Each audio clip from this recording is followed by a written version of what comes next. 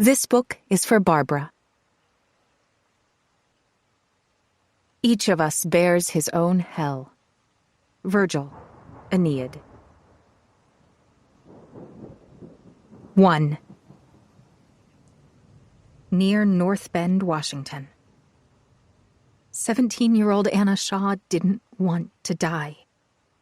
Adrenaline surged through every nerve ending, her fingers digging into the tree branch jutting from the cliffside. This was a nightmare. It couldn't be real. But it is real. Anna had been atop the cliff, taking in the breathtaking panoramic view of the river, forests, and mountains.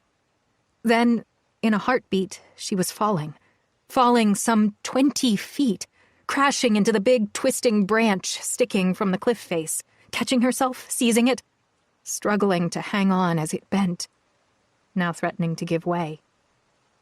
Gasping, she looked in horror 100 feet straight down to the rocks at the banks of the rushing river below. Wind gusted up, nudging her dangling legs. As she hung on for life, the branch cracked. Her body jolted. "Oh, God!" Anna glanced up at 9-year-old Katie Harmon, looking down at her from the cliff top. "Katie, get help!" Transfixed, Katie stared in wide-eyed silence. Anna strained to move along the weakening branch closer to the cliff face to find a hold on the craggy rocks. But pulling herself caused the branch to bob and shake, crackling more under her weight. Her hands landed on short branch spikes, like protruding nails piercing her palms with electrifying pain. Suddenly the branch split, and Anna jounced a few feet lower, clinging onto the fibrous remains. "Katie!" she shrieked. "Oh, God!" Anna looked up. Katie was gone. The branch cracked again. "Run!" Every part of Katie's brain screamed at her to run. She flew along the trail, twisting, turning through the dense woods, hoping to catch up to the others who had continued moving ahead. Anna's fall had happened in a terrible instant, so real and so frightening. And no one else knows. No one was with us to see. Katie willed herself to run fast, faster than she'd ever run in her life. She felt like she was moving in slow motion, but she blazed along the trail, coming to the clearing where her group from the Sunny Days Youth Center was setting up. Katie glimpsed the joyful calm, nearly 30 kids and a sprinkling of adults supervising the day trip from the city, oblivious to the horror now on the cliff they'd all just passed. The boys were moving picnic tables together. Others tossed a frisbee.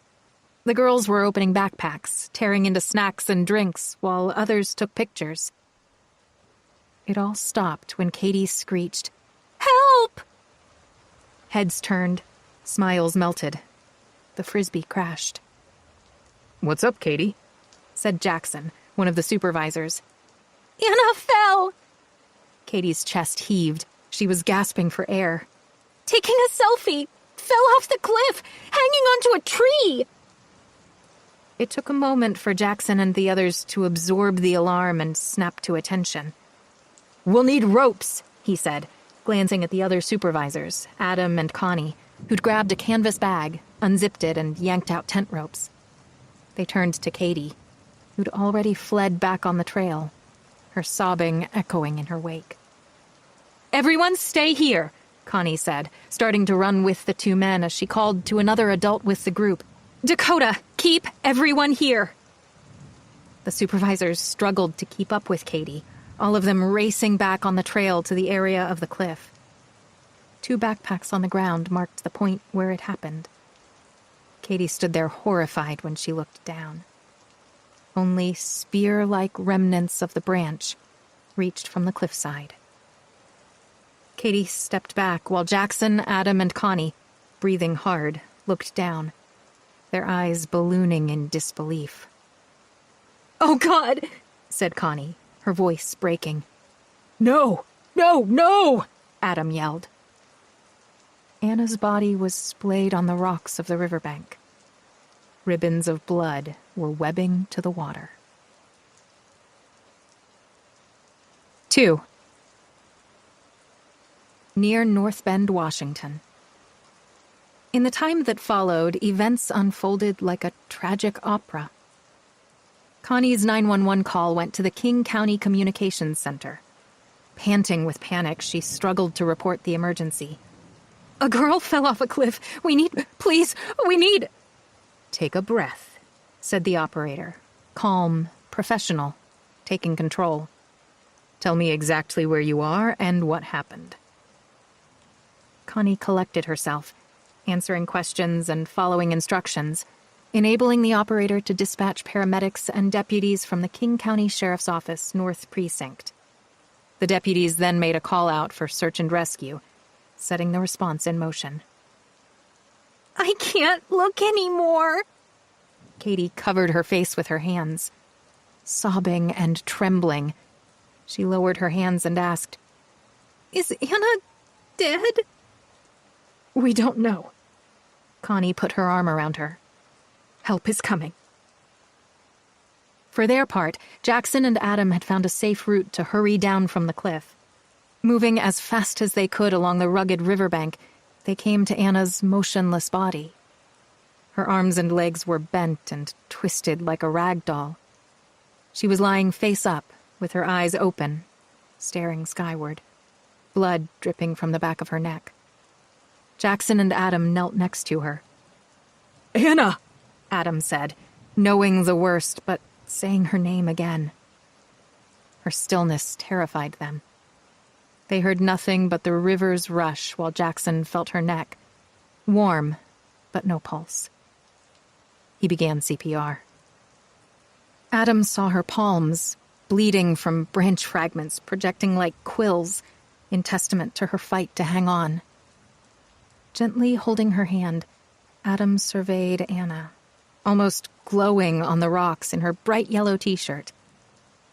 He didn't know that her mother had had it custom made for her last birthday, with the embroidered motto crowned over her heart. "All we have is today."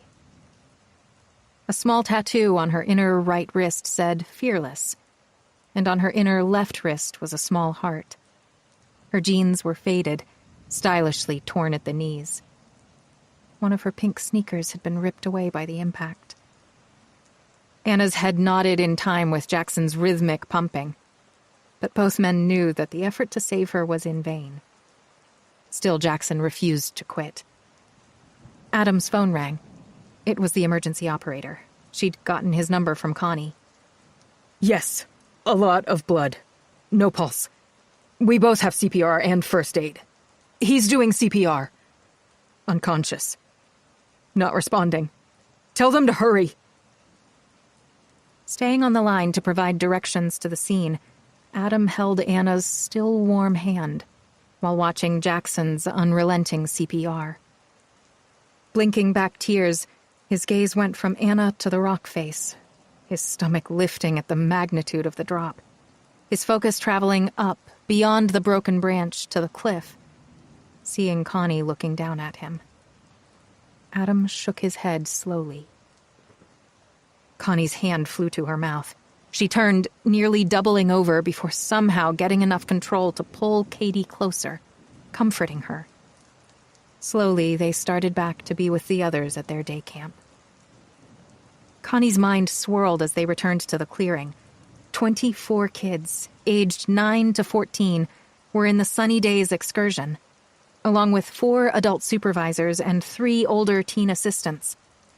Now, only 2. Moments ago, they were all starting a blissful outing, only to see it turn into a day of horrible heartbreak. A day they would remember for the rest of their lives, Connie thought.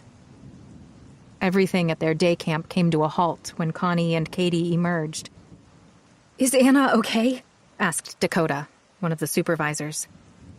Connie searched the group, meeting anxious, expectant faces, feeling Katie's sobs against her. Holding her tight, Connie brushed at her own tears.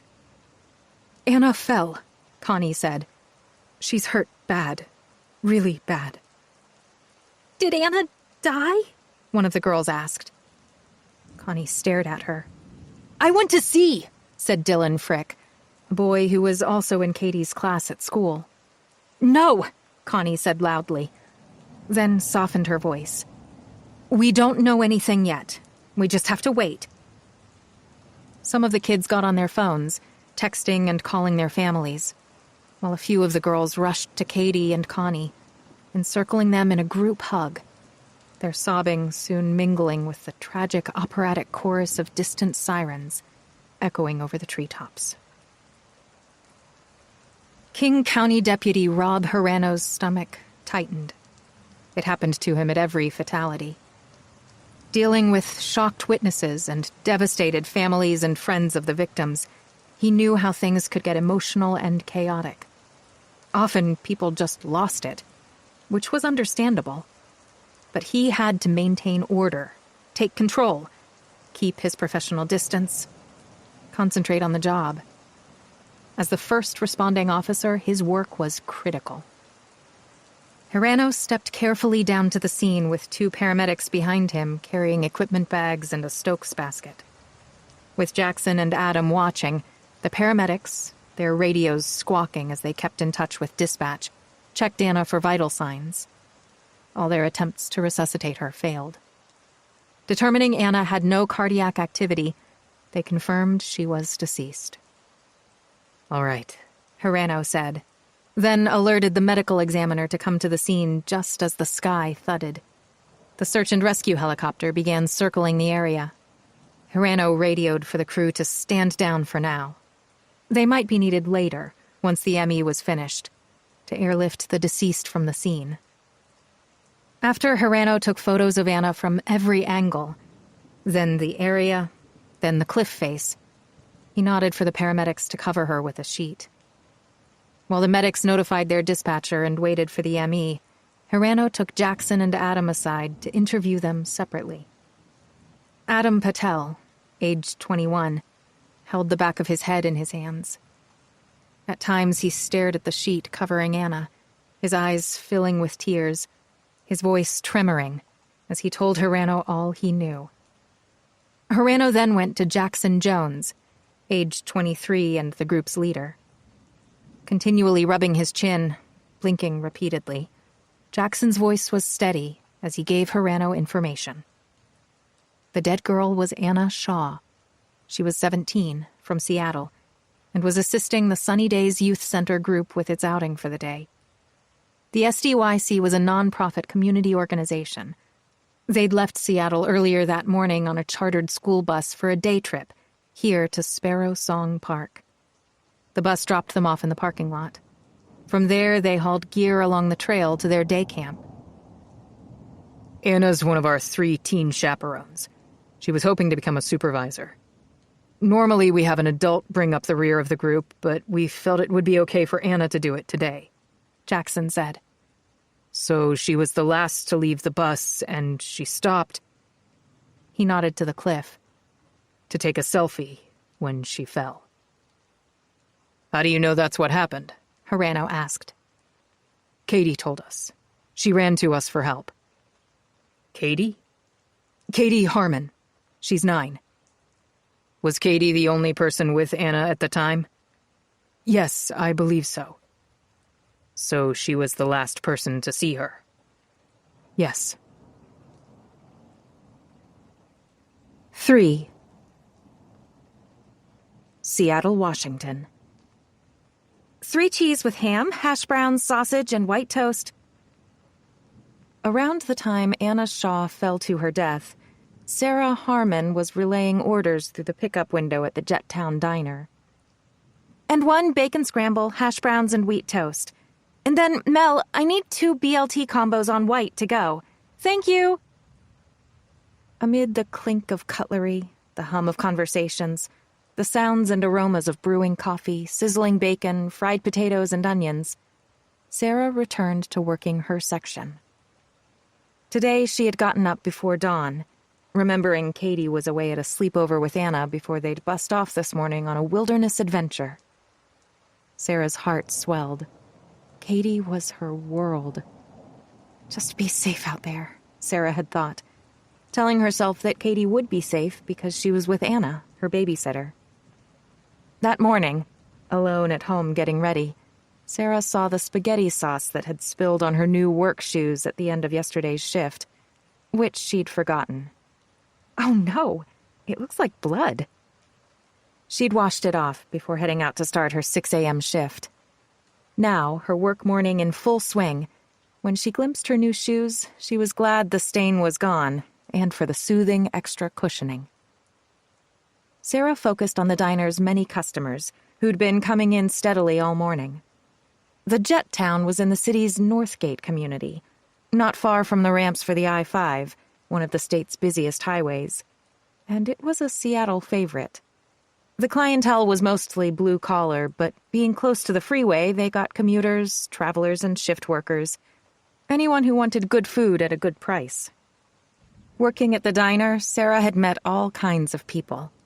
There were those who scrutinized spotless drinking glasses or polished perfectly clean spoons with napkins, saying, "This place ain't the cleanest. I don't know why I eat here." There were the Goldilocks nitpickers. Too cold. Too hot. Take it back.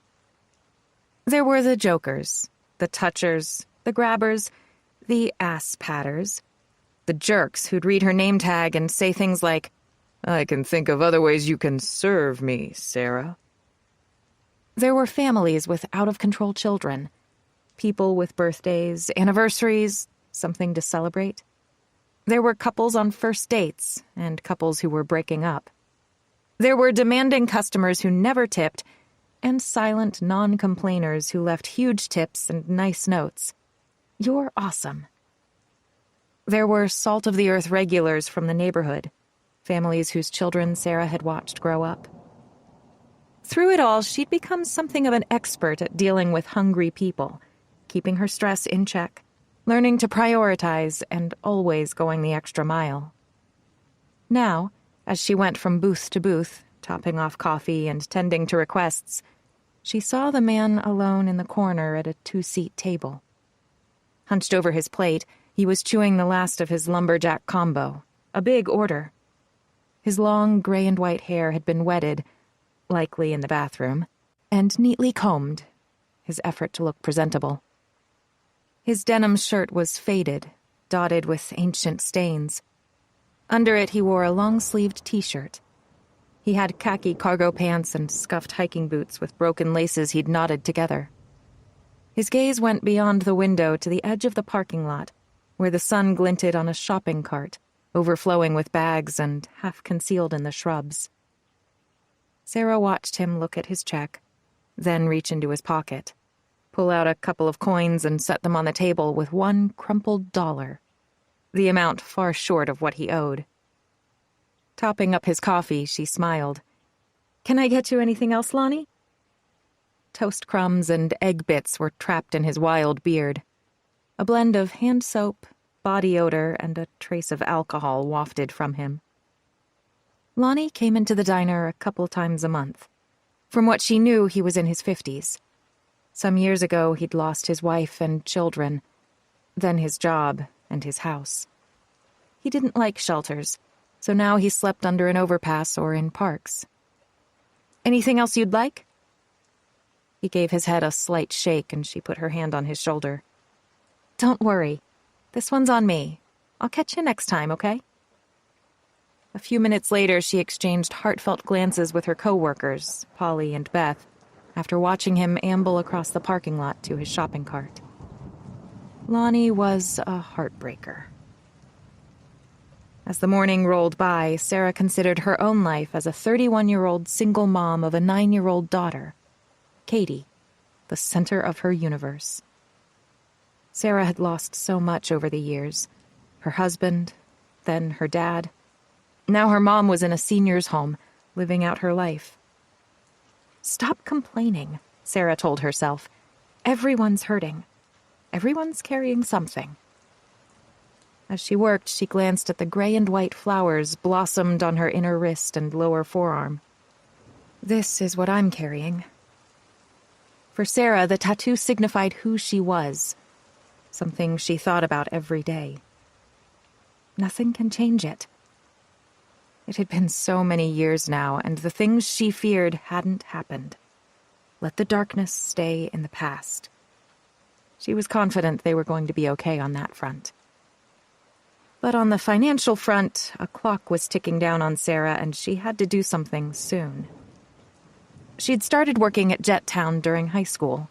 It's where she met Nathaniel, the kindest, sweetest, most handsome guy she'd ever known. He had his own motorcycle repair shop in Salem, Oregon, and he had friends in British Columbia. While traveling to see them, he stopped once at the diner. Then he made a point of always stopping, even calling ahead to be sure Sarah was working because he wanted to see her. She liked him. After they got married, Sarah moved to Salem, where she had Katie. When Nathaniel died suddenly, her world fell apart. Their marriage had been so good because Nathaniel was good. He had such a gentle, solid soul. After he died, she moved back home and returned to working full-time at Jettown to make ends meet. Even Nathaniel never knew the truth about her, and why she'd been reluctant to have children. But he had a good heart, ached to be a dad, and she loved him so much. He gave her hope. And so they had Katie. But then, why did you have to die on me, Nathaniel? That was another life, though, and Sarah was grateful to work at the diner. It had helped her heal. Now the years had blurred past, and Sarah was the longest-serving staffer at Jettown, where she'd seen servers come and go. You're a lifer, kiddo. Mel Carver, the owner and chief cook, often teased her. You're an institution, Polly always told her. You'll never leave, Beth said all the time. Even Beth and Polly, each going on 3 years at the diner, way longer than the other servers, were now talking about leaving. Polly was engaged to a pilot and likely moving to Australia. Beth's sister was part owner of a new motel near Las Vegas and had offered her a position there. Sarah's situation wasn't as rosy. For her, there was more money going out now than coming in, and that scared her, forcing her to take stock of her life. She wanted to act on the encouragement she'd received from 2 women who were real estate agents. The women were regulars who brought clients to Jettown to discuss deals. Both had gotten to know Sarah and had urged her to get her real estate license. You're good with people, one of the women had said. You can earn a very good living. And think about your future. You'll need a college fund for your daughter, a retirement plan for yourself. We can help you with the license. The women offered to guide Sarah on the coursework and studying for the exam, and help her get her foot in the door with a good real estate agency. The more Sarah thought about it, the more she liked the idea. During her break in the staff locker room, which was cramped with boxes of supplies, she took out her phone. She scrolled through a site offering information on the steps she needed to take to earn her license, biting her bottom lip with excitement at the prospect of a new life. Just then, her phone vibrated with a text from Connie Atkinson, one of the supervisors with Sunny Days. It began with, "There's been a terrible incident." When Sarah finished reading it, she rushed to Mel in the kitchen. "I've got to leave!" She was already pulling off her apron. "Something's happened at Katie's. I gotta go, now!" Why? What? Spatula in his hand, he turned. What? Go where?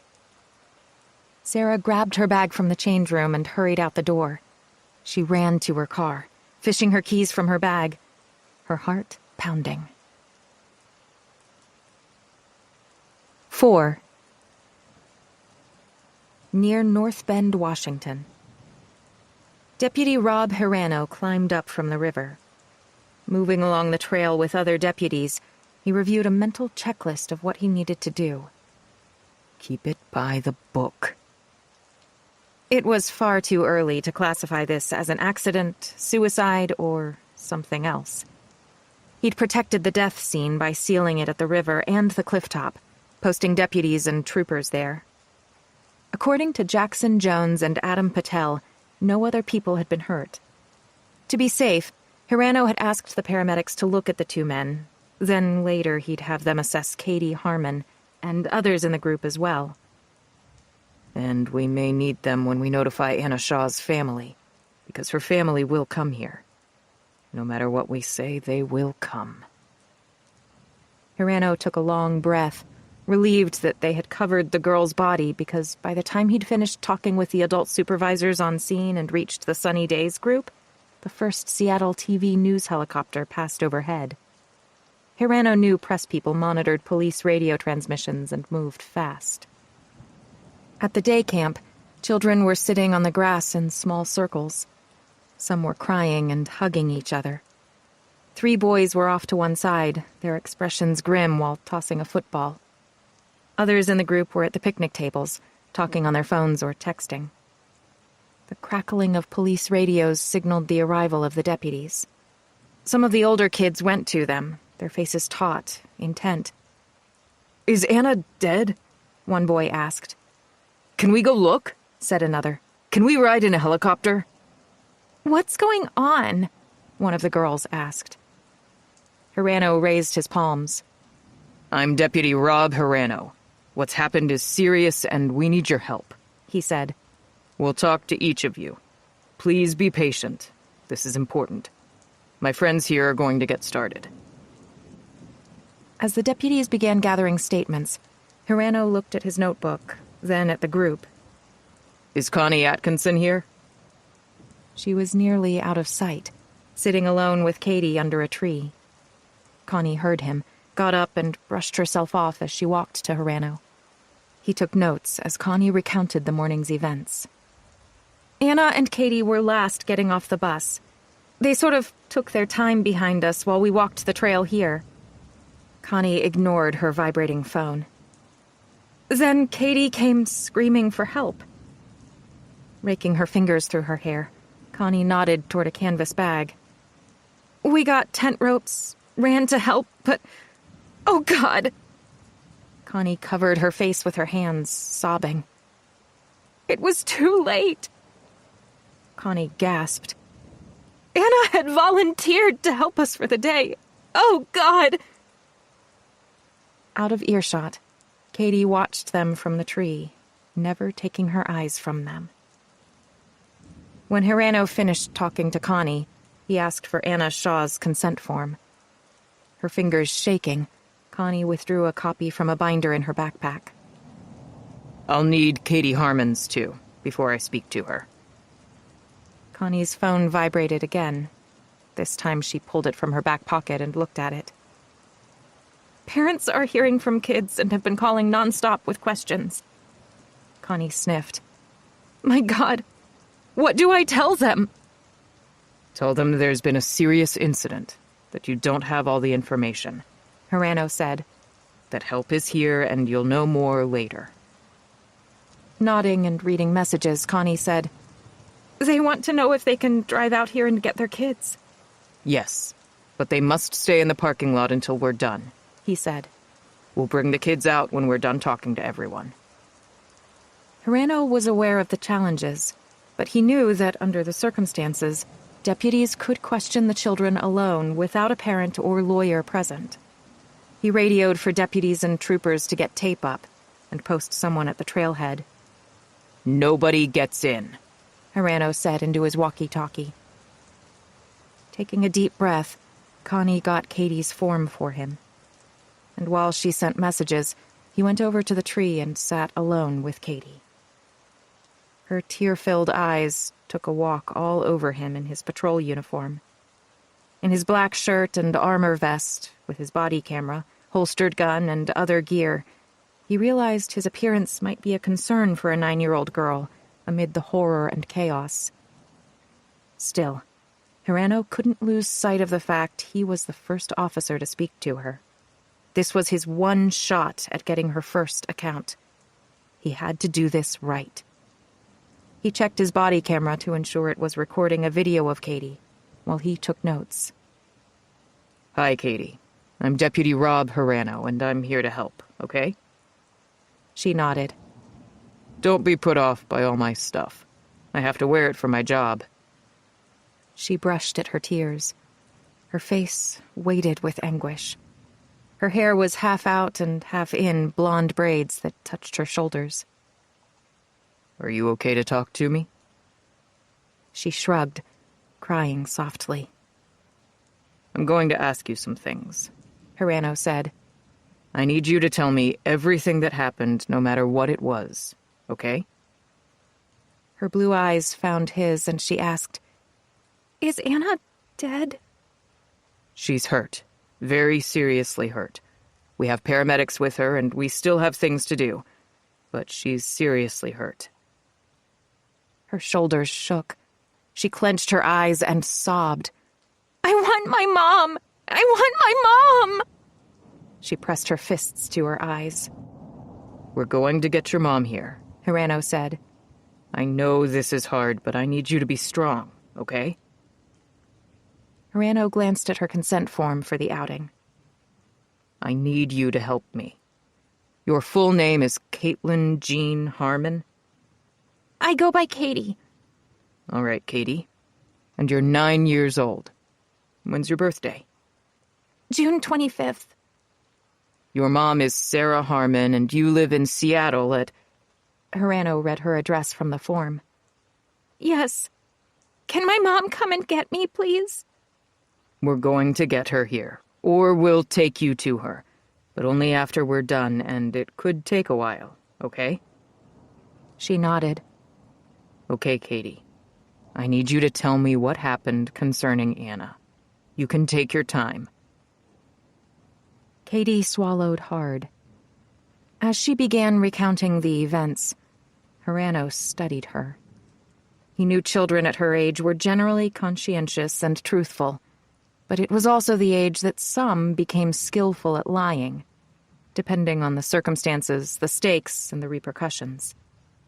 He watched for signs of deception, listening carefully, asking the occasional question. When Katie came to the part where Anna was taking a selfie at the cliff's edge, she gasped, her words breaking in her throat. She fell. I couldn't believe it was real. She screamed and was just gone. I looked down and she was hanging onto a tree, telling me to get help.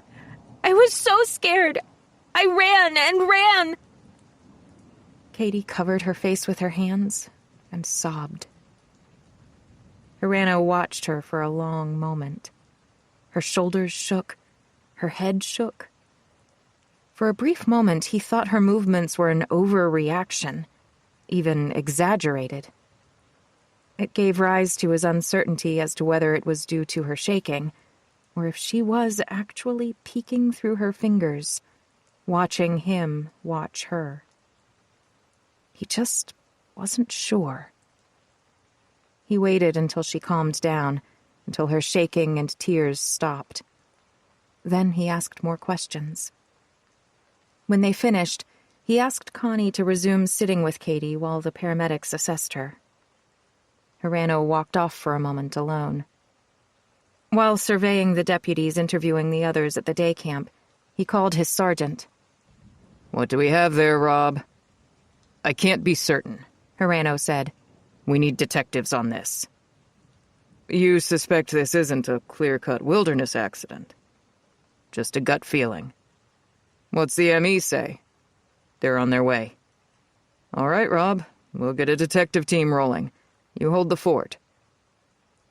Ending his call, Hirano looked down at his open notebook and the words he'd circled after his interview with Katie Harmon. Possibly deceptive responses. 5. Near North Bend, Washington.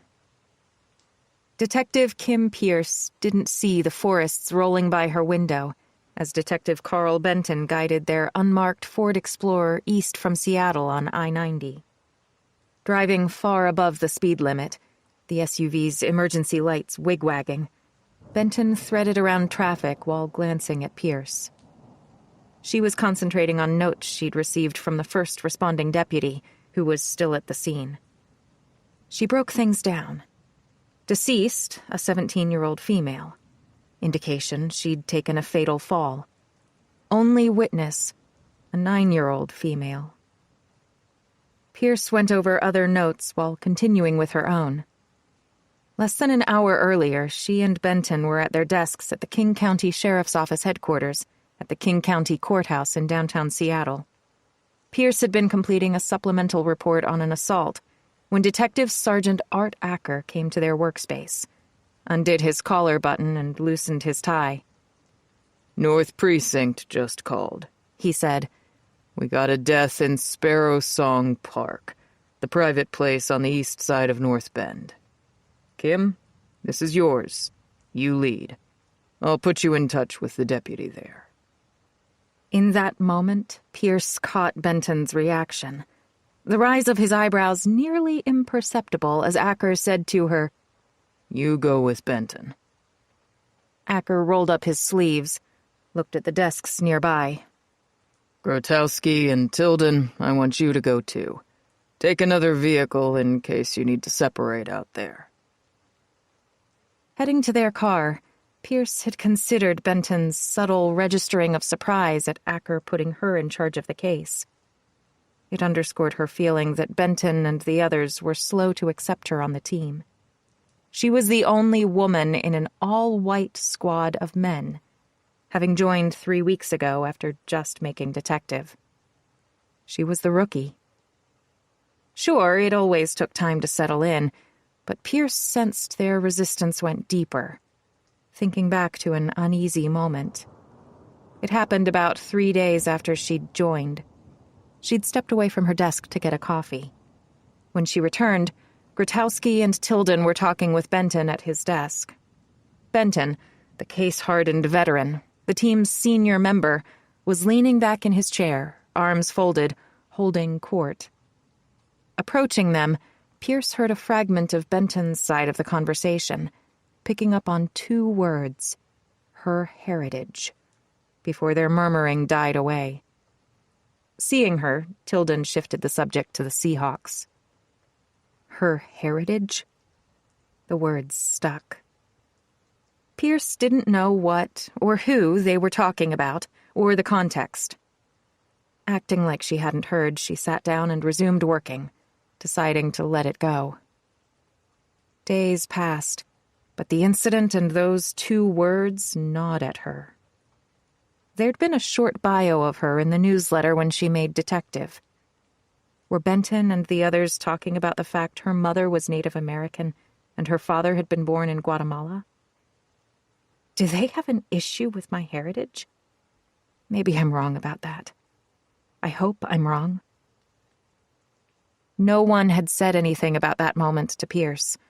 And on the first day she'd arrived, the team was all smiles and handshakes. Maybe the feeling she'd sensed was in her head. Or maybe it was related to some testosterone-fueled initiation ritual. A way to test her? If so, then bring it on. Now, with the Explorer rushing east on the interstate, taking them closer to the death of a teenage girl, Benton whistled through his teeth. "So Art made you the lead. Do you really think you're ready for this?"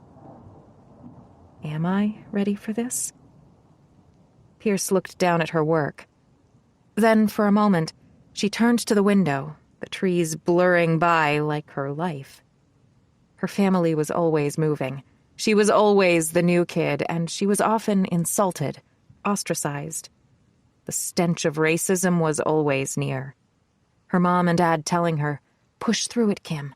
Use it to make you stronger." Pierce did. Her mother and father owned a 2-person office cleaning company. Pierce worked with them when she was a teen. When her parents got a contract to clean a police station, a couple officers got her thinking about becoming a cop. Like her parents, Pierce worked hard, scraped to save, went to college, got a degree in criminal justice, and along the way became a wife, mother, and deputy. She excelled at basic academy training, and while a deputy, she'd completed as many advanced courses as she could, including homicide investigation and questioning witnesses, victims, and suspects. And she worked with detectives, learning, always learning. In her 5 years as a patrol deputy, Pierce had seen it all. Bloated bodies of drowning victims, pugilistic positioning of fire victims, bodies entwined with crushed metal at accidents, beatings, stabbings, shootings, suicides, and homicides. So did she think she was ready for this? After several seconds, she turned to answer Benton. "No, Carl." What? He stared at her, intense, no nonsense. You don't think you're ready? Her eyes betrayed nothing as she stared back. "I don't think I'm ready. I am ready." He nodded, a smile dawning.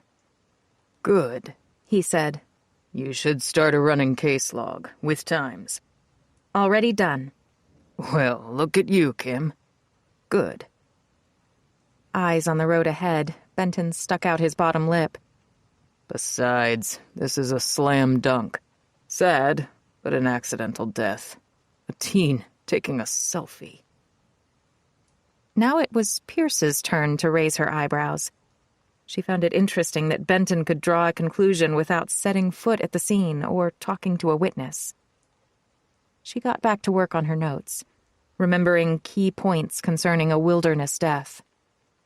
Always assume criminal intent until proven otherwise. A wilderness death can be a perfect murder. 6. Near North Bend, Washington. Benton wheeled their Ford into the parking lot at Sparrow Song Park.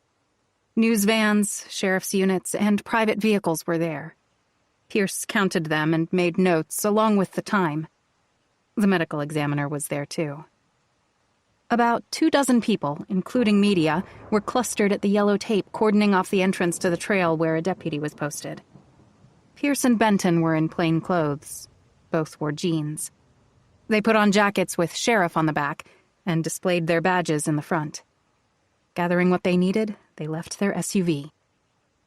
Benton pointed his chin toward an unmarked SUV as it arrived and parked nearby.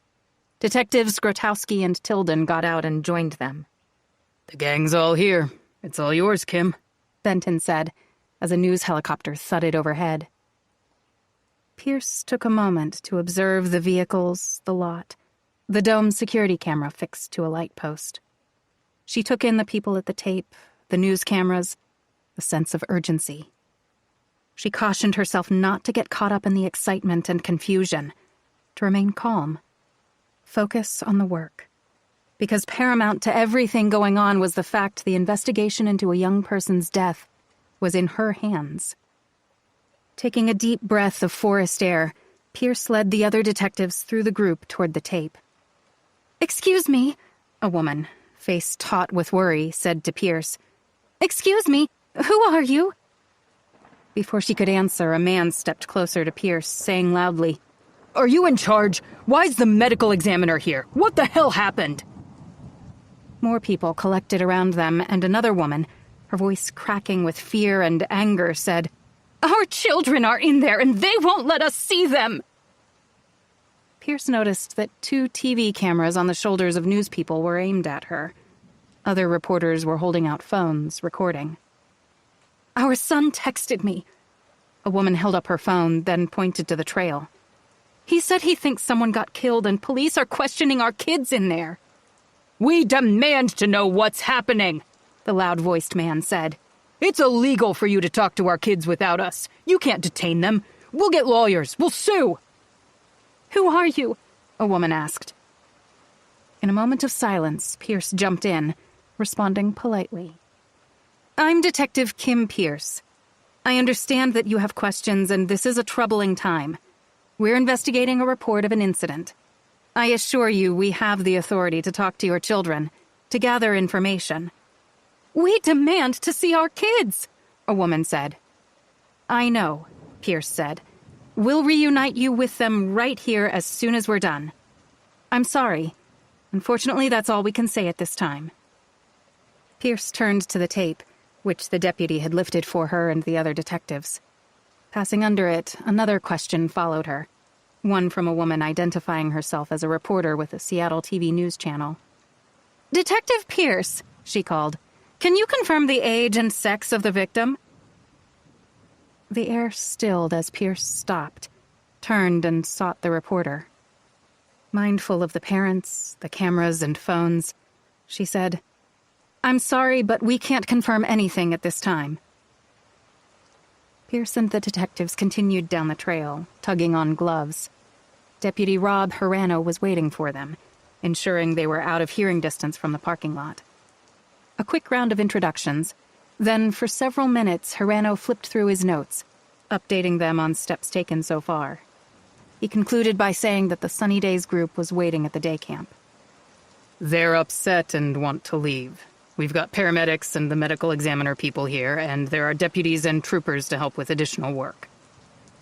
Then Hirano, his hands still gloved, passed a clear evidence bag holding a Washington State driver's license to Pierce.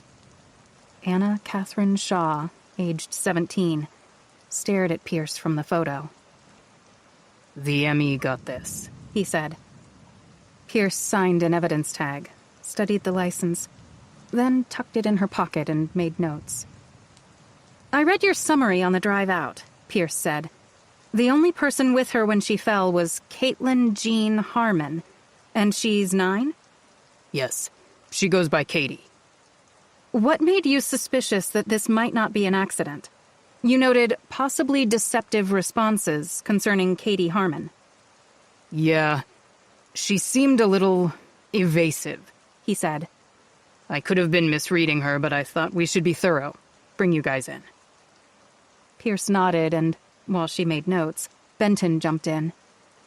"Anna Shaw was taking a selfie when she fell, right?" he asked. "That's our understanding," Hirano said. "Look," Benton said. "People are dying all over the world taking dangerous selfies. This is a tragic fall." Pierce shot Benton a look. "How about we let the investigation determine what this is, Carl?" He held up his hands in surrender. "Where is Katie Harmon now, Rob?" Pierce asked. "At the camp, isolated. I've got a deputy with her." "And she's not hurt?" "Not physically. Paramedics assessed her. She's pretty shaken up, though." "All right. Before we get going," Pierce said, "Carl, Lyle," she nodded to Tilden, "we need to contact the park owner. Arrange to collect any footage from the security camera in the lot. You guys go back, record all vehicle plates, and canvass for dash cams and phone photos in the lot. Then join us at the camp." "I thought I was partnered with you," Benton said. "Just go with Lyle," she said. "If it's because I said I think this is an accident—" "Carl." Pierce stared at him. She didn't have time for this. She had enough to deal with. "Just go with Lyle." "You're the lead." Benton gave her a half-hearted salute. "Rob," Pierce said, "walk us through Shaw's steps to the point where she fell." Pierce used her phone to record a video as the small team moved along the trail. They reached the area, which was cordoned off with yellow tape. The deputy posted there acknowledged them. A few yards beyond the tape were 2 lone backpacks on the ground. Beyond them, the cliff. "Only me and one other deputy have gone in there since the supervisors were here. No one's touched them," Hirano said, pointing to the path they'd taken to the backpacks, lifting the tape for Pierce. Continuing to record, she went to the backpacks, opening them, conducting a preliminary inventory and finding things like a hoodie, socks, jacket, a phone, earphones, and a charger cord in the pocket of one. She also found granola bars, oranges, carrot sticks, apple slices, a water bottle, a small cosmetic pouch, tampons, mints, gum, hand sanitizer, lotion, bug spray, lip balm, a brush, and a hair tie. Pierce noted the contents, then surveyed the area. The section had patches of grass leading to a scattering of stones in the underbrush, then the forest. Near the backpacks, she noticed a series of faint, partial foot impressions in the soil, took photos and made notes, thinking they'd need casts made as soon as possible. Then she went to the cliff. Standing on the edge, Pierce looked out at the view that had cost Anna Shaw her life. She looked down at the tree branch some 20 feet below. The remainder of it extended like the twisted, gnarled fingers of a claw. She looked down farther to the riverbank, saw remnants of the branch. Near it on the ground, she saw the sheet over the body and investigators at the death scene. "Can you get us down there, Rob?" Hirano led them along the route the Sunny Days supervisors had used. Several minutes later, Pierce and her group joined Cindy Lehman and Hilary Fung with the ME's office. The investigators were suited and gloved, interrupting their work to bring Pierce up to date. Fung said that they'd checked the body's position, took its temperature, and made note of the surroundings, the weather, and initial witness statements relayed to them. They'd proceed to photograph the area and take measurements. Then they'd take a look at the clifftop as well. "The most obvious cause appears to be a fall," Fung said. "But we're not making any conclusions until after an autopsy. When we're ready, we'll get search and rescue to airlift her out to a secure area where we can transport her." Fung added, "We'll make a positive ID through dental records or fingerprints." "Thank you," Pierce said. "I need to look at her." They moved closer and crouched down. Fung lifted the sheet, and Pierce tensed at Anna Shaw's arms and legs, which were horribly contorted. Blood was puddled at the back of her neck. Then Pierce met her eyes, frozen open, empty of life. It was clear from her driver's license that this was Anna Catherine Shaw. Pierce took photos of her face, her tattoos, the T-shirt with the embroidered motto, her torn jeans, her feet, missing one shoe. "You only lived 17 years on this earth. Was the picture worth your life, Anna? Is that what happened here?" Pierce wished for Anna's soul to be at peace. Then she nodded to Fung, who lowered the sheet. Pierce went to the edge of the scene where the two supervisors, Jackson Jones and Adam Patel, were sitting on the riverbank, waiting with Hirano. Interviewing them separately, Pierce obtained their accounts, noting the actions they took and the approximate time they took them. "Did Anna Shaw say anything to you?" Pierce had asked each of them, and in each case the answer was no. Pierce returned to the death scene where the medical examiner investigators were working.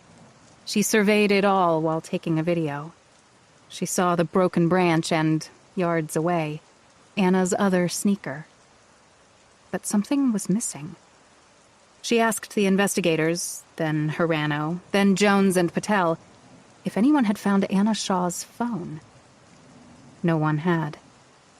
Pierce walked along the riverbank, searching in vain. Then she looked at the rushing water before turning to Detective Larry Grotowski, who'd joined her. "What do you think, Kim?" "We need this scene and the cliff where she fell processed, and we need to grid the area, including the water, to find her phone." "I'll make some calls," Grotowski said. "Good." Pierce took a breath. It was time to talk to Katie Harmon. 7. Near North Bend, Washington.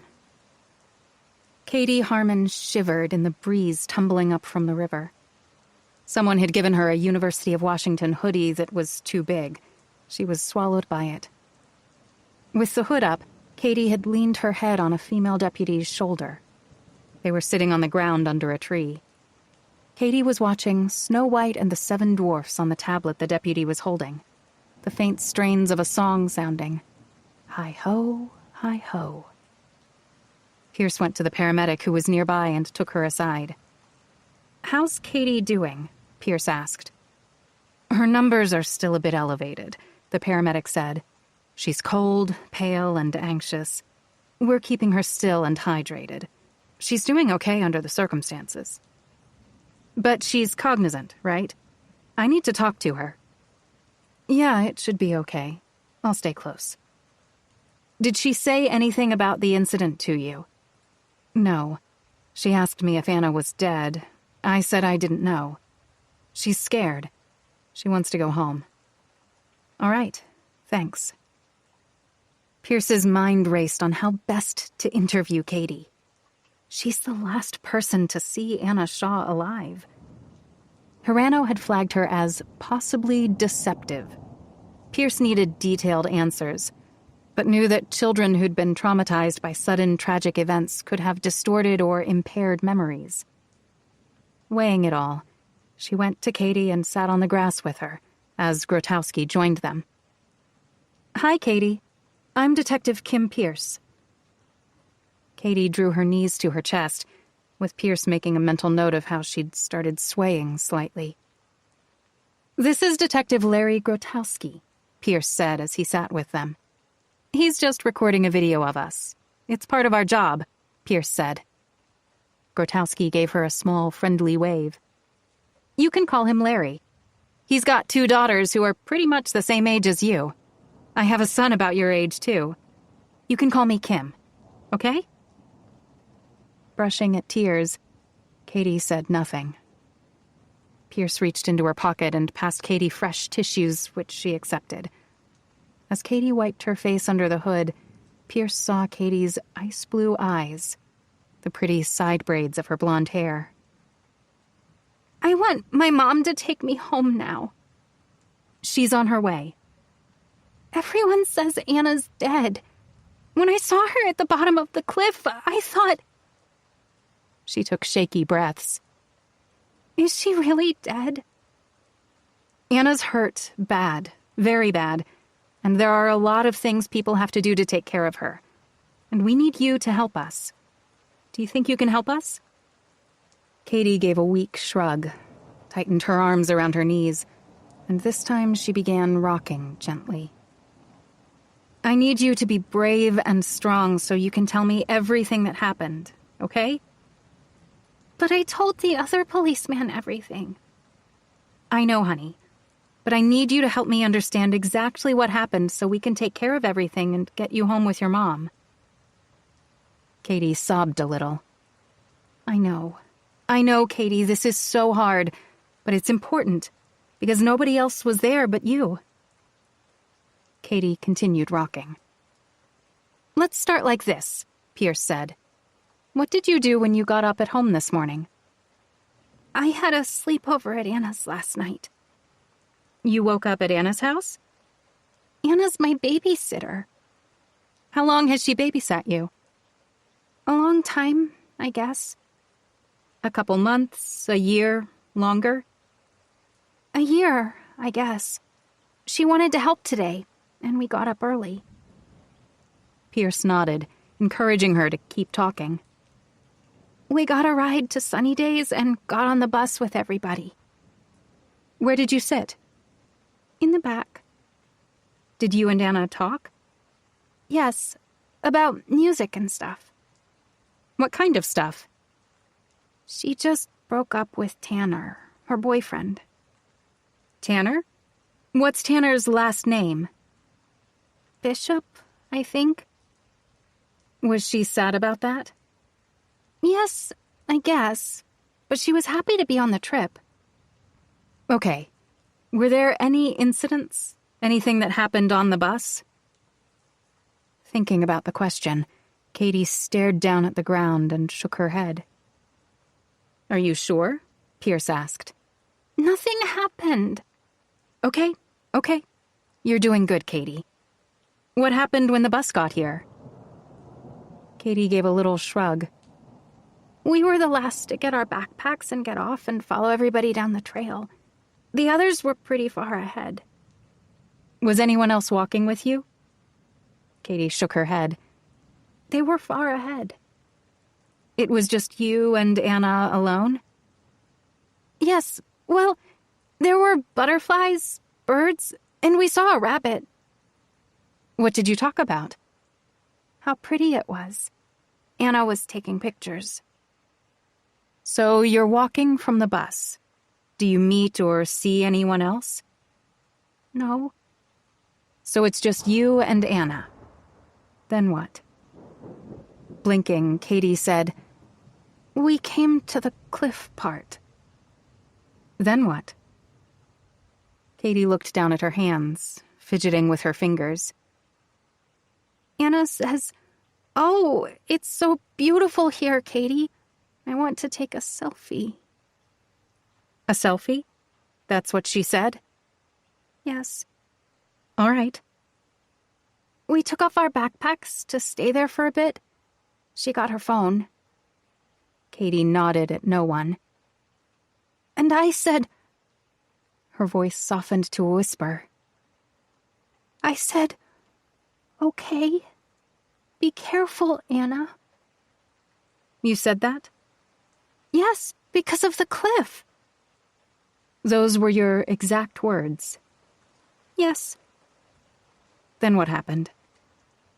She turned around and started walking backward to get a better picture from the cliff.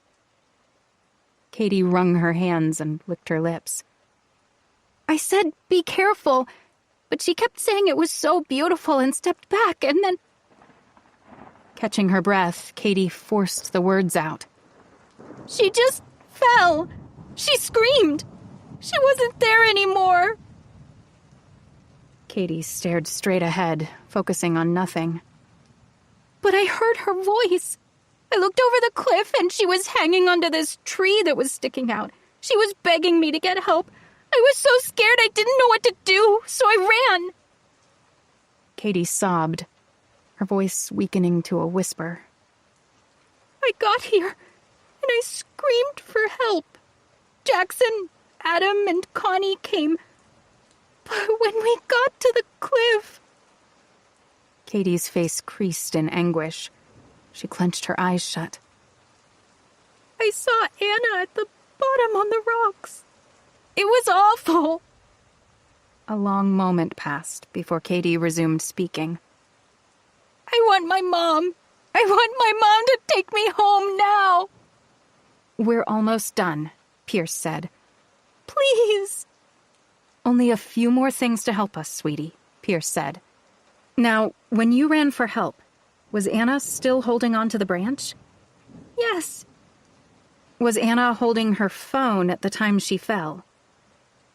I don't think so. Did you see where it went? Katie shook her head. Did you take any pictures with your phone? No, mine was in my backpack. Anna took better pictures. Did you see or hear anyone else near you when Anna fell, or at any point after you got help? No. Did you see if she slipped on anything? No. Was it windy? I don't know. Did you have any arguments or disagreements with Anna before this happened? No. Not even a little one? No, she's my friend. Did Anna say anything before she fell? Just that she wanted a picture. Katie struggled with her words. And I kept telling her. Katie's voice broke. I kept telling her to be careful. Pierce let a long moment pass, then patted Katie's arm. Katie, you did good helping us. We're done for now. We'll let the paramedics take a look at you, and then we'll get you home. Pierce left Katie with the paramedic and the deputy, stepping away to review her notes, taking a deep breath and surveying the other kids. They were huddled in groups, some talking with deputies and troopers. Some consoled each other in a portrait of despair. An innocent outing ended in tragedy. At least, that's what it looks like, Pierce thought as her phone rang. It was Benton. She answered. Pierce. Anna Shaw's parents have arrived in the parking lot, He said. Word's getting out. They need to know. Did you tell them anything, Carl? No, you're the lead. She pressed the phone harder to her ear and steeled herself for what she had to do next. I'm on my way. 8. Near North Bend, Washington. Worry was etched in Lenora Shaw's face. She clutched her phone over her heart. Her other hand dug into her husband's arm. The backs of Chuck Shaw's tanned hands were scarred, splotched with dried concrete after rushing from a job site. His eyes like bullet tips drilling into Pierce. Whenever she faced the families of victims in the moment their lives would be changed forever, details would burn into her memory. Like a nick on someone's chin from shaving that morning, or the way fists banged down on kitchen tables, or how people recoiled, staggering from her with aching groans, refusing to let the horror in. These moments would haunt Pierce on sleepless nights, in quiet pauses of her day. For her, this was the hardest part of her job, but one of the most important. And today she was determined to do the best she could under the circumstances. Rumors were flying among parents in the parking lot who were reading texts from their kids still in the day camp. Speculation was swirling in news and social media posts. Pierce had requested Anna Shaw's parents be taken to a far corner of the lot, between emergency trucks and an ambulance, and that the section be cordoned off with tape, shielding them from media and others. She wanted to afford them some privacy. Benton and Tilden had escorted the Shaws and their in-laws to the area. The 2 paramedics with the ambulance had been alerted and stood ready nearby. Minutes later, Pierce arrived with Grotowski and Hirano, and as she neared Anna Shaw's mother and father, she began absorbing their demeanor, locking in details and readying herself. I'm Anna Shaw's mother, Lenora said to Pierce. Where is she? Are you in charge? Chuck said. What the hell's going on? Is Anna hurt? People here are saying things. Lenora's eyes searched Pierce's. Tell us what's happened. Reading their faces, Pierce knew that they knew. The families always knew just before they were told. They knew from the police activity, the scope, its intensity, the overpowering alarm in the air. They knew. But they didn't want to know. They begged to heaven that they were wrong, because like every parent, deep in their hearts, they prayed that it couldn't be true, that the worst thing in the world wasn't happening. But they knew it was. And it was Pierce's job to tell them. "I'm Detective Kim Pierce," she started. But Chuck Shaw pressed on. Listen, he said, fear and anger carved deep into his face. Lenora gets a call from a parent that something's happened to Anna. I leave my work site, get her at the bank. The whole time we're driving here, no one's telling us a damn thing. Shaw cast around at the distant helicopter. Are you going to tell us? Pierce blinked several times, her eyes softening as she reached into her pocket and showed them Anna's driver's license. Lenora's hands flew to her mouth. "Mr. and Mrs. Shaw, is this your daughter, Anna Catherine Shaw?" Lenora clamped her eyes shut, squeezing out thick streams of tears. Yes, Chuck said, his voice shattering. "I'm so sorry, but I have bad news." Oh, God, no! The words scraped up Lenora's throat. The man and woman behind the Shaws, Lenora's sister and her husband, stepped closer, putting their hands on their shoulders. "I'm sorry to have to tell you," Pierce said calmly, her voice firm but warm. "Anna was on a cliff when she fell a great distance. She was so badly hurt she didn't survive. I'm so sorry." Lenora crumpled. Chuck, his brother-in-law, and Lenora's sister caught her. Then a soft moaning escaped from Lenora's very marrow, growing into a banshee wail that exploded from the enclave, blowing out over the parking lot, knifing through the trees and shooting into the sky. Chuck held her, a deep, low groan quaking through him. Paramedics had already opened the rear doors of their ambulance and, with the help of Lenora's sister and her husband, they got the Shaws seated on the rear entrance. Pierce and the others stood with them, helpless. Paramedics shrouded the couple with a blanket. Lenora's sister lowered herself, rubbing Lenora's and Chuck's legs, minutes passing, their grief consuming them. Lenora's face was buried in Chuck's chest. He held her head, his eyes blank, until his jaw began working, trying to push out words. Why did she fall? Pierce looked into his anguished face. A witness told us she was taking a selfie. A selfie? He repeated in a weakened voice. A selfie? Our daughter died because of a freaking selfie? He shook his head. Who was the witness who saw her? Pierce hesitated, but decided to tell them. They'd find out soon enough. Katie Harmon. Chuck shut his eyes, nodding. Anna babysits Katie. She slept at our house last night for this trip. They were up early with me.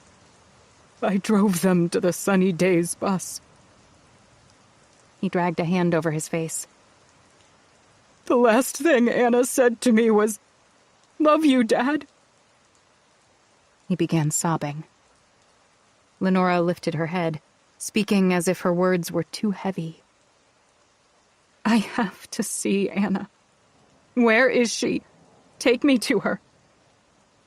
I'm so sorry, Pierce said, but it's not possible at this time. Why not? Chuck asked. She's our daughter. We want to see her. The medical examiner's team is with her. And at this time, with these cases, it's procedure for the medical examiner's team to transport her to their office at Harborview. Their staff will talk to you there, at their office on Jefferson, about next steps and arrangements. Pierce allowed a few seconds, then made eye contact with the Shaw's brother-in-law. Would you be able to take them to Harborview? Yes, we can take them, he said. Mr. and Mrs. Shaw, Pierce said, we'll investigate further to answer all the questions about what's happened to Anna. We're sorry for your loss. Our condolences. The Shaws may have nodded in thanks, or not. It didn't matter. They held each other tighter under the blanket, pulling even closer, fused in their pain. Pierce touched each of them on the shoulder before stepping away. She found a private space where she took a deep breath and kept herself together before resuming her work. This was the part of the job she hated the most, because each time she told a mother, father, husband, wife, sister, brother, or friend that a loved one was dead, a piece of her died, too. 9. Near North Bend, Washington. Sarah Harmon slowed her Trailblazer at the entrance booth for Sparrow Song Park. No one was inside. She accelerated past it down the paved ribbon of road, her pulse racing, glancing at her phone for updates, finding none. A helicopter thudded by low to the treetops, hammering her with dread. I've got to find Katie and bring her home. Earlier, that was all Sarah could think about while she drove along the interstate, weaving her SUV around cars and trucks. Using the hands-free option and voice commands on her phone, she'd send a barrage of messages to learn more about what had happened.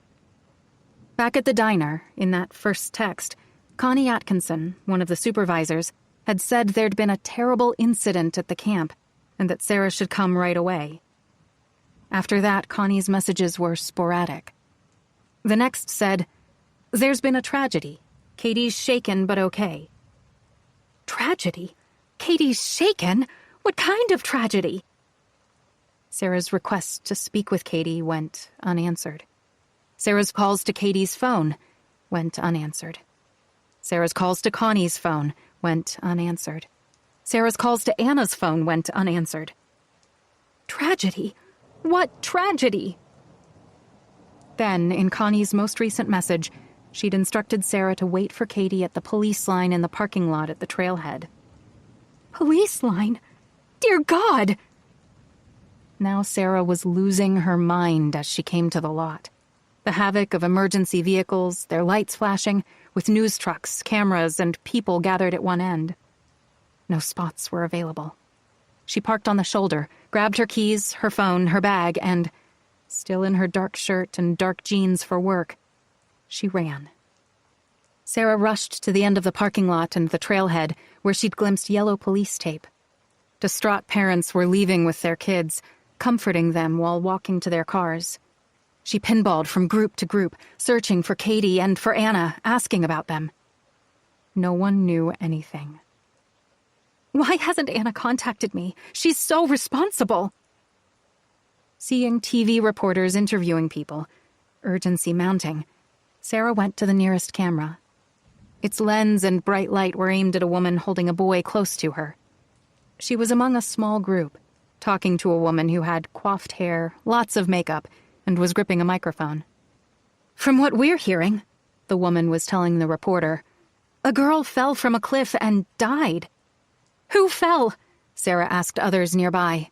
Does anyone know who fell? Most shrugged. Sarah said a bit louder, Please, I need to know. The reporter, watching from the corner of her eye, stepped toward her, thrusting the microphone toward her face. The camera and light were now on Sarah. Excuse me, the reporter said. Would you talk to us? Anger and fear rising in her throat, Sarah shook her head and moved off, bumping and shouldering her way toward the police line and the deputies there. Can you please help me? Sarah said to a deputy with a clipboard. I was told to come here to get my daughter. Yes, ma'am. Her name? Katie Harmon. Caitlin Jean Harmon. She's 9, with the Sunny Days group. He focused on the name sheet, then said, Your name, ma'am? Sarah Harmon. I'm her mother. Could you show me some identification? Sarah withdrew her driver's license from her wallet. The deputy then flipped to a page and turned the clipboard and his pen to her. Sign here. He tapped a spot. After she signed, he stepped away, turning, reaching for his shoulder microphone and saying something into it. Then to Sarah, Please stand aside, ma'am. They'll bring her out shortly. Can you tell me what's happened? I'm not authorized, ma'am. Sarah nearly choked on her words. My daughter's in there! Tell me! Is she all right? Tell me! I'm sorry, ma'am, but I don't have any information. Please, stand to one side. Stunned, Sarah moved trance-like, watching other parents getting their kids. Some parents she knew, like Daraya Ahmadi, who'd worked at the diner years ago. Daraya was helping her daughter, Lila, who was about 11, pass under the tape. Daraya! Sarah touched her arm. What's happened? Oh, Sarah, it's awful. Just awful. It's going around that one of the children was killed. Oh, my God. No. Who? Do you know who? No, Mom, Lila said through tears. It was a supervisor. A supervisor? Who? Sarah asked. The deputy stepped closer, saying, Ladies, I'm sorry, but you need to keep moving, please. We have to go, Sarah, Daraya said. Her mind racing, Sarah stepped back, clasping her hands together, entwining her fingers and touching her knuckles to her lips as if in prayer. Then a man and woman wearing jackets with sheriff on the back arrived. They spoke quietly with the deputy at the tape, then followed his gaze to Sarah before approaching her.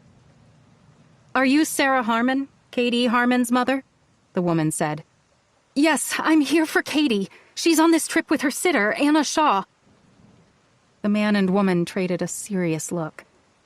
Sarah felt her scalp tingle. I'm Detective Kim Pierce. This is Detective Larry Grotowski. Is it Katie? What's happened? Sarah asked. I'm very sorry, Pierce said. It appears Anna Shaw fell to her death, and your daughter was with her at the time. Sarah covered her mouth with her hands. Eyes filling with horror, she thumped back against a Washington State Patrol SUV. She was frozen for a moment before hugging herself, fighting tears, struggling to cling to a measure of composure as Pierce rubbed her arm. Then, her voice barely above a whisper, Sarah asked, Did Katie see it happen? We believe so, Pierce said. We've spoken with her. How is she? Pretty shaken. Paramedics have looked at her and say she's holding up, given the situation. What about Lenora and Chuck? Anna's mom and dad? They're here and they know. Sarah shook her head. Oh my God, this is so horrible. Will you be okay? Pierce asked. Sarah got tissues from her bag. I don't know, oh God, I just want to get Katie home. Is there someone we can call for you? No, I'll be okay once I get Katie. Pierce continued staring at her, assessing her until Sarah's attention shifted to the trailhead, the tape, and Katie under the arm of a female deputy. Katie looked so small in the large hoodie, her face nearly concealed. Spotting her mother, Katie broke away from the deputy. Sarah lowered herself and Katie flew into her arms. Holding her tight, Sarah felt Katie's convulsed sobs muffled against her for several moments before her crying subsided. Sobbing herself, Sarah wiped her daughter's tears and let Katie catch her breath. Everyone's saying Anna's dead, Katie said. I know, sweetheart. It's so awful, so terrible. Are you all right? Sarah stroked Katie's hair as the detectives watched and listened. I saw Anna fall. She was taking a selfie, and I told her to be careful. Then she fell. Katie gasped. She fell, but she was hanging onto a branch, just hanging on.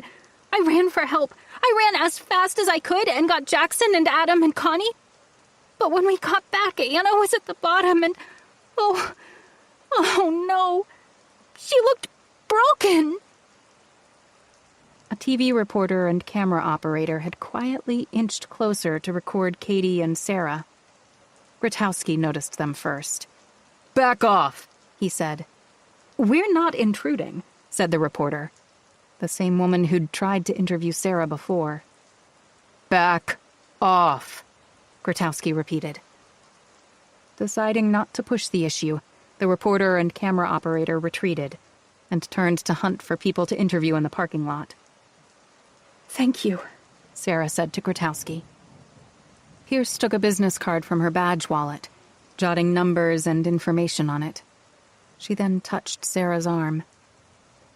I know this is a painful time, but we'll need to talk to Katie again sometime later, Pierce said. We're hanging on to her backpack and phone for now. I didn't see any medications, but if there's something in there she needs, let me know. Sarah nodded. Can we go home, Mom?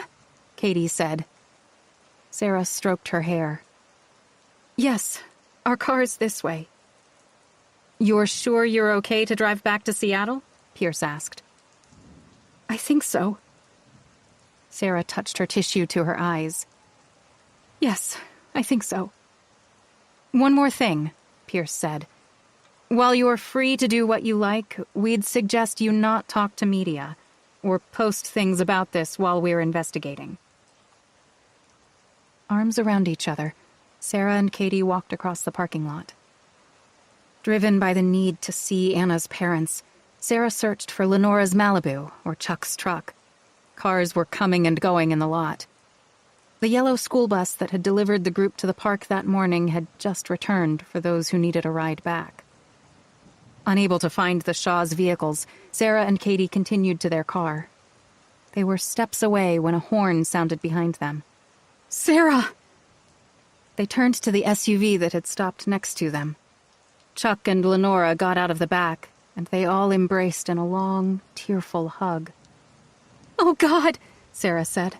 Oh, God, I'm so sorry. Chuck no longer resembled himself, his face a mask of pain. Lenora's face was crumpled, her eyes swollen, drowning in agony. Suddenly, Lenora seized Katie's hand in desperate anguish. You were with Anna. You were the last to see her. Lenora's voice rasped. Katie's eyes widened, tinged with fear at the depth of Lenora's grief. What happened, Katie? Tell me what happened. Pulling Katie tighter to her, Sarah said, "Honey, you don't have to talk about it now. If it's okay, I want to," Katie said, swallowing hard. Her voice breaking over her words, she relayed what had happened on the cliff, how Anna wanted to take a selfie. "She started walking backward and I said, 'Be careful, Anna.' Then she just fell and screamed." Still clasping Katie's hand hard, Lenora's body trembled. What? She began. Katie, please. What was the last thing Anna said? Katie bit her bottom lip. "It's so beautiful here." A few seconds passed before Lenora groaned and threw her arms around Katie, the last person who'd been with Anna in the last moment of her life. Lenora welded herself to Katie with such force, releasing a wild animal wail that rose over the parking lot. Fused to Katie, Lenora wouldn't let go. It was as if she felt by some metaphysical force she could reach through Katie to hold Anna. Gently, Chuck, aided by his sister-in-law, pried Lenora from Katie and got her back into their car. Then they drove away, bound for the morgue in Seattle. Standing alone with Katie on the roadside, Sarah noticed people nearby, staring at them. News cameras and phones had captured the scene. Moving quickly, Sarah got Katie into their car and drove out of the park. Before they reached the interstate, she pulled over to the shoulder of the on-ramp, stopped and undid her seatbelt, then Katie's. She took Katie into her arms and they cried together. Several minutes passed before Sarah released Katie, got tissues for both of them, and refastened their belts. As Sarah resumed driving down the ramp and onto the highway, she reached out, taking Katie's hand. But Katie only watched the forests rolling by. The drone of the highway was soothing. When Sarah gave her hand a tender squeeze and glanced at her, she could feel that Katie was still trembling while staring into the trees. "It's okay if you want to talk to me about it, sweetie." Katie swallowed, then shifted in her seat, slipping one hand into her front pocket. While driving, Sarah saw a metallic flash in Katie's hand, then the fine chain of a gold necklace. Katie caressed its tiny gold heart with her thumb. "That's not Katie's necklace." Eyes shifting from the road back to Katie, Sarah tried to recall where she'd seen that necklace before. "That's so pretty, honey," Sarah said. "Where did you get it?" "Anna gave it to me." "Anna?" "Yes." "You never showed it to me. When did Anna give it to you?" "Before she fell." 10. Seattle, Washington. For much of the drive, Katie held the necklace, often touching the tiny gold heart to her cheek. As Sarah watched, anguish and anxiety pounded at her in waves, stirring old fears. With every mile, she forced herself to focus on getting them home. But her troubling thoughts raged. Anna's death was horrific. That Katie had been the last to see Anna and now had her necklace only deepened it. Watching the traffic and the suburbs flowing by, Sarah wanted to ask Katie more about the necklace, but she held back. "Don't start anything now. You're not thinking clearly." During their drive, Sarah's phone pinged with messages and vibrated with calls, but she didn't respond. "I'll deal with them later." Closer to the city, Katie turned to Sarah. "How long will they keep my phone?" "I don't know." "I need my phone, Mom." Even though Katie was only a kid, Sarah had wanted her to have a phone. She got her one for her 9th birthday and had put all the parental controls on it. Being a single, widowed mom, Sarah never wanted to be out of touch with her daughter, and knowing she had a phone gave Sarah peace of mind. "Mom, why do they need my phone? It's my private phone, and I want it back." "Maybe we can get you a temporary one later, but we won't worry about that now. It wasn't long before they'd reached their North Seattle neighborhood tucked between Lake City Way and the interstate. A community of hard-working families and well-kept homes shaded by tall trees. It felt like a small town. Sarah had grown up here. She found a measure of relief when they came to their 2-story seashell gray house. It had belonged to her parents, just like the SUV. Sarah got them both after her dad died and after her mom went to a senior's home.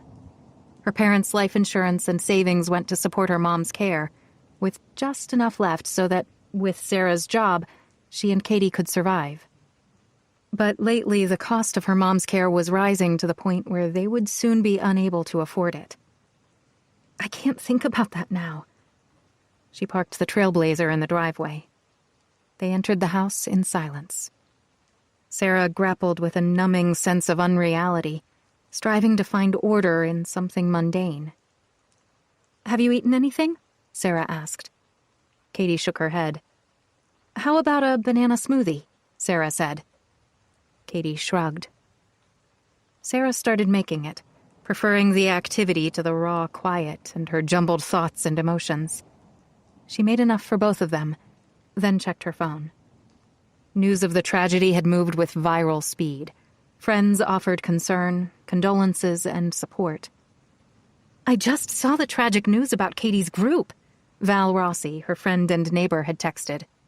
"Let me know what I can do, dear." Sarah took a second, then texted back. "I will. Thank you, Val." Another message was from a paramedic, relayed by Detective Pierce. It reiterated that Katie was experiencing mild shock, advising Sarah to keep her calm and rested. Then she got an email from the Sunny Days Youth Center. "Dear parents and guardians, it is with deep sadness that we inform you about a recent loss to our Sunny Days community during a day trip to Sparrow Song Park. The death of one of our volunteers will raise many emotions, concerns, and questions for everyone. We're arranging for a crisis intervention team made up of professionals, specially trained to help at difficult times such as this. The team of counselors will be available at no cost for any child, parent, relative, friend, staff member, or volunteer who may want help or any type of assistance surrounding this loss. We've enclosed details of the times and dates the team will be available. We are profoundly saddened by the loss and are making every effort to help everyone involved. Sincerely, Violet Juarez, Director."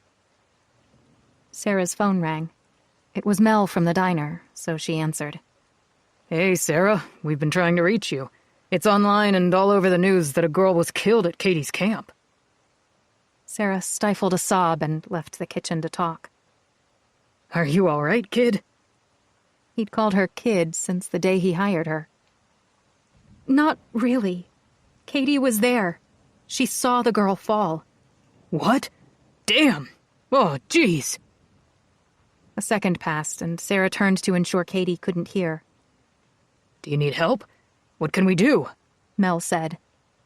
"No," Sarah said, fighting for control of her emotions. "No, thank you. I think I'm going to need a couple days, you know?" "Absolutely. Take whatever you need. We'll cover your shifts." "Thank you." "Okay. Just let me know if you need us or anything." "I will. Thank you, Mel." Collecting herself, Sarah returned to the kitchen and Katie, who was swirling her reusable straw and looking into her smoothie. "That was my work, honey." Katie didn't say anything. Sarah's phone vibrated with 2 new messages, both from reporters. One from TV, Channel 7 News, the other from the Seattle Times. They were requesting interviews. Sarah left them unanswered. How did they get my number? Katie suddenly got up and hugged Sarah so hard she nearly lost her balance. She hugged her back, unable to dismiss thinking that at times Katie had seemed somewhat distant. Perhaps it was all stemming from the shock, she thought, before Katie raised her head and looked at her. "My tablet's in my backpack. Mom, can I use yours to talk to my friends?" "I don't think it's a good idea, honey. Everything's a little chaotic right now. We need to keep things calm." Sarah could feel Katie trembling against her. "Are you cold, sweetie?" A little. Stroking Katie's hair, Sarah considered the paramedic's advice to keep her rested. Sarah needed to fill the silence with something for Katie. "Let's go upstairs to my room and watch your favorite movie." They got onto Sarah's bed, propped up pillows, and got under the big quilt Sarah had bought last fall at a fundraiser, and she started The Wizard of Oz on her tablet. Seeing Dorothy's house spinning in the tornado, Sarah tried to make sense of Anna's death. She'd been in our home so many times to watch over Katie. She was like a big sister to her. The tornado kept churning and the house kept spinning, like Sarah's thoughts. She held on to Katie, but nothing was real anymore. Please, let it all be a dream. While they watched the movie, the doorbell rang. Looking from her bedroom window, Sarah saw a news truck out front, but didn't go down to the door. Who is it, Mom?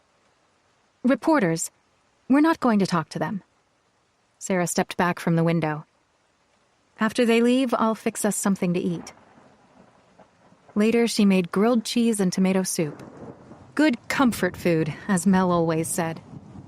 But they had little appetite. Afterward, the hours seemed to evaporate in a sorrow-filled fog, with the evening coming fast. Sarah persuaded Katie to take a hot bath.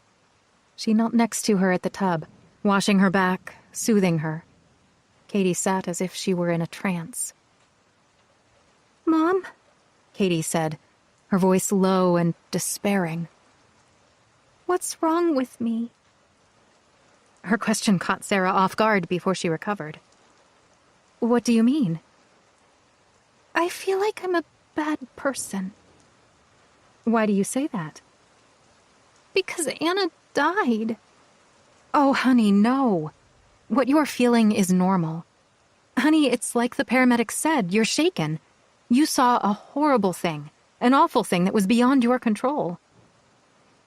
Katie didn't answer. With the gentle trickling of the water, Sarah decided now was her chance to press a little.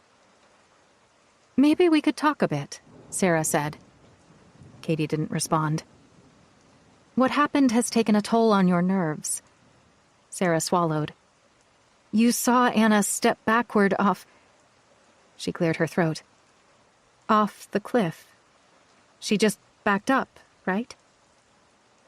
Katie nodded, as if in a hypnotic state, watching the tragedy replay on the tiled wall in front of her. "She was taking a selfie?" Sarah said. Katie nodded. "That's what really... that's all that happened?" Sarah asked. Suddenly the water splashed as Katie thrust her hands to her face. Help me, Mom! Make it all go away! Sarah hugged her, shushing her. "It's okay. It's okay." Katie froze, then asked, Do you think it hurt when Anna fell? Tears filled Sarah's eyes. Katie was struggling to comprehend what was incomprehensible. "No," Sarah said. "I think it was fast, that she didn't suffer and went straight to heaven." Really? "Yes, sweetie. I really believe it." Katie stared at the tiles. Sarah continued, gently pressing. "It was so nice that she gave you her pretty necklace." I love it so much, Katie said. "You said she gave it to you before she fell. When was that exactly?" A long silence passed, punctuated by the drip from the faucet. It was on the bus. "On the bus?" Well, first she showed it to me on the sleepover last night. She said she just broke up with Tanner, and he wouldn't let her give it back, but she was so mad at him she didn't want it. Then on the bus this morning, she showed it to me again. She was saying she would throw it off a cliff or something. But I said, no, don't. And that's when she decided to give it to me. "So she gave it to you then, right there on the bus?" Katie nodded. I said it was pretty and I liked it. So she gave it to me on the bus before we got off, and I put it in my pocket because we had to get off. Did people see Anna give the necklace to you? I don't know. But I put it in my pocket because I didn't want to lose it, and everyone was excited to get their backpacks on and get off the bus, and we were at the back. Sarah thought for a moment. Do the police know you have Anna's necklace? It's my necklace, Mom. She gave it to me. Yes, but later. Did you tell or show the police how Anna gave it to you? No, they never asked me. I kept it in my pocket. I didn't want to lose it. Katie slapped the water with both hands. Mom, please, it's not important anymore. I know, honey, I know. Sarah had another idea. Maybe I should hold on to it and we should think about giving it back to Anna's parents? Why? I'm sure Anna's mom would like to have it. But it's mine. Sarah didn't know what to say. She looked at Katie for a few worried seconds before finally reaching for a towel. Katie slept in Sarah's bed that night. In the darkness, Sarah was listening to her breathing when suddenly a noise rose from the street. Plastic scraping against pavement. Sarah went to her window, looked down at her black and blue trash containers on the curb. Tomorrow was collection day. It sounded as if someone had moved them. Weird. No one's there. In the past, she'd occasionally seen a homeless person sifting through the neighborhood garbage. But no one's there. She returned to bed. Settling back under her sheets, listening to Katie's breathing, the tragedy and the dread compounding it tormented Sarah. While Katie slept, Sarah inserted earphones and connected them to her tablet so she could listen to news reports on what had happened. A photo of Anna from one of her social media accounts blossomed on the screen as a report began. A Seattle teen died today after falling from a cliff while reportedly taking a selfie on a trail during a group outing in Sparrow Song Park, east of the city. Dramatic, shaky aerial footage showed the tarp near the river, then cut to reaction shots of parents in the parking lot. Sarah and Katie were in a few of them, including when they had consoled Anna's parents. But the reports only named Anna, and in most reports Katie's face was blurred. A few showed Sarah's face, but her head was turned. Sources have identified the victim as Anna Catherine Shaw, 17, of Seattle. At this stage, her death appears to be a tragic hiking accident. King County detectives are investigating. We'll update you as more information becomes available. Other reports Sarah watched and read were similar. Then she checked other social media to see some of the things people were saying. How horrible. My heart goes out to her family. What a waste. She was so young. WTF. Dying for a dumb picture. Shutting off her tablet, her stomach in knots, Sarah looked at Katie. This can't be happening. The gray and white flowers of Sarah's tattoo stirred troubling memories. All these years, without anyone knowing about us. She closed her eyes because her worst fears were looming. Now, with today's tragedy, please don't let it be true. It can't be true. 11. Seattle, Washington. Later that night, while Sarah Harmon's neighborhood slept, a vehicle moved slowly down her empty street. No dog walkers, late-night joggers, or delivery people to see it. Only crickets chirping in the stillness. A solitary cat padded down the sidewalk. The vehicle came to a silent stop near, but not directly in front of Sarah's house, as if to avoid any home security cameras. It sat there, idling quietly. The driver's side window lowered, giving whoever was in the vehicle a clearer view of the house and the trailblazer parked in the driveway. They watched without fear, without a need to hurry away. They watched with the patience of a hunter. They watched for nearly 20 minutes before the vehicle pulled away as slowly as it had emerged, vanishing into what was left of the night. 12. Seattle, Washington. Across the city, in the hour before sunrise, Detective Pierce was home, poring over case files, statements, videos, and notes. She'd gotten in late last night. Her son and husband had already gone to bed. She'd tried to sleep too, but had risen after 3 hours, working under the glow of her desk lamp and leaving the rest of the house in darkness. As she sipped coffee, her thoughts went back a few hours to when she and the team had returned to headquarters. She was there with Grotowski, Tilden, and Benton. She'd started debriefing Detective Sergeant Acker when Benton jumped into the conversation. I'm telling you, Art, this is a wilderness accident. Tragic, but she fell. Grotowski and Tilden watched in silence, but Acker saw Pierce's jaw muscles bunching. Carl, Acker said, Kim's the lead. Go on, Kim. There's an indication she'd just broken up with her boyfriend, but... Are you saying she jumped? Benton said. No, but we can hardly draw a conclusion at this stage, Pierce said. Our only witness is a 9-year-old girl, Benton said. I can't see criminal intent here, so, Carl... Acker glared at him before nodding at Pierce to continue. The boyfriend is only one element, Pierce said, flipping through her notebook. We still have to get warrants. The forensic work isn't complete. The scene needs to be processed. The area needs to be gridded for her phone.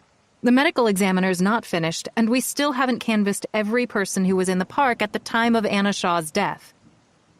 All right, Acker said. We're just getting started. We've got a long way to go before we nail this down.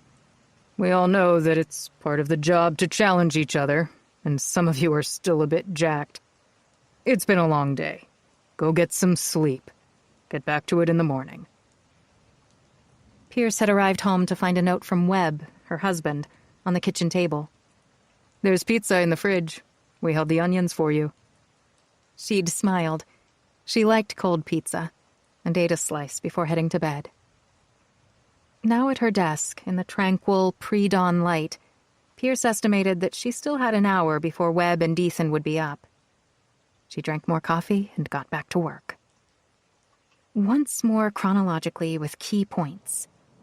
Anna Shaw is Katie Harmon's babysitter. How did they get along? There was the sleepover. Katie says Anna broke up with her boyfriend. Pierce went to her notes for his name. Tanner Bishop. We need to talk to him.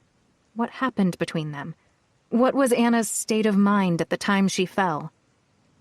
So then Anna and Katie take the bus with the group to Sparrow Song Park. But no one's at the park's entrance booth. We finally got to Dave Neller, the park owner. Pierce found Neller's statement. We staffed the booth, but our person went home sick real early. I told him to leave the gate up. We knew the Sunny Days folks were coming, so it was no problem. The gate was up, so it would have been free admission until I could get someone to work the gate. It was fine with me. We don't have plate readers or anything like that. So, yeah, we likely had a few early birds come and go. Hikers, joggers, etc. We're a laid-back operation. We do have a camera in the parking lot for liability, but it's an old one. This is just a terrible thing. We'll do all we can to help. Pierce bit her bottom lip and went online. Notice and details of the excursion to Sparrow Song had been made public, posted on the Sunny Days site. Anyone could have seen it. And we don't know who was in the park before or after the Sunny Days group arrived. We have a list of plates the team collected after the fact at the scene to run down and canvass. But the key question is, did anyone get by us? Anyone from earlier? Pierce moved to the videos and photos that followed Anna Shaw and Katie Harmon's path to the scene, studying the terrain and area around the cliff top. She saw the cluster of stones several yards from the point where Anna fell. partially concealed by underbrush and loosely spread around. Maybe used in a campfire years ago. I can't put my finger on it, but there's something about these stones. Pierce moved on to the video and photos of the broken branch, the cliff face, and the bottom of it. Her heart broke again as she looked at the area, the riverbank, then Anna's lifeless body. Pierce paused for a moment. Was this all for a selfie, Anna? Is Benton's assumption correct? Or is there more to it? Pierce had no key facts, no evidence to support anything yet. One important item was Anna's phone, which still hadn't been located. They'd called the number without success, and tracking apps had failed. The phone may have been damaged or swept away down the river. Other work was ongoing. Much of the forensic analysis was still to be completed. They had the backpacks, and they had warrants in the works for them, and one to look at Katie Harmon's phone. Pierce went online to check Anna Shaw's social media, which had a lot of posts related to music, fashion, celebs, and food. Not a whole lot of selfies. If Anna was trying to become a Sunny Days supervisor, why would she stop to take a selfie? Seems a little irresponsible.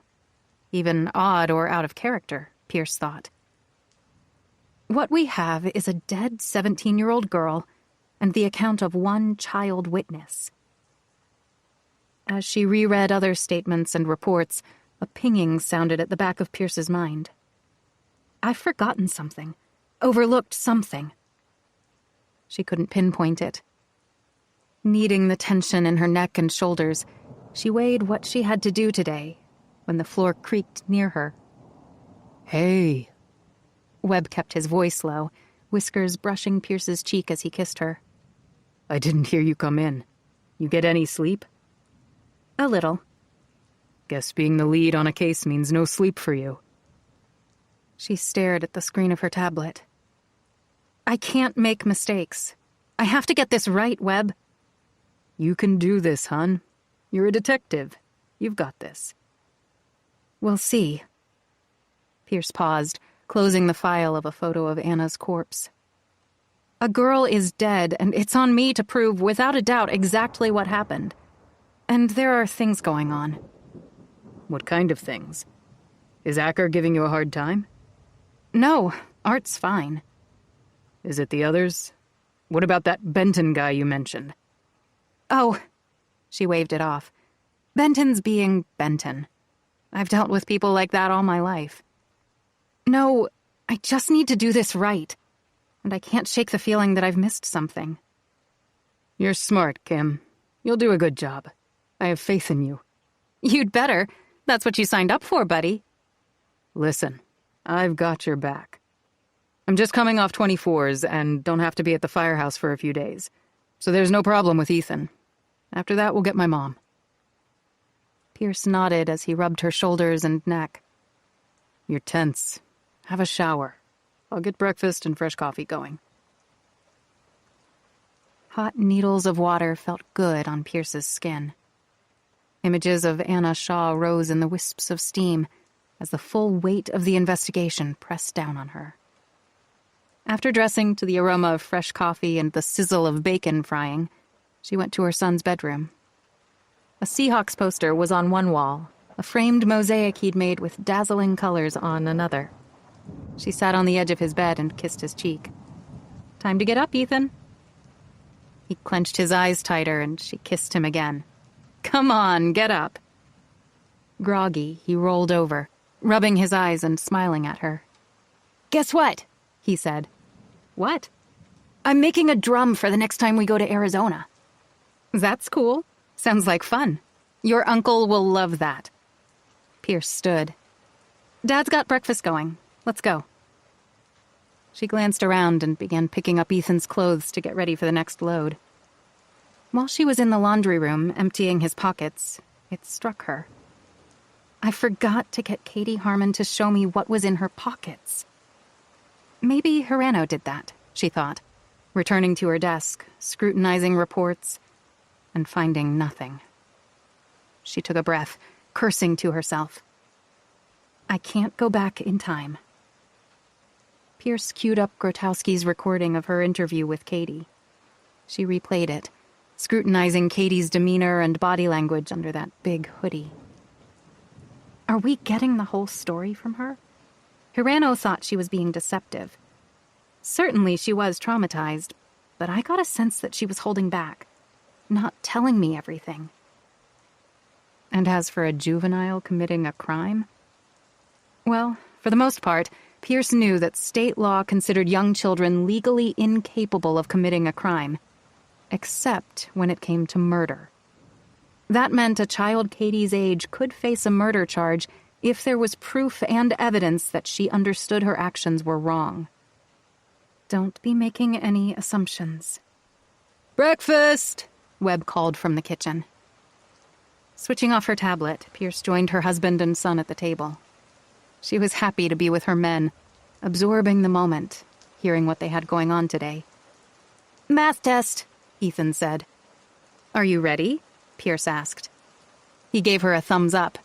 I studied. She turned to Webb, wanting to know what he was doing today. Going to help Raylan restore his old Dodge pickup. Finishing her toast, Pierce said she was getting back to the case, leaving out today's first order of business, attending the autopsy of Anna Catherine Shaw. Big Skyline Library Network Data Services, Montana News Archives, 1994. Family of missing Massachusetts couple fear worst. Tom Gannon, World Press Alliance, August 25th, 1994. Officials in Boston have asked police across the western U.S. to help locate Lydia Worrell, 67, and Frank Worrell, 68, a retired couple making a cross-country dream trip to the West Coast in their motorhome. The Worrells have been reported missing by their son, Phil Worrell of Springfield, Massachusetts, who hasn't heard from his parents in over 2 weeks. We feel something's wrong, that something happened, somewhere. Worrell, 42, told the Boston Globe. He said his dad, Frank Worrell, a retired bus mechanic with Massachusetts Bay Transportation Authority, and his mom, Lydia Worrell, a retired bank teller, left their South Boston home in late July. They talked about taking this trip for years. Worrell said his parents were looking forward to seeing landmarks across the country, on their way to visiting their daughter and her family in Spokane, Washington, then driving along the West Coast to see their son and his family in California. Once a day, every day, my mom or my dad would call one of us to let us know where they were headed, and that all was well. Worrell said the last time the family heard from the couple was August 4th. They called from Great Falls, Montana, and were ready to start driving through the mountains, across Idaho, and into Spokane. Since the call from Great Falls, none of us has heard a word, Worrell said. We're a big, loving family. My parents have 6 kids and 11 grandchildren. Every day they'd call from campgrounds or gas stations because they didn't have a mobile phone. But they go from calling one of us each day to absolute silence. We're sick with worry. Worrell and his brothers and sisters have called police, hospitals, motels, and campgrounds, and even contacted trucking companies to ask drivers traveling along the route their parents would have taken to check for any accidents, incidents, or sightings. He said his family is preparing to fly to Montana to start searching for their parents. We know with hundreds of miles to cover it's like a needle in a haystack, but we're not giving up until we find them. The couple's last known credit card transaction was for gas and food at a gas station near Missoula, Montana, on August 4th. But investigators found no record of the missing couple making phone calls or using their bank or credit cards beyond that date. We tracked their credit and bank card use across the country, but it stops cold at Missoula, said Sergeant Whit Newsom of the Boston Police. We've issued missing person alerts, along with details and photos of the Worrells to every police agency in the western U.S. and the FBI.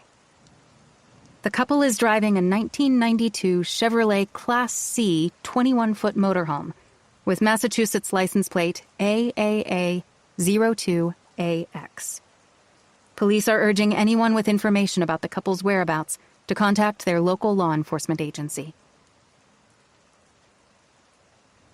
13. Seattle, Washington. Soft classical music floated in the somber air of the North Seattle Community Hall. Sunlight streamed through the windows, gleaming on the polished wood floors. The building was often rented for corporate meetings, community gatherings, banquets, and wedding receptions. Today, it was crisis counseling. Watching people entering and leaving the hall, Sarah accepted the risk in bringing Katie here. But given what Katie had experienced, Sarah wanted her to talk to someone who knew about these things. She also secretly hoped that in some way coming here would allay her own deepening fears that went beyond the tragedy, to something so dark it was unimaginable. "Welcome," Violet Juarez, director of the Sunny Days Youth Center, greeted Sarah and Katie. "Please sign in and we'll set you up." At a table nearby, an SDYC volunteer gave Sarah a consent form to fill in. Upon completing it, Sarah and Katie waited in the reception area where Connie, Dakota, and a few others from the group were talking. Seeing Katie, they swept around her in a flutter of tearful hugs. "Oh, Katie," Dakota said. "I'm so glad you're here." Connie embraced her, then clasped Sarah's hand briefly. "I felt we needed to come," Sarah said, putting her arm around Katie, pulling her close. "Are Lenora and Chuck here?" "No," Connie said. "But word is the service might be next week." A woman emerged from a room nearby and said, "Sarah and Katie Harmon?" The woman was in her 40s, wearing black-framed glasses and holding a tablet. A laminated ID card hung from a chain on her neck. "Sally Mehta," she said. "I'm with the crisis team. Sorry if I'm interrupting." "It's okay," Connie said, excusing herself with the others. Sally Mehta turned to Sarah and Katie. "Please come with me." As they walked with her, they saw some people leaving, including Dylan Frick and his mom. Dylan appeared to give Katie a cold look, which she returned as they passed each other, leaving Sarah unsure what to think of it. In the main room, the hall dividers had been employed, configuring the area into several small rooms that afforded privacy. Each had folding chairs around a folding table with a box of tissues, a pitcher of water, and plastic glasses. "Not the warmest, most ideal setting," Dr. Mehta said, "but it's the best way for us to help the most people the soonest." Everyone sat, and Dr. Mehta poured them water while smiling. "I'm a psychiatrist. I teach a class at the University of Washington. I have a practice, and I volunteer with the Crisis Network. There are a number of us here today. You can call me Sally if you like. Do you have any questions before we start?" "This is confidential, right?" Sarah said. "Whatever we discuss stays with us?" "Absolutely," Dr. Mehta said. "For us, this is doctor-patient privilege." Sarah nodded. "We're here for help," she said. "I brought Katie here because, after what happened, and after we got the note about crisis counseling, I felt it would help if she talked to someone." "Of course." Dr. Mehta smiled. "Katie, do you have any questions? I might not have all the answers, but it's good to ask." Katie lowered her head, looking into her hands. "Just that I'm really, really sorry for what happened." Dr. Mehta observed her, then said, "I can understand how hard this is." "Sally, are you familiar with what happened?" Sarah asked.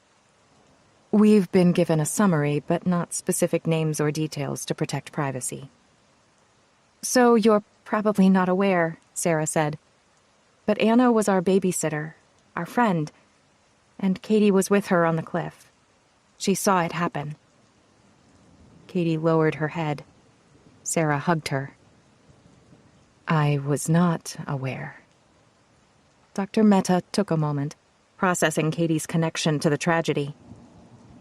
"I see." "Last night," Sarah said, "Katie had a nightmare about it." "Would you like to tell me about it, Katie?" Dr. Mehta asked. Looking into her hands, Katie began. "I just keep seeing Anna hanging on to the branch, and she keeps begging me to get help. Then, in the dream, I'm having all these bad thoughts, and Anna's screaming, why, and I don't know why, and I feel like it's my fault Anna's dead.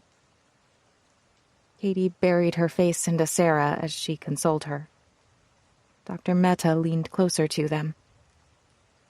Katie. Dr. Mehta's voice was soft. This is a normal reaction. It's okay to have these thoughts and feelings after such a terrible event. Dr. Mehta waited for a few seconds.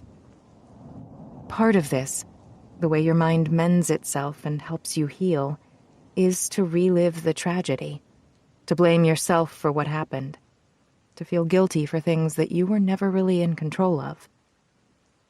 Dr. Mehta paused. You may feel this way for a while because the pain, the hurt, is part of the way our hearts heal. But over time, you'll stop feeling it so much. Katie, still burrowed into Sarah, blinked through tears at Dr. Mehta, who continued for several minutes about what to expect and the things Katie and Sarah should and should not do. Like, don't watch or read the news reports on what happened, she said. And remember, you'll never forget your friend. You'll always remember her. And when you're healed, your happy memories will erase the difficult ones you're holding now. Sarah cleared her throat. Sally, the service for Anna is happening soon. Should I take Katie to it? If Katie wants to go, that's okay. It's good to say goodbye and honor the memory of your friend, Dr. Mehta said. If Katie prefers not to go, that's okay too.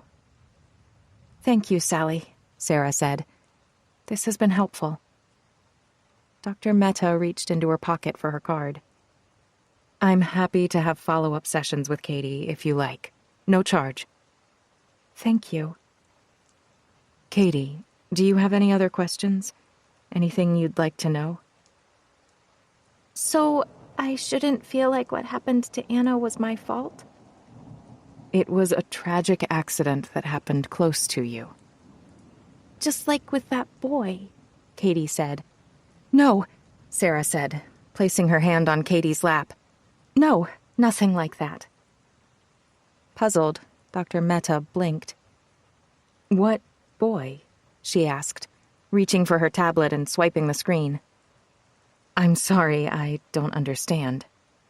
Dr. Mehta searched her summary. There was a boy? No. Sarah was shaking her head. She's confused things. It's a complicated, unrelated matter. Nothing to do with this. No, honey. Dr. Mehta pulled her focus from her tablet to look at Sarah and Katie. An awkward silence passed between them before it was broken by Sarah. We'll go now. Sarah stood, taking Katie's hand. Thank you again, Sally. I'll go that way with you. They walked without talking, and before Dr. Mehta took up the form for the next session, she stood at the hall door, watching Sarah and Katie go down the sidewalk. 14. Bothell, Washington. Gifts wrapped with festive paper and bows formed small mountains around her at their Christmas tree, her mom beaming, taking pictures while her dad's booming laughter filled the house. Sarah was 3, no, maybe 4 at the time, and it was one of her earliest, happiest memories. Savoring it now while driving in the rain, she glanced at her tattoo, which catapulted her back through her life even further, to a hazy memory that she fought to keep out of her head. Driving at night in the rain, wipers swiping like a beating heart, the scream, something seizing her. Sarah pushed away the painful thoughts until she was rescued by reflections of her parents, George and Marjorie Cole. Her mom was an office administrator. Her dad was an electrician. They were honest, hard-working, loving people who lived their faith, always volunteering to do whatever they could. Sarah remembered the aromas of their kitchen, remembered standing on a chair after washing her hands, after Mom cut the onions and celery. You scoop them into the pot, honey. Helping Mom make sandwiches, soup, and chili. Then driving with Dad to deliver the food to a church basement or mission. You have to help people. That's what we do. But there were moments in those early years when they looked at her that she saw dread behind their eyes, a fear of something coming, a darkness. Sarah turned to her daughter in the car beside her. It's the same way I look at Katie. Sarah had been startled when Katie told the grief counselor about the boy. I should have expected it as part of the risk. Thankfully, the session was confidential. Sarah didn't want to think about the boy because the matter had been resolved long ago, and it didn't fit with anything. But maybe it does now. Maybe it fits because of Anna's death. No, stop! Don't think about it. Sarah took in the trees of the countryside. Isn't this pretty, hon? Katie nodded. Grandma always loved driving this way, Sarah said. When I was little, we'd come here to buy apples and Grandma made pies. After several more miles, Sarah came to the Silverbrook Hills Senior Living Home and parked. They registered at the desk, then went through the lobby. Along the way, they saw Bella Spencer, a woman in her 50s who volunteered at Silverbrook. She had large glasses and was pushing a wheeled cart filled with books. Well, if it isn't Sarah and Katie. Hi, Bella, Sarah said. Let me know if your mom would like a book today. Got some new John Grisham and Stephen King. All right. Thanks, Bella. Bella glanced around, then whispered a warning. Hedda's here today. Sarah nodded. They passed by residents in cushioned chairs or wheelchairs playing cards at a table. A few steps down the hall, they met Hedda Bodden, Silverbrook's manager. Hello, Sarah, said Hedda, her hair pulled into a tight bun, her smooth face holding little warmth. Hello. You've received our notice about the adjustment in our rates? I have, thank you, Sarah said, continuing with Katie to the elevator. A deadline is approaching, Hedda called after her. I know, thank you, Sarah said, as they stepped inside the elevator. They ascended to the 4th floor. The air in the hall held a mix of perfume and hospital. Suite 404 had a sign with large letters, Mrs. Marjorie Cole. The door was open. Grandma! Marjorie, sitting in her wheelchair at the window, was wearing a print dress. Katie rushed into her open arms. I saw you driving up. Marjorie held her tight. Oh, that feels good. Hi, Mom. Sarah kissed her mother's cheek, then sat on the bed with its quilted spread. It's so lovely to see my 2 girls. We brought you a present, Katie said. Can I give it to her, Mom? Sarah shifted her bag on the bed. Katie retrieved a box of chocolates and gave it to her grandmother. The kind you like, Grandma. Milk chocolate. Oh, that's so nice. Marjorie kissed Katie. Thank you. Why don't you have one right now? Go right ahead and open the box. Katie's fingers found the seam of the cellophane wrapping and tore it away from the box. You look nice, Mom, Sarah said. How are you? I had my hair done yesterday. I like how they feathered it. Still working on the box, Katie said, Mom, should we tell Grandma what happened to Anna? How I saw her body bleeding on the rocks? Sally said it was okay to talk about it. Oh, no, Marjorie said. Sarah's focus flicked to her mother, and in that second, she saw the sparkle in her mother's face dim. Sarah never doubted for a moment that her mother had learned of the tragedy. The residents of Silverbrook were news watchers in the common room. Marjorie had a TV in her room, and she used the laptop Sarah had given her 2 years ago almost every day. In an attempt to shift the subject, she reached for the chocolates. Let me finish opening the box, honey. She shook the tight lid loose and lifted it. Take one. You go first, Grandma. Oh, I'll have one a little later, dear. Go ahead. Katie picked a chocolate and bit into it. Now, Sarah got her tablet and a pair of small earphones from her bag. Katie, why don't you go over to Grandma's table and finish watching the movie we started yesterday while I visit with her? But I want to finish watching Snow White first. And can I have one more chocolate? Okay, Snow White and only one more. After selecting another, Katie settled in on a chair at the table on the far side of the room and inserted her earphones. When the movie came to life on the tablet, Sarah sat closer to her mother and lowered her voice. Mom, do you know what happened at Katie's day camp? Yes, when I saw it on the news, I sent you that email. Oh, I haven't read it yet. I'm so sorry. Things have been so hectic. It's okay. This is all just so horrible. Sarah nodded, her chin crumpling. You don't know all of it. Anna Shaw was Katie's sitter, and when she fell, Katie was there. Marjorie Cole drew a breath. Katie was there when she died? Sarah nodded, tears rolling down her face. In what way was she there, Sarah?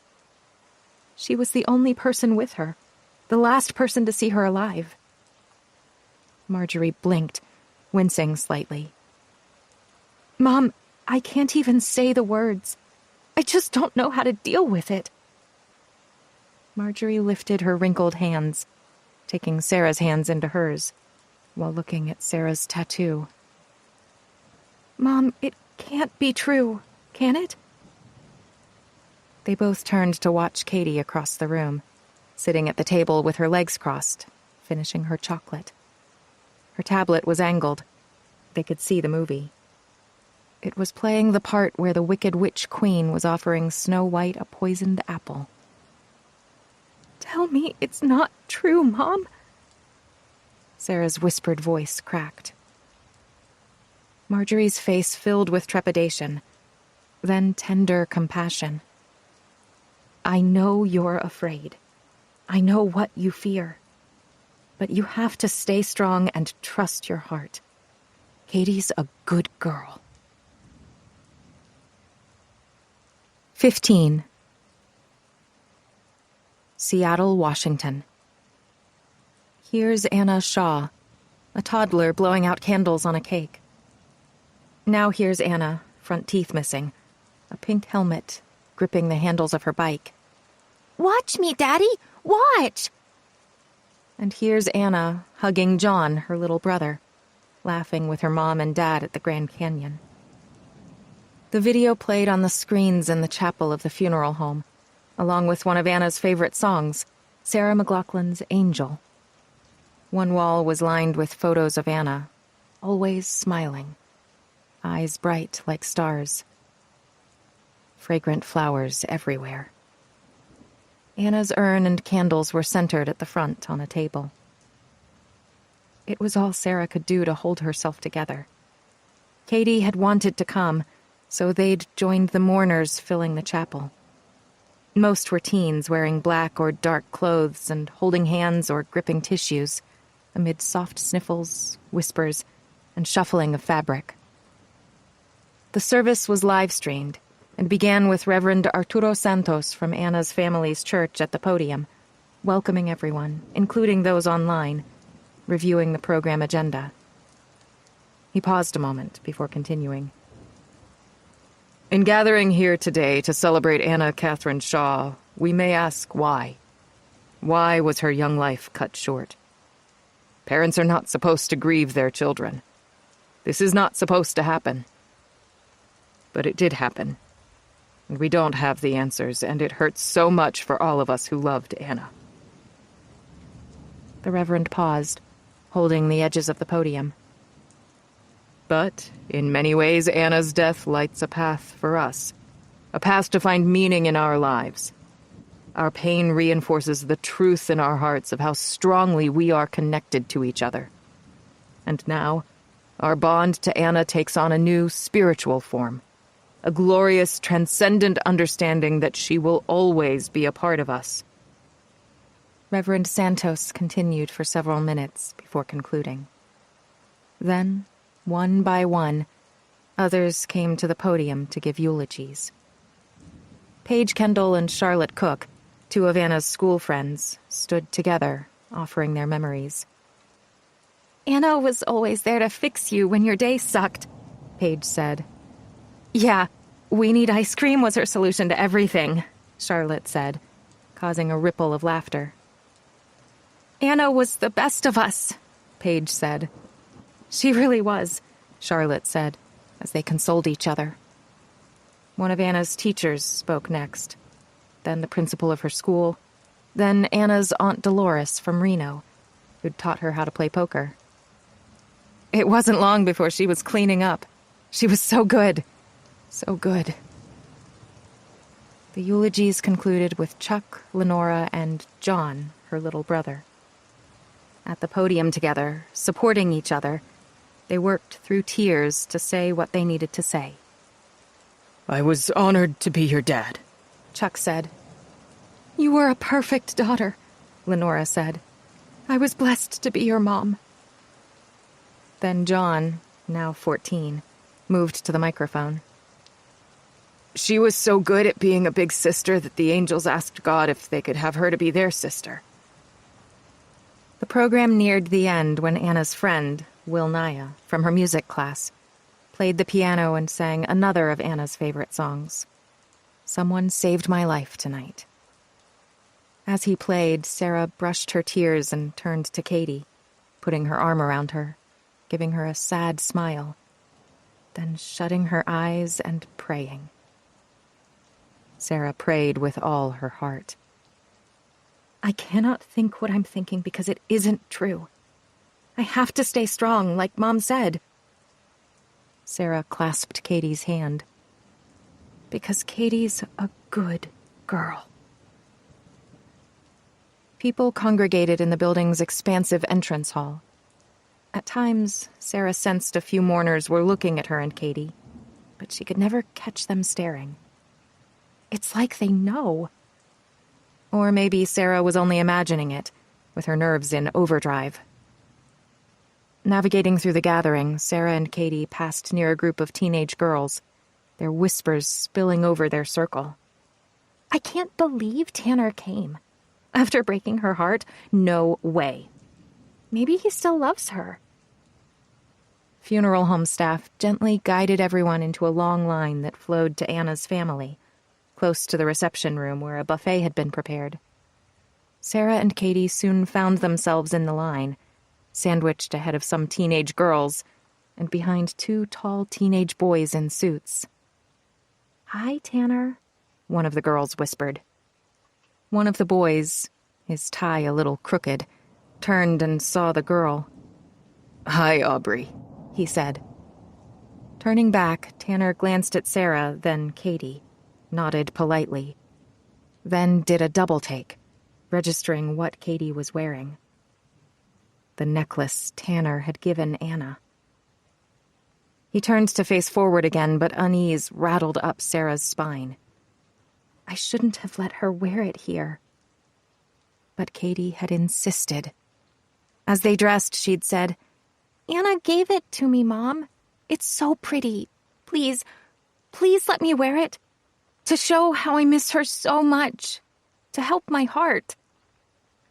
Sarah had surrendered, but now, seeing Tanner's reaction underscored her discomfort as they advanced in the line. Drawing closer to the family, they could hear people offering condolences. Then Tanner stood before Anna's mother and father. I'm so sorry, he said, his voice tapering. For everything. Lenora looked at him. Seconds passed before she accepted his words with a slight nod. Chuck shook Tanner's hand. Thank you. Then Tanner nodded and moved on. Upon seeing Sarah and Katie, Lenora embraced them. Thank you for being here today, she said. It was a beautiful service, Sarah said. You look so nice, sweetheart, Lenora said to Katie. Light glinted off the gold heart of Katie's necklace. Lenora stared at it. That's a pretty heart, Lenora said. Anna had one like it. This was Anna's. Katie held out the tiny heart. She gave it to me. A question was rising on Lenora's face. When did she give it to you? On the bus at the park. Anna said she didn't want it anymore and that I could have it. In the seconds that passed with Lenora looking at the necklace, Sarah's nerves tingled. Then the corners of Lenora's mouth lifted into a weak smile. That sounds like Anna.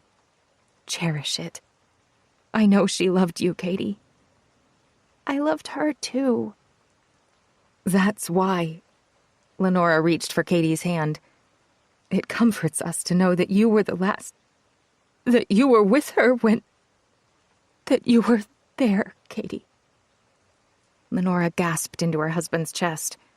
He held her as John rubbed his mom's shoulders. Thank you, Lenora exhaled. Sarah touched them. Then, with her arm around Katie, they began making their way out. Moving toward their SUV, Sarah spotted the news cameras and TV trucks across the street and walked a little faster. 16. Online. The strains of the opening score for a 1940s noir movie play over a montage of desolate, big city streets at night. Then the title, Telltale Hearts with Sonia and Shane, blossoms on screens around the world. It dissolves to an image of a woman with oversized, red-framed glasses and a bearded man in a ball cap. Both are wearing headphones and are sitting at a table, poised for a broadcast.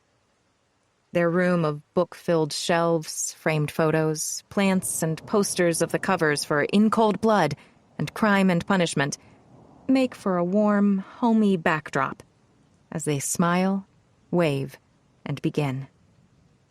A big hello to everyone. I'm Sonia, and this is my brother, Shane. Shane taps the brim of his hat in salute. And we are live, Sonia says. Welcome to our 99th, can you believe it, bro? Our 99th episode of Telltale Hearts. It's wild. And look at everyone joining us today from Birmingham, England, Miami, Ottawa, Canada, Denver, Santiago, Chile, and Perth, Australia. Boy, some of you are up at all hours. Talk about the real dark night of the soul. I love it. So, Sonia says, a little background for those of you joining us for the first time. Shane and I are amateur sleuths who became obsessed true crime aficionados. We started out reading classics like In Cold Blood and Helter Skelter and The Onion Field, then studying cases like the Boston Strangler, Ted Bundy, the Yorkshire Ripper, and tons of others. Photos from those cases flash on the screen. Since then, we couldn't get enough and started this channel to discuss cases new and cold with like-minded folk. Right, Shane says. And a warning, we are unfiltered. Our shows get very dark, very gross, and very disturbing. Because whenever and wherever possible, we will show and discuss everything about a case. And we mean everything. If you are hardcore, we recommend a legendary primer, Practical Homicide Investigation by Vernon Geberth. This week, we're joined by a special guest to discuss our featured case, Sonia says. But before we start, we have some news. Thanks to you, we've surpassed 5 million views a month. That is freaking amazing. We really want to thank you, our followers.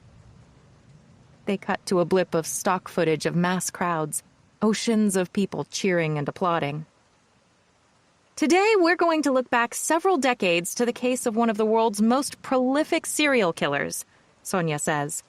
A soulless monster, active for over a decade before he was captured. A photo of a bald man with a wide-eyed, maniacal grin appears. This man, Shane says, is Andrei Chikatilo of Russia. This case gave me chills. After he was arrested for killing, mutilating, and, in some cases, eating parts of 52 boys, girls, and young women in the time between 1978 and 1990. Shane says. Chikatilo called himself a freak of nature.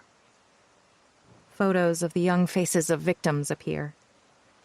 Chikatilo used to carry a frying pan and other cooking implements with him in his bag when he hunted his victims. Shane says. Russian investigators noted that in one case, the victim was so horribly destroyed, they initially ruled out homicide because they were convinced the victim had fallen into a harvesting combine. Graphic crime scene photos appear. When the photos vanish, the screen is split with the hosts on one side, a white-haired man with glasses and a headset sitting at his office desk on the other. Today we are honored to have with us Professor Anton Belyayev, Sonia says. I hope I pronounced it correctly, Professor. You did. Thank you and welcome. You're joining us from Los Angeles, where you're a visiting professor of history at UCLA. I am, and thank you for inviting me to your program. Professor, Shane says. You have a personal connection to this case. I do. My uncle was one of the detectives who had a part in the investigation that resulted in Chikatilo's arrest. A photo of Belyayev's uncle appears. Let's begin at the beginning, Sonia says, starting with Chikatilo's life. Then take us through the case history. For the next hour, Belyayev gives an account of how Chikatilo came to be, his career as a teacher, then clerk, along with his evolution into a serial killer of more than 50 known victims. The professor discusses how Chikatilo thrived as a murderer under the old Soviet system for more than a decade. Finally, a 5-year investigation led to his capture, trial, and death sentence. He was executed with a bullet to the back of his head at a military prison in western Russia in 1994 and buried in an unmarked grave. The professor discusses the case with Shane and Sonia, while taking questions texted to the show from its worldwide audience. The episode winds down with the hosts thanking Belyayev, who logs off. That was fantastic, Sonia says. Incredible case. We were so fortunate to have Professor Belyayev as our guest. He was excellent. Now, a few notes about future episodes before we sign off, Sonia says. In one of our upcoming segments, we'll take a deep dive into the case of Herman and Magda Vreiker. They were a husband and wife team responsible for several murders in 1994 and 1995 across Montana, Idaho, and Washington. In this case, the bodies of their victims were never found, Shane says. I'll let Sonia give you some details. In prison, Magda changed her story about knowing the locations of the victims. She served her time and, after her release with no further conditions, remained silent before disappearing off the grid. Our guest will be Beatrice Clearfield with the social media group The Hunters, Finding Magda. In the time since Magda's release, the group has dedicated itself to seeking justice by tracking her and posting information on where she may be and what she's doing. This horrible case has left the anguished families desperate to find the remains of their loved ones, while fearing Magda gamed the system and is now smarter and out there possibly killing again under a new identity. You won't want to miss it, Shane says. Finally, friends, if there are cases you want us to consider for the show, or there's information you think needs to be shared, you know how to reach us. That's our show for this week. The same opening music plays against the empty city streets at night as the screen fades to black. 17. Seattle, Washington. Bacon sputtered in the pan the morning after Anna's funeral. Sarah hadn't slept well. Her thoughts continued pinballing from Anna's death to Katie to the necklace, and the worry knotted her stomach. None of it's real. None of it's true. Standing at the stove in her robe, she took a breath, tried to relax and sort things out. Katie hadn't come down for breakfast yet. Turning to the fridge for eggs, Sarah spotted the note on her calendar for the mission. Helping at the mission. The mission. Seeking refuge from the fears tormenting her, Sarah reached for her tablet. She played an older video of Katie with her at the mission. Katie was smiling at the mission's guests. "Welcome," she said, while assisting families. She carried trays of food for smaller children to their family's table. "Would you like me to get you anything else?" Katie asked them, then brought them napkins, utensils, and drinks. The children liked Katie, and she was totally dedicated to being there. Seeing Katie embody her family's spirit of giving warmed Sarah, especially the moment when Katie went to a little girl who was sitting with her dad. The girl appeared sad and wasn't eating. "What's wrong?" Katie asked her. The little girl whispered in Katie's ear. Katie patted her hand and went to Mr. Yang, the mission's manager. He went into the storage room filled with donated items and came back with a doll. He gave it to Katie, who gave it to the little girl. "She's your dolly now," Katie told the little girl, comforting her. "She loves you." Katie and the girl smiled at the camera. The video ended, leaving Sarah to think, was this really Katie? Her smile in the video now seemed a little too sweet. A chair scraped on the floor behind Sarah. Katie had come down to the kitchen in her pajamas and was seated at the table. Sarah stroked Katie's hair. "How are you doing, honey?" Katie shrugged. Sarah kissed the top of her head, noticing that Katie was wearing Anna's necklace as she served up their breakfast. Neither of them had much of an appetite. They ate a few forks of scrambled eggs, a few bites of toast, and nibbled at bacon. Katie spent most of the time staring at the small gold heart of the necklace. "It was so awful on the cliff, Mom. So awful." "I know, honey." "I miss Anna, and it hurts so much." "I know." Sarah lowered herself next to her chair, took Katie in her arms, and held her. "I know." Minutes passed. Then Katie went upstairs to get dressed. After cleaning up, Sarah went upstairs to get ready too. Opening her closet, she glimpsed the flannel of one of Nathaniel's beloved L.L. Bean shirts. Taking a moment, she studied it, took it from the hanger and pressed her face into its softness, breathing in its scent. On those agonizing nights when she'd first lost him, Sarah had sprinkled his cologne on his side of the bed, tricking myself into thinking he was still here. More memories pulled her back until suddenly, standing at her closet, she heard Nathaniel.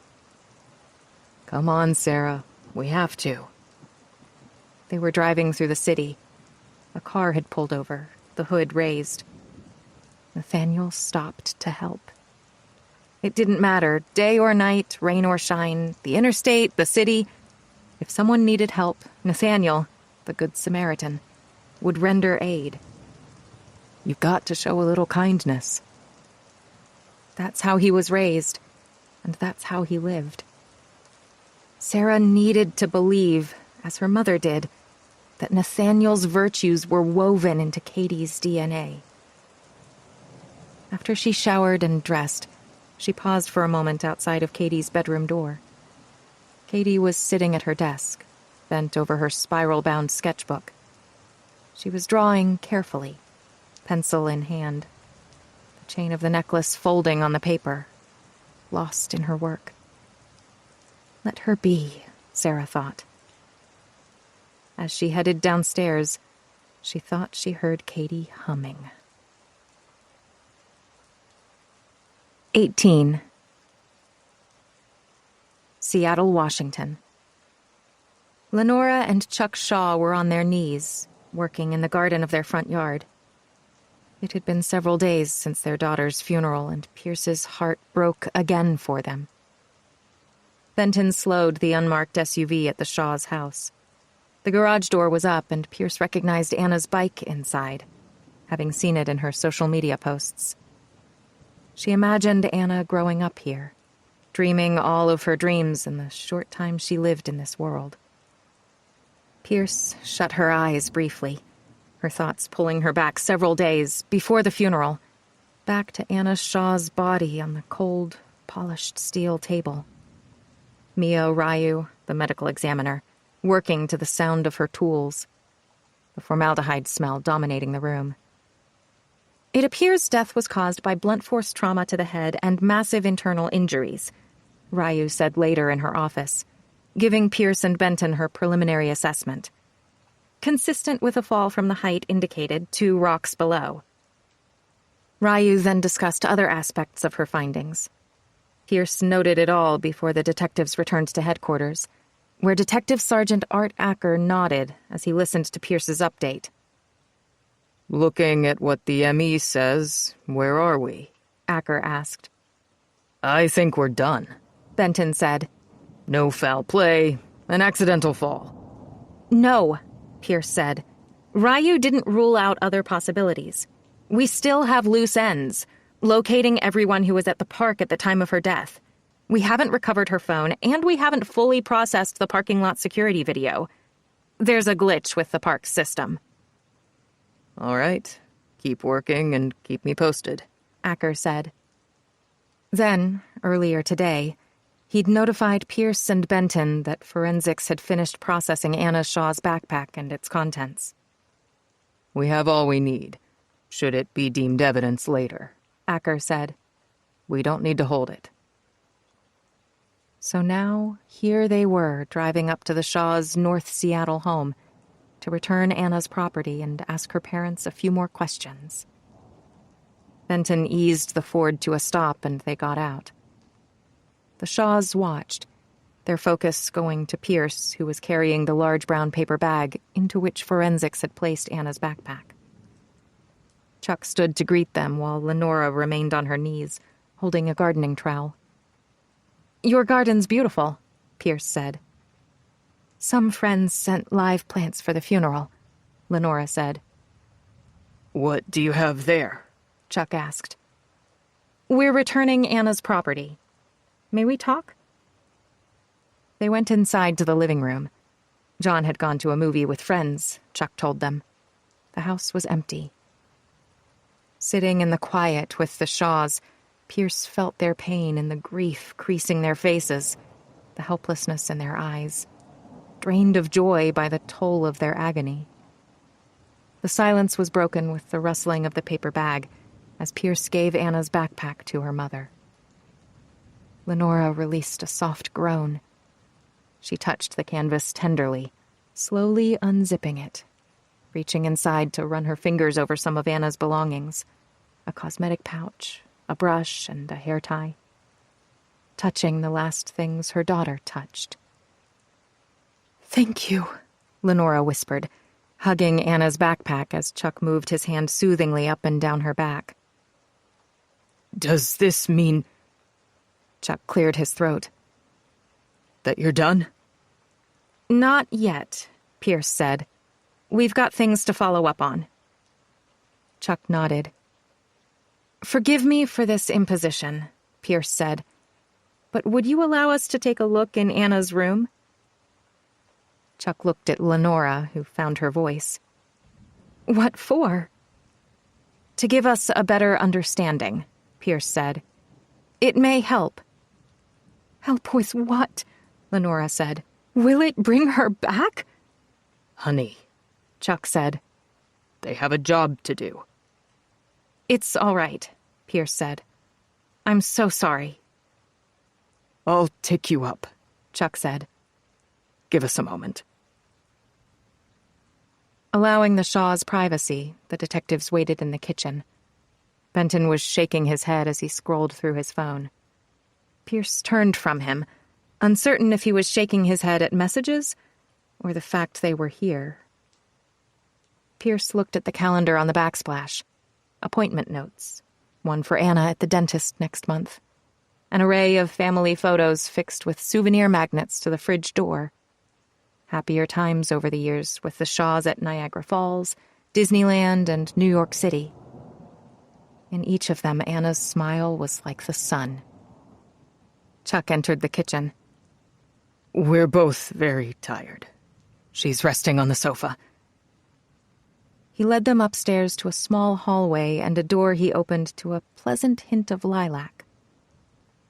It's been untouched since Anna. Chuck stood at the entrance, looking into it. Lenora slept on the bed the first nights. The detectives nodded. We'll be downstairs when you're done, Chuck said. It was a pretty room, Pierce thought, done in very light lavender. The floating shelves were the same color as the walls and held books, trinkets, and a Polaroid camera. Anna's space had a grown-up feel while still being a bit girly, judging by those curlicues in the chair at her desk. Pierce had taken out her phone to record a video for her files. She looked at Anna's dresser, with a small jewelry box holding a few rings, bracelets, earrings, and a couple pretty necklaces, one with a pearl, another with a star. Looking at Anna's laptop on her desk, Pierce considered getting a warrant for it, too. But getting another one might be a challenge, because Pierce had no strong indication, no reasonable cause, to suspect a crime had been committed. Then, looking at the bed, neatly made, she went to the upholstered storage bench at the foot of it. She opened it to find a sleeping bag, comforter, and foam mattress. Likely used by Katie for their sleepover, she thought. Benton, hands on his hips, stood before one wall, studying a display of photos. Pegs had been attached to the ends of the wall, with lines of string tied to them like rows of clotheslines. Dozens of Polaroid photos of Anna and her friends were clipped to the lines, making for a selfie wall. Benton turned to Pierce, then pointed his chin to the wall. See? He said. She loved taking selfies. Pierce studied the wall, noticing gaps with empty clips on the lines, suggesting photos were missing. Thinking, she went to the desk and the wastebasket. In the trash, she saw pieces of torn Polaroids of Anna and a boy, glimpsing an ink caption on one fragment. Tanner and me. Pierce recorded all she could before they left the room. Chuck and Lenora were at their kitchen table when the detectives returned. "Would you like some coffee?" Lenora's voice was raw. No, thank you, Benton said. We should be on our way. "Thank you," Pierce said. "Before we go, can I get your thoughts on something?" Okay. Are you sure you don't want some coffee? It's fresh, Chuck said, seeming to want the detectives to stay. "No, thank you," Pierce said. "What do you want to ask?" Lenora said. "We went over some of this, but we understand that Anna broke up with her boyfriend, Tanner Bishop, in the time before?" Yes, Chuck said. "Do you think Anna was despondent over the breakup?" Despondent? Chuck threw a glance to Lenora, who was shaking her head. "She was upset," Lenora said. "But it's not like you're thinking. She was not suicidal." "Do you know why they broke up?" "Tanner was cheating on her with another girl," Lenora said. "She was upset and ended it with him." "Did Tanner see Anna in the time leading up to the outing at Sparrow Song? Did he go to the park?" Pierce asked. No, Chuck said. at least not that we know. "A week or so before," Lenora said, "Tanner gave Anna a necklace with a small gold heart to try to get her back." Pierce took a quick mental inventory, unable to recall a necklace with a small gold heart in Anna's room, or with Anna's belongings inventoried from the scene. "Anna refused to accept it," Lenora said, "but he wouldn't take it back." "Where is the necklace?" Pierce asked. "I didn't see it in her room." "Katie has it." "Katie Harmon? The girl she babysat? The girl who was here for the sleepover the night before?" "Katie, yes. Anna loved Katie," Lenora said. "Katie liked the necklace, so she gave it to her." "Did you see Anna give her the necklace? Was it at the sleepover?" "No, she didn't give it to her here." Where did she give it to her? On the bus. On the way to the park, Lenora said. That's what Katie told us, Chuck said. And Katie wore it to the funeral. She wore it to the funeral, Pierce said. To let us know how much... Lenora began to cry. How much she loved her, too. As Chuck comforted Lenora, several thoughts shot through Pierce. The first was realizing the consequences of her mistake of not getting Katie to empty her pockets at the park. Katie could have had the necklace in her pocket when she first interviewed her. Katie never mentioned receiving the necklace from Anna on the bus. Why? I asked what she and Anna talked about on the bus, yet Katie said nothing about the necklace. Why? There were no witnesses, no cameras, just Anna and Katie at the cliff. And now, Katie has Anna's necklace. Benton was behind the wheel. They drove several blocks from the Shaw's house without speaking, but Pierce couldn't hold it in any longer. Why are you hampering me on this, Carl? Eyes forward, he didn't answer. Pierce stared at him, noticing the veins in his neck had risen. From the get-go, you've been determined to clear this as an accident, she said. You seem intent on not letting me do a proper investigation. She continued staring, waiting for an answer. Because it's just not there, Kim, he said. We're intruding on the family's grief, wasting everyone's time, when there's no point. The girl died taking a selfie. The ME said her injuries were consistent with a fall. So, it was a tragic accident.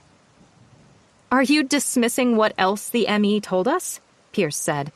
She said Anna Shaw could have jumped or could have been pushed off the cliff? Follow the evidence and the facts, Kim. They point to a fall. But we're not done looking for evidence.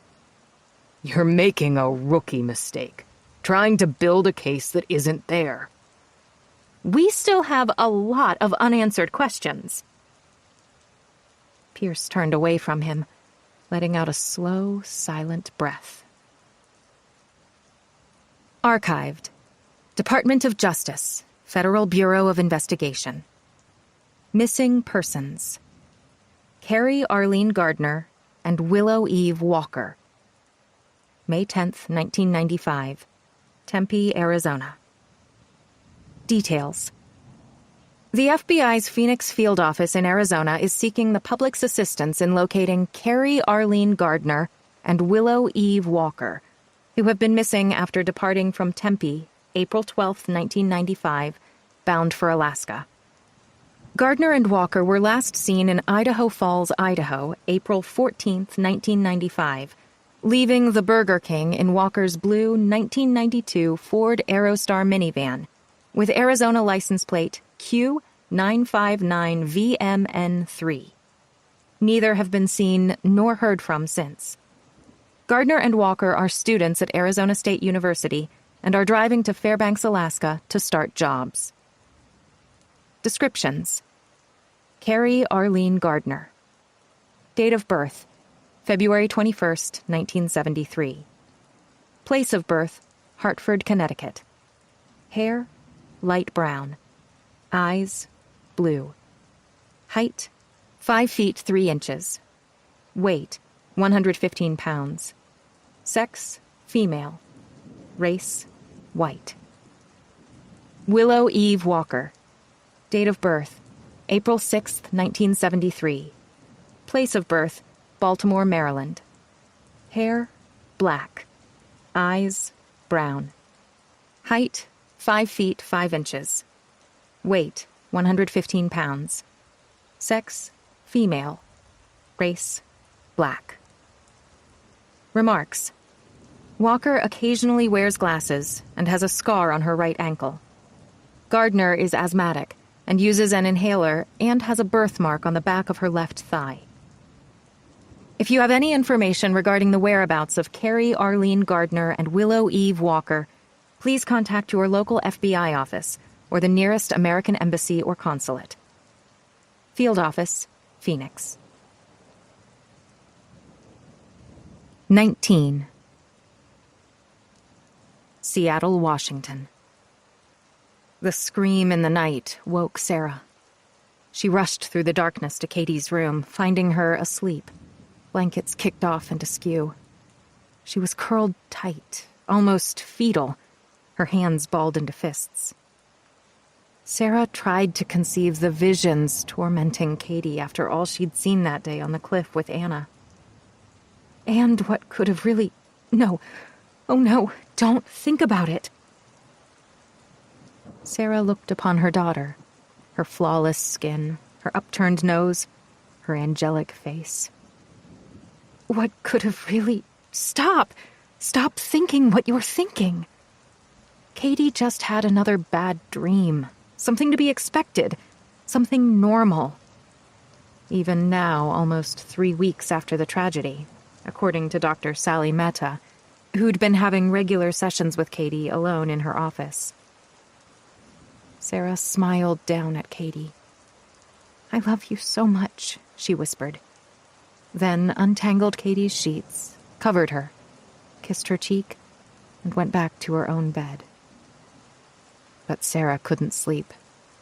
Plagued with her own thoughts, she needed to believe that Katie would be all right, that she was all right, and searched for assurance in memories of Nathaniel, Katie's father. He was a soft-spoken man whose parents died not long after he'd turned 20. His dad dropped dead from a brain aneurysm, and 4 months later, a heart attack claimed his mother. Nathaniel had no other family. He was a quiet, good-hearted man, and it was so easy for Sarah to fall in love with him. Before they married and she moved to Salem, Oregon, Sarah had made it clear to Nathaniel that she didn't want children. He accepted her feelings, respected them. But after they were married, she saw how he looked longingly at other couples with their babies. One day when they were sitting in a park, she brought up the subject. "You really want kids, don't you?" Sarah said. Sure, but I know how you feel. "I don't think I could do it. I don't think I'd be a good mother." That's where we disagree. He smiled. I know you'd be a good mom because you're a good person. And it's no surprise. Look at George and Marjorie. You were raised by 2 people who are the salt of the earth. But Sarah could never tell Nathaniel the truth, the whole truth, about why she didn't want a child. She couldn't bear for anyone to know, not even Nathaniel. Still, Sarah saw the yearning, the aching for a child in his eyes, and it broke her heart to deny him a baby. She knew he'd be the best father. Nathaniel's goodness had given her hope that maybe, just maybe, she could be a good mother. And with Nathaniel, she felt she might conquer her fears and gain the strength to one day tell him the truth. So she agreed to start a family, and they had Katie, with Sarah praying, begging God to make everything okay, in every way. And it was okay. It was better than okay. Nathaniel was overjoyed. He was there for Katie's birth. Nathaniel said his feet never touched the ground that day. Holding her is like holding a bundle of heaven, he said. Sarah's parents were thrilled. Then came that rainy day, around the time Katie was 2 years old. Sarah was working as a cashier at the grocery corner mart when Nick Pappas, her manager, called her to his office, where 2 police officers were waiting. Something was wrong. Very wrong. They pulled out a chair for Sarah to sit. Her heart skipped as they told her that Nathaniel had been on his motorcycle when a big rig blew a tire, lost control, and struck him.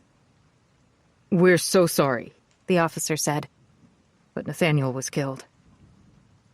The earth shifted under Sarah. Hands steadied her as she stared into Nick's big calendar with its stunning picture of the Greek Isles and the glowing shrine on the swooping hills overlooking the azure sea. The whole time, her screams rattled off the walls. Nick got Donna, the head cashier, to help him get Sarah home. She never remembered being back in their house. Numbed and overwhelmed with grief, sights blurred, sounds deadened, as if she were at the bottom of the azure sea looking up at the surface and the sun. Everything was a haze, and after Nathaniel's funeral, Sarah only went through the motions of living, clinging to the one thing she could hang on to: Katie. In time, Sarah, a widowed young mother, left Oregon and moved back to Seattle to live with her parents. Mel Carver hired her back at the jet town to work full-time. The routine and sanctuary of living with her mom and dad helped. And every few months or so, Sarah would take Katie to see Nathaniel's friends in British Columbia. They were always warm, loving times. Until 2 years ago, during one of their visits to Greater Vancouver, when Katie was 7, the incident with the little boy happened. It was so awful. What struck Sarah was how Katie wasn't fully empathetic. How she seemed almost satisfied. Sarah told Katie that they should never talk about what had happened to the boy. But that didn't make it go away, for it became something that dwelled in a corner of Sarah's heart. Sarah recalled how, shortly after the incident in British Columbia, she'd sat alone one night in dim light at the kitchen table of her parents' home. This home. Her thoughts swirling. Her mother, still living at home then, had heard her, sat with her, and eventually got Sarah to tell her what was on her conscience. "I'm so afraid," Sarah said. "What are you afraid of?" "This won't make sense, but I fear that losing Nathaniel is the price I'm paying for having Katie, for going against my plan never to have a child because of our secret, because of who I am." Her mother listened. "It's like our curse, the keeping of secrets," Sarah said. "How I'm forever looking over my shoulder for the forces out there, and those even closer to us here, now. After what happened with the boy..." Sarah's voice broke. "I'm scared." Her mother took her hands. Sarah could feel them trembling, betraying the internal turmoil her mother battled. "Now, you listen to me. I am your mother. I love you with all my heart. I will always be your mother, and Dad, God rest his soul, will always be your dad." Sarah nodded. "You have goodness in you," her mother said. "You are Katie's mom. Nathaniel was her dad. And all the virtues you both have are in that little girl. You must believe that, because it's true." Sarah nodded. "You love Katie, don't you?" "With all my heart. She's my world." "Then that's all that matters." "But, Mom, Nathaniel was taken from me. Dad was taken from you, and there's what happened in Canada." "No," her mother said. "What happened to Nathaniel and Dad, that's part of life, not some curse. And what happened in Vancouver happened. It has nothing to do with you, Katie, or anyone else. There's no need to ever bring up what happened with that boy. You remember that, and you make sure Katie does too." That night with her mother was 2 years ago. Now, alone in her bed, Sarah turned to the clock on her night table. It was so late. She had to work in the morning and needed sleep. But she couldn't stop thinking about that boy. And Anna. Now, like wolves emerging from the edge of darkness, the horrific secrets of her past and her fear of what was coming gnawed at her. Please, don't let it be true. 20. Seattle, Washington. Are you still having nightmares about Anna? Katie nodded. She had been walking slowly around Dr. Sally Mehta's office, touching her plants, her books, before stopping at the small figures on her shelves, a hand-carved giraffe and elephant. How often do you have the bad dreams? Almost every night. Katie touched the carvings. Sally, where did you get these? When I was at a conference in Africa. They're nice. I like them. Dr. Mehta looked at her. We didn't talk about your nightmares much on your last visit. Do you feel like telling me about them now? As Katie lifted the elephant to inspect it, she shrugged, which Dr. Mehta took as an invitation to continue. What happens in your bad dreams? Katie set the elephant down. I'm at the park with Anna, and she stops by the cliff to take a selfie, and she starts backing up, and she's getting so close to the edge.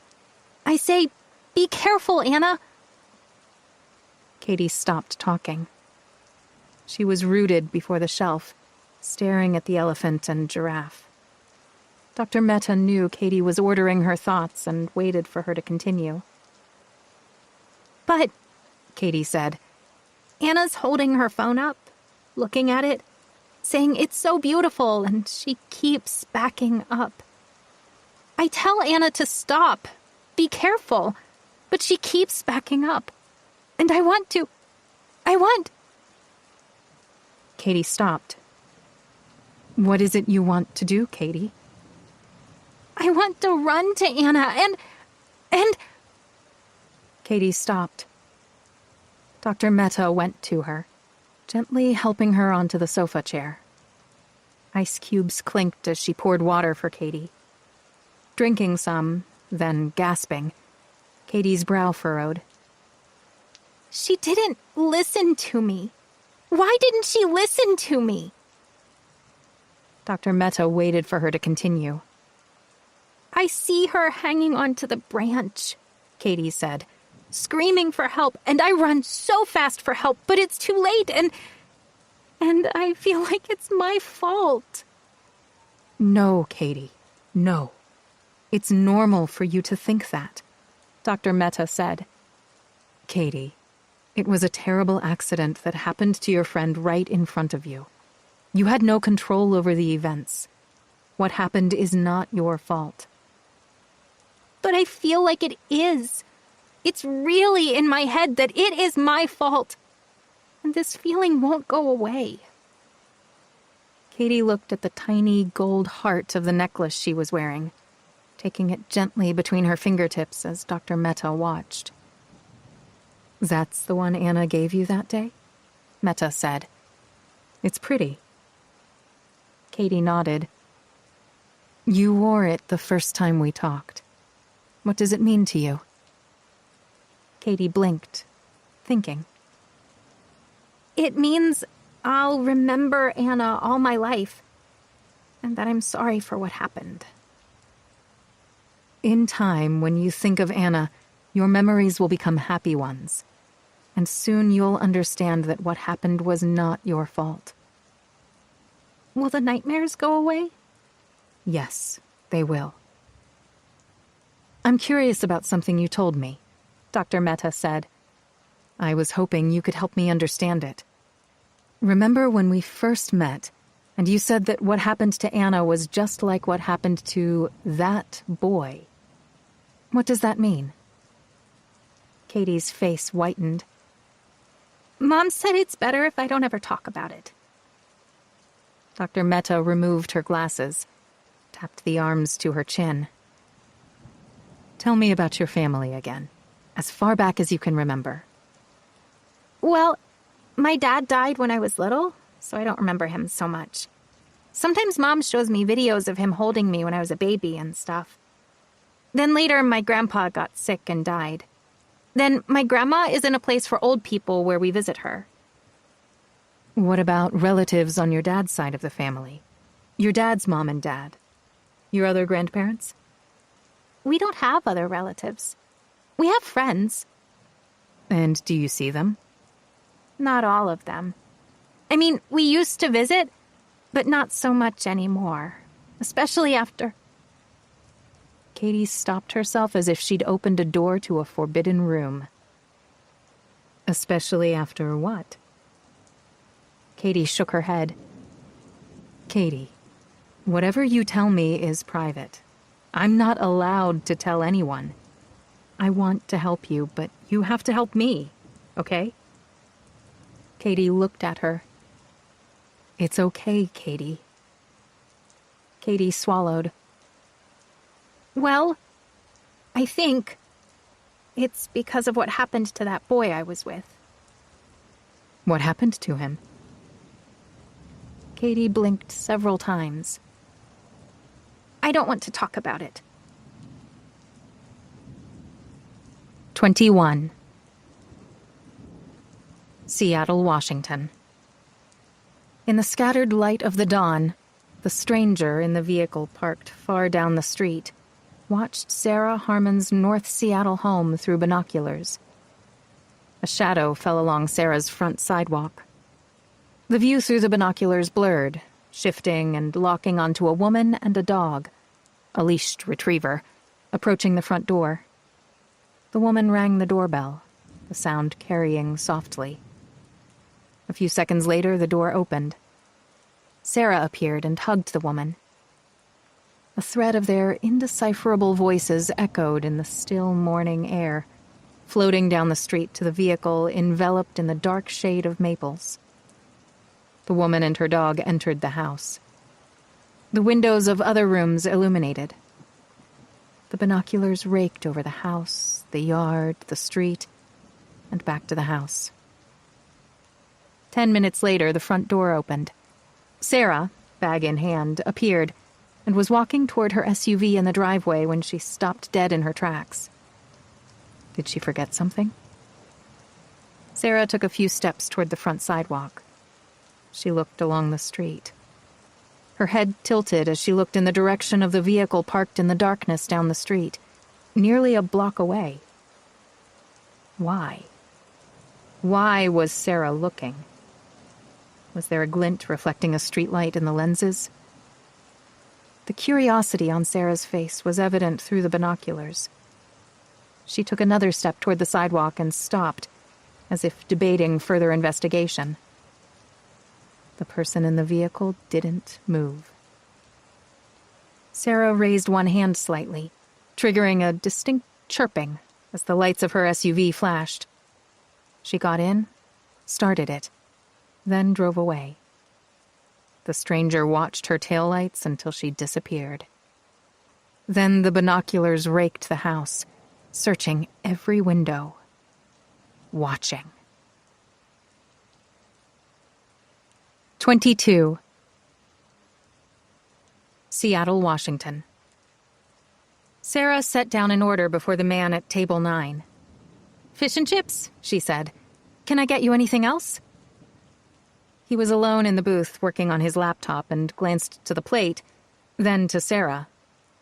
Well, no, but I ordered a club. No, it was fish and... Wait. Pulling her order pad from her pocket, she saw what she'd written for table 9. Club, W-wheat, fry, slaw. Her face sank, reddening as she picked up the plate. "I'm so sorry. I'll take care of that." It's okay. No problem. Sarah headed across the dining room. Her worries about Katie, about everything, were deepening to the point of paranoia about being followed. It was distracting her. I need to concentrate on my job. Pushing through the swing door, she stepped into the kitchen. It was steamy and bustling with lunch orders. She put the fish and chips on the counter. "I messed up. I need a club on whole wheat, fries, and slaw for 9. Without stopping their work, Mel and Brenda, the new cook, glanced at her from the sizzling grill, the churning deep fryer, and the stove. Mel looked at the plate, then at Sarah, his face telegraphing both his concern and thinning patience at cutting Sarah slack in the wake of the tragedy. Then he nodded to her. Whole wheat club coming up, kiddo. Brenda put up 2 plates at the pickup window. Small veg soup and half chicken sandwich on rye for number 7. That's me, Sarah said, leaving the kitchen to go around for her plates, when her phone vibrated with a notification about fees from the Silverbrook Hills Senior Living Home. Sarah glanced at the message. Not an emergency, but still alarming. Skimming through the legalese and payment plan now showing detailed options, she went to the number telling her exactly how much more it would cost monthly to keep her mother at Silverbrook Hills. Way more than we can afford. The increase would start in 6 months. Putting her phone away, Sarah picked up her order. The soup and sandwich went to an older woman sitting by herself at a small table. When Sarah had first taken the woman's order, she'd thought she looked familiar but couldn't place her. The woman was staring over her glasses at her clear plastic wallet of photos. Sarah thought she embodied loneliness. Creamy vegetable soup and a half chicken sandwich on rye. Here you go. She set the order down. Nice pictures. Your family, I'm guessing? Yes, thank you. Family's everything, Sarah said. Goodness, that's so true. Do you have children? A daughter. Ah. The woman smiled. A daughter is a daughter all of her life. So the saying goes. Sarah smiled. Anything else? No, thank you. Relieved she'd gotten the woman's order right, Sarah moved on. Then it struck her, and she glanced back. Had she seen the woman at Anna's funeral? Had she been one of the people looking at her and Katie? Sarah wasn't sure. She didn't know her. The woman had to be a friend of the Shaws, she thought, while clearing plates from table 6. Table 2 wanted apple pie and more coffee. While working, she grappled with the ever-increasing financial strain she faced, and how she needed to find a new, affordable sitter for Katie. Friends, like her neighbor, Val Rossi, a retired flight attendant, were helping. Val was up before dawn each morning to walk Bingo, her retriever. After hearing of the tragedy, Val had come to Sarah's house with lasagna and insisted on watching Katie and getting her to school during Sarah's morning shifts. As Sarah worked, a tiny ringing in the back of her mind got louder, forcing her to confront the one thing she feared most: Anna's death. What had happened on that cliff? How had Katie ended up with Anna's necklace? Why was Sarah even questioning it? Maybe she was being too paranoid. Her thoughts spun. Were Katie's sessions with Dr. Mehta helping, or would they open a door to something more terrifying than Sarah could ever imagine? Will the truth be exhumed? Some press reports had included photos of Sarah and Katie, but none identified them. Still, news people had come to her home and called her phone the day it happened. Sarah figured they'd gotten her number and address from other parents in the Sunny Days group. But no news outlet and nothing online had publicly identified Katie or Sarah and their link to Anna's death. None had dug deeper. They can't know who I am. Not yet, at least. And since then, news media coverage of the tragedy had waned. Social media chatter about it had also subsided. Still, Sarah couldn't shake the feeling she was being watched, followed. Sarah? She turned to see Beth and Polly huddled in the alcove near the kitchen door. She stopped to join them. What's going on? Are you okay? Polly asked. You look a little uneasy, Beth said. Everything okay? I'm fine. Beth and Polly traded disbelieving glances. You've been through so much, Beth said. If you want to get together later at your place and talk, Polly said.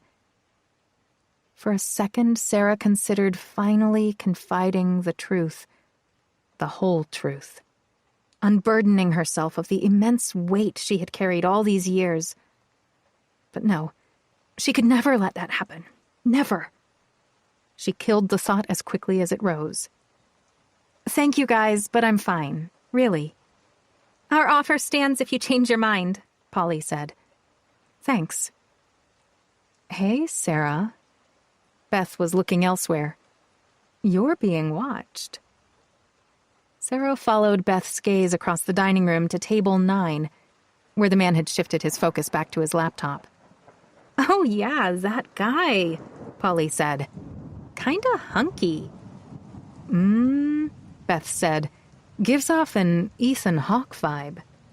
You think so? More like a Jake Gyllenhaal to me. Either way, Polly said. He's got his eye on you, Sarah. Sarah rolled her eyes, smiling at her friends. Order up, Mel said. Club on whole wheat. Sarah took the correct order to table 9, where the man was still working on his laptop. Here we go. Sarah set the plate before him. Again, I'm sorry about the mix-up. He smiled at her. She noticed his long eyelashes as his focus flicked to her name tag. No problem, Sarah. It gave me more time to do some work. Oh? What are you working on? I'm researching some local history. He shrugged. Maybe for a book. How interesting. Seattle history? A bit, yeah. It's complicated. I have to sort it out. He nodded to her wrist. I like your tattoo. They both looked to the gray and white flowers on her inner wrist and lower forearm. Thanks, she said. What's the story behind it? Oh, it's complicated. I'd love to hear it sometime, Sarah. She looked at him, not knowing what to say, just as her phone buzzed in her pocket. Oh, I've prattled. I better let you eat. Enjoy! She smiled and left for the pickup window to get her next order. Before reaching it, she glanced at her message. It was Detective Kim Pierce. We'd like to talk to Katie again. Can we set up a time? 23. Seattle, Washington. Sarah felt uneasy. Detective Kim Pierce was sitting at her kitchen table, explaining why she and her partner, Carl Benton, had come. Pierce was striking in a subdued way, but Sarah perceived something dangerous behind her smile. First, Pierce said, we wanted to return your daughter's backpack with her tablet and phone. They may need charging. Thank you. She'll be happy to get her things, Sarah said, setting Katie's aqua canvas backpack on the counter. And as I indicated, we wanted to follow up with her. Sarah took note of their tablets, the detective's binders, how they'd arrived as if prepared for an exam or court. But we also need to outline the terms of the situation, Pierce said. The terms? Sarah said. It's a formality that we're legally required to do, Benton added. A legal formality? I don't understand. It's because Katie is a minor, Pierce said. A child witness, and things are a bit different now because we're removed from the event, or scene, and you're present. All to say, we'd like your permission to interview Katie here, but alone. Oh my God, are you going to read her rights or something? Does she need a lawyer? No, Pierce said. No, this isn't a custodial interview. Katie isn't under arrest. Nothing like that, no. She's a witness. And we're required to outline your options in order to talk to her further here. But she's told you everything, and she's still grappling with the trauma of it. She's still getting counseling. We understand, Pierce said. But children who have experienced sudden tragedies like this often forget details. What are my options here? You can refuse to allow us to talk to Katie. That's your right. You can be present during the interview. Or you can have a lawyer be present. Or you could agree to allow us to talk to her alone, which would be the most helpful as we'd like to wrap things up. Again, Pierce said. She's already talked to the deputy and to me at the scene without you being present, but with other adults watching over her. So it's your choice. An icy prickling scraped at the walls of Sarah's stomach. If she said no, it would look suspicious. If she got a lawyer, which she couldn't afford, Katie would look guilty. If you have nothing to hide, why get a lawyer? If she sat in on the interview, she'd look controlling, as if she had something to hide. I want what's best. But oh God, I thought they were done. Why are they so careful, so insistent? What do they know, or think they know?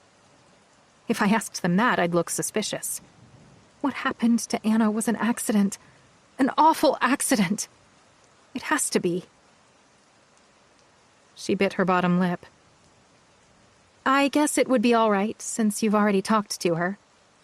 It's routine. Just a follow-up, Pierce said. We want to help any way we can. We have your permission to talk to her alone? Yes. She's upstairs in her room. Let me go tell her. Moments later, Pierce and Benton entered Katie's room while Sarah held the door. Hi, Katie said. She was sitting on her bed, cross-legged with a laptop. Her bed had a quilted white bedspread and an emerald bed frame. The pink peach walls had a floral pattern, and the room smelled of fresh linen and soap. Very neat and ordered, Pierce thought.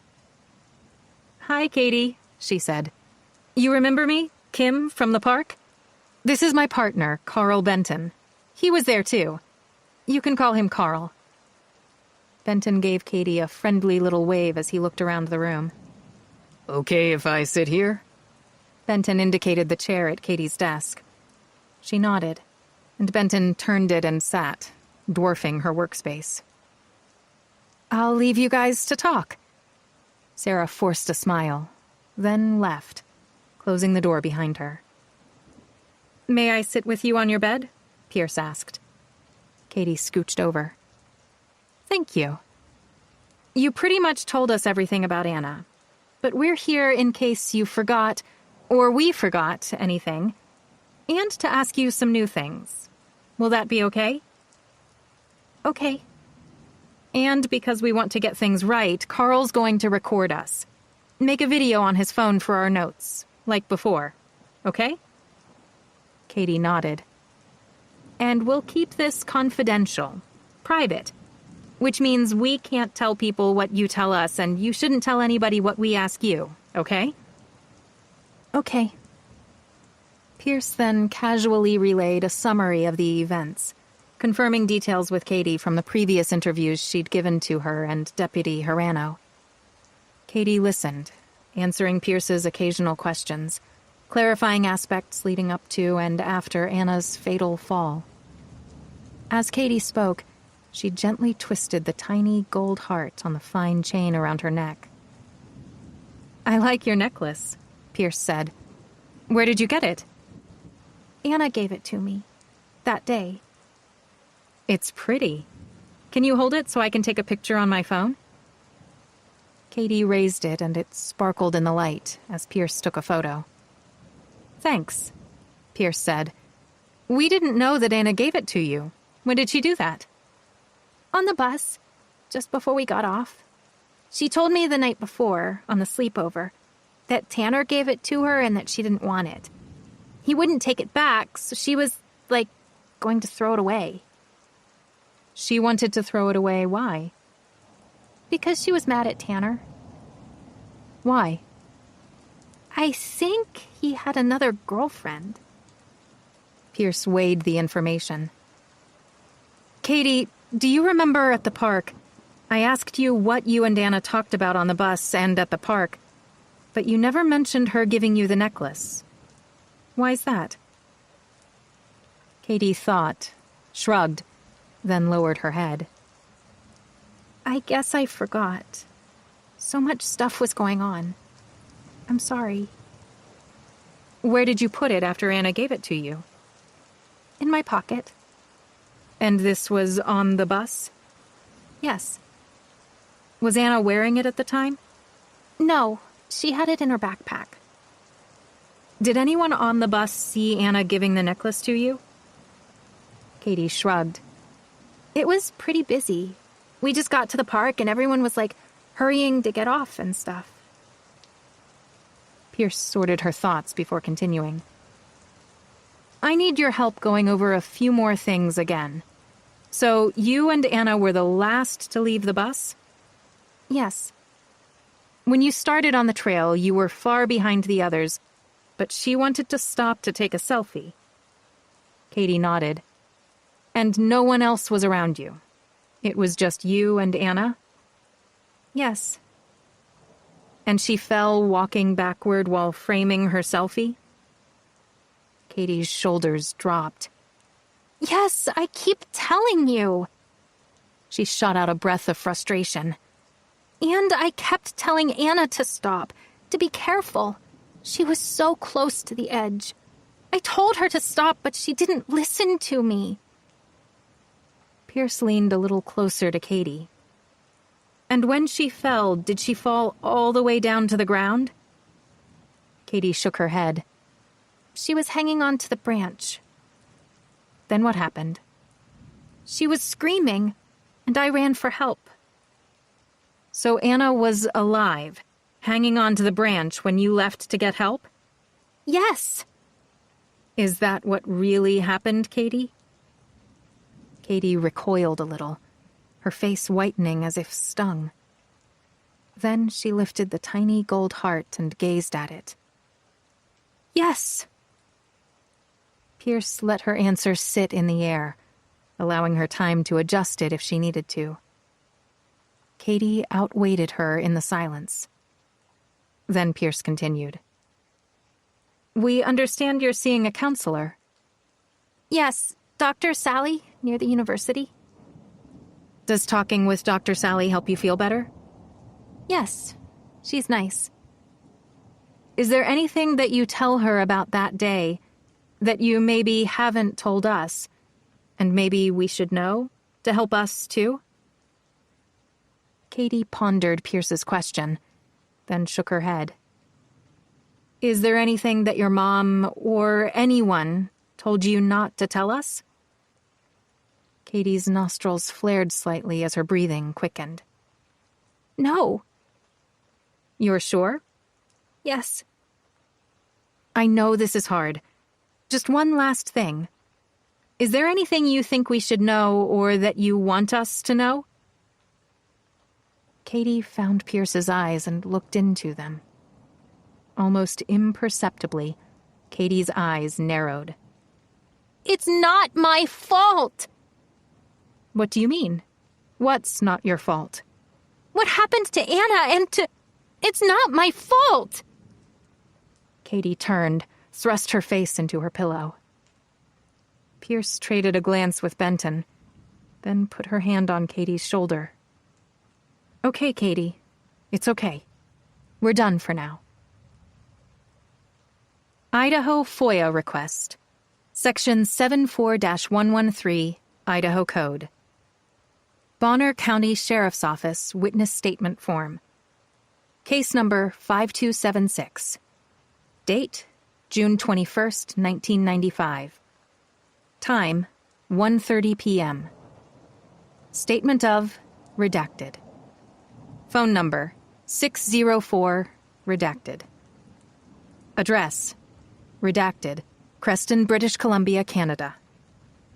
Date of birth, April 3rd, 1965. I certify and declare under penalty of perjury and under the laws of the state of Idaho that the following statement was given by me under my own free will. I am a Canadian citizen and resident of Creston, British Columbia. On June 19th, 1995, I left my apartment to visit Redacted, my friend, who is 6 months pregnant and resides in Coeur d'Alene, Idaho. I left Creston, British Columbia, driving alone in my 1989 Honda Civic, after my last evening shift as a shipping yard clerk at Redacted. I was starting 4 days off. I entered the U.S. at the Port Hill, Idaho border crossing about 10 o'clock p.m. No traffic at all. It was raining heavily and windy as I drove south. The roads seemed deserted. I'd only traveled a few miles when I came to the flashing lights of an emergency road crew. The storm had knocked down trees for several miles along the highway. A crew boss said I could detour onto a secondary road that was clear, then get back on US 95. The detour ran for several miles south to Naples, Idaho, through dense national forest and the state park, parallel to the Kootenai River. The crew boss said it was unpaved but otherwise clear.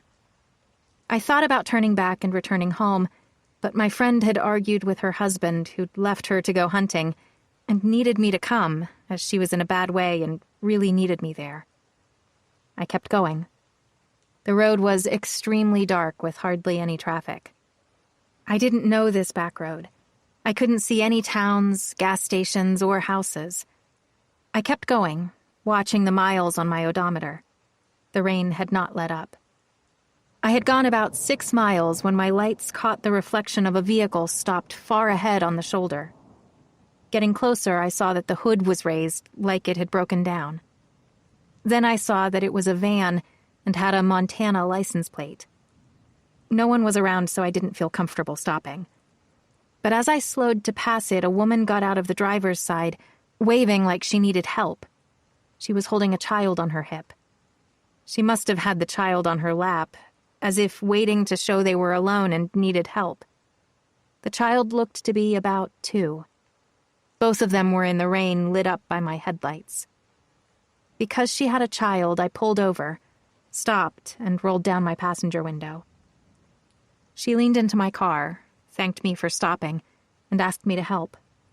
I said I didn't have a cellular phone. They were too expensive for me, and she didn't have one either to call the AAA or someone. I offered to call for a tow truck when I saw a gas station, but she said that the van was her brother's and it had a loose battery cable or something, and she needed help. And if I got behind the wheel, she could hold the cable like her brother showed her and could get her van running again. She had a long drive to go with her child. I decided to help her. I got in the van behind the wheel, leaving the van's driver's door open. She put her child in the van passenger seat like a sign to tell me I was safe. I couldn't tell if it was a boy or a girl. It had a woolen cap on. The woman had a flashlight and worked under the hood, tapping. Then she told me to wait a moment before turning the key. At that point, I felt a shift of weight from the back, a noise, then a sudden dark blur from behind like a large animal coming at me. And in a heartbeat, a rope was around my neck with a powerful force pulling from behind, crushing my windpipe. I couldn't breathe. Somehow, out of fear and a burst of adrenaline, I slid down in my seat, my arms flailing, clawing at anything, fighting the rope, hefting my legs out the open door, twisting my body with the rope burning, scraping my neck, my chin, grinding at my jaw, tearing at my nose and scalp. A hand seized my hair and shoulder, but I broke free. With my feet on the ground, the next seconds were hazy. I was screaming and running for my life straight into the woods, into the darkness. I couldn't see. I slipped, stumbling into trees. Branches pulled and yanked, tearing at my clothes, my hair, my face. I could hear the screech of the toddler or baby crying, then voices behind me. Then 2 flashlights played into the woods. I heard one of the voices, deeper, a man's voice, saying that the woman screwed up by letting me leave the driver's door open. I could hear panting as they came into the woods, searching for me, sweeping their light beams. I pushed deeper into the darkness, then fell on the rain-slicked ground, rolling, thrashing. I rolled and rolled, knocking against trees and rocks until I came to a stop. Fighting shock, gasping, fighting terror. My stomach spasmed, but I never moved. I listened and listened, but heard nothing. I don't know how much time passed before I slowly covered myself with branches and leaves. I stayed that way until the sun came up. In the morning, the rain stopped and my body ached. I hurt all over, but I climbed back carefully, watching through the branches until I got to the road. No one was there. The van was gone. My car was gone. I found a child's shoe. I began walking down the side of the road. That's when a forestry truck stopped for me and called police and took me to the hospital, where they took photos of my injuries, the rope burns, ligature marks, bloodied face. I looked frightful. I recovered, then was taken here to Sandpoint to write my statement. I gave the deputy the shoe and told him what happened. I will never forget when I saw the rear license plate and a little voice told me to remember it. I managed to burn it into my memory and told police the last digits of the license of the people who tried to kill me was redacted. I have read the above statement and have had an opportunity to make any changes or deletions I have felt necessary. I certify and declare under penalty of perjury and under the laws of the state of Idaho, the foregoing is true and correct. Signature, redacted. Date, June 21st, 1995. Witness, BCSO Deputy Bob Elam. Place, BCSO Sandpoint, Idaho. Idaho FOIA request, Section 74-113 Idaho Code. 24. Seattle, Washington. True Ocean Auto Dealers in Lake City. Pierce and Benton were walking through the expansive lots with rows of new and used cars and vehicles in for servicing. After leaving Sarah Harmon's home, Pierce wanted to talk to Tanner Bishop, Anna's ex-boyfriend. While Benton drove, Pierce consulted Tanner's statement and contact information, then made calls. Tanner was here, at his part-time job.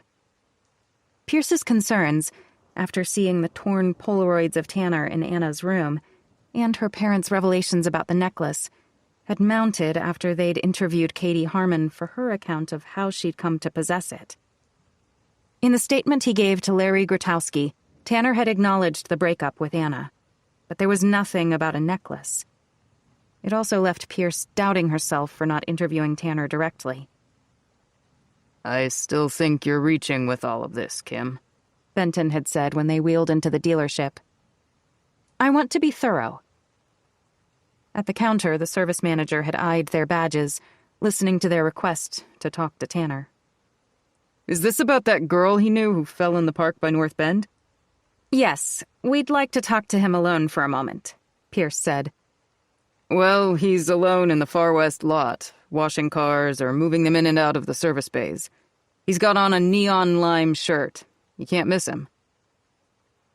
Now, threading their way around cars, they glimpsed a flash of a bright T-shirt. Pierce was glad Tanner had turned 18 a few months ago. It would make questioning him less complicated.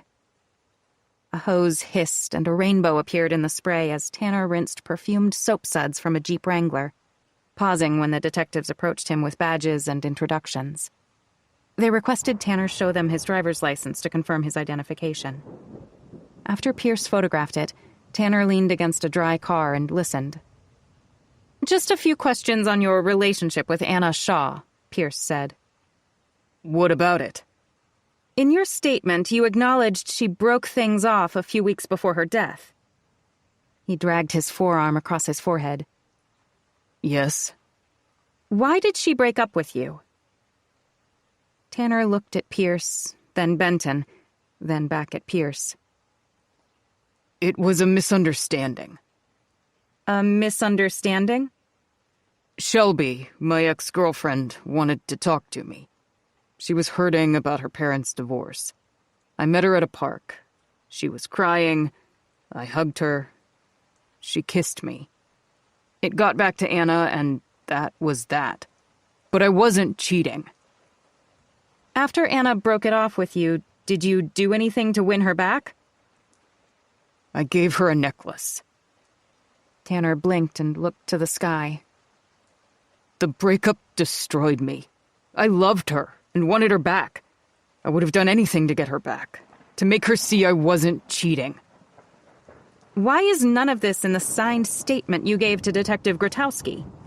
Pierce said. Tanner, Benton said. It's a crime to give a false statement. Tanner's face whitened. It was all so personal, so embarrassing, he said. Anna had just died. I was messed up. The detectives gave him a few seconds. How would you characterize Anna's mood or demeanor after she broke up with you, believing that you'd cheated on her with Shelby? Pierce asked. Tanner shook his head at the memory. Pissed at me. Angry with me. Heartbroken, I guess. Pierce queued up a photo on her phone and showed him. Is this the necklace you gave Anna? Tanner looked at the photo of Katie's necklace with the tiny gold heart. Yeah, that looks like it. Did she like it? Pierce asked. No, she was too pissed off. She didn't want it. She wanted me to take it back, but I told her she had to keep it because I was so sorry. What happened? I don't know. She must have given it to Katie, the girl she babysat. I'm pretty sure I saw her wearing it at the funeral. All right, we're almost done, Pierce said. Where were you on the morning Anna was killed? Tanner licked his lips. Home, sleeping in. I only had late afternoon classes. He shook his head, fighting tears. This whole thing's so messed up. I just wanted Anna to know the truth. He turned away, rubbing his eyes. Pierce and Benton waited until he'd regained some composure. Thank you, Pierce said. As they walked away, they heard a key fob's chirp and turned to see Tanner resume work, moving a car toward the service bay doors. When they returned to their SUV, walking to either side, Benton stopped to talk to Pierce over the hood. I really don't know where you're going with this, Kim.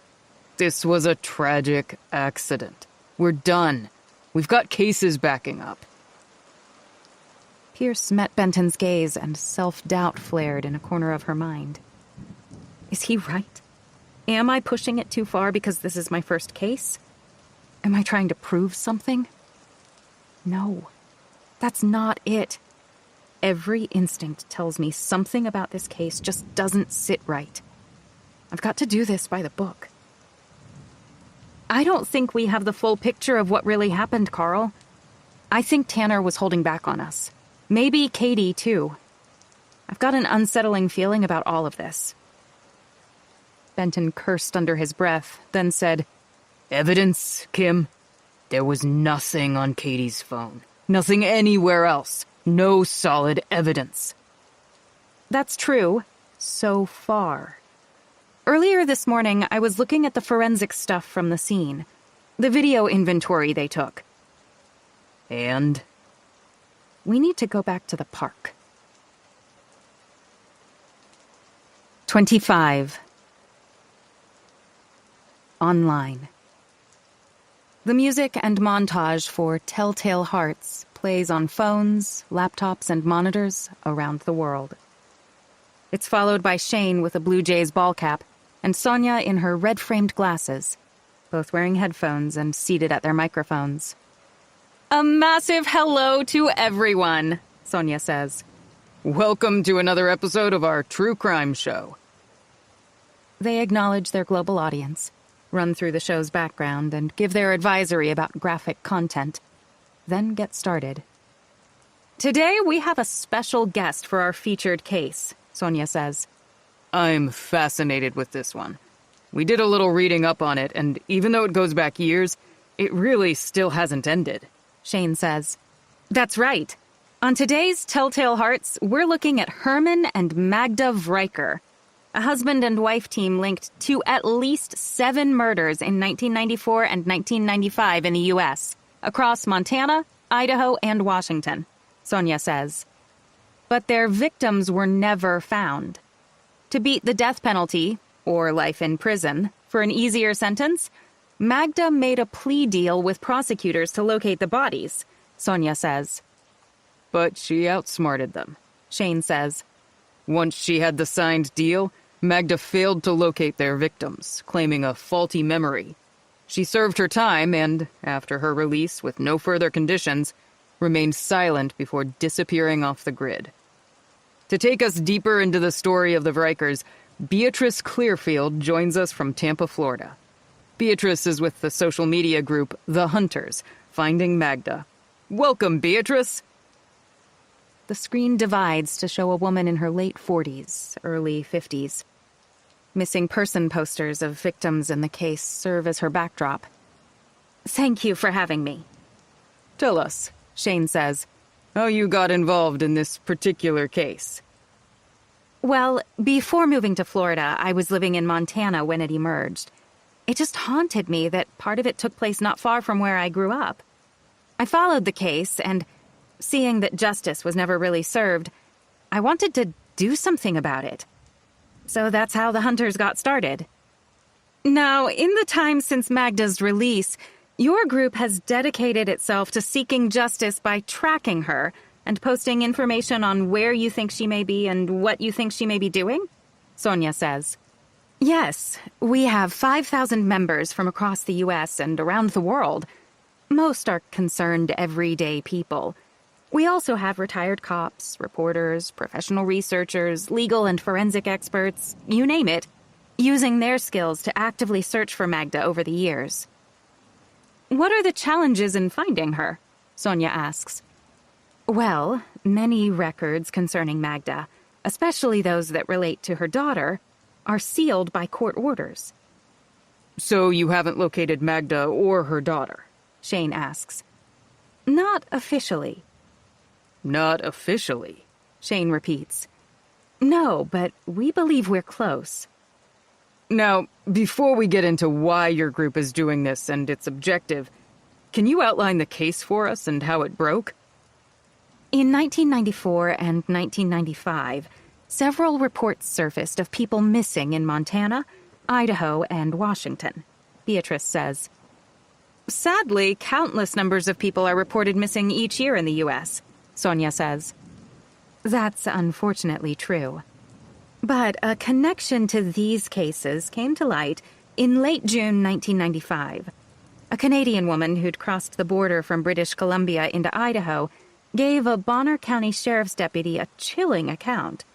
The woman had narrowly escaped with her life after she'd spotted a van on the shoulder and stopped to aid a woman and her child on a back road during a storm. The Canadian woman broke the case? Shane asks. Yes, the sole survivor. Remarkably, and this is so rare, she remembered a good part of the van's plate. It led investigators to a mobile home on the outskirts of Billings, Montana, the residence of Herman and Magda Riker, and their toddler daughter, Haley. Amazing, Shane says. Police showed the Canadian woman photos of Magda. She said it resembled the woman she tried to help that night. It was enough for police to get a search warrant. So things got moving, Sonia says. Police also had other pieces of evidence tied to the case, including items belonging to the missing victims. This is frightening, Sonia says. Among the items found were rings belonging to Sharon Lance and Jeremy Dunster, British tourists reported missing in '94 after they disappeared in their rented car north of Spokane. And they found a ring belonging to Brent Porter, a long-distance cyclist from Denver, Colorado, last located in Butte, Montana before he was reported missing. But the Rikers only faced charges in the attack on the Canadian woman, Beatrice says. Police believed they were involved in crimes against the missing people, but they had no crime scenes, no witnesses, and no bodies. They knew Herman was a long-range trucker and an ex-Doomsday Cult member. Magda worked at a slaughterhouse near Billings. That alone presents some chilling scenarios, Shane says.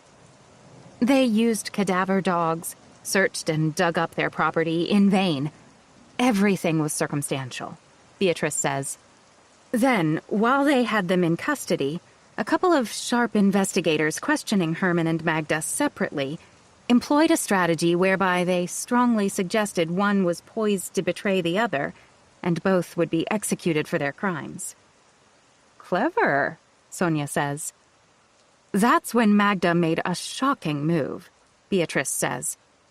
Through her lawyer, she said she was a victim of Herman's abuse, stemming from his twisted cult beliefs. Magda said she was forced to participate in Herman's crimes as a matter of self-preservation and to protect their daughter. Then Magda and her lawyer offered a deal: a full confession to 7 murders in which she would give up her husband. In exchange, she would avoid the death penalty. She'd serve a maximum of 20 years at a minimum security prison, would have absolutely no restrictions or conditions upon her release, and she would be given a new identity that wouldn't be made public. And she'd sign a confession and help locate the bodies. Wow, Shane says. The prosecution saw it as the only way to put the Rikers behind bars and accepted the deal. Herman attempted to portray Magda as the driving force behind the crimes. It failed. He was convicted of 7 first-degree murders and sentenced to death. But, unable to accept Magda's betrayal, he took his own life in his cell. Some called him Magda's last victim. that's wild, Shane says. Wait, Sonia says. From our reading, Magda used her child to lure victims. It's so cold and calculating. Who's not going to help a mother and her toddler when their van breaks down? That's right, Beatrice says. So what happened to the daughter, Haley? Sonia asks. Social services took custody. She was adopted, and nothing more is known about her. Although some speculate about where and who she is. Imagine being the kid of a serial killer, Shane says. That's a subject for another show, Sonia says. And what about the deal Magda made to locate the bodies? She was escorted out of prison several times to sites that she claimed were the graves of their victims. But each expedition yielded nothing. It became obvious to investigators that she would never lead them to the actual graves, which enraged and deepened the pain of the families of their victims. Oh my God, Sonia says. Magda was sentenced to 20 years in '96 when she was 24. During her prison time, she also earned a couple of university degrees and became extremely well-read and learned to speak Spanish and French. After 20 years of soft time, she was released at age 44, started a new life under a new identity, and vanished. She's been invisible for about 7 years now. This brings us to your group, Beatrice, Sonia says. You believe that even though Magda served 20 years, she cheated the system. We know there are many arguments, that the prosecution accepted the deal, she did her time, and we have to give offenders a chance at rehabilitation. But, Shane says, well, let's start with her sentence. She negotiated the terms and served less than 3 years for each life she and her husband took. So many people do harder time for less. Then let's look at her deal. She failed to hold up her end. When officials took her to sites, she claimed she couldn't remember, got confused, disoriented, never revealed a shred of evidence. Yet her lawyer convinced the court she was keeping up her end of the deal. Privately, investigators believed Magda knew exactly where they were. So yes, some see her as a monster who cunningly gamed the system, absolutely. This is a person who faced the death penalty, or at least should have been locked away for life, and has been living a new and free life. so the goal of your group is... Shane asks. Our goal has a couple of aspects. We want to find her, confront her, and get her to reveal what happened to her victims and where they are. That's one, Sonia says. More important, we believe that Magda has not, nor ever will be, rehabilitated. We believe she is a threat, a danger to society, and could kill again. Look, there's so much we don't know about her early life. It's shrouded in mystery. Some members say it's as if Magda dropped from the sky to earth, or clawed her way up from a netherworld beneath the surface. One last point, and I put this to the millions of people in your audience. What if Magda was living next to you and your family? Several seconds of silence fill the air. I think that was a collective gulp, Sonia says. Thank you so much for an amazing episode, Beatrice. Anything you want to say as we wrap up? I invite people to join our group, become searchers, help us find Magda, find justice, peace, and healing for the families. Thank you so much for having me on Telltale Hearts. Thank you, Beatrice Clearfield of The Hunters, Finding Magda. All the information is on our site. That's our time. Sonia and Shane wave. The same opening music plays against the empty city streets at night as the screen fades to black. 26. Near North Bend, Washington. Benton switched off their SUV's motor in the parking lot of Sparrow Song Park. What are we doing here, Kim? He turned to Pierce. She was still focused on a forensic video of the scene playing silently on her tablet. From the moment they'd left Lake City and their interview with Tanner Bishop, her nose had been in her file notes. Really, Kim, why did we come here? Pierce closed the folders on her tablet, gathered her bag and things, and turned to Benton as she reached for the door handle. We're here to investigate, Carl. They headed to the trailhead, neither of them speaking until they got to the clearing. I'm going to check the time to run the distance from here to where the group was setting up, Pierce said. It was done by Tilden and Grotowski. Time me. Pierce ran as fast as she could, gripping her phone and timing herself, imagining Katie Harmon, terrified and running at top speed. Arriving at the day site area, Pierce allowed 10 seconds before running back. Getting the time from Benton and checking it on her phone, Pierce put the time gap between when Anna was left clinging for her life to the branch and when she was found on the rocks at a total of 5 to 7 minutes. This is a pointless waste, Benton said. Bent over, catching her breath, Pierce glared up at him.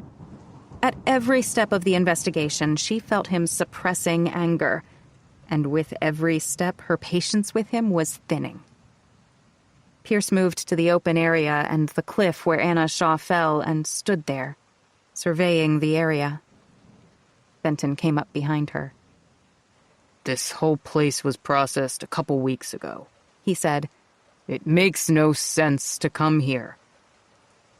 Pierce took another deep breath, released it, closed her eyes, then opened them. Something doesn't feel right. Doesn't feel right. How long you gonna play that record? I've been studying everything, and I think the answer's here. Answer to what? She fell. End of story. Benton swore under his breath and turned away. Pierce looked to the section with grassy patches and underbrush that bordered the forest, several yards away. The scattering of stones there was barely visible, but you could see it if you looked.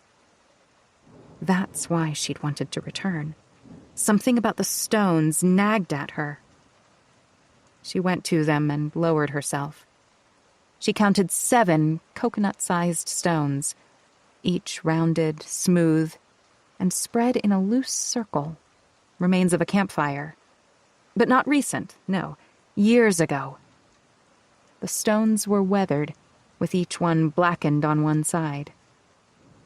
In studying the photos and the forensic videos of the scene taken the day of Anna Shaw's death, something about these same 7 stones gnawed at her.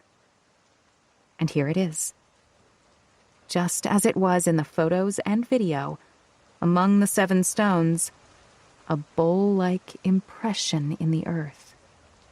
A stone is missing. But the impression was not weathered. It looked recent. She lifted some of the other stones. Each left a similar cupped impression. Benton joined her, watching in silence, absorbing her work, seeing what she was seeing. Pierce took photos with her phone, then walked to the cliff and the spot where Anna Shaw fell. Pierce drank in the glorious view of the mountains, the forest, and the river. Wind gusted up the cliffside, beckoning her to look down 20 feet to the twisted, speared remnants of the tree branch where, according to Katie, Anna clung in the last moments of her life. Benton stepped beside Pierce at the cliff. She turned to him and said, "I think we're missing something." Benton was ignoring her because he was looking at his phone. She'd had enough. "Have you got a problem with me, Carl? With my gender? Or maybe my heritage?" He stiffened, clenched his jaw, and put his phone away without answering her. Pierce looked to the mountains, then said, "When I was a kid in school, about 8 or so, my teacher, a nun, took me into the bathroom and started running my hands under the water." Benton looked at her, a little puzzled. "You missed all this dirt on your knuckles," she told me. And I said, "No, sister, I didn't." She made the water hot and scrubbed at my knuckles until it hurt. I said, "Sister, it's not dirt, it's my skin." And she said, "No, you're dirty. You're a dirty little..." She stopped, but we both knew how the sister was going to end her sentence. I pulled my hands away and I told her, "It's not dirt, it's my skin. It's me. It's who I am." Pierce turned to Benton. "I'm telling you this, Carl, because this is who I am. And I'm proud of who I am. The nun was not going to scrub me away, and neither are you." Benton nodded slowly. Yeah, well, I don't care. "Excuse me?" No, it's not. He scrambled. I know what you're doing, He said. and I think what that nun did to you was unforgivable. "Really? Is that what you think? Is that why you clammed up that day when I heard you talking about my heritage?" This is messed up. Benton shook his head. "It's messed up." We were talking about that John Wayne Western with Natalie Wood, when she was just a kid. Pierce thought a moment, then said, "The Searchers? Yeah. What about it?" We were talking about Natalie Wood's heritage, being Ukrainian and Russian, and some other stuff about race in the film, when you walked in. It was awkward. He grimaced with self-disappointment. I know I made you feel uncomfortable. I was wrong. I should have handled it better. I'm sorry. He said. Look, Kim, I'm a cop. You're a cop. I don't care about your gender or heritage. I don't... It's just... She looked at him, deciding if she should believe him. "What is it?" she said. "Let's have it out now, because you're starting to piss me off, and we need to focus on this case." Benton looked at her like he was seeing her for the first time. A shadow crept over his face. He swallowed hard and looked down at the river rushing below. I've been a prick to you. I've behaved like an ass since you caught this case. Even now, I'm not handling this right. Look, "You're stating the obvious." Pierce looked at him, gazing down at the river. She watched his face crease, watched him rub it hard, as if coaxing another truth to the surface. my wife, Elizabeth, He started. it's almost certain she's terminal. She's had a lot of tests. We're waiting for results, so every message I get, I just... You know? Pierce exhaled, then nodded, letting him go on. I've been raging at the world, He said. not giving a damn or seeing the point in anything. "I get that, Carl, but it's no excuse to act the way you did." No, it's not. And I just didn't care, you know? Does Art know about Elizabeth? Any of the other guys know? Benton's chin crumpled as he gave his head a quick shake. No one. Just our family. And now you. I want to keep it that way. Pierce took a moment to accept that, alone with her here, he was being sincere. But the sting of his behavior had not fully subsided. You've got to tell Art. There are programs, benefits, counselors. You could take time off. Carl, you shouldn't be working. You should be with her. No. Benton shook his head. No. She absolutely doesn't want that.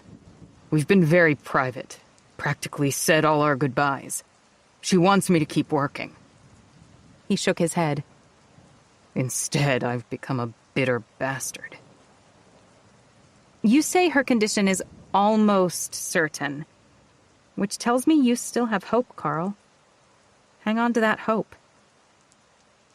He nodded and looked away. Pierce touched Benton's shoulder and found his eyes.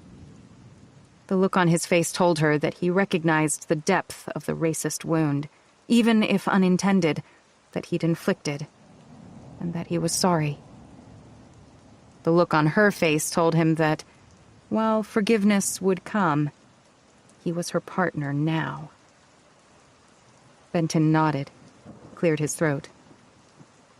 I think I know where you're going on this. He indicated the stones. Let's get down there.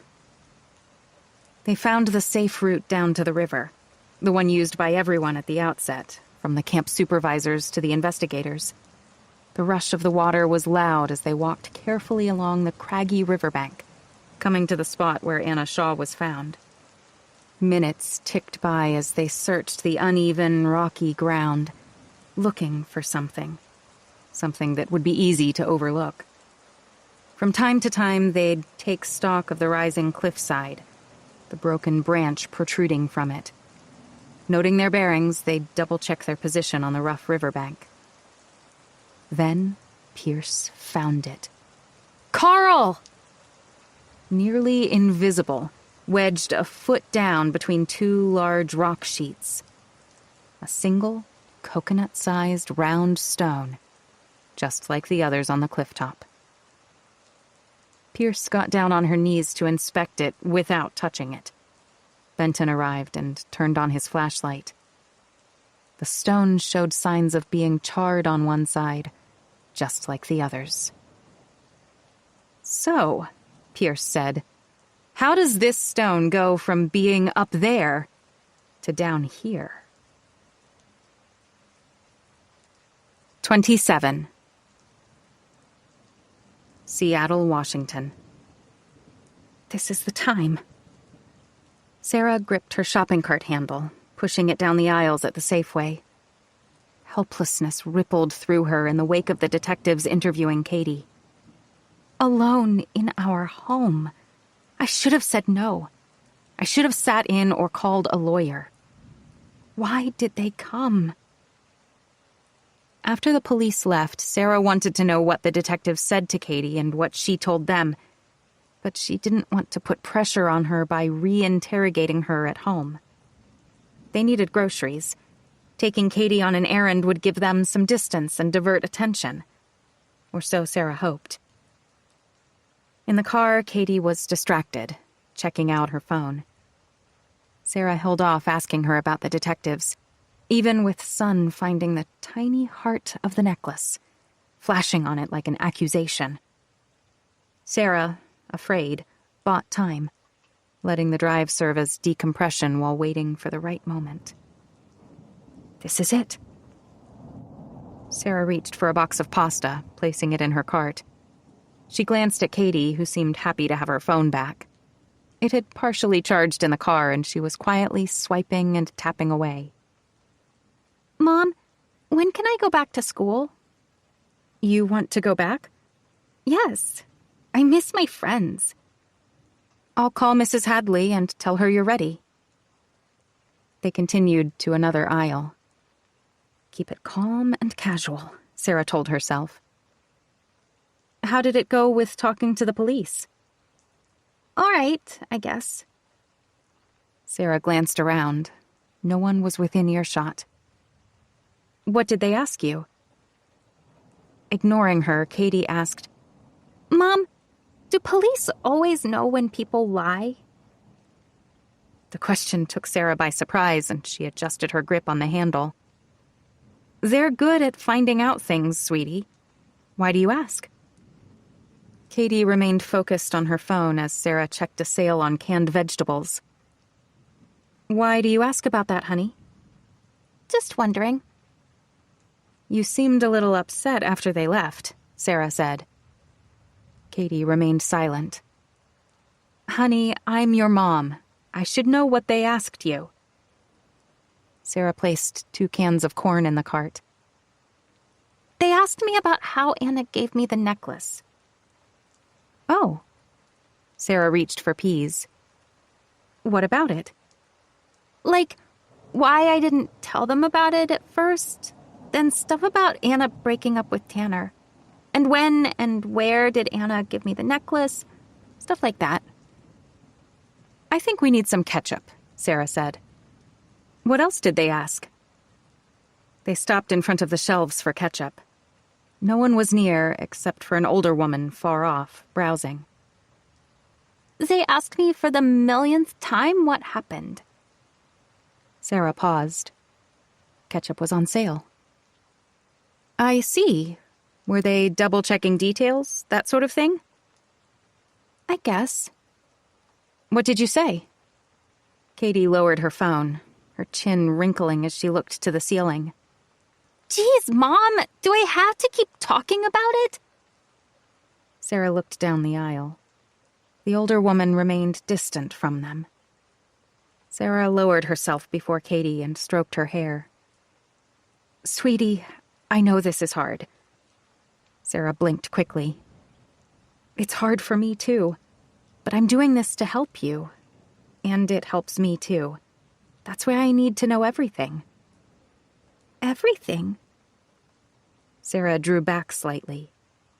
"Yes." Sarah looked at Katie for a moment, then repeated, "Yes." They wanted to know what I talked to Dr. Sally about, and if there were things that I told her that they should know. "They asked you that?" Yes. And they asked if there were things you told me not to tell them. Sarah swallowed. "What did you tell them?" I said no. There was nothing. That's what I'm supposed to say, right? Sarah's thoughts whirled. "Excuse me." The older woman appeared beside them, wanting to pass. Smiling, Sarah stood to make room. The woman rolled her cart by them, disappearing around the end of the aisle.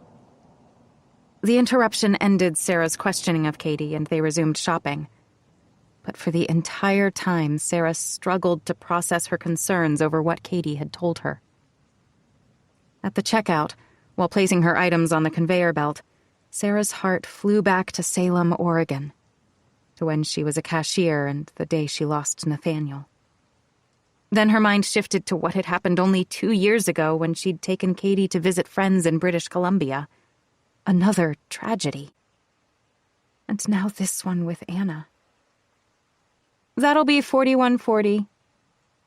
Sarah got her card from her wallet and, after paying, noticed that the older woman she'd seen in her aisle was now watching her and Katie from the next checkout line. When Sarah stared back, the woman looked away. Their groceries bagged and in their cart, Sarah and Katie moved through the parking lot. Once everything was loaded into their Trailblazer and the cart was returned to the corral, they got in. Before starting the motor, before they buckled up, Sarah turned to Katie. "Honey, I have to know what really happened to Anna." Katie lowered her head, took the heart of the necklace between her fingers, twisting it tenderly. I had bad thoughts, Mom. "Like you did with the boy?" Katie shook her head slowly. Worse thoughts than that. "Did you have these thoughts after Anna fell, or before?" Katie whispered. Before. Pursuant to Resolution 10242. Pursuant to Montana Code Annotated Section 44-5-103. Records Bureau Archive retrieved. Copied from original Great Falls Police Department report number, redacted. Great Falls Police Department. Incident report, abandoned child. Internal use, redacted. Person making report, name, redacted. Address, redacted. Phone, redacted. Date of birth, redacted, 1956. Age, 20. Sex, female. Employer school, redacted. Phone, redacted. Address, redacted. Date, June 17th, 1976. Time, 8:45 a.m. Incident location, bus depot. Address, 1st Avenue South and 4th Street South. Description of incident. At approximately 8:45 a.m., I responded to a dispatched code redacted call to the bus depot. Upon arrival, met with redacted depot manager and redacted in the depot's main office. A white female child, name not available, estimated 3 to 5 years, was with them. Redacted stated she had arrived very early before her bus to Salt Lake City and reported seeing the child enter main doors at approximately 7:30 a.m., along with several people. Redacted assumed the child was with one of the adults who'd entered. Members of the group eventually left as various buses departed. The child remained, seated alone. Being concerned, Redacted asked child about parents or family, and the child cried. Redacted alerted the depot staff, who checked bathrooms and made an announcement in the depot to negative results.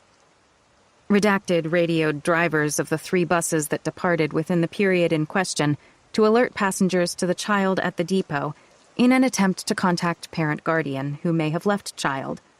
Results negative.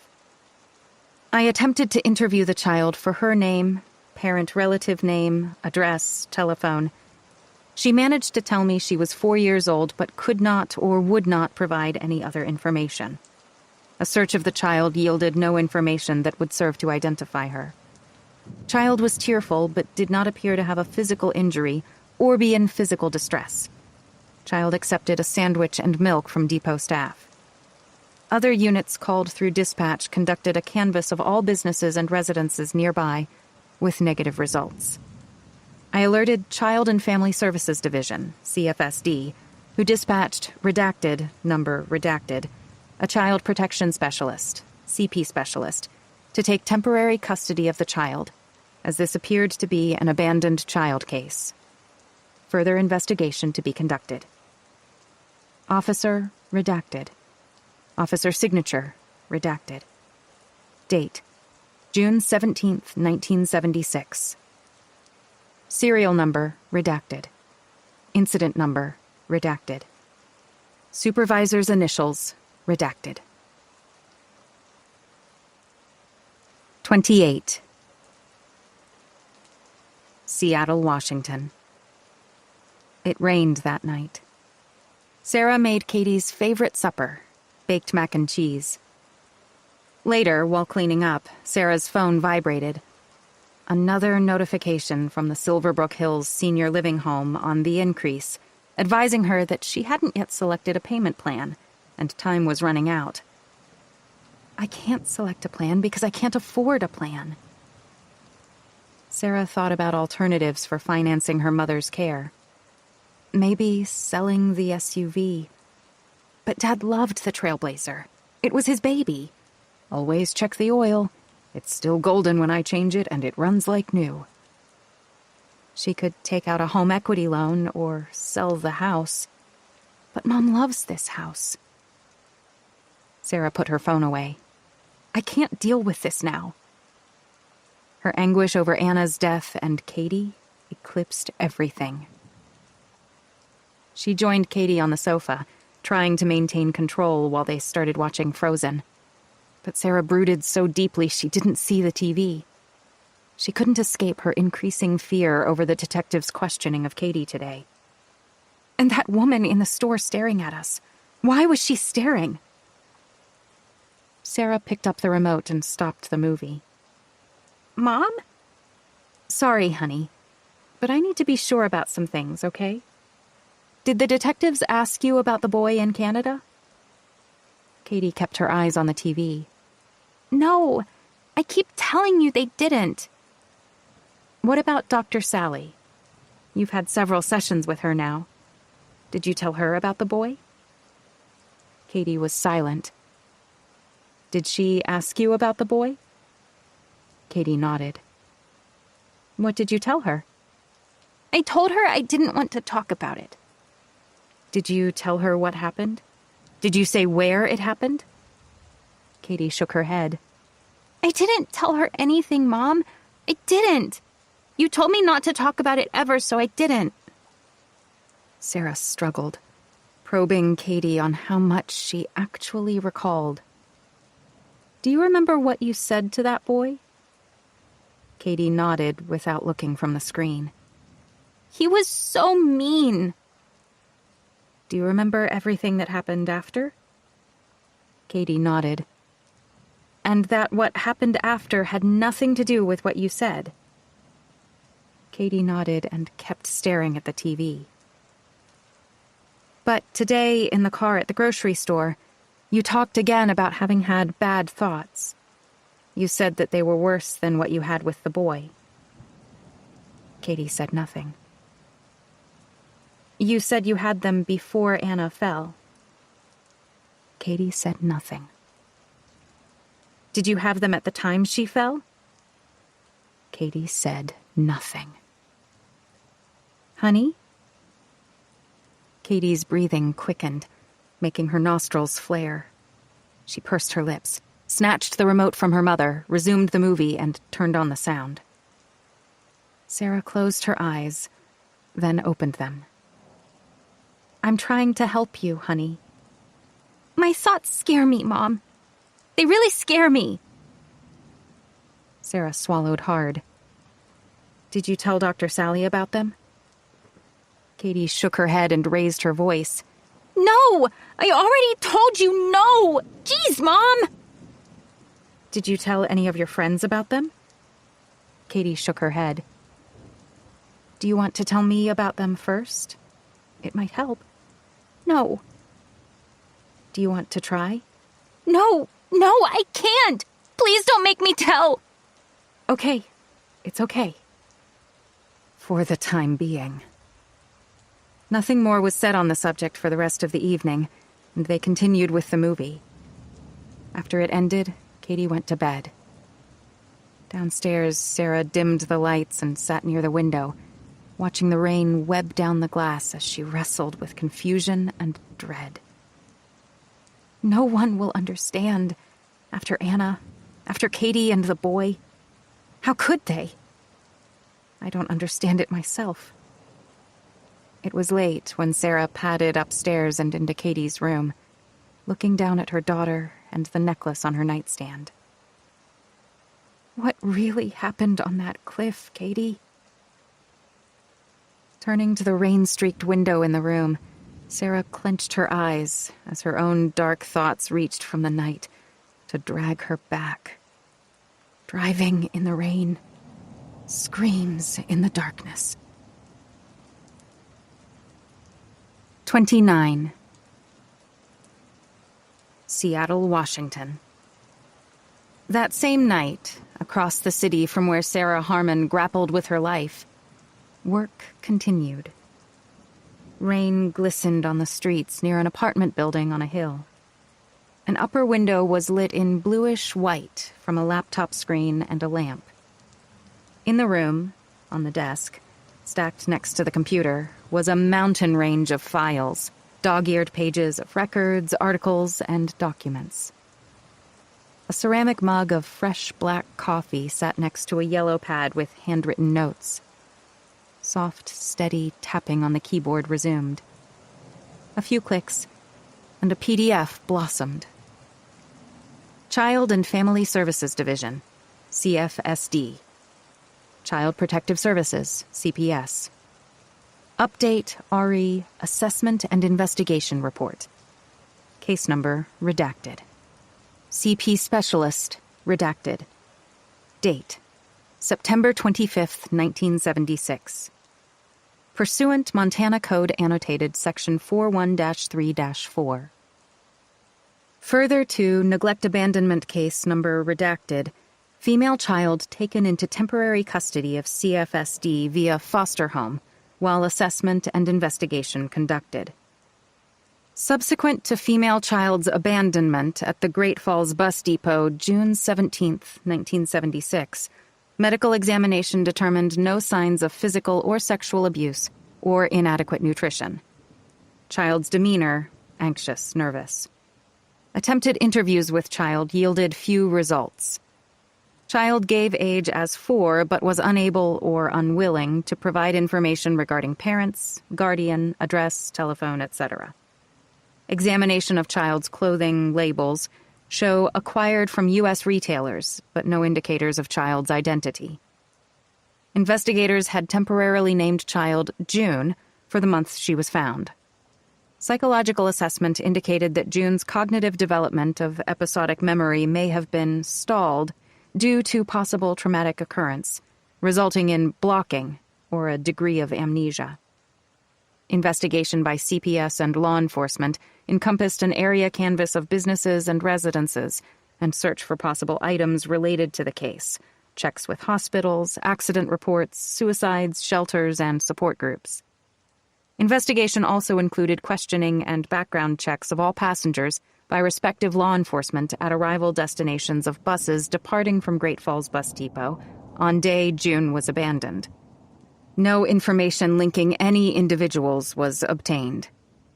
Law enforcement alerted all local, regional, state, and federal agencies, including the FBI and Royal Canadian Mounted Police, to the case. Extensive searches of missing children's cases, databases, and various agencies and organizations were consulted. Search of all prison records was conducted for any potential links to an incarcerated, sentenced, or paroled parent in the system. The outcome was negative. Local media reported on the case. Consequently, several individuals stepped forward requesting to adopt June, but no information concerning family or relatives emerged. CPS has made diligent effort to identify and locate June's birth parents or possible relatives. Efforts included consultation of all registries, alerting of all CFSD offices statewide and social services agencies in other states and Canada, conducting a family-finding search through the Search Center. CPS has submitted the attached affidavit with all required supporting documentation. Montana Judicial District Court, County. In the matter of John Doe and Jane Doe. Affidavit for youth in need of care. State of Montana, County of Name. Being first duly sworn on oath states 1. That Name is a child protection specialist for the Department of Public Health and Human Services. 2. That natural birth parents of child in case number redacted cannot be identified or found for service of process in this matter. 3. After due diligence, unknown parents cannot be identified or located, despite all efforts with all resources available to CPS and law enforcement. 4. That the state of Montana has a valid cause of action, which, in the interest of the above child, must be fully pursued before this court. Dated this day of redacted. Child Protection Specialist, redacted. State of Montana. County, blank.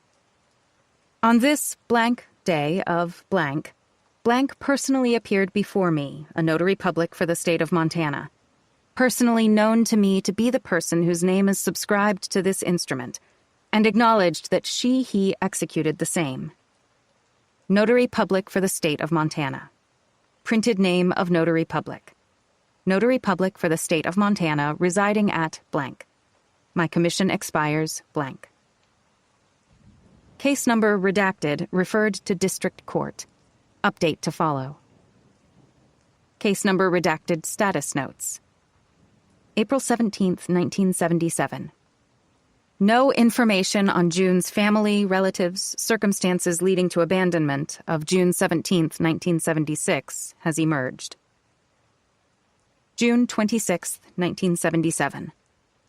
Upon review, District Court Judge found that the department has made reasonable efforts to identify and locate the birth parents of child, known as June, efforts that have proven fruitless. Further efforts by the department would likely be unproductive, and reunification of the child with the parent or guardian would be contrary to the best interests of the child. The court judge ordered CFSD, DPHHS to implement a plan for June's permanent placement through adoption or guardianship. Update case number redacted. Child and Family Services adoption case number redacted. Adoption pre-placement process. A prospective adoptive family, X, residing in Redacted County, has been selected through the process found in Section 603-2. Redacted, Family Resource Specialist, is working with the prospective adoptive family to coordinate a pre-placement process. Note, documentation being a major part of this process, all records of information of all parties are to remain confidential, subject to unsealing by court order.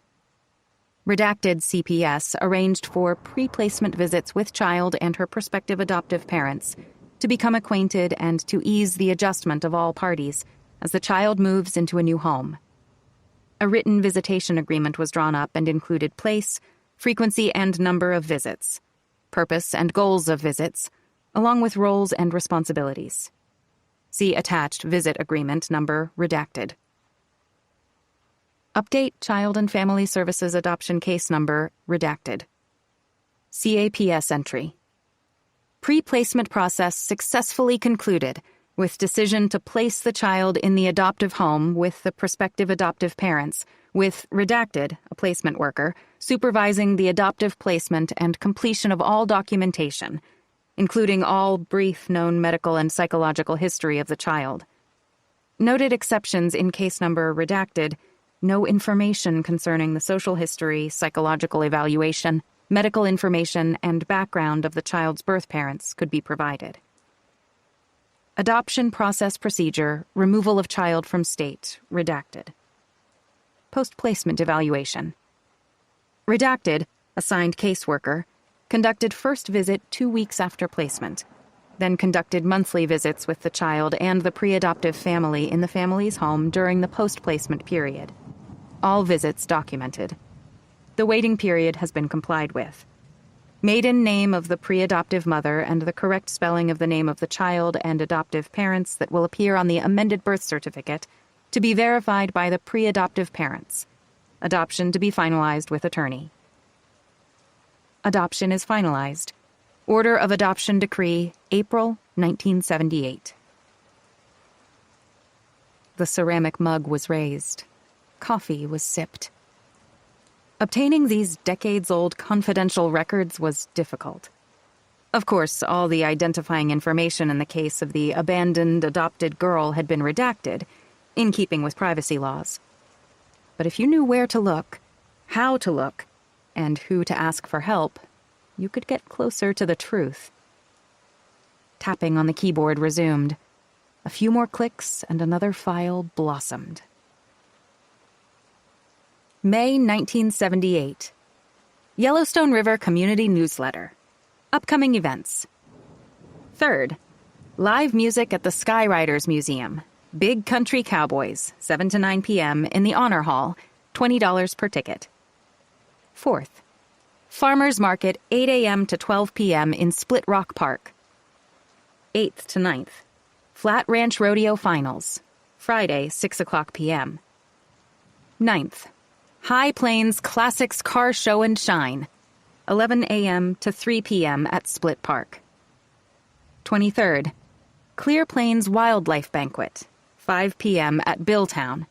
Tickets, Terry Lisher or Jed Ford. Announcements and honors. Births. William Jackson, 9 pounds 7 ounces, a male born April 17, 1978 to Clarissa Dax and Venner Kerdal at the healthcare complex. Rhonda Allen, 7 pounds 5 ounces, a female born on April 15, 1978 to Valeria Martin and Sean McCarty at the healthcare complex. New family member. Nelson and Scarlett Kurtz of Lone Tree Ranch in Big Sweetwater welcome Magdalena Ursula, age 6. June wedding. Franklin and Louise Lerner of Scottsdale, Arizona are pleased to announce the engagement of their daughter, Maria Rose, to Chet Granger of Miles City, Montana, son of Leo and Ruby Collins, also of Miles City. Honor Roll. Abraham Lincoln Middle School has posted its honor roll. An asterisk denotes a 4.0 grade average. On the Dean's List. Tilly Rickert of Circle has been named on the Dean's List at the University of Kansas in Lawrence, Kansas. Jordan Faulkner of Miles City was named on the Fall Dean's List at the University in Syracuse, New York. Happy birthdays this month. Larry Carr, Penny Miner, Nancy St. Dennis, Wanda Sims, Leonard Krieger. Let us know about your events and activities. The mug was set down. The cursor highlighted the announcement of the 6-year-old girl named Magdalena becoming a new member of the Kurtz family. 30. Seattle, Washington. One by one, the Magdalena Kurtz files were closed on the laptop. Now, Carrie Gardner smiled from the screen in pictures taken at the photo booth at the West Farms Mall near Hartford, Connecticut. She's 16 and hugging Ryan, her 5-year-old brother, who's sitting on her lap. They're sticking out their tongues or laughing with big-eyed expressions in the series taken on a shopping trip with their mom. Carrie is radiant, the life in her overwhelming. Ryan can feel her holding him, hear her laughter, and smell her love's baby-soft perfume. It was a perfect day. Rubbing his eyes now, Ryan scanned the folders towered next to his laptop. His files were growing ever thicker with new information and the records he was continually gathering and studying over and over. How many years have I been doing this? Then, as it often did in these lonely hours, the memory came to him. With Mom and Dad, seeing Carrie off with a flurry of hugs and kisses at the Hartford airport. She's returning to Arizona after coming home from college for a brief visit. Mom's anxious for Carrie's upcoming trip, driving from Arizona to Alaska. "Call us every day," Mom says. "Promise." Carrie, with her bright smile, says, "I promise, Mom." At the last minute, Dad surprises Carrie with a roll of cash. "Fill the tank every chance you get." Carrie saying, "I'll be home for Christmas or Thanksgiving." Telling Ryan, "Watch over Mom and Dad for me and be good. You're the best little brother in the world." She crushes him in her arms. After pulling away, she turns back, searches his face, hugs him again, harder, whispering, "I love you." Like she knew. Like she knew it was the last time they would see each other. He was 11 years old. Carrie had flown back to ASU, then left Tempe for Alaska, with her friend Willow Walker in Willow's van. Their long journey would be a vacation, an adventure, before they started summer jobs in Fairbanks. On the first day of their trip, Carrie called home from Orderville, Utah. On the second day, she called from Idaho Falls, Idaho. But she didn't call on the third day, the fourth, or the fifth. Ryan remembered how the air began tightening at home, his mom and dad sensing something was wrong. How, in those first days, concern rolled through them in small waves, until his mom called Willow's family. The Walkers hadn't heard from Willow either, and yes, they were worried. With each day, the fear grew, leading to calls to police in Idaho, police in Arizona, Montana, and Canada. Ryan's dad and Willow's dad, who was a Baltimore cop, flew to Arizona to search for their daughters, renting a car, following their route into Idaho, then continuing into Montana.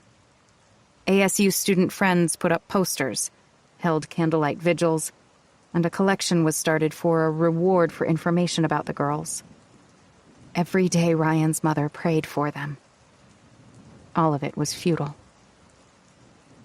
3 months after Carrie and Willow left Tempe, a sedan pulled into the driveway of the Gardner's home. A man and woman came to the front door. Grim-faced, they presented ID, confirming they were FBI agents. "We have an update on your daughter's case," the woman said. Ryan's parents sent him upstairs to his room, but he sat at the banister where he listened and watched through the spindles. The agents were invited into the kitchen. Ryan had a direct view from the banister, and he watched as the female agent unzipped a leather portfolio bearing an FBI seal, then withdrew large photos, placing them on the table. The pictures showed, in large, dramatic, crisp detail, a yellow actuator, a canister, and a capped mouthpiece of an asthma inhaler. Ryan's dad groaned, and Ryan's mother stifled a squeal. The agent said the prescription label on the canister held Carrie's full name, her date of birth, and other medical information, then showed it to his parents. Without speaking, their eyes carried their terrifying question to the agents. "We're certain this is Carrie's inhaler," the agent said. "It was found near Billings, Montana, in the residence of Herman and Magda Vriker." "Where's Carrie?" Ryan's mom's voice sounded strange. "We haven't located her at this time," the agent said. Who are these people in Montana? Ryan's dad bristled. The question went unanswered for what seemed like a long time. "There's little we can say because we have an ongoing investigation," the agent said. "We can tell you that the Vrikers are facing charges in the recent assault of a woman in northern Idaho.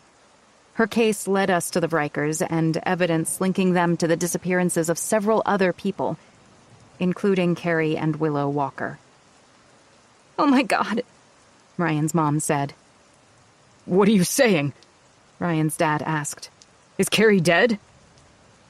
"We never give up hope," the agent said. "But you must brace for the worst." And the worst came, weeks later, when the agents returned.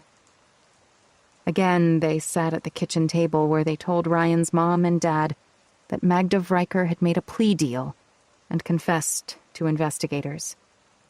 She and her husband had murdered Carrie, Willow, and 5 other people. To this day, Ryan maintained that the windows in the house rattled at the fury of his mother's screams. Watching it all from upstairs, Ryan gripped the banister spindles so fiercely he was certain they'd snap. Murdered? Carrie's dead? I'll never see my sister again? Ryan went numb, raced down the stairs and flew to his mother, welding himself to her as she convulsed with sobs, his dad trying to comfort them. One of her hands reached to the empty space at the table where Carrie sat. Carrie's spot. The space where Mom had set down birthday cakes before Carrie, glowing with candles that made her eyes shine like stars. The space where she had helped Carrie with homework.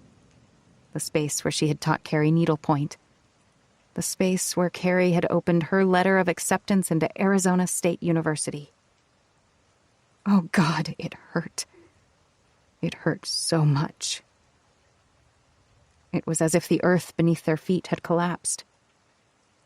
It may have been a month, or longer, of his parents pushing through their agony, of continually asking when they could bring Carrie home for her funeral. That's when the FBI relayed events. How they still hadn't found any of the victims. How Herman Vriker, facing the death penalty after his wife's betrayal, had died by suicide in prison. And how Magda, who, as part of her 20-year sentence plea deal, had made an agreement to locate their victims, was now claiming that she couldn't remember. Despite trying other options, investigators couldn't locate the remains of the Vrikers' victims. And Magda Vriker's sentence meant she would serve less than 3 years for each person she murdered. taken together, the situation increased the pain for Ryan's family. The days passed into weeks, the weeks into months, with Thanksgiving and Christmas passing like wakes. Ryan's mom insisted on setting a plate at Carrie's empty chair. Then, when Carrie's birthday came, she spent much of it alone in Carrie's room, while Ryan's dad sat in the dark, ice clinking in his glass. Carrie was gone, and they would never bring her home. The horror had ripped a hole in the fabric of their lives. Ryan's family would never be the same. As the years went by, it seemed that all he could do was look at the pictures from the photo booth and cherish his memories of the airport. His grief became anger. By the time he entered Manchester Community College, he'd resolved to acquire the skills that would lead him to Carrie. He excelled at research. When he graduated, he got a job as a reporter at the Hartford Courant, where he refined his skills, learning how to be more effective at mining public databases and archives, and how to use the Freedom of Information Act to access records at every level of government. While Magda Vriker was in prison, refusing to reveal the locations of the people she and her husband had murdered, Ryan began digging into the case and her life with the patience and precision of a hunter. Sources pointed him to possible leads. Some of his requests to government agencies for information took months, even years. Some were denied, which led to appeals or had him consider lawsuits. Some records were leaked to him, arriving in unmarked envelopes. After several years, he left the Courant for a reporting job at the Chicago Tribune, where he continued pursuing Magda Vriker, as Carrie's death continued exacting a toll on his family. His parents had separated. His dad had moved to Bridgeport and found contract plumbing work, but was lost to his drinking. His mom, a lab technician, lived alone like a spirit in their empty house. Devastated, Ryan hung on to one thing: his belief that if he could find Carrie and bring her home, he could somehow reassemble the pieces of his family. That in some dimension they would be together again. Fractured, but together. He intensified his work, but paid a price for it. For years he'd lived with Olivia Sanders, a fellow Tribune reporter. They'd planned to get married. But Ryan's deepening obsession to find his sister's remains drove a wedge into their relationship. "I thought I could handle it," Olivia told him one night, driving home from a party, Chicago's skyline glittering. "But I'm sorry I can't. I'm so sorry." A few years after Olivia left him, Ryan took a buyout and left the paper, using the time and his savings in a full-bore pursuit of Magda. He consistently wrote to her in prison, requesting she agree to an interview. Prison officials informed him that his requests had been denied. He continued writing until eventually his letters went unanswered. Ryan traveled to Montana, visiting key locations he'd discovered in Magda's life. He talked to people who had any association or memory of her. Some shared photos, letters, and journals. Most wanted to help, always pointing him to other possibilities. And like his dad and Willow's father did years before, Ryan traveled the route the girls took. Only he went all the way to Fairbanks, Alaska, and back, in an effort to make a spiritual connection with Carrie. Then he drove the routes of the other victims in Montana, Idaho, and Washington. His files and expertise on the case growing, Ryan wrote an article for Vanity Fair about his quest, which the magazine featured and pegged to Magda's then-upcoming release from prison. Not only did his Vanity Fair piece pay well, it yielded other dividends. Literary agents contacted him with potential publishing deals. They said his story could be made into a network true crime series. "But it's not over yet. It doesn't have an ending," Ryan told them, deciding to hold off. Inspired by Ryan's article, amateur sleuths took up his cause, giving rise to a number of online groups outraged at how Magda had beat the system. Fearing Magda had not been rehabilitated and could kill again, they were devoted to locating her wherever she tried to resume her life, and warning her community that a murderer lived free among them. Many people in the online groups passed theories, speculation, and leads to Ryan. Much of it led nowhere. But he looked at everything because, upon her release, facing no terms or conditions in her legally binding deal with prosecutors, Magda had vanished. And despite all of Ryan's sources and efforts, he couldn't find her. He'd learned that while in prison, she'd earned a number of degrees and planned how she would disappear. Rumor among the online groups held that Magda had changed her appearance and her name, learned other languages, and may have fled to another country to live out her life in peaceful anonymity. Some thought that Magda may have reconnected with her daughter, who'd been taken from her as a toddler at the time of Magda's imprisonment. Given the magnitude of Magda's crimes, prosecutors were steadfast in ensuring Magda lost custody. In the years since her release from prison, Ryan's search for Magda had been futile. He'd traveled to Panama, Canada, Germany, and the UK in searches that had dead-ended. Following leads in the U.S., he'd searched for her in Denver, Dallas, Minneapolis, Pittsburgh, and Brooklyn. He survived by taking whatever jobs he could: Uber driver, warehouse worker, reporter. He'd house sit, couch surf, work out long-stay rates at cheap motels, all while scouring a location for Magda and researching every aspect of her life. Now he clicked on a news picture of Magda taken at her arrest. She's handcuffed and staring into the camera, her eyes telegraphing bone-chilling malevolence. Something dead behind them. Ryan stared at Magda for the longest time. I will go to the ends of the earth to find you. Ryan turned from his laptop to the window and the rain and sipped the last of his tepid coffee.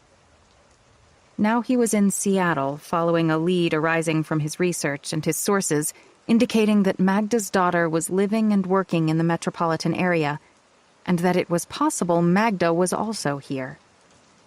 Have to admit, that's a first, a tip putting them both in the same area. He'd gone to the diner in North Seattle. I'm just not sure about the woman working there. So many times he'd been convinced he was on the right track with other women in other cities. He was wrong every time.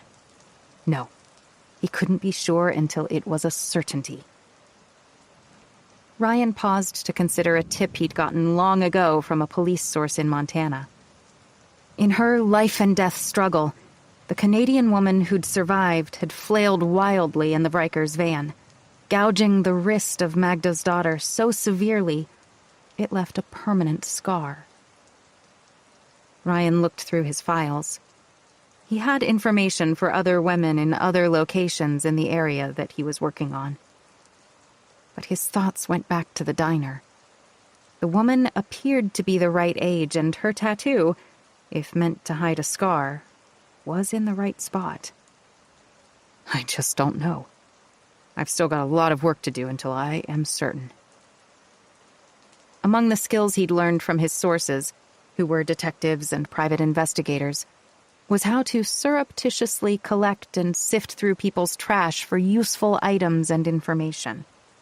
He'd also learned how to acquire cast-off or shed DNA from such things as discarded napkins, gum, and hair, which could be analyzed. All of the tactics were legal and could prove to be critical. But they took time. He yawned and rubbed his eyes. Before shutting everything down, he went to his photos from the photo booth of Carrie holding him in her lap and smiled at them. Then he turned to the window and watched the rain. In his heart, he felt something, a sensation, telling him to keep going. I feel I'm closer now. Closer than I've ever been. 31. Seattle, Washington. At Rainier Pine Elementary, Katie's desk was covered with cards and drawings made by her classmates. colorful pictures of broken hearts, butterflies with tears, and people hugging. They had handwritten messages that said things like, "I'm so sorry for you," and "I said a prayer for you and your friend." Before Katie had returned to school, her teacher, Mrs. Hadley, called Katie's mom to offer her condolences and determine how Katie wanted to be welcomed back to class. After a discussion, they decided that Katie didn't want to draw too much attention to herself, but wanted Anna's death to be acknowledged in some way. "Hi, Katie. Welcome back." Mrs. Hadley lowered herself at Katie's desk while other students settled at their desks. "Hi. I'm very sorry that Anna died. I'm a good listener, and I'm here if you ever want to talk." "Thank you." "The class wants to do something for you, then we'll carry on, okay?" "All right." Mrs. Hadley gave Katie a little hug, then went to the front of the room. "We're happy to have Katie back, class. All of us are sad that her friend Anna has died. We talked about this, so now, if you want to give Katie a hug, you may. Is that okay with you, Katie?" Katie nodded. One by one, row by row, every student in the class but one came to Katie. They hugged her and told her they were sad for her too, but happy she was back. When they finished and everyone was back in their seats, Mrs. Hadley started with a math lesson. Later, outside at recess, Katie was talking with two other girls when Dylan Frick interrupted them by standing close and staring at Katie. Dylan was in Katie's class, and the only person who hadn't hugged her. He was also in the Sunny Days group and had been at the park the day Anna died. "You're being creepy and rude, Dylan," one of the girls said. His eyes burned into Katie's. "You know," Dylan said, "some people are saying your friend didn't fall taking a stupid selfie." Katie's eyes narrowed, and she began breathing hard. "They think you're a liar," Dylan said. "Don't say that." "What are you going to do to me, liar?" The muscles in Katie's jaw bunched, and she pushed Dylan's chest with both hands. "Whoa!" Dylan grinned. "Looks like you push people when you get mad." Katie held one finger of warning to Dylan's face. "You better stop telling lies." Katie eyed him coldly before she walked away. 32. Seattle, Washington. Pierce looked to the investigators on the teleconference screen and those settling in at the table in the King County Sheriff's Office headquarters. Detective Sergeant Art Acker spoke first. "We've got developments to discuss. Let's get to it." He nodded for Pierce to begin. "All right, you should all have our updated summary." Pierce started the case status meeting. "Our forensics people have collected and analyzed evidence we discovered recently at Sparrow Song Park." The partially blackened, coconut-sized rock appeared in photos on the screen at the end of the room, and on teleconference screens. Pierce outlined the details of where and how the rock was found. It was nearly 7 inches in diameter, 17 inches in circumference, and weighed 6 pounds. "Now," Pierce used her laptop's cursor to circle areas, "forensics found hair and blood traces on the rock here and here." Pierce's cursor went to the circled spots. "Analysis shows they're consistent with Anna Shaw's hair and blood. The medical examiner said blunt force trauma to the head was a factor in Shaw's death. In further consultation, the ME said the rock could be considered a weapon." "Are we calling this a homicide?" Deputy Rob Hirano was on the screen. "We're calling it suspicious," Pierce said. "Did we get latents from the rock?" Hirano asked. "Not yet," Pierce said.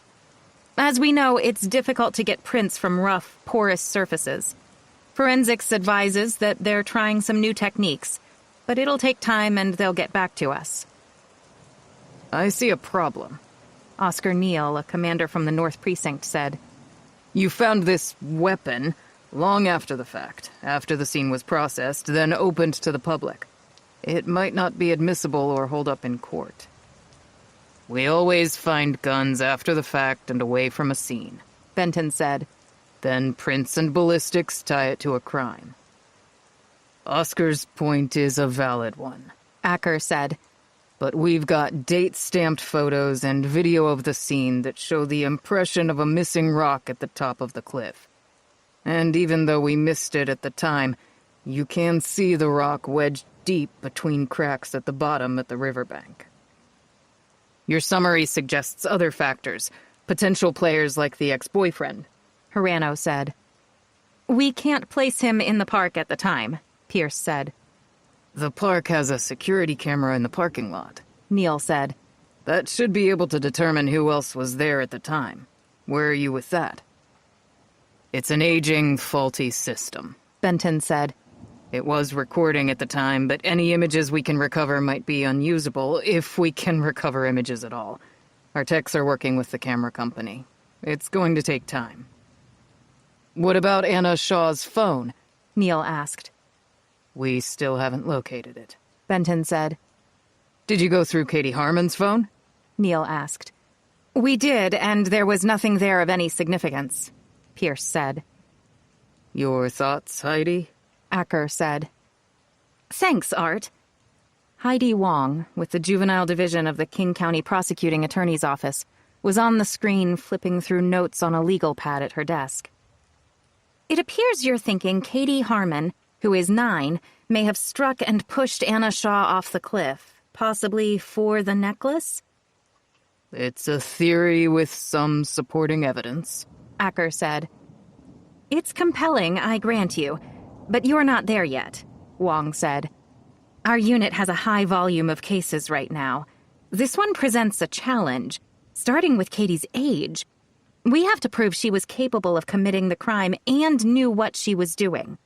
Cases of children who have killed other children are rare, and prosecuting a case like this as a murder 1 or murder 2 is extremely difficult. We need solid evidence of the crime and clear evidence the child understood that what they did was wrong. Acker, Benton, and Pierce nodded.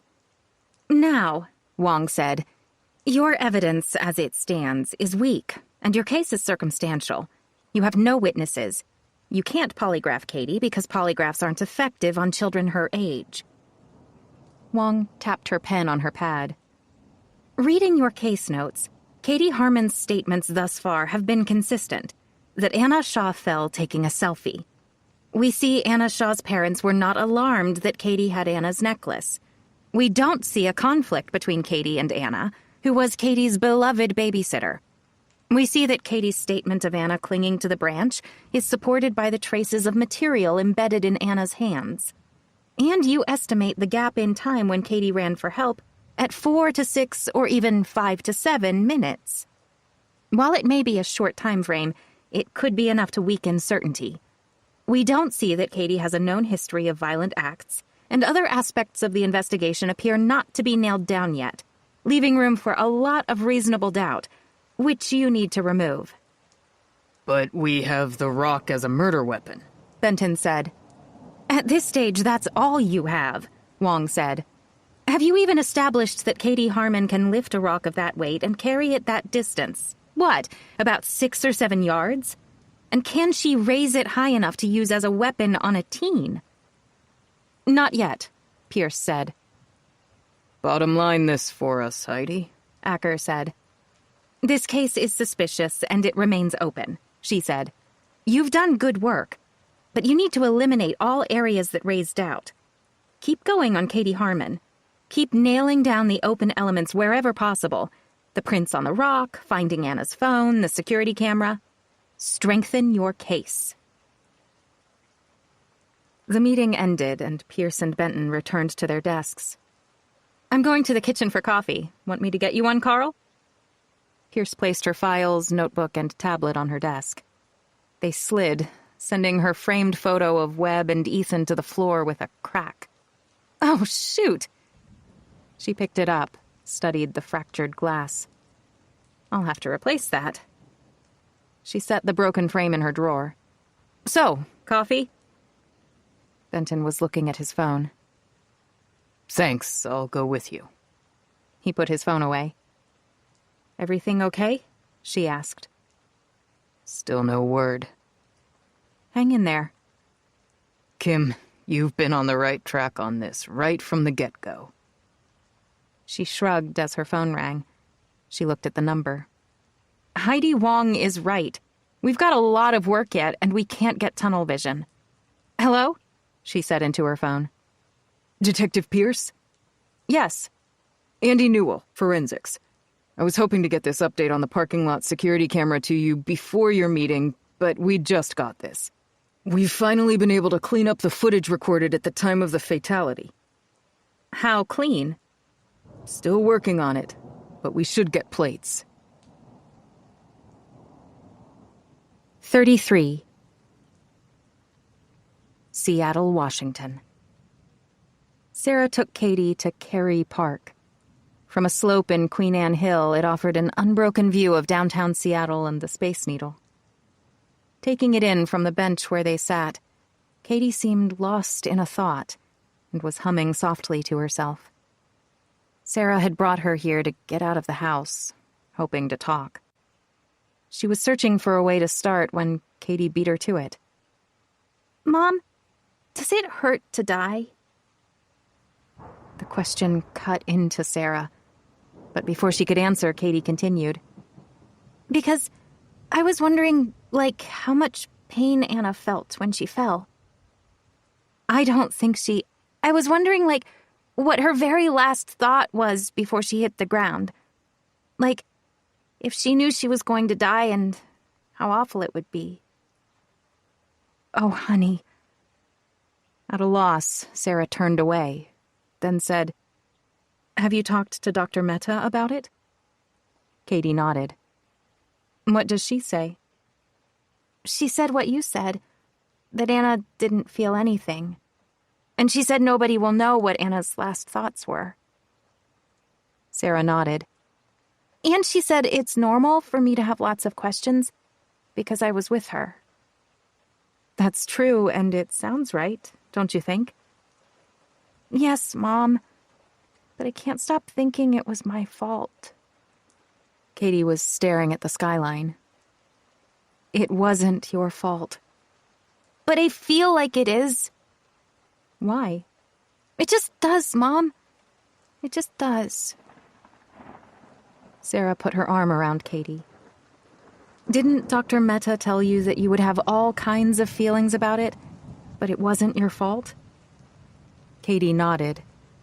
Now, Sarah thought, now's the time to press a little. Has Dr. Mehta asked you to tell her more about the boy? She said that it would be okay if I wanted to talk about it with her. What did you say? I said I didn't want to because even though... Katie couldn't finish. Sarah coaxed her gently. Even though what, honey? Sometimes I feel like what happened to the boy was my fault. Just like I feel like what happened to Anna was my fault. Like something's wrong with me, Mom, and I don't know what it is. Are you still having bad dreams? Yes. And bad thoughts? She needed Katie to reveal more, accepting that she might not be able to handle what it was. What I fear she's locked away. But I need to know. Have you told anyone what your bad thoughts are? Sarah asked. Katie shook her head. Maybe if you told me, I could understand them. Then together we can work to make them go away? But they're scary, Mom. I know, but I can't help you if you don't help me understand. Katie pulled away. Sarah looked at her. Katie's expression shifted. Did you ever have scary thoughts when you were a girl, Mom? Taken aback at how Katie had turned things around to her, Sarah swallowed. Yes, I suppose a lot of people have troubling thoughts at one point or another. That's just human nature. Tell me about your bad thoughts when you were a girl. Searching her daughter's eyes, the truth hit Sarah full force. I can't tell Katie, just like she can't tell me. I'm not sure about when I was a girl, but I had some very sad thoughts when your dad died. Then when Grandpa died. I guess you'd call them dark thoughts. Analyzing Sarah's answer, Katie was quiet. If she'd concluded that sad memories were not the same as bad thoughts, that Sarah was not being entirely honest, she didn't say. She withdrew and remained silent. Sarah left things there. Both of them were in pain. For a while, they gazed down to the water, watching the ferries crossing Elliott Bay. Then Sarah said, "We should get home. Tamika and her mom will be coming soon." "Thanks for this." Standing in her driveway, Sarah embraced her friend, Adina Nickel, who'd worked with her at the Jettown Diner years ago. Adina waved off Sarah's thanks as they watched Adina's daughter, Tamika, and Katie buckling up in the back seat of Adina's Tesla. "It'll be good for Katie to hang out at our place for the afternoon, and good for you," Adina said. "How are you doing?" "One day at a time." Adina's eyes filled with empathy. "You will get through this." "Thanks, I hope so." "So, how are Mel and the gang?" "Good. Same old, same old." Adina smiled, casting back. "We had some times, didn't we, Sarah?" "We sure did." Then Adina said, "Stay strong, for Katie and for you." Sarah smiled. "All right," Adina said. "We'll get going. I'll have her back on time, and if you need anything or just want to talk, call me." "Thanks. You're an angel." Watching them drive off, Sarah waved, marveling at how Adina had put herself through college while working at the diner to become a nurse, enduring the pandemic and a divorce from an unfaithful husband. Sarah was fortunate to have Adina as a friend, she thought. Turning to her house, she caught a wink of bright light, like a small reflection, flashing from a vehicle parked down the street. Is that the same one as before? Is someone watching me? Squinting, she looked toward it. She knew most of the neighbors' cars on her block. Unable to pinpoint the source, she let it go. Likely the sun on a windshield, she reasoned. But inside her house, she couldn't shake off the feeling of being watched. Was it the detectives? The media? She tried shoving it out of her mind, but it gnawed at her. For most of her life, Sarah had feared that people were looking for her, following her, because of who I am. Yet nothing had happened. Maybe I let my imagination take over. But Anna's death had deepened her fears, making them more real. Sarah went online, checking the latest news reports on Anna's death.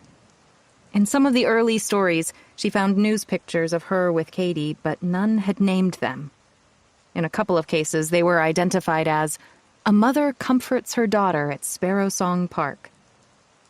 The press may not have published Sarah's and Katie's names, but they knew enough to call Sarah and come to her house in attempts to get interviews. But it seemed like that had happened a long time ago. Now the news stories had faded away, along with the social media chatter on the case. Sarah found herself going back to one of the earliest comments on Anna's death. Taking a breath, she reread it. 2 people on a cliff. 1 dies.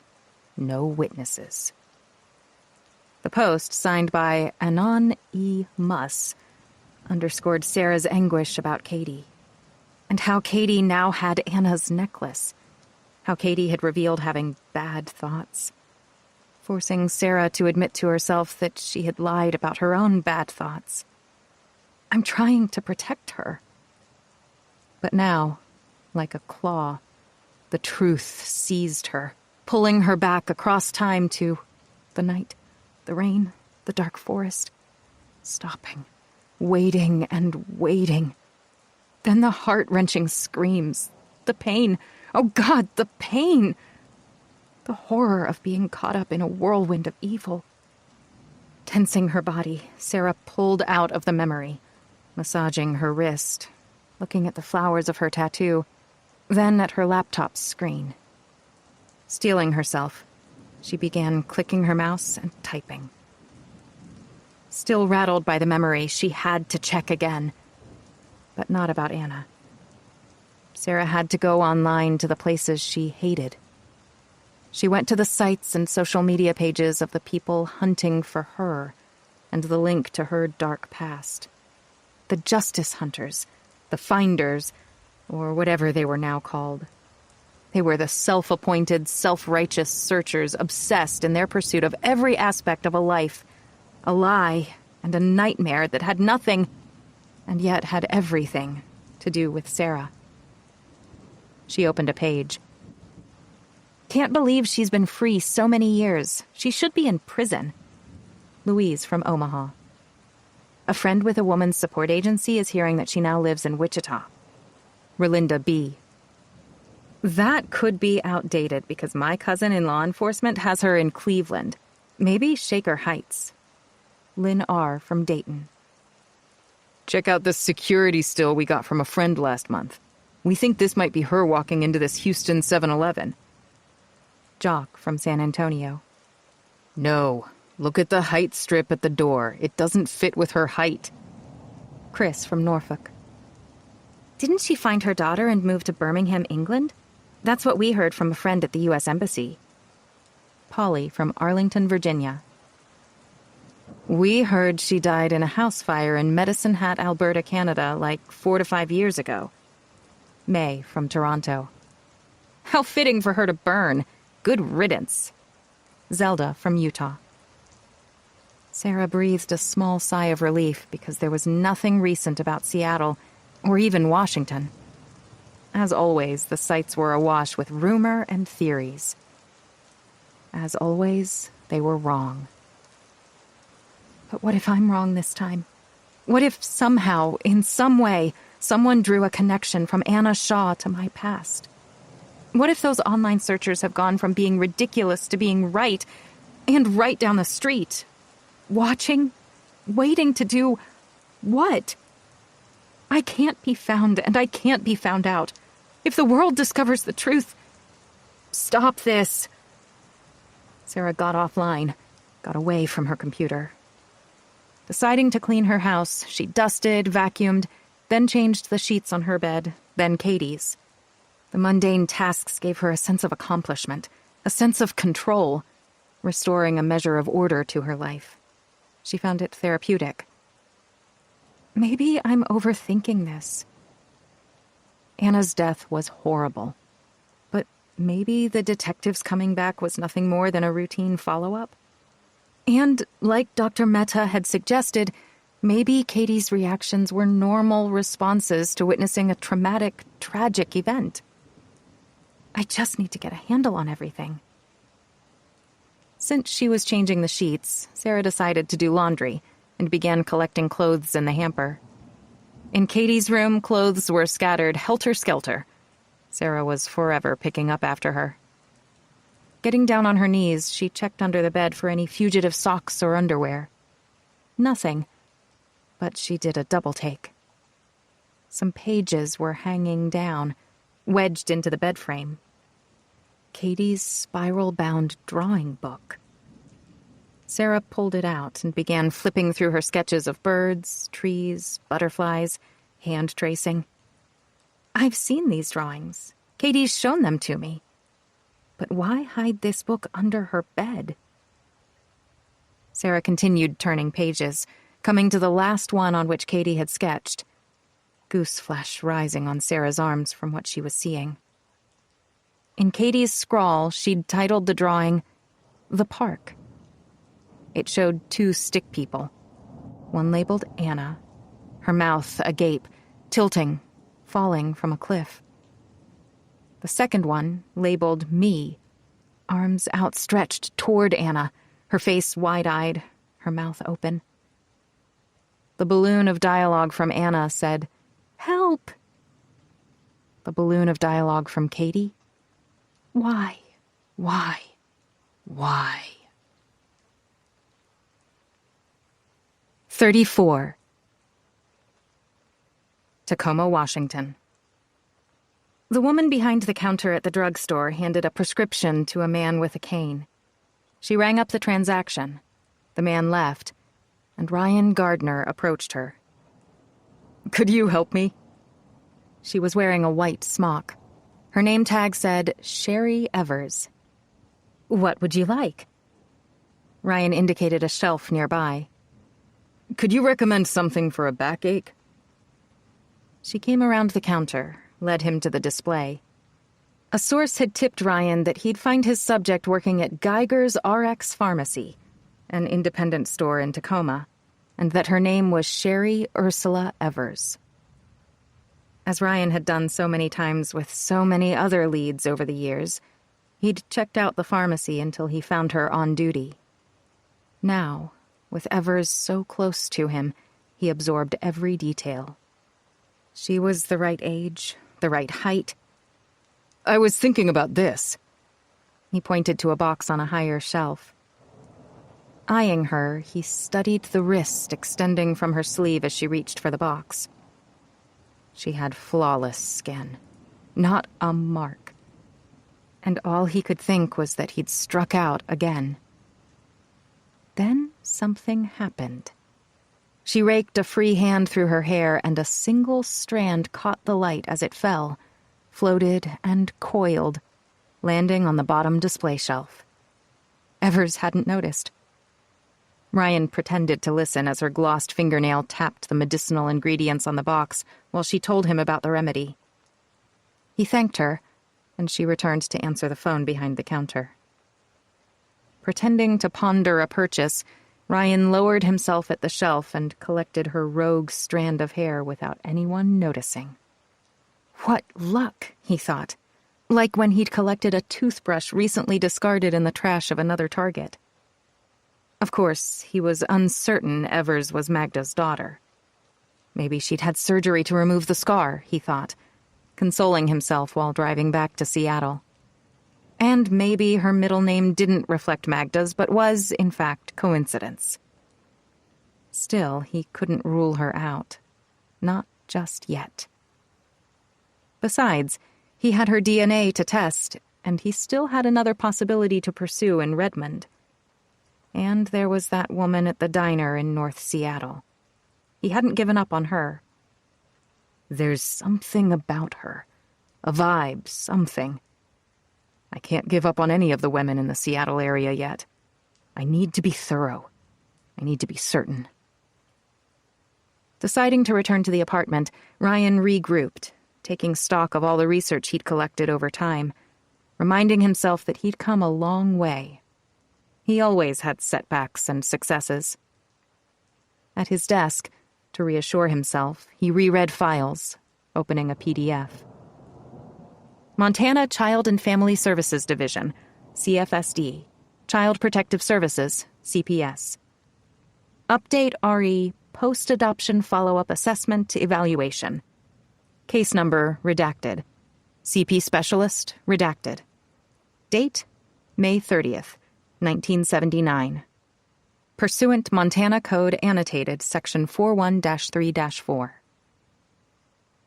Attached is a supplemental note to the post-adoption assessment.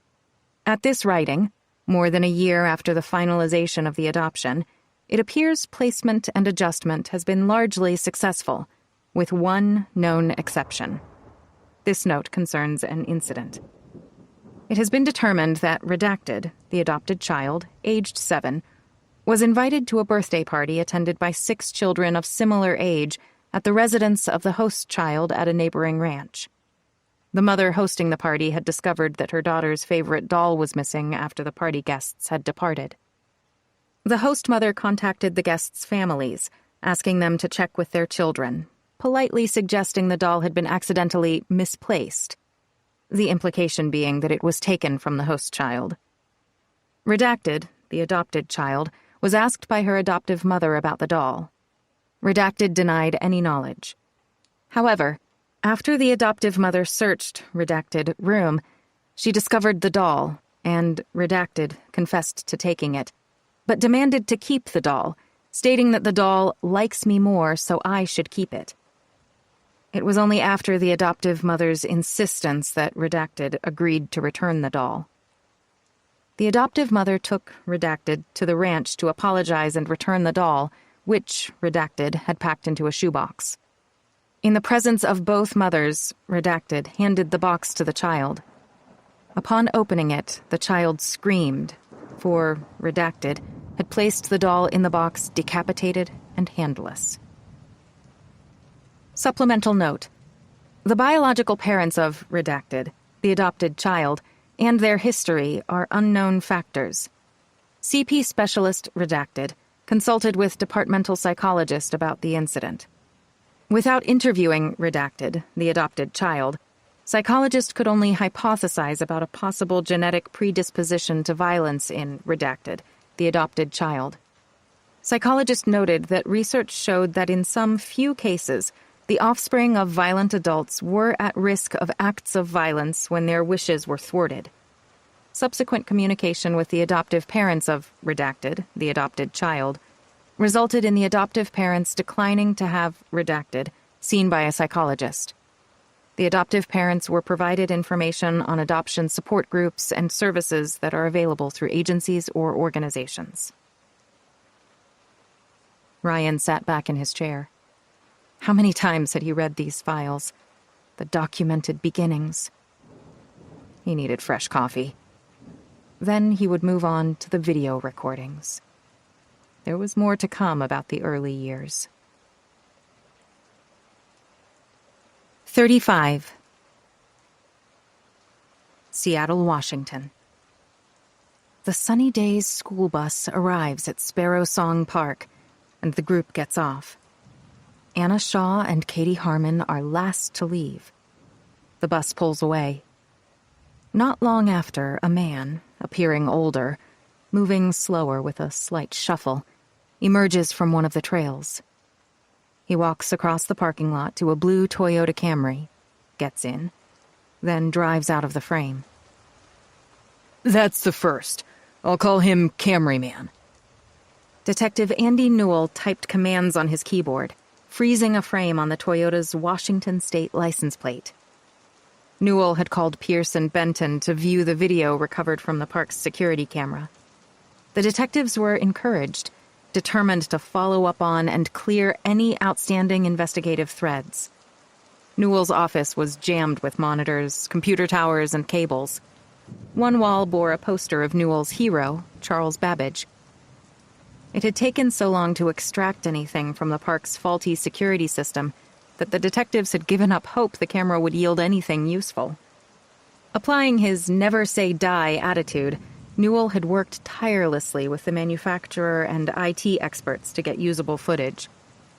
We plowed through a lot of problems, Newell said. Resolution and compression issues, the lens was dirty with moisture and particles.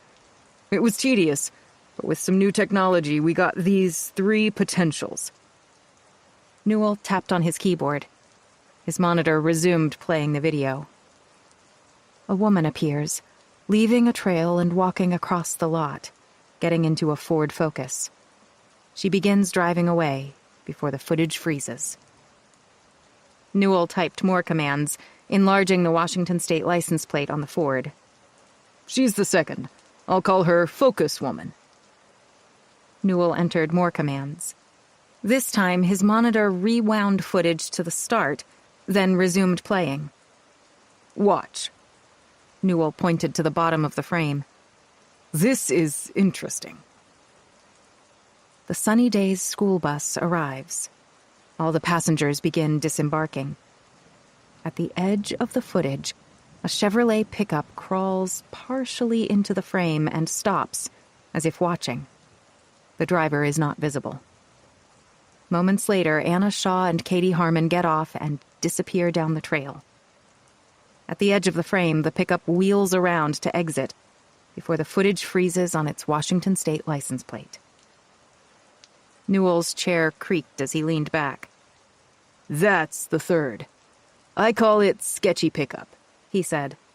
The truck wheels in as if watching the bus, then pulls away. After considering the image, Benton said, Maybe the driver wanted to avoid the security camera. That's what I was thinking, Newell said. When the pickup left, it could have parked outside the lot, Pierce said. The driver could have entered the trail outside of camera range. All good theories, Newell said, typing on his keyboard. I'm sending you the 3 plates and copying the footage. The detective's phones pinged. What you now have, Newell said, are 3 vehicles that were in the parking lot within the time frame of Anna Shaw's death. But all 3 left before we got there and sealed the park. This is good, Benton said. Back at their desks, Pierce and Benton got to work. So none of these 3 have been checked, interviewed, or cleared, Benton said. You take Camry Man and Focus Woman. I'll take the pickup. Pierce consulted her open notebook. Remember, Dave Neller, the park's owner, said no one was at the entrance gate. It was left open because his staff member went home sick. Keyboards clicked as the detectives entered the plates, submitting them to several law enforcement databases, including Access, a central computerized system.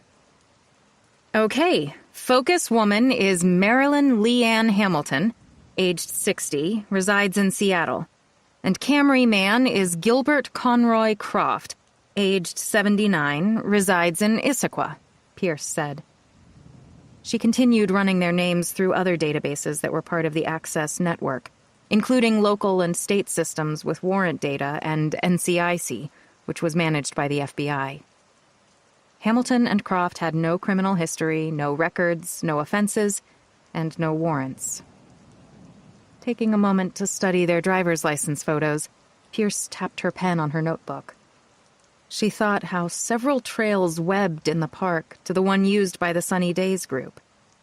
What were Hamilton and Croft doing in the park at that time? Did they see Anna and Katie? Maybe they witnessed something concerning the girls. My guys came back clean, Pierce said. What about yours? Concentrating on what was on his monitor, Benton didn't answer. Carl? This could change everything, he said. What do you have? My guy is John James Smith, 41, a registered sex offender. He resides in Seattle, 10 blocks from the Sunny Days Youth Center. What the? Pierce said. My words exactly. 36. Seattle, Washington. Can we get pizza, Mom? Tired from cleaning the house and masking her alarm from what she'd discovered earlier under Katie's bed, Sarah forced a smile. Sure, honey. We'll get the usual, okay? With dipping sauce, please. Katie had gotten home around 5:30 p.m. Tamika was going to her father's place for the night, so there was no chance for a sleepover. When their pizza came, Sarah asked Katie about her visit while they ate. Tamika's got this mosaic kit, and that's what we did. You made mosaics? Uh-huh. A panda, a butterfly, and a tiger. They're pretty. It was fun. Cool. What did you guys talk about? You know, songs we like, our friends, movies and stuff. Chewing her last bite of pizza, Sarah looked at Katie. Wasn't Tamika curious about what happened at the park with Anna? Studying the crust of her piece, Katie shrugged. Not really. Seriously, she didn't ask about it? I didn't want to talk about it. Can we have some ice cream? After they finished eating, Sarah began clearing things, putting plates and cutlery in the sink. She sent Katie upstairs to wash her face and hands. Then, with the pizza box in the recycling, dishes done, Sarah went to a drawer. She sat on the sofa in the living room, struggling to remain calm. Katie bounced down the stairs to the living room, her eyes going to the spiral-bound drawing book Sarah had on her lap. What are you doing with that? Following her gaze to the book, Sarah said, I found it when I was picking up your clothes in your room. Katie reached to take it, but Sarah placed her hand on top. Give it to me. No, I think I better hang on to it. Katie looked at Sarah. It's mine. I'm keeping it for a little while, honey. Why? Sarah patted the sofa beside her. Sit with me. I want to talk about the pictures you drew. Hesitant, Katie sat as Sarah turned the book's pages. Why are you snooping on me? I wasn't snooping, honey. I found this when I was picking up your clothes under your bed for the laundry. Sarah turned more pages to the birds, trees, butterflies, and hand tracings Katie had made. I remember these. They're nice.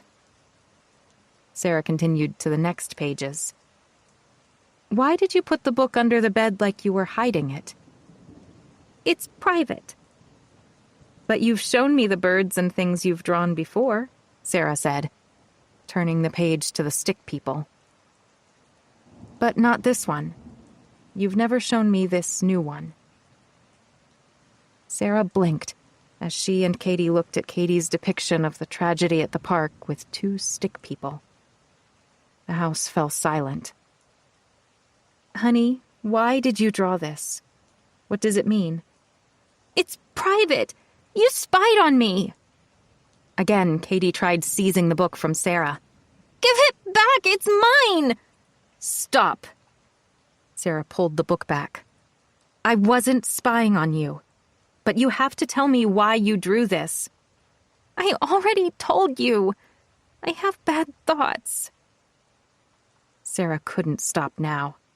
Jabbing her finger at the sketch, she said, Katie, I need you to tell me the truth about what happened.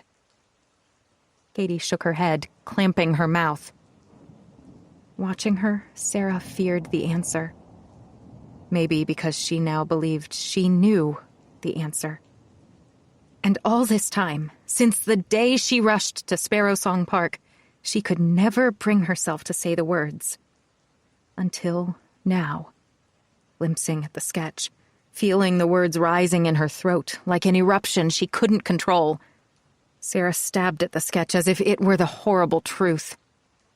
Are these your bad dreams? Your bad thoughts? Katie, did you push Anna? Katie screamed. Stop it! Stop, stop, stop! Katie blasted from the sofa and thudded up the stairs, slamming her bedroom door, leaving Sarah alone on the sofa. Her skin numbed. The tiny hairs on the back of her neck stood up. Through her tears, she stared at her daughter's notebook, feeling its weight pressing down, its heat burning her. 37. Seattle, Washington. Sipping coffee at his desk, Ryan Gardner scrolled through folders on his computer, stopping at the video of his interview with Cody Barlow, retired sheriff of Tall Tree County, Montana. Ryan had located Barlow in a mobile home park near Tucson, Arizona, and called. Barlow agreed to talk to him, but only in person, so Ryan made his way to Tucson. A few years after he'd recorded the video, Barlow died from colorectal cancer. But he came to life now on Ryan's laptop. Here was white-haired Barlow on a recliner in his double-wide trailer, black and blue plaid Western shirt, black-framed glasses, and with a small smile under his gray walrus mustache. Ryan found his gentle, almost high-pitched voice calming. You have good sources tracking me down on this, son. Word on the law enforcement grapevine is that you're a good guy. That, and your personal connection to the whole damn thing, made it an easy decision for me to help you. Thank you. I appreciate it. Aside from Bill Hooten, who was sheriff at the time, and Cal Nixon, who was deputy, no one knows the whole story I'm going to tell you. Are you all set there, Ryan? We're all set. Go ahead. Well, like I said on the phone, It was late summer that year and still warm when the 4 children, all of them about 7 or 8, had decided to explore and play at a secluded corner of a neighboring acreage. Can you confirm who they were? Sure. It's been so long and there are no statutes. And given what we now know, what the hell?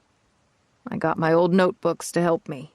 Here, Judy Ayers, Bobby Rickard, Nancy Vaughn, and Magdalena Kurtz. I'll copy the spellings down for you. Great, thanks. So, the kids go out to this section. Some people called it the Old Settlement because it was first settled by immigrants. But there's nothing out there except for a few rickety outbuildings, overgrown by tall grass. The kids get out there. They said they were looking for treasure in the old buildings and playing around the property when it happened. Nancy just vanished from the surface. Barlow stopped to blink at the memory and stroke his mustache. She'd fallen down a well. It took forever for the kids to get help. Bobby ran to Red Wheelock's place, and Red called us. We soon got a team out there, paramedics, fire department, well service experts. We could see her, and we had her mother call down to her, but she wasn't responding, wasn't making a sound.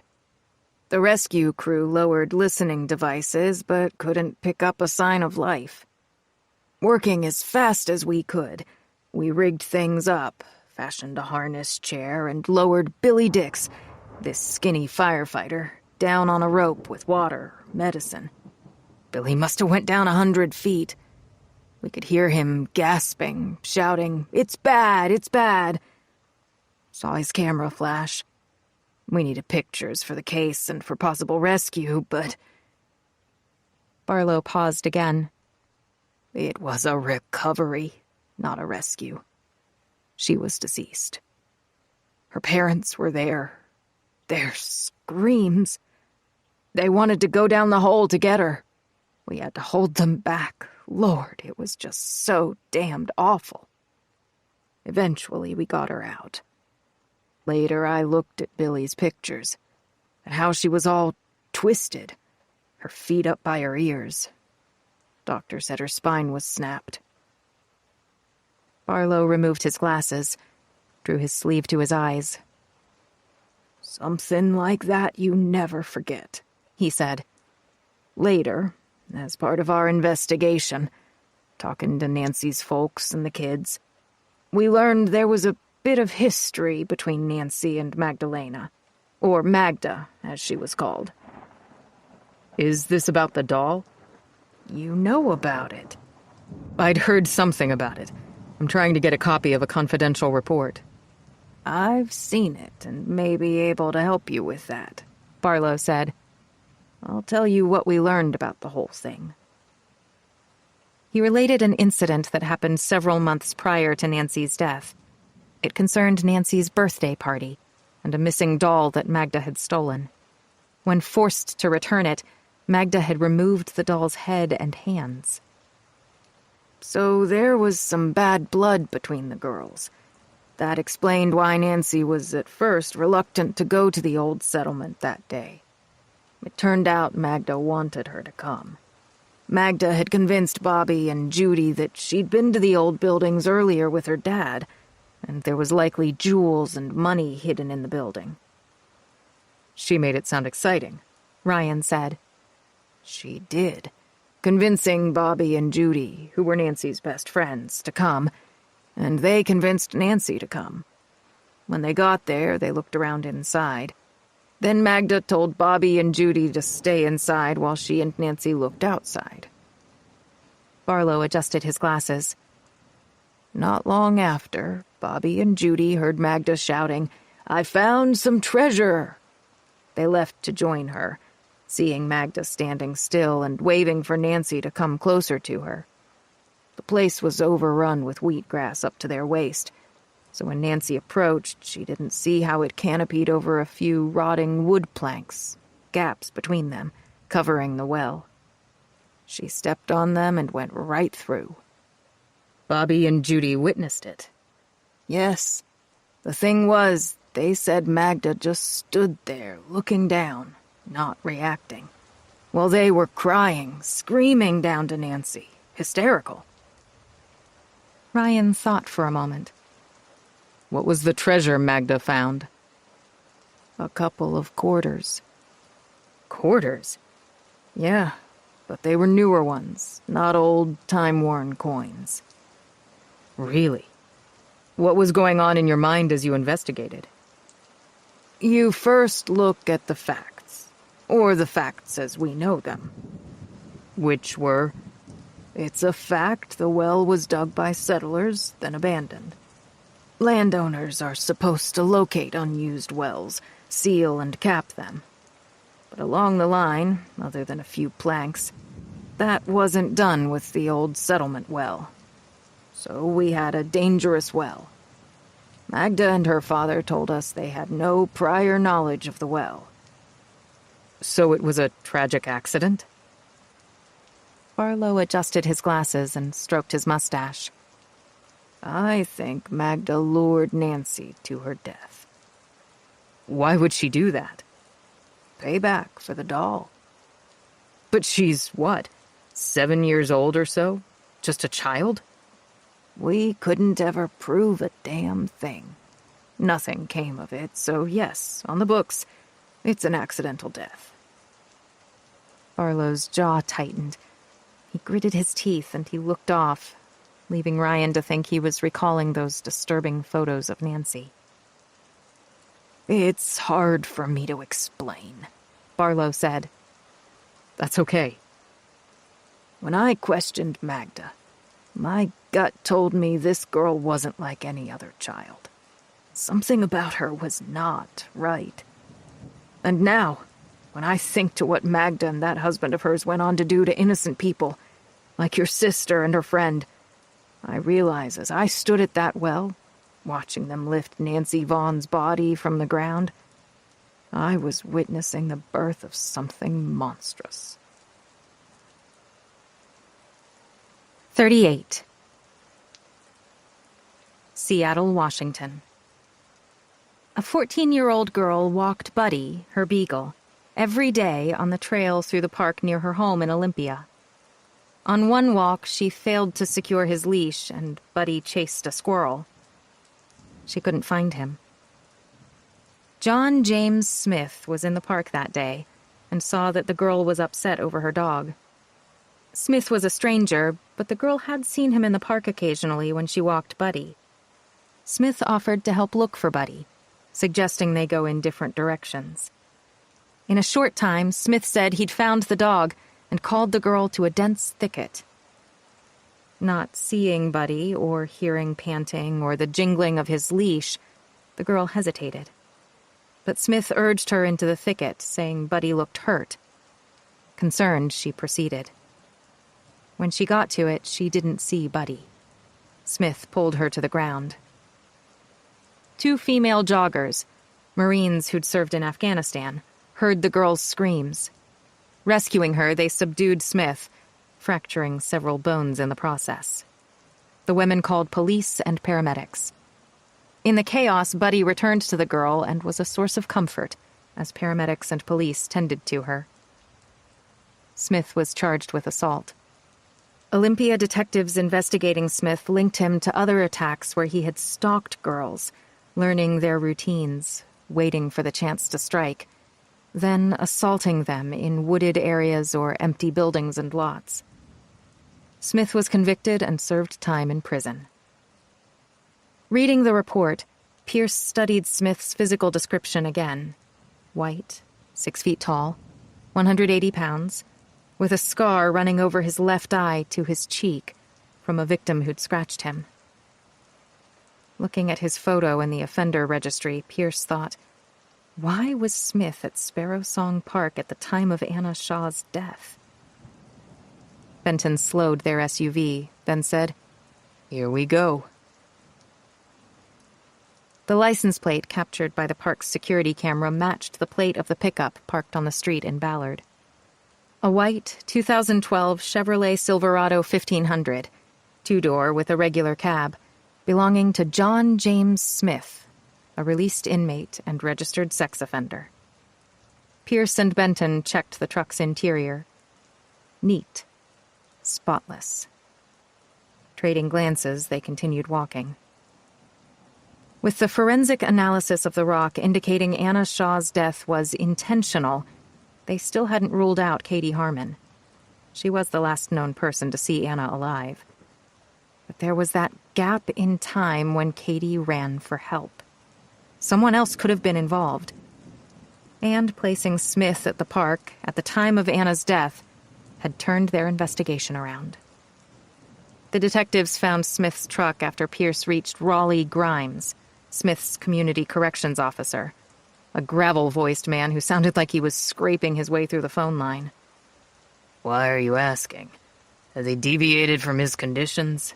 As his CCO, I need to know. We just have a few questions. What questions? 'Cause I got him adhering to the program. We'll let you know how things go when we're done.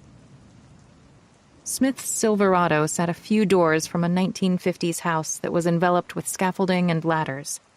The front yard was covered with stacked sheets of lumber, shingles, bricks, and other building material.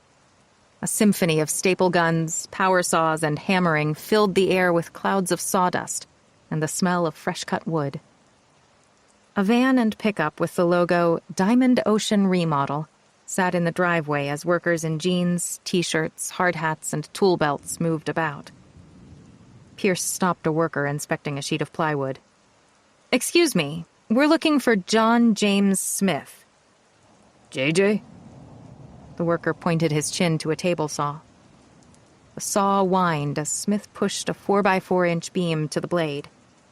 Finishing the cut, he looked up to see Pierce's and Benton's badges. He switched the motor off. Got a minute? Benton said. Smith eyed them without speaking. "Your CCO told us you were here," Pierce said. "We got a couple of questions. Could you show us your identification?"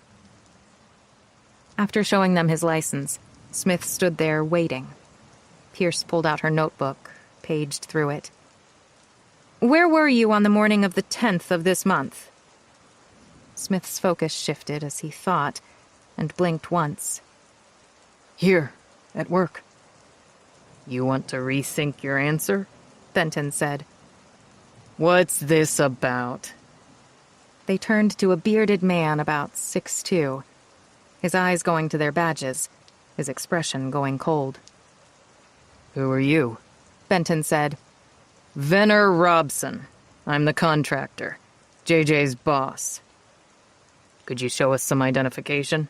Benton said. Robson pulled out his worn wallet. While Benton checked his driver's license, Robson said, What's going on here? We want to establish John's whereabouts on the morning of the 10th. Robson thought for a moment. Yeah, he was here. We've been on this site for several weeks. Can you prove that? I'll swear to it in a statement. Benton's eyebrows rose. You'll swear to it. And so will the other guys on this site. Robson turned to the house. And the coffee truck guy who comes here every day, and our suppliers. So, what's this about? You're a bit protective, Benton said. Cut the crap, okay? I know JJ's done time. I did time, so did most of my crew. That's in the past. We're straight and we're clean. Yet whenever you guys get any kind of beef, you jam us up. So you'll swear JJ was here working on the morning of the 10th, Pierce said. Absolutely. I picked him up that morning for work. Pierce threw a silent question to Benton to indicate something was off with these guys. She got her phone, queued up a clip of the video showing Smith's pickup truck in the lot at the park. Explain why the camera at Sparrow Song Park, with this time and date stamp, recorded his pickup behind the Sunny Days school bus moments before a teenage girl in the group was killed, Pierce said. Smith and Robson leaned closer to the phone as Pierce replayed the video, pausing on Smith's plate. You've got a history with teenage girls in wooded areas, don't you, John? Benton said. The blood drained from Smith's face. He shot a look at Robson, then the detectives. What the hell is this? Smith said. Some kind of setup? Some kind of joke? I wasn't there. I was here. Clearly you were at the park, Benton said. Smith shook his head, then raked his hands over his face. I did all the programs, took all the treatment. I stick to the conditions. I'm working, doing everything I'm supposed to do.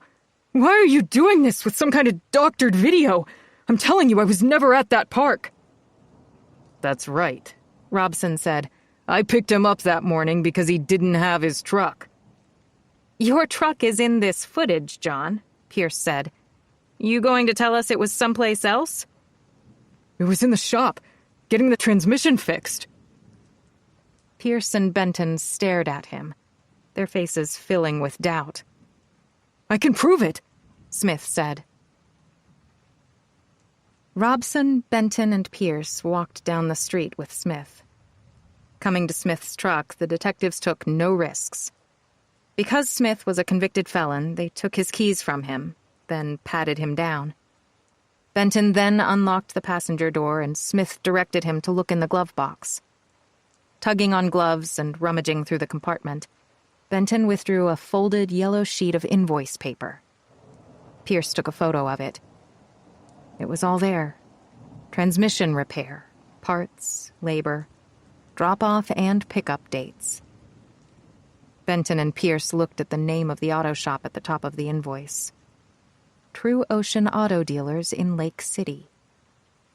The same shop where Tanner Bishop worked, moving vehicles in and out of the service bays. 39. Seattle, Washington. Sarah was losing her grip. She'd nearly spilled a plate of lasagna and a bowl of tomato soup on two screeching boys, each about 6 years old, who were racing around tables, bumping into her. The boys' parents sat in a booth, faces in their phones, indifferent. Then, one of the two older women in the corner booth, who'd seemed nice, tapped her spoon to her cup, her way of requesting more coffee. Meantime, a man glared at Sarah from his seat because the detailed special order he'd made off the menu was taking too long. No salt must be added in the preparation. Is that clear? No salt.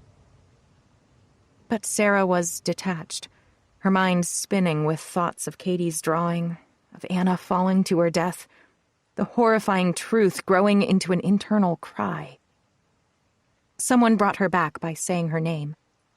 Beth and Polly called her into the alcove near the kitchen door. "Yes," Sarah answered. "What's wrong?" Beth said. "Nothing."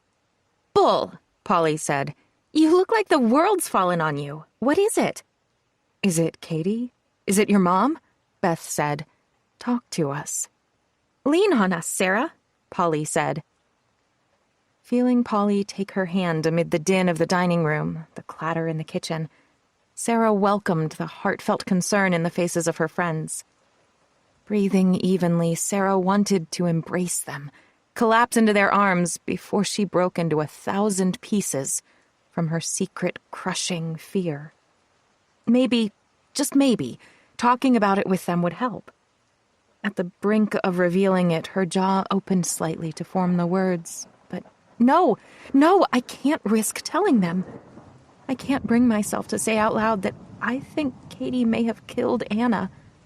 And that even worse, No, I can't. Order up, Mel said, setting 2 plates with fish and chips at the pickup window. Sarah touched Polly's and Beth's arms before they got back to work. "You guys are the best," she said. "Thank you, but I can handle it." But Sarah couldn't handle it. When her shift ended, she called her neighbor, Val Rossi. If there was one person Sarah could lean on, it was Val. She'd moved into the neighborhood a few years ago, after her husband's death. Sarah and Katie met Val while she was walking her dog, Bingo. Ever since then, they'd been friends. Val struck Sarah as a little lonely.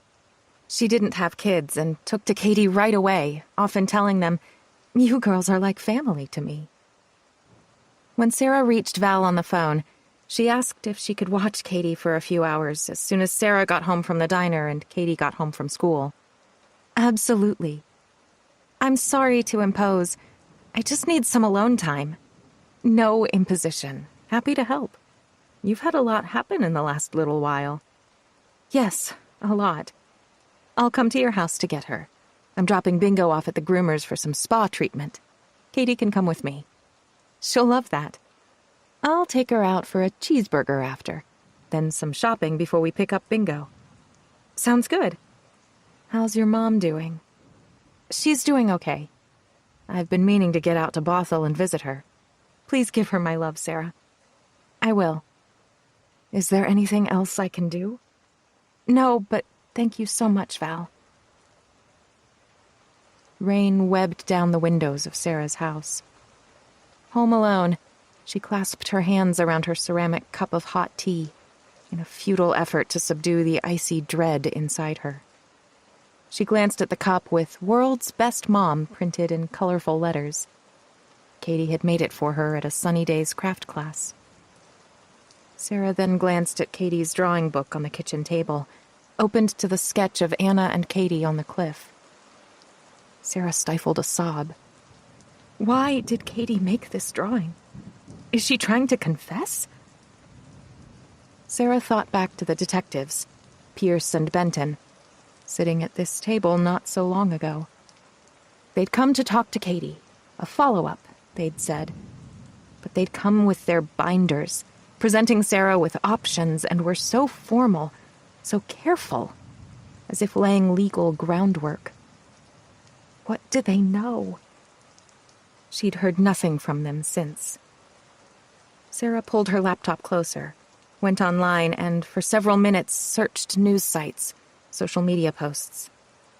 Then she went to the pages of the people mining rumors and conspiracies tied to her dark past. It appeared that nothing new had emerged. She looked at Katie's drawing again. Could it be some sort of evidence? Should I burn it? Should I get a lawyer? I can't afford a lawyer. Who can I talk to? What should I do? Sarah buried her face in her hands. I have to face the truth. The truth. Sarah's eyes flicked to the ceiling. The truth is up there. She left the kitchen and a moment later was on the second floor, looking down the hall to a closed door. Behind that door were the steps that led to the attic. Sarah hated going to the attic, knowing what was there. Rooted before the closed door, glancing at her tattooed wrist, rubbing it, thinking of Katie having bad thoughts, stirred her own. The rain, the pain, the screaming. Sarah turned from the attic door and hurried downstairs. 40. Seattle, Washington. I'll never forget that day. Stephanie Leal's voice rose from the recording playing on Ryan Gardner's laptop as she recalled her former high school classmate, Magda Kurtz. That's the file I want. That's the one. Ryan paused it and went to the kitchen. He made a ham and cheese sandwich, got a glass of milk, then came back to the recording. While eating, he surveyed the files listed in the folder where he'd stored it among additional material he'd obtained years ago that had belonged to Julie Carter, a Montana journalist. Ryan had learned of Julie through a colleague at the LA Times, who knew of his pursuit of Magda. She was a freelancer based in Billings, and my wife's distant cousin. Dan Morden, an LA Times reporter, had told Ryan at the time over the phone from California. She'd written for us, for everybody. She'd started working on a feature when Magda and her husband were arrested. Julie located nearly everyone in the region who knew them and was hoping to sell her article to the New York Times Magazine and turn it into a book. I got an email from her once, but we never talked. Ryan said. You said she was working on a feature? Past tense? Several months after she got going, Julie was hiking in Glacier National Park when she was killed by a grizzly. Oh, man, that's awful, Ryan said. Yeah, so she never wrote the piece. But she'd done massive research. It's just boxed up. I thought of you and that maybe I can help you get access to it. Dan contacted Julie's dad and set things up for Ryan to talk to him. After hearing Ryan recounting how Carrie and her friend Willow died, Julie's father agreed to give him Julie's research. A few weeks later, Ryan pulled his rental up to a modest home in Billings. Julie's dad, Butch Carter, a semi-retired welder who looked like a beat-up prizefighter, took him into his garage. He raised the door, and in the center sat 2 plastic storage bins containing court records, statements, transcripts, notebooks, documents, USB keys, newspapers, and more, all on the case. Carter helped Ryan place the bins into his rented Jeep. Then he shook Ryan's hand while clamping the other on his shoulder. His face was creased with grief, but he attempted a smile. Julie would have wanted someone like you to carry on her work. You see this through, son. By God, you see it through. For years, Ryan drew upon Julie Carter's files and added his own in his search for Magda and her daughter, for any links to where they may be. Now, taking the last bite of his sandwich, he went over everything in his head. Okay. I'm not sure yet about Sherry Evers at the pharmacy in Tacoma. It's not uncommon to have scars removed. And I'm not sure yet about Sarah, the server at the Jettown Diner. Maybe it's because I've struck out so many times before. And I still need to follow up on the woman in Redmond. I'm not done here yet. Finishing his milk, Ryan wiped his mouth with the back of his hand. Then, being a former reporter, he did a quick scan of the local news to see what was going on. He saw that officials were considering a plan to build a Seattle to Vancouver high-speed train. Scrolling further, he saw that the Seahawks were seeking a new quarterback. There'd been an engine fire on a ferry. Thankfully, no injuries. Then, that case he'd been following of the Seattle teen who died taking a selfie in the park east of the city. A photo of the victim, Anna Shaw, 17, accompanied the story, along with file photos of emergency units, police, and families in shock at the park. Does that woman look like the server from the Jettown Diner? It was hard to tell. He couldn't be certain. He stared a second before dismissing it. He read the short update, which said that Shaw's death was believed to be accidental, but the investigation was ongoing. Interesting, he thought, before he returned to Julie Carter's files and her interview with Stephanie Leal, who'd gone to high school with Magda. "I'll never forget that day," Leal said. "We were in our first gym class, sitting on the floor, 25 girls. Miss McCoy, our gym teacher, says, 'Everybody listen up carefully. When I blow my whistle, everybody jump up and touch all 4 walls the fastest way you can, then sit back down.' She blows her whistle, and the class tears around the gym, slapping the walls. Everyone except Magda." "What's she doing?" Julie asked. "She's running diagonally, touching 2 walls in one corner, then running diagonally to the opposite corner and touching 2 walls. Then she sits back down alone, waiting and watching the rest of us trample around slapping walls." "What did the teacher say?" "After we finished, we're sitting on the floor, panting, gasping. Miss McCoy smiles right at Magda and says, 'There's one in every group.' I'll never forget Magda sneering at us with an air of superiority." "What did the teacher mean by 1 in every group?" Someone asked her later, and Miss McCoy said it meant Magda had genius-level intelligence or something. But when I think back on it, and how I used to sit next to her in class, and how she went on to kill those people, God, it turns my blood cold. A moment later, the recording ended, and Ryan clicked on another video Julie had made with another former student, Sandra Hinson. It was a high school dance in our senior year. Sandra said, I was dating this cute boy, Jake. It was a starry night, so pretty, and we left the dance for the slope. The slope? Julie asked. Our football field was in a valley. We called the grassy hill next to it the slope. We watched the games from the slope. But this was at night, totally dark, no one there, if you know what I mean. Got it, Julie said. After we got there, we saw someone alone, lying on their back, not making a sound. We thought maybe they were hurt or passed out. We walked over quietly. That's when we saw it was Magda Kurtz.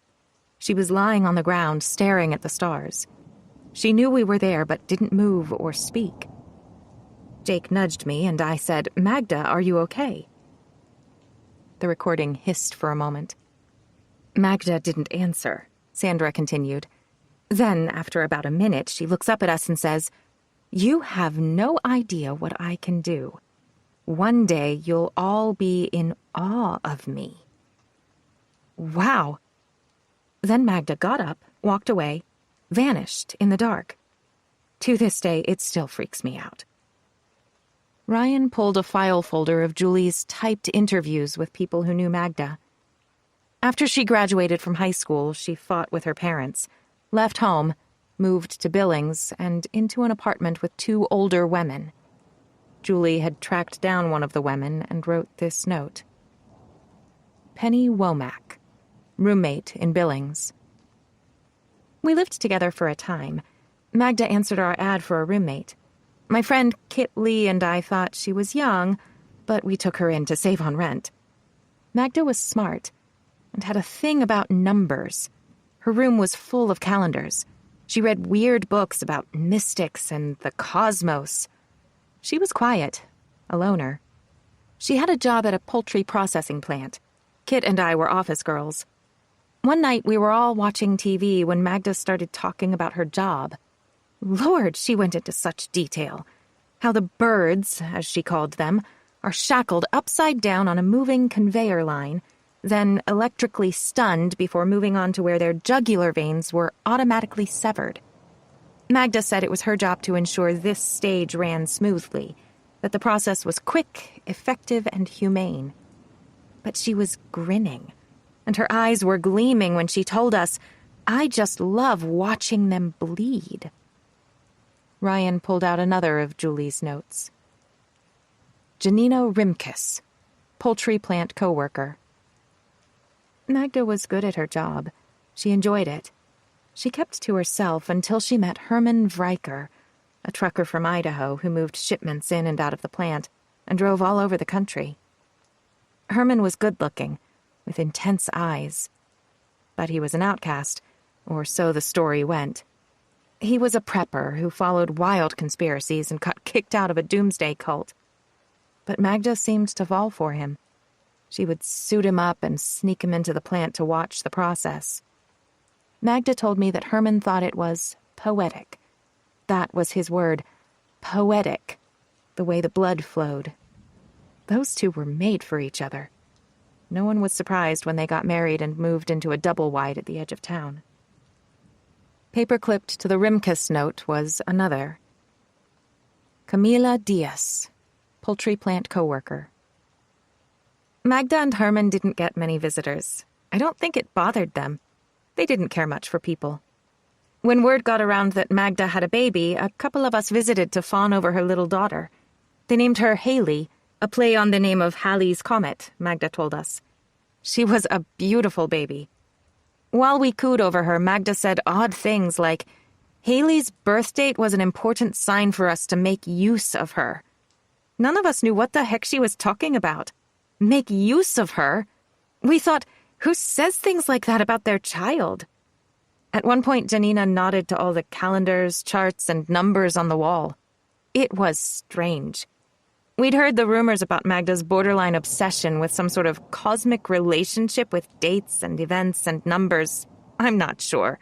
Maybe like some sort of occult numerology thing? But being there, hearing her and seeing her home, well, We left there a little shaken. I'm still uneasy talking about it because, well, of what they were planning. Leaning back in his chair, Ryan exhaled, rubbed his eyes, then reached for the folder of information that had drawn him to Seattle, flipping through it for the millionth time. Am I really getting closer to finding Magda? He typed a few notes into his phone. He had more work to do. 41. Seattle, Washington. Tanner Bishop looked at the handcuffs around his wrists. "You're still under the Miranda warning," Pierce said. Nodding, Tanner turned to his father's stern, sober face, then to that of Whitney Bowen, the $400 an hour attorney he'd hired.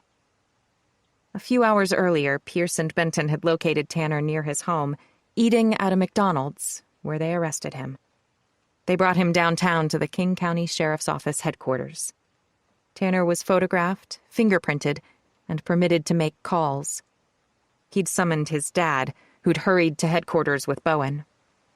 The detectives allowed them to consult privately with Tanner in a holding cell for nearly 40 minutes. Now all 5 were gathered at the table in a large meeting room. Pierce tapped commands on her tablet, then turned it so Tanner, his father, and his lawyer could view the screen. Clear video recorded by the security cameras at True Ocean Auto Dealers in Lake City played. It showed Tanner getting into the white Chevrolet Silverado pickup belonging to John James Smith and driving away. The video was time and date stamped. Pierce then played footage from the camera at Sparrow Song Park. It showed the Sunny Days school bus arriving. Then a Chevrolet pickup came partially into the frame, stopping, as if watching the passengers disembark. The last being Anna Shaw and Katie Harmon, walking far behind the others as they disappeared down the trail. At the edge of the frame, the pickup wheeled around to leave before the footage froze on its Washington state license plate, confirming it was the vehicle Tanner drove from True Ocean Auto. The footage was also time and date stamped, falling within the distance and driving time from Lake City in Seattle to the park near North Bend. Pierce let Tanner consider the evidence. "Let me lay it all down for you, Tanner," she said. "We investigated with the people at True Ocean. They hired you as a favor to your dad, who knows the service manager, didn't they?" Tanner didn't answer. His dad cleared his throat. Pierce continued. "The people at True Ocean were very cooperative. We know you know all the keypad codes to the locks on all lot gates, and you have access to all the keys to all vehicles in for servicing. You can even see the invoices that show when someone will pick up their serviced vehicle." Pierce glanced at her notebook. "You would have known the Silverado was serviced ahead of schedule, and that the owner wasn't picking it up until the end of the day. You also knew about the security cameras on True Ocean's lots. In fact, you switched one off that morning, but you missed the safety feature it had to protect against outages, so it was actually never off." Pierce paused. "You're facing charges for theft of a motor vehicle, a felony with a maximum sentence of 10 years and a $20,000 fine." Pierce let that sink in. "Here's where it gets worse, Tanner," she said. "You weren't even supposed to work that day, yet you went to the dealer early that morning and took the Silverado and drove it to the park. We know the Sunny Days trip to the park was posted in advance online. It wasn't a secret. Your actions suggest planning, premeditation." Pierce looked at Tanner, then her notes. "You told us that Anna had broken up with you because she thought you'd cheated on her with Shelby. You said she was pissed at me, angry with me, heartbroken. Correct?" Tanner licked his lips and swallowed, said nothing. "As far as Anna was concerned, you two were done. It was over," Pierce said. "But you were desperate to reconcile, to get her back." Is that why you stole a vehicle and followed her to the park that morning? To get her alone? Tanner's face whitened. Did something go wrong in your attempt to talk to her at the park? Maybe things got heated. She shoved you, then you grabbed something to strike her and shoved her back. You didn't mean it. It was an accident. Tanner shut his eyes for a moment, and Pierce kept going. How can you explain that you of all people, Tanner, you with this emotional tornado in your heart, committed a felony, pursued Anna, and got to the park at the same time Anna was killed? Tears rolled down Tanner's cheeks. He wiped them with his sleeves. Pierce twisted her pen in her hand while Benton eyed the teenager, his poker face betraying nothing. If Anna's death was an accident, Benton said, halting when Tanner started shaking his head. Tanner, if you didn't mean for it to happen, now's the time to tell us the truth. Tanner's chair creaked, and he turned to his father, meeting the face of a man battling anger and fear. Through gritted teeth, Tanner's dad said, Tell them. Tanner looked to the lawyer, Whitney Bowen, who nodded. Go ahead, she said. Tell them what happened. Tanner searched his empty hands for the words. I kinda lost my mind, he began. I couldn't handle losing Anna. Benton leaned closer, and Pierce studied Tanner, noticing him squeezing his eyes shut and wincing as he spoke. I'd put a dent in my dad's SUV, so he banned me from using it. I knew Anna was going out to the park with sunny days, and I knew the time. I woke up hurting so bad, aching to talk to her, to make her understand. So it was like an impulsive thing, something I just had to do that morning. I needed a car, so I went to True Ocean, checked the invoices, then just drove off in that pickup, figuring I'd have it back before anyone knew. I followed the school bus from Seattle to the park. The whole drive out, I'm thinking about what I want to say to her. I need her to believe me, that I never cheated, and to make her see that we belong together. But when I got there and watched all those people getting off the bus, it's like my brain's sizzling. There's so many people in the group. I'll never get her alone, and she'll freak out. It feels like I'm stalking her when I should just talk to her later. Tanner stopped, his eyes going around the room as if the walls were closing in on him. It's like I snapped out of a spell or something. Like the whole thing's a stupid idea. I mean, I even stole a truck. So I pull out and drive back to the city to put the truck back and ride my bike home. And that's when... Tanner raked his hands through his hair. Rumors start flying, texts and stuff, on social media from Sunny Days kids that something bad happened to Anna. Then they say she's dead, and I'm like, what the hell? I don't believe it. I mean, I just saw her get off the bus. Then I see the news reports, the police and helicopter, and I get texts from friends who know, and it's true. They say Anna's dead. She's freaking dead! Tanner's eyes widened, his breathing heavy, his composure slipping. I got to the bathroom and puked. My whole body went numb. Choking with emotion, gasping, Tanner struggled to continue. The whole time I'm thinking that maybe if I had gone to her, I somehow could have saved her, and that Anna died hating me. A full minute passed with the detectives watching Tanner, until he gained a measure of composure. All right, Pierce said.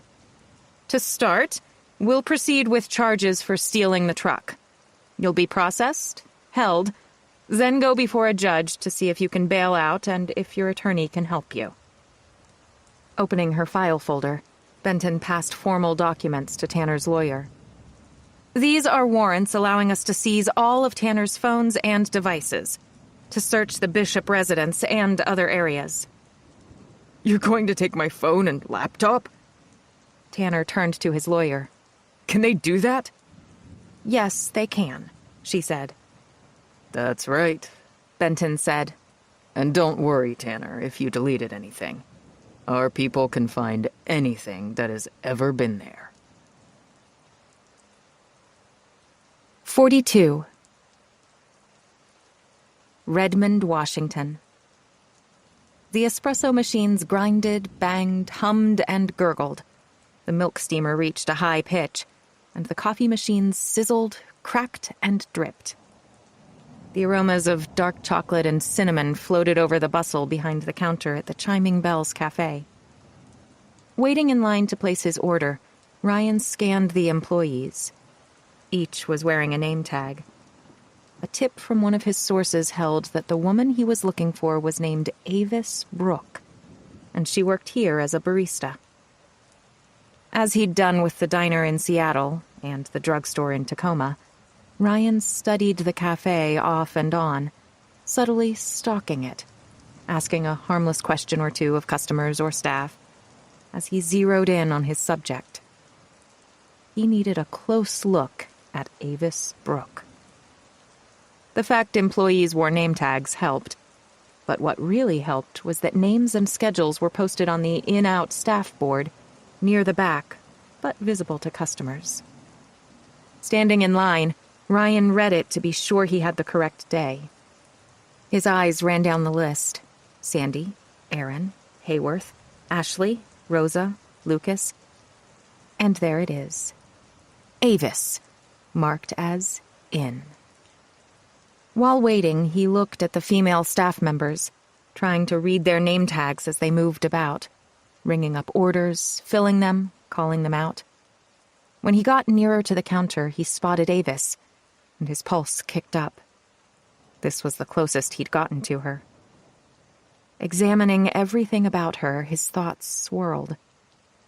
Is this the daughter of the woman who murdered Carrie? Avis Brooke appeared to be in her early 30s, so her age was right, but Ryan couldn't see her wrists clearly. When his turn came, the barista named Ashley smiled at him. "How can I help you?" Ryan ordered a vanilla latte, then paid. When Ashley stepped away to make it, Avis came to the counter holding a takeout cup. "Order for Eric," Avis said. Ryan was about 3 feet from her, and now had a clearer view. Avis had a double nose ring, studs in her pierced ears. She wore a beige bib apron over a black t-shirt. He could see her arms and her tattoos, latte art and stars, but nothing on the spot of her wrist. No scar, no tattoo, nothing. His staring was interrupted. "Have you been served?" Avis looked at Ryan. "Yes, thanks." Ashley brought him his order and he went to a table nearby, sitting so he could watch the staff behind the counter while contending with what he sensed was another miss. The scar should be noticeable on her left wrist. But there was also another key fact to consider about Avis. According to Ryan's source, she had a 6-year-old daughter named Haley. Names again. Coincidence? Maybe. He didn't know. Frustrated, Ryan left the shop. He calmed down outside, sipping his coffee. A car passed with a John Denver song spilling from the radio, one of Carrie's favorites. He couldn't give up. He got into his SUV and parked a distance away, but kept his eye on the shop for the next 2 hours until Avis's shift ended. He saw her leave, sipping a drink from a bright yellow can as she walked to the bus stop. He watched her toss the can in the trash before the bus arrived, creaking to a stop. Ryan walked to the bin and collected the yellow can. Another DNA sample to ship overnight. Another possibility. 43. Seattle, Washington. Heidi Wong surveyed her laptop's screen, then her notes on her yellow legal pad at the King County Prosecuting Attorney's Office. Several days had passed since Tanner Bishop had been charged with stealing a pickup truck, which had put him in the park at the time Anna Shaw died. At the conference table, rereading updates on the case, Wong shook her head slowly before she raised it to the investigators. She'd called Acker, Pierce, and Benton, along with Grotowski and Tilden, to her building. She'd requested to speak to the main team on the case because of a development. So why this meeting? Acker asked. You said there's been a turn of events? Earlier today, I was on a call with Bishop's attorney, Whitney Bowen. Also on the call, we had John James Smith's lawyer and the lawyer for True Ocean Auto Dealers. Why weren't we informed? Acker asked. Sorry, Art, it came about quickly, Wong said. Smith, due to his own status as an offender, insists that he not be linked in any conceivable way to Shaw's case. Meaning? Pierce said. Meaning, he wants all theft charges concerning his pickup dropped. He has his truck in good running order. And that's the end of the story as far as Smith's concerned. For their part, the auto dealer will refund the repair cost and provide Smith free maintenance service or something. It's up to them how they want to handle it. What? Benton said. Bishop has been terminated and will make restitution to the auto dealer on terms acceptable to all parties. Can we knock the charge down to taking a vehicle without permission? Acker said. Smith won't support it, Wong said. I'm sorry. And after looking at everything, you definitely don't have enough for a murder case against Bishop. Hold on, Benton said, sitting straighter, jabbing the table with his forefinger. None of this takes away from Bishop's admission to pursuing Anna Shaw to the park to confront her in the moments before her death. We have the video. And we have the rock with Shaw's blood and hair, Pierce said. Again, circumstantial, Wong said. Bishop admitted to being an emotional powder keg, Benton said. But it doesn't erase the cracks in the case, Wong said. We have no conclusive trace evidence putting Bishop on the cliff. The video puts him in the park, Pierce said, but not on the cliff. His defense will flip the video to their advantage, saying it proves that Bishop turned away, left the park, as he's stated, and that his denial is supported by the fact none of the statements we have from the group, including from Katie Harmon, put Bishop at the cliff. You have nothing to even raise the possibility he stepped out of the truck. You've got nothing from his phone or other devices that builds a case. And there's the gap. The gap? Acker repeated. Katie left Anna to run deeper into the park for help, returning with the supervisors to see Anna Shaw had fallen.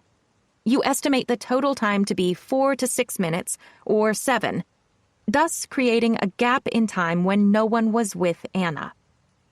Right, Benton said. Just a few minutes.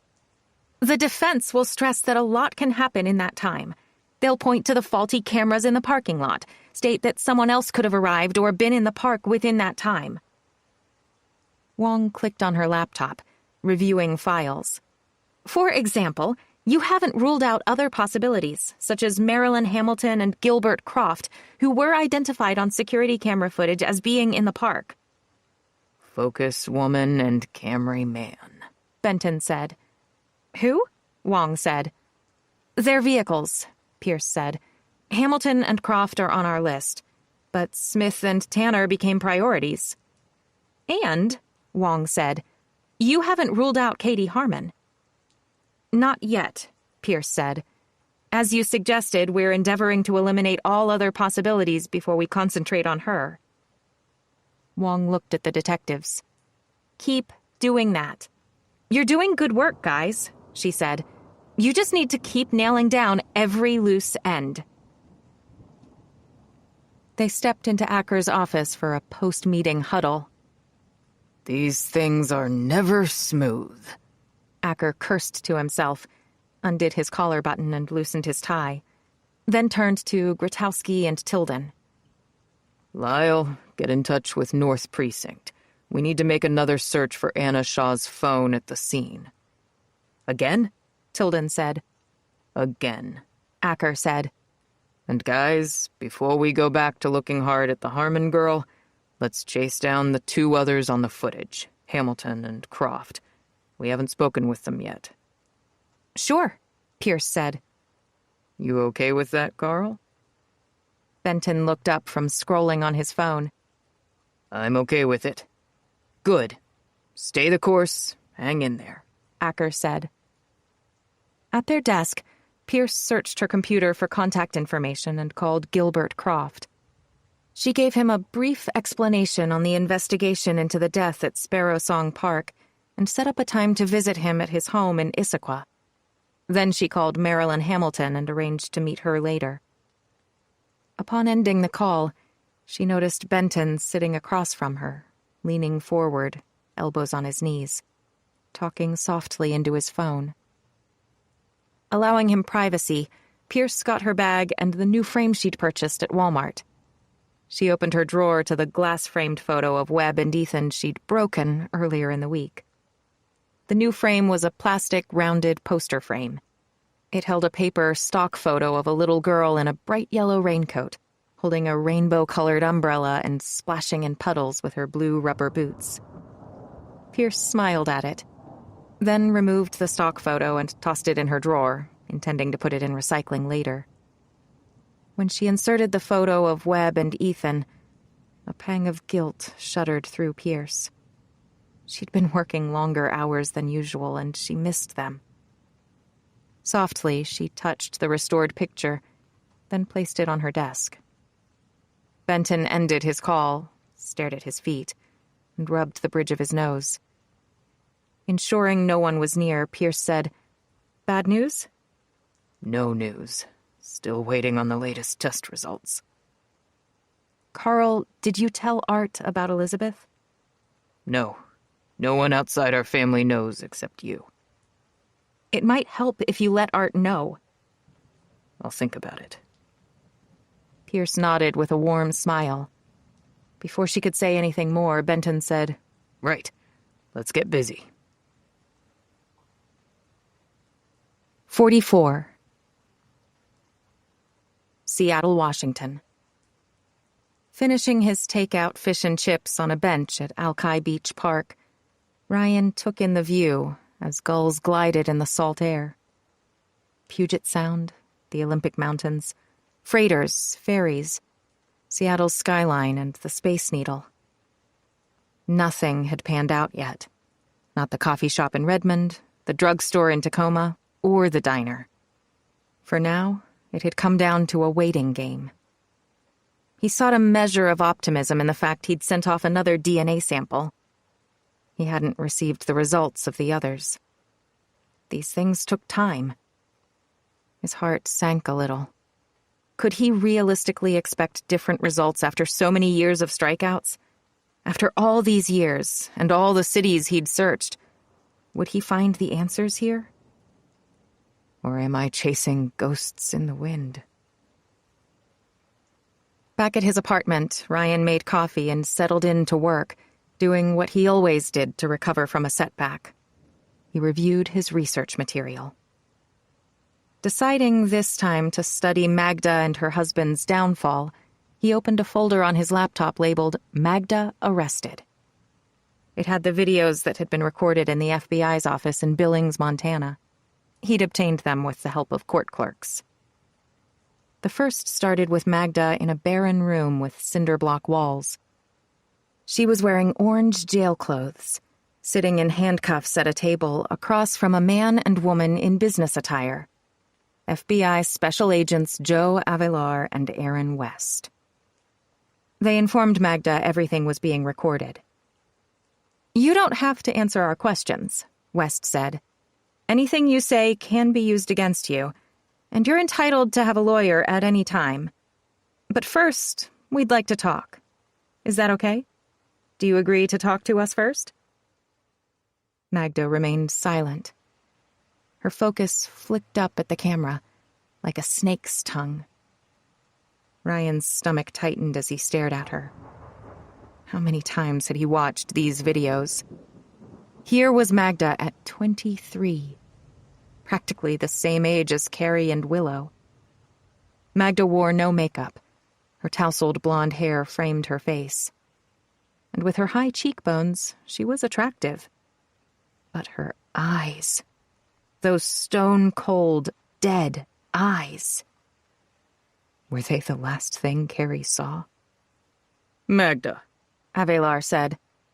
if you're going to help yourself, you need to help us. Where's Haley? Magda asked. Before we answer that, West said, are you agreeing to talk to us? Yes, I agree. Tell me what you did with my baby. She's safe, West said. She's with the people at Family Services until you and Herman help us sort things out. What things?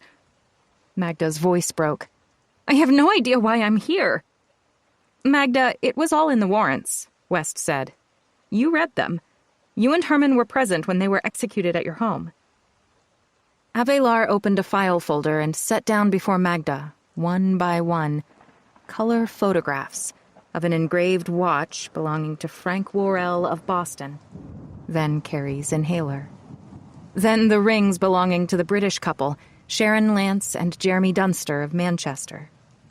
Then a ring belonging to Brent Porter from Denver. These items are the property of people reported missing by their families. People last seen in Montana, Idaho, and Washington, West said. Why did you have them? I don't know. Magda shook her head. I don't know anything. You don't know, West said. For the next few hours, the agents detailed each of the missing person cases and the astronomical odds of their items being discovered with Magda and Herman Vriker. Over and over, with tears brimming, Magda said, I don't know anything. I want my daughter and I want to go home. Finally, Avelar said, We've talked to Herman, you know. Magda's eyes registered a glint of surprise. What did he tell you? Magda asked. Oh, he had a lot to say, West said. Thinking for a long moment, Magda's tears evaporated. Did Herman tell you he got the items at flea markets? Magda said.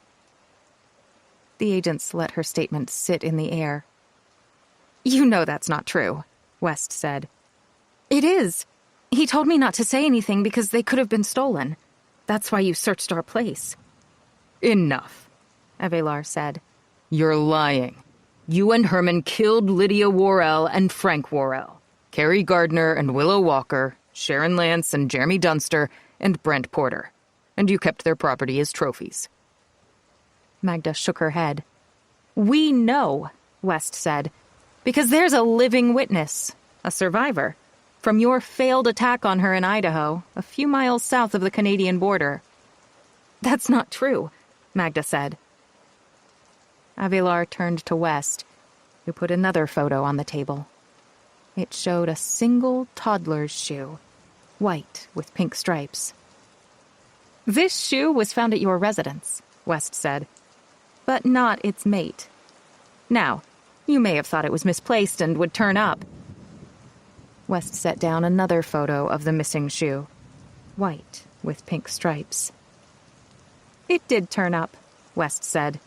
In Idaho, where you faked car trouble and flagged down a woman while holding your daughter so you and Herman could kill her. But she fought back. She survived. And here you are, facing multiple first-degree murder charges. You'll likely never see Haley again. And in this state, Avelar said, the death penalty's a certainty for you. Magda's eye twitched. Magda, West said, this case will proceed with or without your help. It's pretty much guaranteed. You'll never be free again. Realizing she was trapped, all the blood drained from Magda's face. Now's the time for you to take control here, West said. Tell us everything. Tell us the truth. And we'll make sure the county attorney knows that you cooperated. No guarantees, but it could help. The agents stood. We'll give you a moment to think it over, West said. Remember, Avelar said, Herman could beat you to it. He could work a deal and walk free with your daughter. The clock is ticking. Magda began rocking back and forth. The handcuffs jingled as she covered her face with her hands. A few seconds later, she looked up to the camera, then to the agents, stopping them cold at the door. Herman killed the couple from Boston. He killed the Arizona college girls. He killed the British tourists and the guy from Denver. He killed them all. I couldn't stop him. He beat me and would have killed me and Haley if I didn't obey and do what he said. I had no choice. It was not my fault. Are you prepared to tell us everything, Magda? West said. First, I want a lawyer. I want a deal, and I want my daughter back. 45. Seattle, Washington. Ryan exhaled. The next recording he queued up was labeled Herman Arrested. Herman Vriker, aged 26, parents divorced, raised by his uncle in Hayden Lake, Idaho. Herman was a long-haul trucker with a long record of moving violations that included speeding, an improper lane change, and twice he'd bumped cars on the highway. Herman sat in the drab interview room, wearing an orange prisoner jumpsuit. Unshaven, eyes bloodshot, his unwashed hair matted. He was handcuffed, along with a leg iron attached to the metal table. Beside him, his lawyer, Heinrich Butler, read documents while they waited without speaking, both unaware what had transpired with Magda in the previous days. Watching them, Ryan reflected on how, at that time, the investigators had considered their case a bit shaky.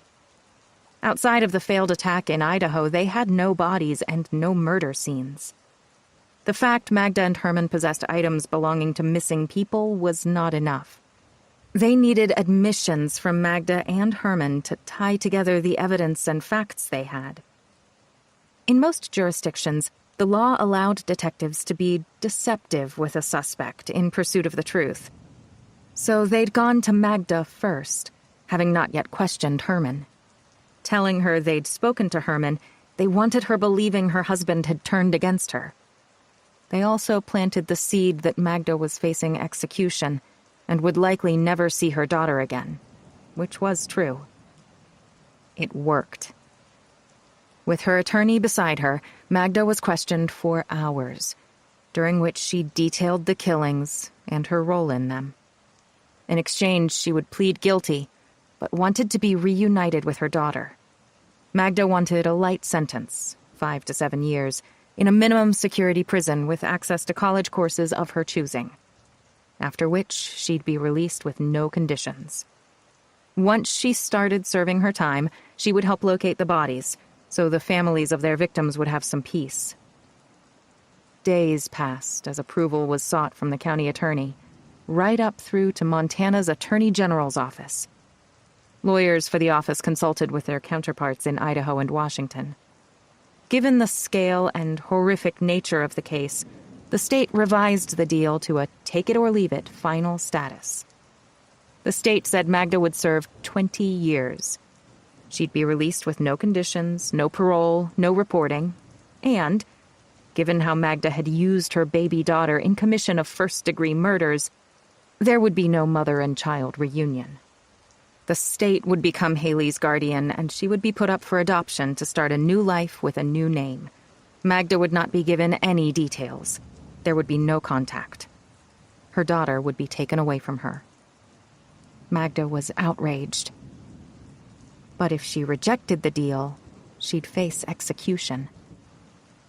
"You have no choice," West told Magda, echoing her claim in the killings. Magda's lawyer advised her to accept the terms. The deal was signed by all parties and approved by the court.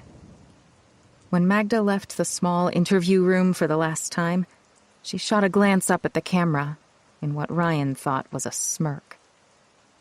Now, in the video Ryan watched, the door opened to the room where Herman and his lawyer were seated. FBI Special Agents Joe Avelar and Aaron West entered. After a perfunctory round of introductions, Heinrich Butler started complaining. "Why keep my client in custody all this time? So you can prolong the process? You're infringing on his rights. No, we're not, Mr. Butler, Avelar said. My colleague will update you. Herman, we've spoken at length with Magda, West said. She told us everything. Herman glanced to Butler, then at the agents. What do you mean? Herman asked. West placed photographs of the victims on the table, then photos of the items found at Herman and Magda's residence. She told us everything you did, West said. Herman swallowed. We got those things at flea markets, Herman said. One in Billings, one in Miles City. Are they stolen? That's what I was afraid of. You need to check those places, investigate the vendors, because... Herman, West said. You need to listen to something. West took out a micro-cassette recorder, set it on the table, and played a long excerpt of Magda speaking to them. He's a trucker. He grew up in the Northwest. Herman knows every back road, logging, mining road, pioneer trail in the region. He'd take us out to remote, isolated areas he selected, and then dig graves to use later. Herman's face whitened as it played. He had these scary beliefs that he had dominion over lower life forms and every creeping thing that creepeth upon the earth. Sometimes at night, he'd lie on the ground and stare up at the stars. I think it exaggerated his sense of self-importance, because he started embracing these strange ideas about how he was superior to all others, that he should rule over who lives and who dies, because he feels nothing wrong about a necessary death. I think that's why, when we met, he insisted I sneak him into the slaughterhouse where I worked, so he could watch death. Butler scribbled notes quickly on a legal pad. Herman started talking about how a day of deliverance was nearing, and how people who stood in the way of foretold events had to be removed. He'd take action according to dates, numbers, weird formulas, and things he'd calculated. Then we'd go out to find potential victims. Herman clenched his jaw as he listened. It was his idea to use Haley to lure people to stop. No one would feel threatened by a woman with a toddler needing help on a lonely stretch of road. And he'd lie in wait and kill whoever stopped. What would happen after that? West asked Magda. Herman would load the bodies into their vehicle, drive it to a selected, prepared site, miles and miles away, with me following with Haley. I'd help him bury the bodies in a pre-dug grave. Later, he'd hide their vehicles, alter the VINs, then sell them to his friends in trucker world. He told me they'd transport them to resell in Central and South America. Why didn't you stop or report him? I was terrified. Herman beat me all the time. Did you make a criminal complaint? No, I was frightened. With my lawyer's help, I'll be making one now. All right, continue, West said. Herman hit me all the time and said if I didn't do what he said, he'd put me and Haley in one of those graves. Yes, I participated in the murders, but I had no choice. West switched off the recorder. Avelar set down a photo of a child's shoe. This was found at your home, he said, setting down a second photo of an identical shoe. This one was found at the site of your attempt to kill a woman in Idaho. She's our surviving witness who got your plate. And we have Magda's admission. It's over for you, West said. Tears rolled down Herman's face. She's a liar, Herman said. Butler touched his handcuffed wrists. Don't say anything. They have to know the truth. Go ahead, West said. As your attorney, Butler said, I advise you to remain silent, Herman. Magda, Herman said, ignoring his lawyer's advice. Lied to you. She's smart. Very smart. She always thought she was above other people. She's the one who reads strange books. She's the one who believes in the stars and power in numbers. His handcuffs jingled as he pressed his palms to the table, bit his bottom lip to push down on his anger. She's the one who planned it all. It was her idea to use Haley to lure people, and she loved it. From the time I met her at the slaughterhouse, She told me how she loved the killing, the power over living things. Yes, I did what she wanted, but she stared into the eyes of people as we killed them. She loved watching them die. She told me there was no greater feeling than watching life drain from a living thing. Now, please, Butler said, none of what Magdalena has told you is admissible under Title 26. It's spousal privilege. Neither spouse can testify against the other without consent of the other. Your case collapses. Mr. Butler, West said, you heard on the recording that she's in the process of swearing out a criminal complaint against your client, so the privilege will not apply. Herman, Abelard said, you'll be charged with multiple counts of first-degree murder. The prosecution will seek the death penalty. I can't believe it. An intense, visible change rolled over Herman. He appeared to deflate and break before their eyes. But it was not about facing execution. I can't believe she betrayed me. Much later, Herman's case went before the court. Butler's attempts to secure a deal, a commutation to life in exchange for his cooperation to find the bodies, had failed. The state wanted Herman executed. It wasn't interested in another deal. They already had Magda's. Herman's death sentence was passed.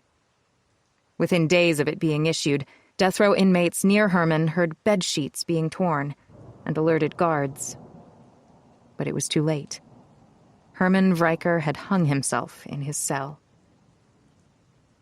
It was during this time that Magda, handcuffed and shackled under heavy escort, led officials in Montana, Idaho, and Washington to isolated areas to find the graves of their victims. Huge contingents involving helicopters, search teams, and dogs failed each time to find any remains. Locating them was difficult, Magda explained, because often she'd only seen the sites at night. She had been so terrified that now she couldn't remember the exact locations. After nearly a dozen attempts, it became evident that she either could not or would not locate the remains of their victims. Frustrated, investigators went to Herman Vriker's relatives, friends, and trucking and business associates, thinking he may have confided in someone. It was another futile effort to locate the remains.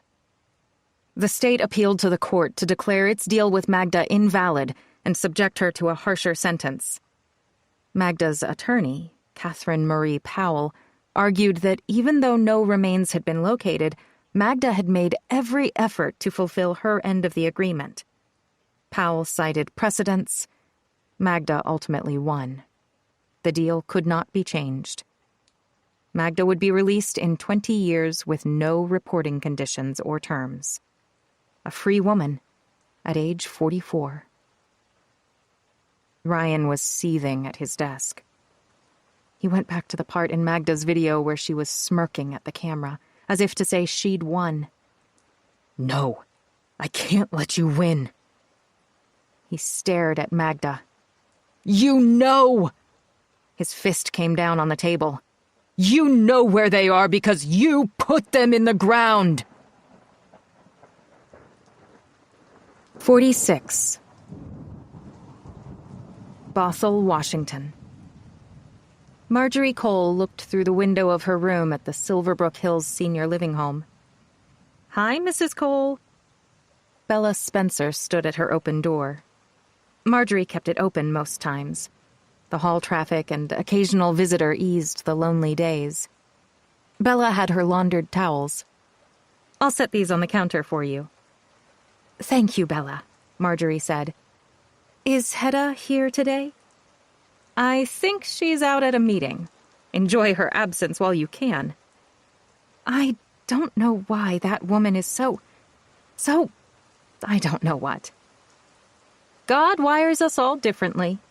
Bella smiled. "I'll check back with you later, dear." Marjorie gave a little wave and turned back to the window. Her thoughts carried her from her wheelchair beyond the surrounding woodland, back years, back to a time when the highway rushed under her. She was sitting next to George, her husband, in their truck. her heart nearly bursting as they departed Montana. She was sad to leave their friends and the life she and George had had in Great Falls. But a new life awaited them in Seattle, where George had accepted a fantastic job offer. It was exciting, but Marjorie was anxious. Tenderly, she stroked their daughter Sarah's hair. Sarah was seated between them. Watching her, Marjorie was convincing herself that the move would be good for all of them. It would be a new beginning. Sarah flipped through the pages of a Dr. Seuss book, Horton Hears a Who. She'd been in their lives for more than a year at that point. She had come to them with a terrible history, and being her new parents came with challenges. But it didn't matter. Marjorie and George were prepared to meet them. Sarah was their answered prayer, and they loved her unconditionally. Their love had arisen out of the painful realization that they could never have children biologically. The wait on adoption lists for a child was unbearable, and surrogacy was too expensive for them. Devastated, they had abandoned their hope for a child of any age when the stars aligned.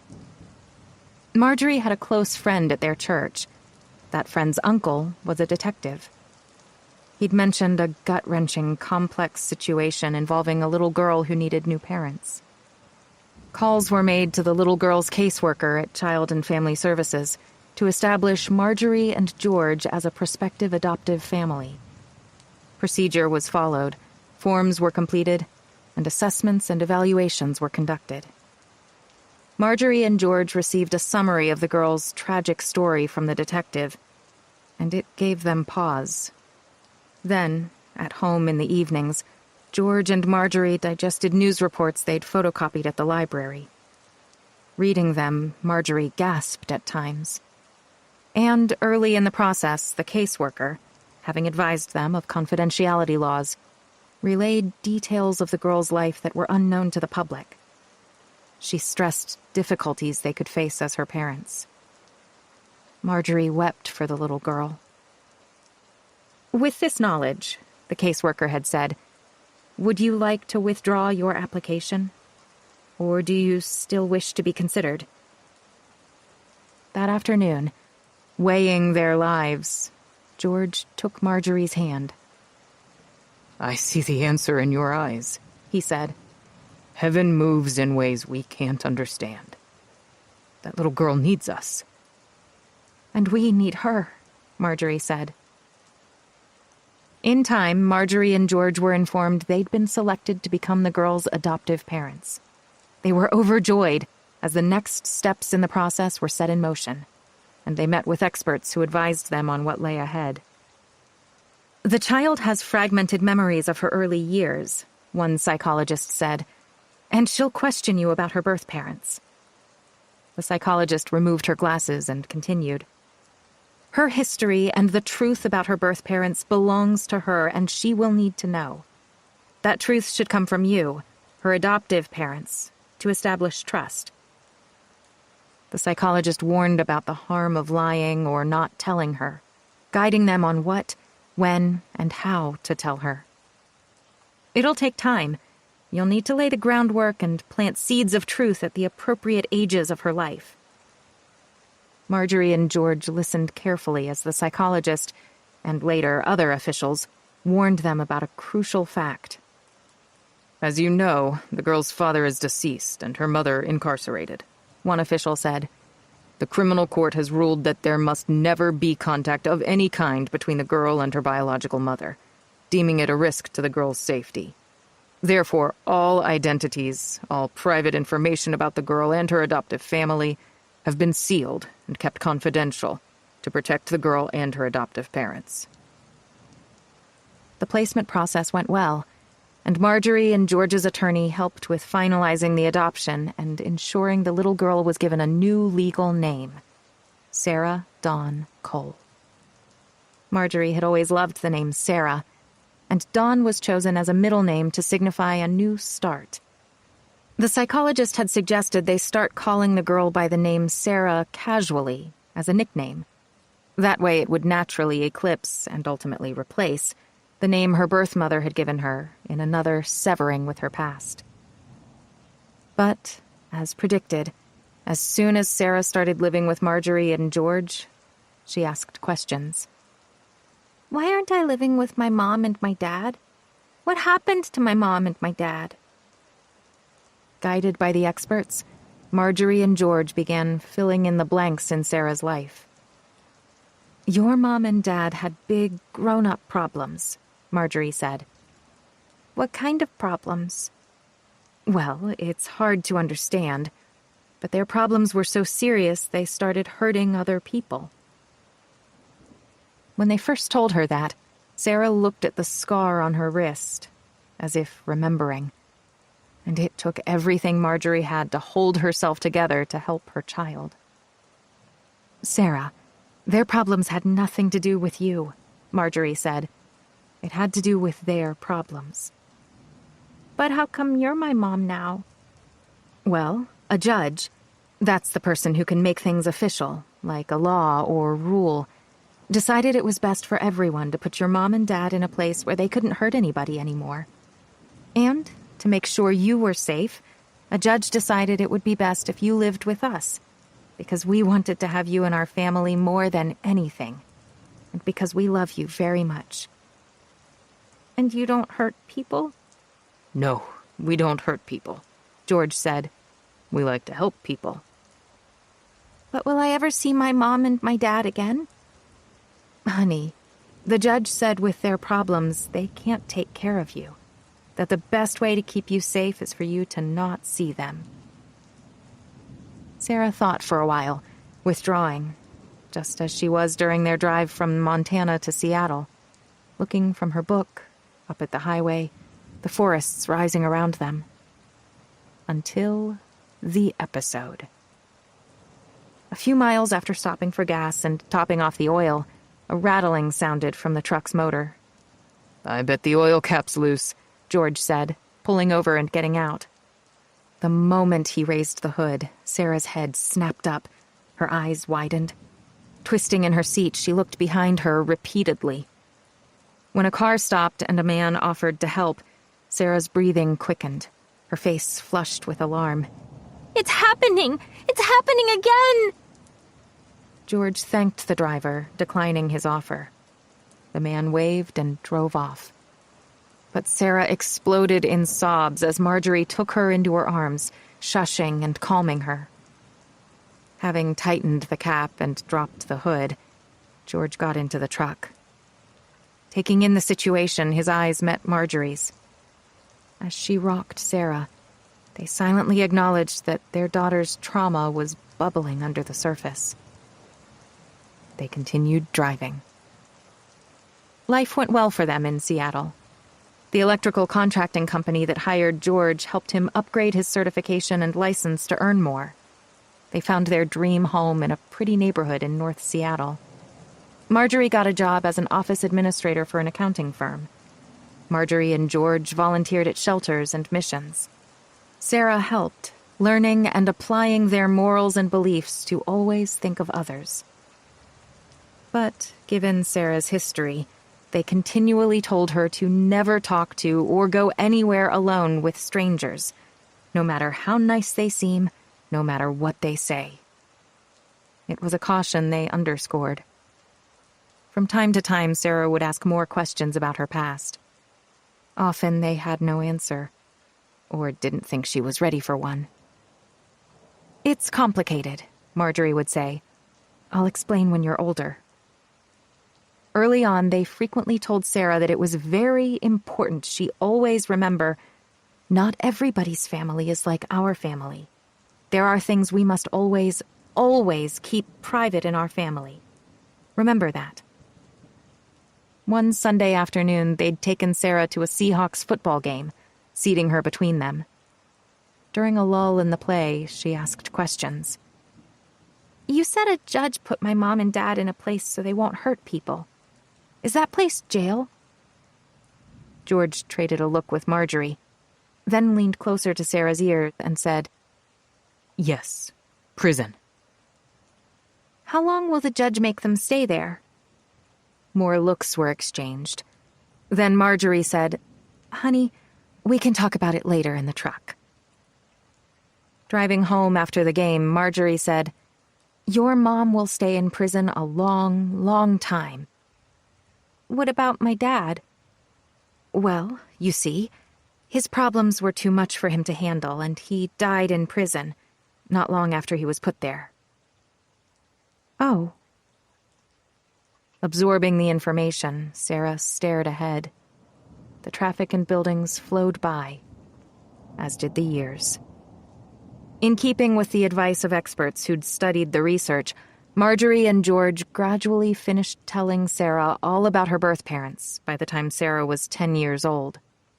Psychologists had told them that Sarah's history should be established before adolescence, because by then she'd be going through enough trying to figure out who she was. During those years, they reinforced the fact their family was unlike others. "There are things we don't ever discuss outside our home," Marjorie said. "No one knows who your birth parents are, but people who are angry at what they did will want to know. They might be angry at you or us, even though what your parents did has nothing to do with you at all. And if we keep things private, no one will ever know about the past." Marjorie and George prayed that Sarah understood as she continued asking questions. "When my mom comes out of prison, will she hurt people?" "Nobody knows that." "When I grow up, will I hurt people like they did?" Marjorie looked at her. It was the first time Sarah had ever asked that question. "Do you ever think about hurting anyone?" "No," Sarah said. "Never, because it's wrong." Marjorie took Sarah into her arms, holding her. "No," she said. "You will never hurt anyone." Marjorie believed it with every fiber of her soul. Still, while Sarah was growing up, Marjorie had been plagued with dread about her. Because of the disturbing history of Sarah's biological parents, deep down Marjorie always worried that Sarah would inherit their traits. But she didn't. When George was dying, he told Marjorie that Sarah was a blessing in their lives. And it was true. But now, after all these years, Marjorie's faith was shaken. For in a dark corner of her heart, she still held secrets. Yes, Sarah was a good person, and Nathaniel, God rest his soul, was a good person. But Katie... At first, after what happened to the little boy, Marjorie believed Katie had nothing to do with it. But now with the girl on the cliff, I fear the worst. I fear it because I lied to Sarah. I haven't told her everything about her birth mother. Marjorie drew her hands to her face. She sat that way until a shadow fell over her. Then she felt someone touch her shoulder. "Mrs. Cole, are you okay?" Hedda Bodden had lowered herself beside the chair, concern in her face as she studied Marjorie. "May I get someone or get you some water?" "No, thank you." Marjorie politely waved off the offer and found her composure. "I was just lost in my memories." 47. Seattle, Washington. The steps creaked as Sarah climbed them to the attic, guided by the weak light spilling up the narrow stairway from below. Anxiety had tormented her for days before she overcame it and found the will to come up here, uncertain of what she would awaken. At the top, she opened the attic door and tried the light switch. It didn't work. She used the flashlight on her phone and glanced around. Dust mites swirled above boxes of old clothes, Christmas decorations, and cartons of items jettisoned from their lives. Sitting on a wooden chest filled with old blankets, Sarah slid a carton closer and pulled out a photo album. Her mom had 1 or 2 albums at Silverbrook Hills, but most of them were here. The laminated pages crackled as Sarah looked through the images of her family taken over the years, coming to happy times with Nathaniel. Sarah had her favorites of Nathaniel downstairs in her room and on her phone, But there were more family pictures here. She traced her fingers over Nathaniel's face, smiling at her from his motorcycle. So handsome. Here he was at his shop. There he was helping at the shelter.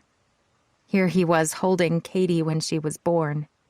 Here he was with Katie on his shoulders, looking up at her. She was laughing down at him. Sarah smiled back at the photos of her mom and dad. Christmases, birthdays. Closing the album, she glanced at a cardboard box, one she rarely opened. Because I know what's there, waiting for me. The truth. It contained old things, a lamp, bookends, and candlestick holders. But under them, hidden, was a box. She opened it to faded clippings, photocopies, and printouts of old newspaper reports. Sarah scanned the headlines. Survivor's account unearths link to troubling case. FBI to lead probe of several disappearances across several states. Husband and wife tied to multiple slayings. Hearts of darkness. Murder suspect's wife seeks deal. Sarah couldn't go any further. Why didn't I get rid of all this stuff long ago? She put the box away, unable to silence the shrieks from the recesses of her mind, pulling her back. The rain, the pain, the screaming, kicking, clawing, bleeding, the thudding, the digging, the blood. She shook her head to drive the images from her. I know who I am. I'm not them. I'm not them! Sarah fought a great sob. But Katie? The drawing, Anna, and there was the boy, and how Katie had said at the time, "It's sad what happened to him." But it was the way Katie had said it, like she didn't mean it. Oh God, what do I do? Please tell me what to do. 48. Issaquah, Washington. They found Gilbert Croft's house in a terraced section of the neighborhood known as Montreux, on the slope of Cougar Mountain. A blue Toyota Camry stood in the driveway. Its plate matched the plate of the Camry recorded at Sparrow Song Park, a 30-minute drive away. Pierce and Benton went to the door and rang the bell. No one answered. Pierce rang it again. Nothing. She checked the time. Benton nodded to the pathway leading around the house. Following it to the backyard, they saw an older man working at a flower bed, next to a wheelbarrow with precast gray-white bricks. Grunting, he hefted one and, with the slowness of age, placed it on the grass. "Mr. Croft?" Pierce said. He turned. Yes? Detectives Kim Pierce and Carl Benton, King County Sheriff's Office. Oh, yes. He brushed his brow. Let's go inside. Croft's living room had a cultured stone fireplace, floor-to-ceiling bookshelves, and comfortable chairs. Can I get you anything? Coffee? No, thank you, Benton said. I lost track of time. My wife wanted me to finish the garden edging. Croft sighed as he sat in a sofa rocker. So you want to talk about that girl who fell in the park? Yes. A few things we'd like to go over with you. Pierce reached into her bag for her laptop. After relating another summary, she queued up the video showing Croft at the park. He slid on his glasses, and then she passed her laptop to him. Holding it, he watched the video carefully. Yes, that's me, all right. These days we seem to see cameras everywhere. He passed the computer back. She closed it. Then, sitting back down, Pierce said, "Did you know Anna Shaw?" Anna who? Anna Shaw, the girl who was killed. No, I'm afraid not. Do you know her parents, Lenora and Chuck Shaw? No, I don't know them. The video shows you were at Sparrow Song Park the day of Anna's death, walking to your Camry at the time of Anna's death. Yes. Such a terrible thing, her falling. What time did you arrive at the park? Oh, gosh, let me think. I usually get up at 6 a.m. or so. Not sure exactly. Sometime after that. Why were you at the park that day, Mr. Croft? Pierce asked. My wife likes to walk through it.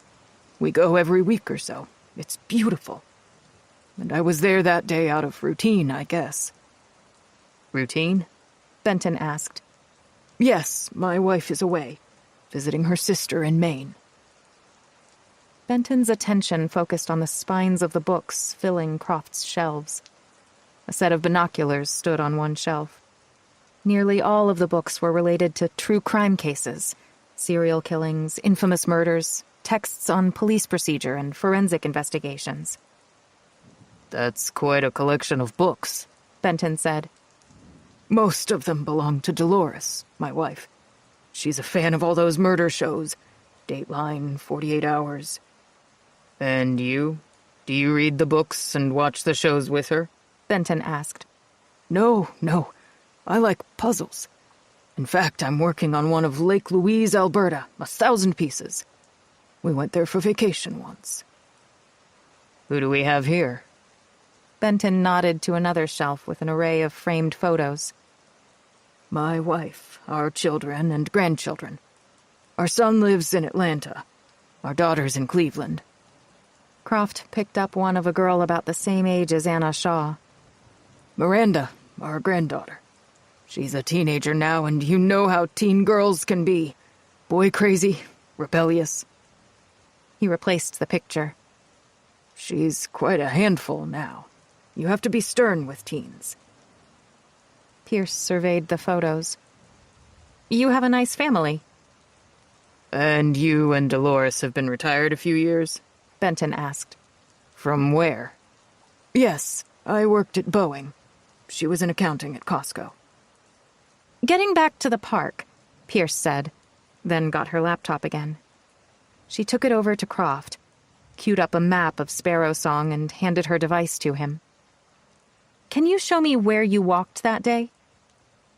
Leaning closer this time, she caught a trace of Old Spice as Croft held the laptop and studied the map's trails.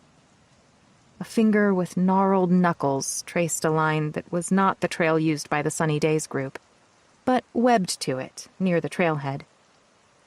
Did you see or hear anything that day to cause you concern? No. Did you hear a cry for help, a scream? No. I walked on the trail Dolores and I usually take, then got to my car and came home. You say you walk in the park every week or so with Dolores, but that day you went alone. Why's that? Pierce slid her laptop back into her bag. Like I said, routine. I guess I want to maintain a routine while she's away. But, Mr. Croft, Pierce said, why drive down the interstate to a park when you have so many parks right here in Issaquah with views of the mountains, the lake? Dolores likes the park, and it's good for us to get out there. When did you become aware there was a tragedy at the park that day? Pierce asked. The first inkling was when I got on 95 to come home. I saw police cars with their sirens going and lights flashing, heading in the direction of the park. Then I saw the news, and that's how I knew. It's just terrible. They said she was trying to take a picture of herself and fell. The detectives looked at Croft for a moment. Mr. Croft. Benton indicated the small table next to Croft. Why do you have two phones? Oh, one belongs to Dolores. May I? Pierce picked up the phones, then made note of the two, their brand and color. But Dolores is visiting her sister in Maine? Pierce said. Wouldn't she take it with her? Right. Croft tapped his palm to his cheek, staring at the two phones Pierce had set back down beside him. She forgot it. We're not as young as we used to be. Pierce and Benton asked Croft questions for several more minutes before wrapping up the interview and thanking him. Walking to their SUV parked on the street, they saw a woman in her 50s, passing by on the sidewalk with a leashed white Cairn Terrier. "Oh, hi," she said. Is everything okay with Gil? Excuse me, who are you? Pierce asked. I'm Maeve Garland. I live 2 doors that way. Are you with the senior outreach group? No. Why are you concerned? The neighbors, sort of watch out for Gil. His children live across the country. He's getting more forgetful. He's likely going to lose his driver's license. He hasn't been the same since Dolores... well, you know. What about Dolores? She passed away almost a year ago now. Who did you say you're with? 49. Seattle, Washington. Twisting her purse straps, Sarah waited with Katie in Dr. Mehta's reception room, listening to the tranquil bubbling of the aquarium. Katie stood before the tank, watching the brilliantly colored fish darting and gliding in the glowing water. Sarah was thinking of Nathaniel, his gentle kindness, his good heart, and her parents, so selfless, so giving and loving. She looked to Katie. She must have their goodness in her, like Mom said. Sarah tensed at her own horrible memories of driving in the rain. The thrashing, the screams, churning with the unbearable truth in the attic of her home. Katie must have her family's virtues. Sarah repeated the thought as if it were a plea. Her real family's virtues. Or had she inherited the worst of her family's history? And after the incident with the boy in Vancouver, after Anna's death and being plagued with bad thoughts, is Katie trying to tell me with her drawing what really happened on the cliff? Is she confessing? Sarah didn't know where to turn or what to do. That's why she'd requested to see Dr. Mehta privately in advance of today's session with Katie. Sarah? Nadia, the receptionist, gestured to the open door down the hall. Sally will see you now. Thank you. Nadia then went to Katie at the tank. Want to help me feed them? We can give them names. How about Nemo for that one, and... Dr. Mehta met Sarah at the door, holding her folded glasses in one hand. Her office was softly lit and filled with bookcases, art pieces, ferns, and plush chairs. Have a seat, please.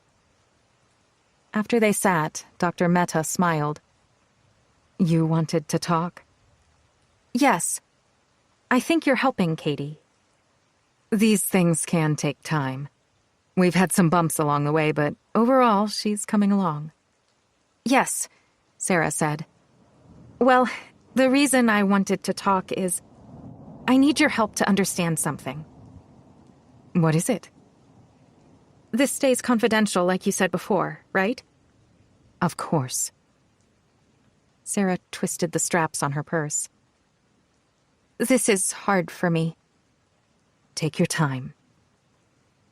Sarah withdrew Katie's drawing book, flipped through it beyond the birds, the trees, butterflies, and hand tracings. She stopped at the sketch titled, The Park. This is Katie's sketchbook. She usually leaves it on her desk, but I found it hidden under her bed after she drew this one. Knitting her brow, Dr. Mehta took the book to her lap, put on her glasses, and examined it. Katie drew this after Anna's death? Dr. Mehta asked. Yes. What does it mean? Did you ask Katie about it? I did, but she refuses to discuss it and was upset that I'd found it. Dr. Mehta weighed her thoughts. May I take a photograph of the sketch? Sarah hesitated. For my own reference, Dr. Mehta said. Okay. Dr. Mehta used her phone to photograph the sketch, then leaned back in her chair, studying Katie's drawing. What do you think it means? Sarah asked. It's difficult to say off the top. Does it look like Katie's pushing Anna? Not necessarily, Dr. Mehta said. She could be reaching to help. It could be any number of things.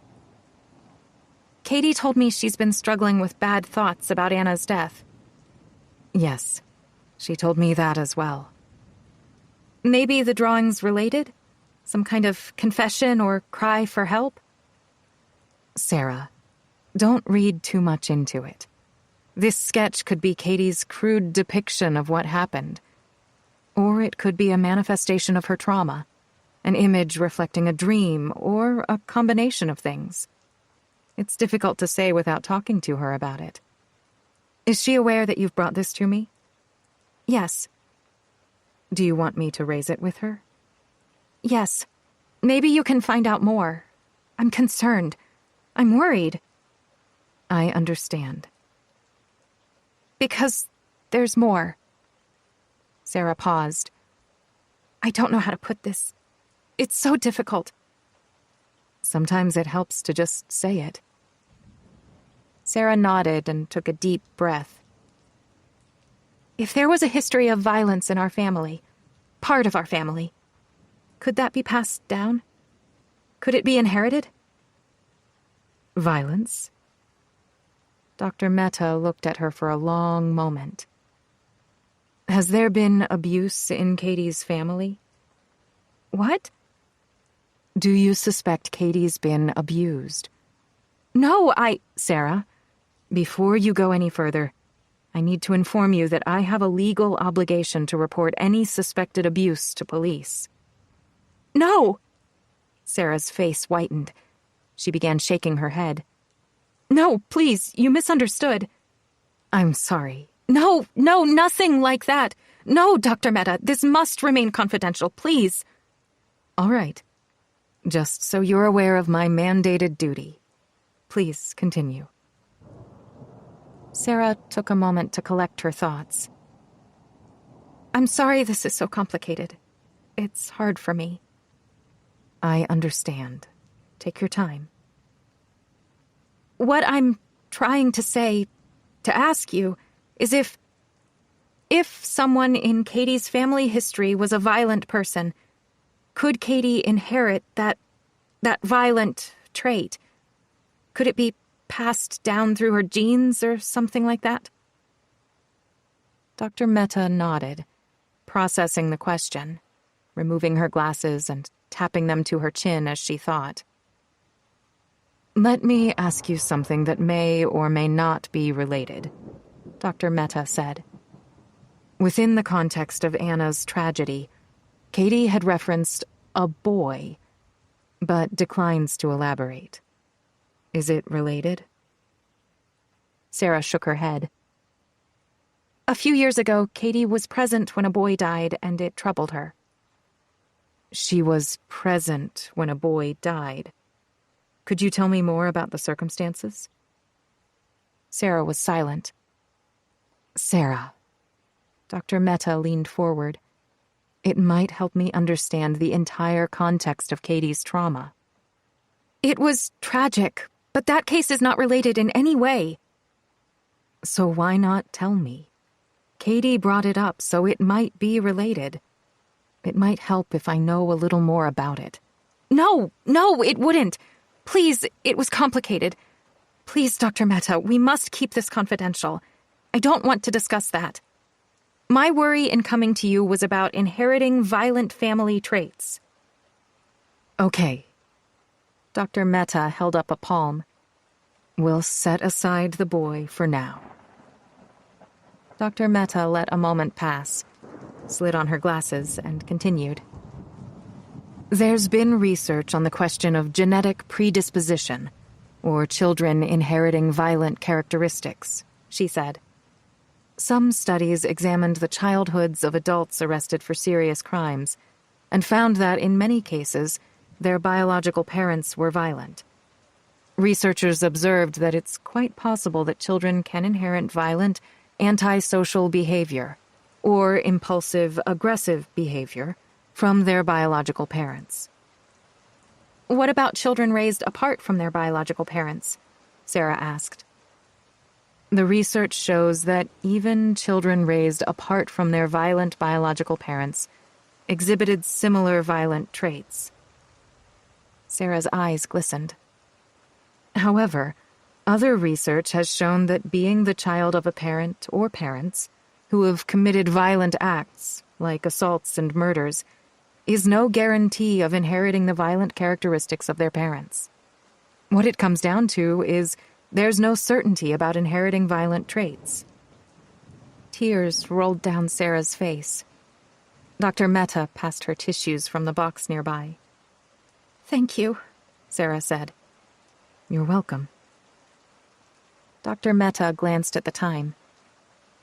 Is there anything more you want to tell me or discuss, Sarah? No, thank you. Nodding with a little smile, Dr. Mehta subtly regarded Sarah with a degree of puzzlement, as if she had not made up her mind about their conversation and Sarah's revelations. 50. Seattle, Washington. Driving east out of downtown, his nerves gnawing at him, Ryan glanced at the skyline in his rearview mirror. Was Seattle going to be another washout? Stopped at a red light, he checked the touchscreen of his SUV. No messages.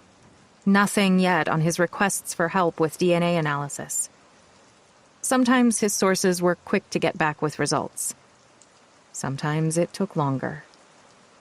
Ryan accepted the odds of him finding Magda's daughter were astronomical.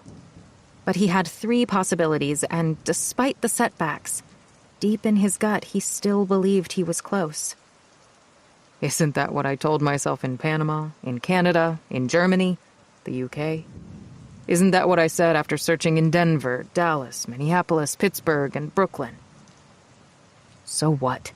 I can't give up. I'll never give up. The reality was his financial situation was not good. He'd need to find work again soon. But he'd set that issue aside until he was done, really done, in Seattle. And he wasn't done. The light turned green. He adjusted his hold on the wheel. He was following a weak tip that Magda lived in this region of Seattle. It was weak because his source, a retired federal agent, kept revising the name Magda was using, then the Seattle address where Magda supposedly lived. The most recent put her in Madison Park. He was heading east on Madison. He'd passed a branch of the Banner Bank, then a chop suey restaurant near 14th Avenue, when he got a call displayed on his touchscreen from Sonia Rule. The name's familiar. He used the voice activation feature to answer and said, "Hello?" A woman's face appeared. "Hi, is this Ryan? Ryan Gardner?" "Yes." He kept his eyes on the road. "Hi, Ryan. I'm Sonia Rule. My brother Shane and I host an online true crime show called Telltale Hearts. I'm not sure if you've heard of it." "I've heard of it. Hang on, I need to pull over." After pulling into the parking lot of a fast food place, he said, "Okay, we're good." "Okay, good. Ryan, we'd like to have you on as a special guest." Surprised, Ryan glanced around the lot, thinking. "Sonia, how did you get this number?" "Well, like you, we have sources." Sonia had a nice smile. Ryan nodded, still considering the invitation. "Seriously," she said, "one of our recent guests was Beatrice Clearfield with the Finding Magda group." "Beatrice, yeah, I know her. Did she pass my number to you?" "I can't confirm or deny, as people say." Sonia flashed that nice smile again. "Our episode with Beatrice was very well received, so I continued researching Magda's case and you. The Vanity Fair piece you did a while back about your search for Carrie broke my heart. It was so well done, so moving." "Thanks. I appreciate the invitation, but look, I like to keep a low profile. I don't like people knowing where I am or what I'm doing. Don't want to tip them off, you know?" "I get that. Totally. We wouldn't reveal anything like that. We'd disguise you, your voice. It'll add to the intrigue." "I don't know." "Ryan, our audience is in the millions. We'll promote the show and we'll offer a call-in segment. You never know. Someone out there may know something. We're talking millions of people." You just wear a COVID mask, dark glasses, and a ball cap. We can alter your voice. We'll use your real name and you can tell your story, but nobody will know what you look or sound like. And we won't reveal anything about your location. He stroked his chin. Ryan, Magda scammed the system. She beat the death penalty, broke her deal, and is living free, while the families of the people whose lives she took, well, I don't have to tell you. I'll do it. 51. Seattle, Washington. What's your take on Gilbert Croft? Benton, at the wheel, asked Pierce once they got onto the freeway back to Seattle. I don't know, she said, biting her bottom lip and consulting her notes. He's 79. He seemed a little confused. And working in the garden, he could barely lift the brick, which would be about the same weight as the stones on the cliff. Yeah, but... But what? We're not done yet. Well, we're closer to nailing things down like the prosecutor wants, Benton said. You know, Heidi rarely loses cases because she makes investigators bust their humps to make sure everything is airtight. As it should be, Carl. He nodded, changing lanes. So now we're heading to the focus woman, Hamilton? Marilyn Hamilton. And once we're done there, Benton said, I bet you we'll go full circle back to Katie Harmon. Don't do that, Carl. Do what? He checked his mirrors to pass slower traffic. Don't get tunnel vision. Marilyn Hamilton lived at the Blue Rose Bay Apartments in Seattle. When they arrived, Pierce and Benton went to the parking lot, found Hamilton's Ford Focus, and confirmed the plate matched the one in the security footage. They entered the building's secure lobby. Hamilton buzzed them in, and they took the elevator to the 16th floor. When Marilyn Hamilton opened the door, she was wearing stylish glasses and little makeup. Come in, she said, taking them to the living room. Pierce detected the aroma of freshly brewed coffee and a hint of lilac.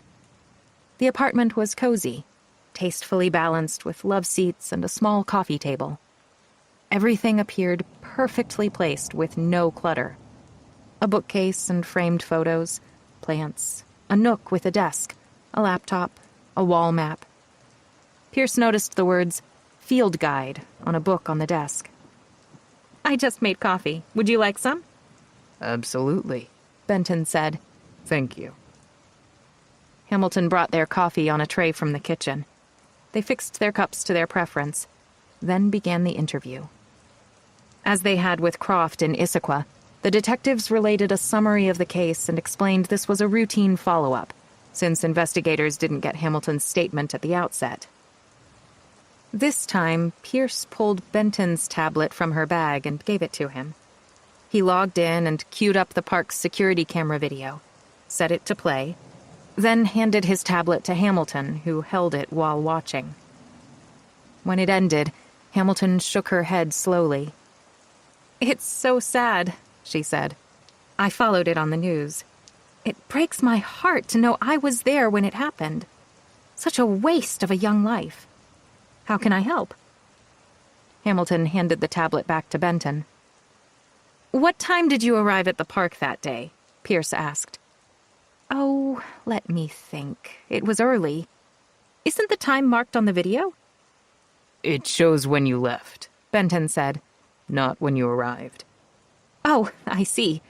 Well, it was early when I left here. Maybe around 6? It was an hour's drive, so I'm guessing I got there around 7 a.m. Why go there so early? Benton asked. Hamilton nodded to the field guide on her desk. I'm a bird watcher. You got up before 6 and drove out to Sparrow Song Park to watch birds, Benton said. Yes, it's relaxing. I enjoy it. That day, I was looking for western meadowlarks and western bluebirds. They're so pretty. I'm not an expert, but it's been a hobby for years. She indicated the wall maps next to her desk. Sometimes I go with nature groups. Are those bird maps? Pierce asked. Yes. The birding groups know the best bird trails in the state. You were alone on that day, though? Yes. What trail were you on? Benton queued up a map of the park on his tablet and handed it back to Hamilton. Tap your route. Hamilton studied the map, then touched her finger to the screen. Here, and went along here. Did you take binoculars? Pierce asked. Oh, yes, tool of the trade. And you listened to the bird song? Yes. I have an app on my phone that can identify the bird according to its song. Did you see anyone else that day? No, I was there fairly early because that's when the birds are most active. By late morning, they settle down. Did you hear anything out of the ordinary? Hamilton shook her head, returning Benton's tablet. No, I'm sorry. I don't think I'm being very helpful. You're doing fine, Benton said. I was shattered when I learned about the girl's death on the news when I got home. When I realized I was there when it happened, it just broke my heart. The detectives waited for her to collect herself. Benton surveyed the framed family photos on the bookshelf. A little boy at an ice rink in hockey gear. A little girl on a pony. A little girl with an umbrella wearing a bright raincoat and splashing in puddles. A boy and a white-haired man fishing. Several wedding and graduation photos. Benton nodded to the array. Your family, I take it? Yes. Glancing briefly at the pictures, Pierce said, You have a nice family. Are you married? Widowed. My husband Frank died about 10 years ago. He was a mortgage broker. Had a heart attack at his desk. I'm sorry, Pierce said. Do you work outside the home? Benton asked. I did. I was a legal transcriptionist, but I'm semi-retired. I do some contract work at home. For the next several minutes, Pierce went over aspects of Hamilton's account of her time at the park. When they'd finished, Benton passed his tablet to Pierce, who slipped it into her bag. They thanked Hamilton, and she walked them to her door. It's awful. Just so sad, Hamilton said. The news said she fell taking a selfie. Is that what happened? We're still investigating, Benton said. What else could have happened? She didn't commit... what else? Pierce and Benton traded glances. We're still investigating, Pierce said. 52. Seattle, Washington. Katie ran her thumb over the smooth neck of the hand-carved giraffe. Where in Africa did you get him? Senegal, Dr. Mehta said. That's a country in West Africa. Sitting on the couch in Dr. Mehta's office, holding the carving, Katie traced her fingertips along its sides. Did you buy him at a store? No, it was a market. A big, busy market. It's so pretty. Like your necklace. Katie nodded. I wear it everywhere, so I'll always remember her. I see that. Tell me, how are you sleeping these days? Keeping her eyes on the giraffe, Katie shrugged. Are you still having bad dreams? Yes. Want to tell me about them? Well, they're really weird, Katie said, her eyes on the giraffe. Go ahead. In one, Anna and I are in the park, but it's me. I'm the one falling, and I'm feeling what it's like to fall. I'm flying down to the ground, and my body smashes on the rocks, and there's blood everywhere. The river is all blood, and I'm floating in it, and I'm dead. Is that how it ends? No. As I'm floating away, Anna's looking down from the cliff and screaming at me, screaming, why? Pretty weird, huh? I think that's how the trauma, the shock of this, is still rippling through your mind. Katie said nothing. You know your mom showed me the drawing you made. Are you okay to talk about it? Katie shrugged. Dr. Mehta got her phone and brought up the drawing so she and Katie could see it together. What does this sketch mean to you? Dr. Mehta asked. Katie shrugged, her face registering unease. It's what happened on the cliff, Katie said. Why did you draw it? I don't know. I just did. Why don't you tell me exactly what's happening in your picture? We're on the cliff, and Anna goes to take her selfie. I tell her to be careful, but she doesn't listen to me. She keeps backing up, and I'm reaching out, like, to save her, but... Dr. Mehta waits for Katie to finish. But I have these good and bad thoughts. Katie stops. Her face is blank. What are your thoughts? Dr. Mehta asked. What are your good and bad thoughts? I want to help her, to save her. At the same time, I see her there, For like a second, it's a lightning flash in my head, and... Katie freezes with her mouth open, staring at the sketch.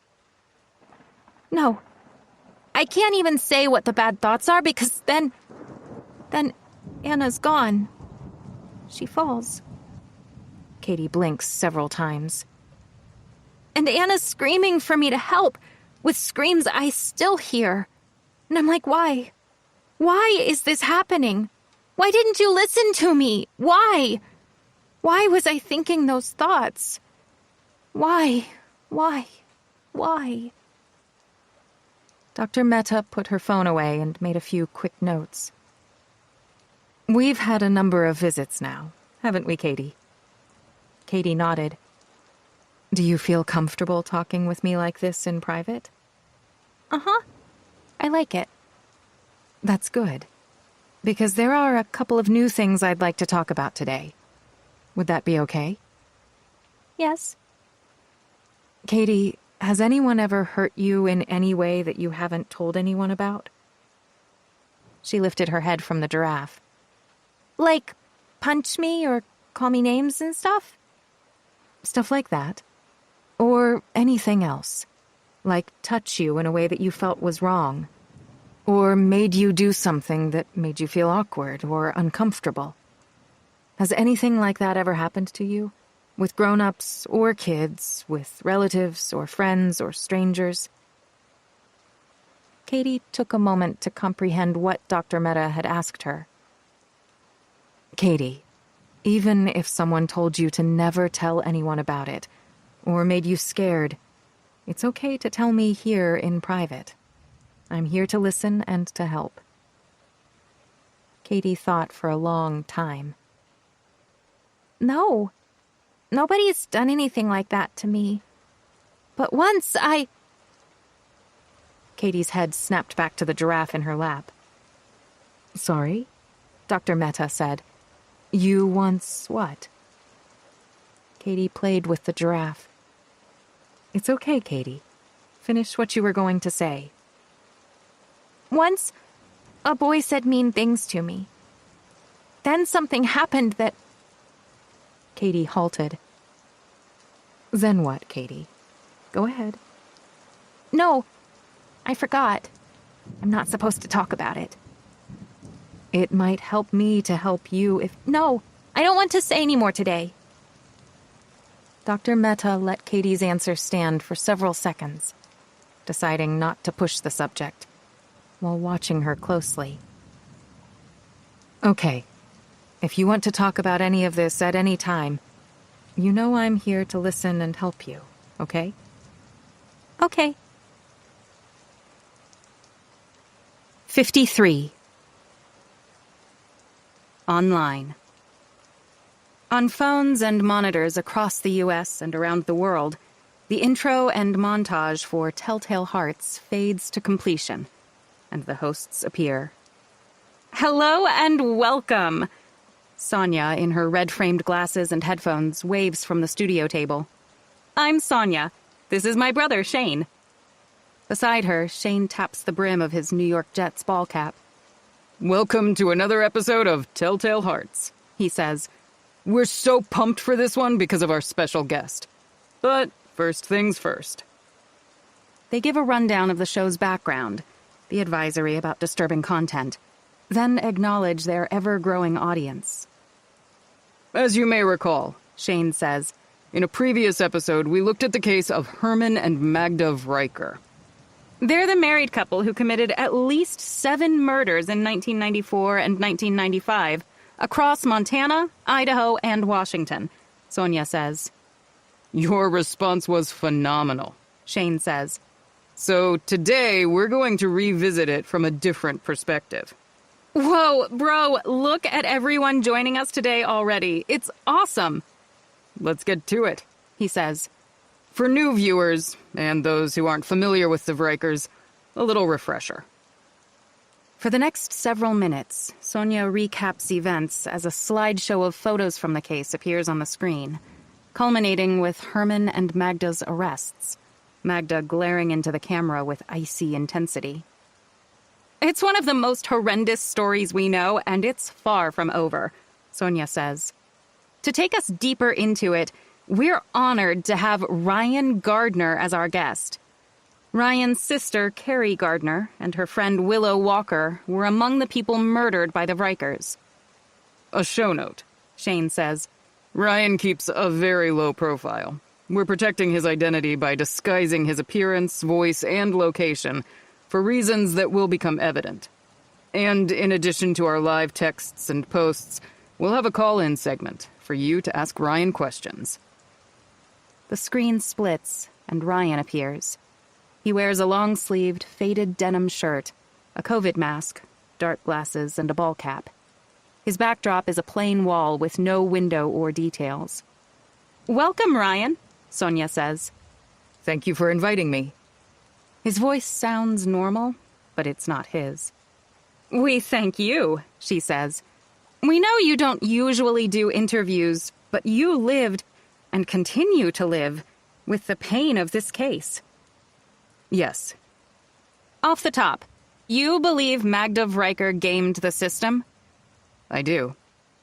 Do you believe that wherever she's living, she remains a danger to the public? I do. And do you believe she knows where the bodies are located? Yes. And your goal, your quest, really, is to find her, confront her, and get her to reveal where your sister, Carrie, and all the others are located? That's it. You've pretty much devoted your life to finding Carrie, appearing even more determined in the last 7 years after Magda's release from prison and her vanishing into a new identity and new life. Yes. I have to say, Sonia says, in doing my research, I was really impressed with how you presented everything in your in-depth piece for Vanity Fair several years ago. I urge everyone to read Ryan's article. A link pops up on the screen. It's as much a mind-blowing piece of first-person journalism as it is a study in anguish and love. It's so good. Thank you. Ryan clears his throat. Take us through your family life and what it was like for you growing up with your big sister, Carrie. Help us get to know her. Well, Carrie was a lot of fun. You were kind enough to share some personal photos, which we'll put up now, and we've blurred anything recent that might identify you. Yeah. So Carrie was full of life, you know? She radiated with it. As Ryan reminisces, photos of them laughing together in the photo booth at the West Farms Mall near Hartford, Connecticut appear. As he continues, a montage of images plays of Carrie with him, their parents, during family events, outings, parties, and milestones. Then the photo his mother took at the Hartford airport, seeing Carrie off for her return to Arizona State University. Carrie is hugging Ryan. That's the last time we saw her, Ryan says. While the photo remains up, Sonia continues. Ryan, do you recall what Carrie said to you that day? You don't have to say. I mean, if it's too personal. Yeah, it's okay. He clears his throat. She said, Watch over Mom and Dad for me and be good. You're the best little brother in the world. When the image changes to the split screen, Sonia brushes her eyes, then resumes. Can you take us through what happened next? The impact the case had on your family and how you came to pursue Magda? Ryan relates the horror of Carrie's disappearance and how things played out over the years for the families of other victims, his parents, and for him.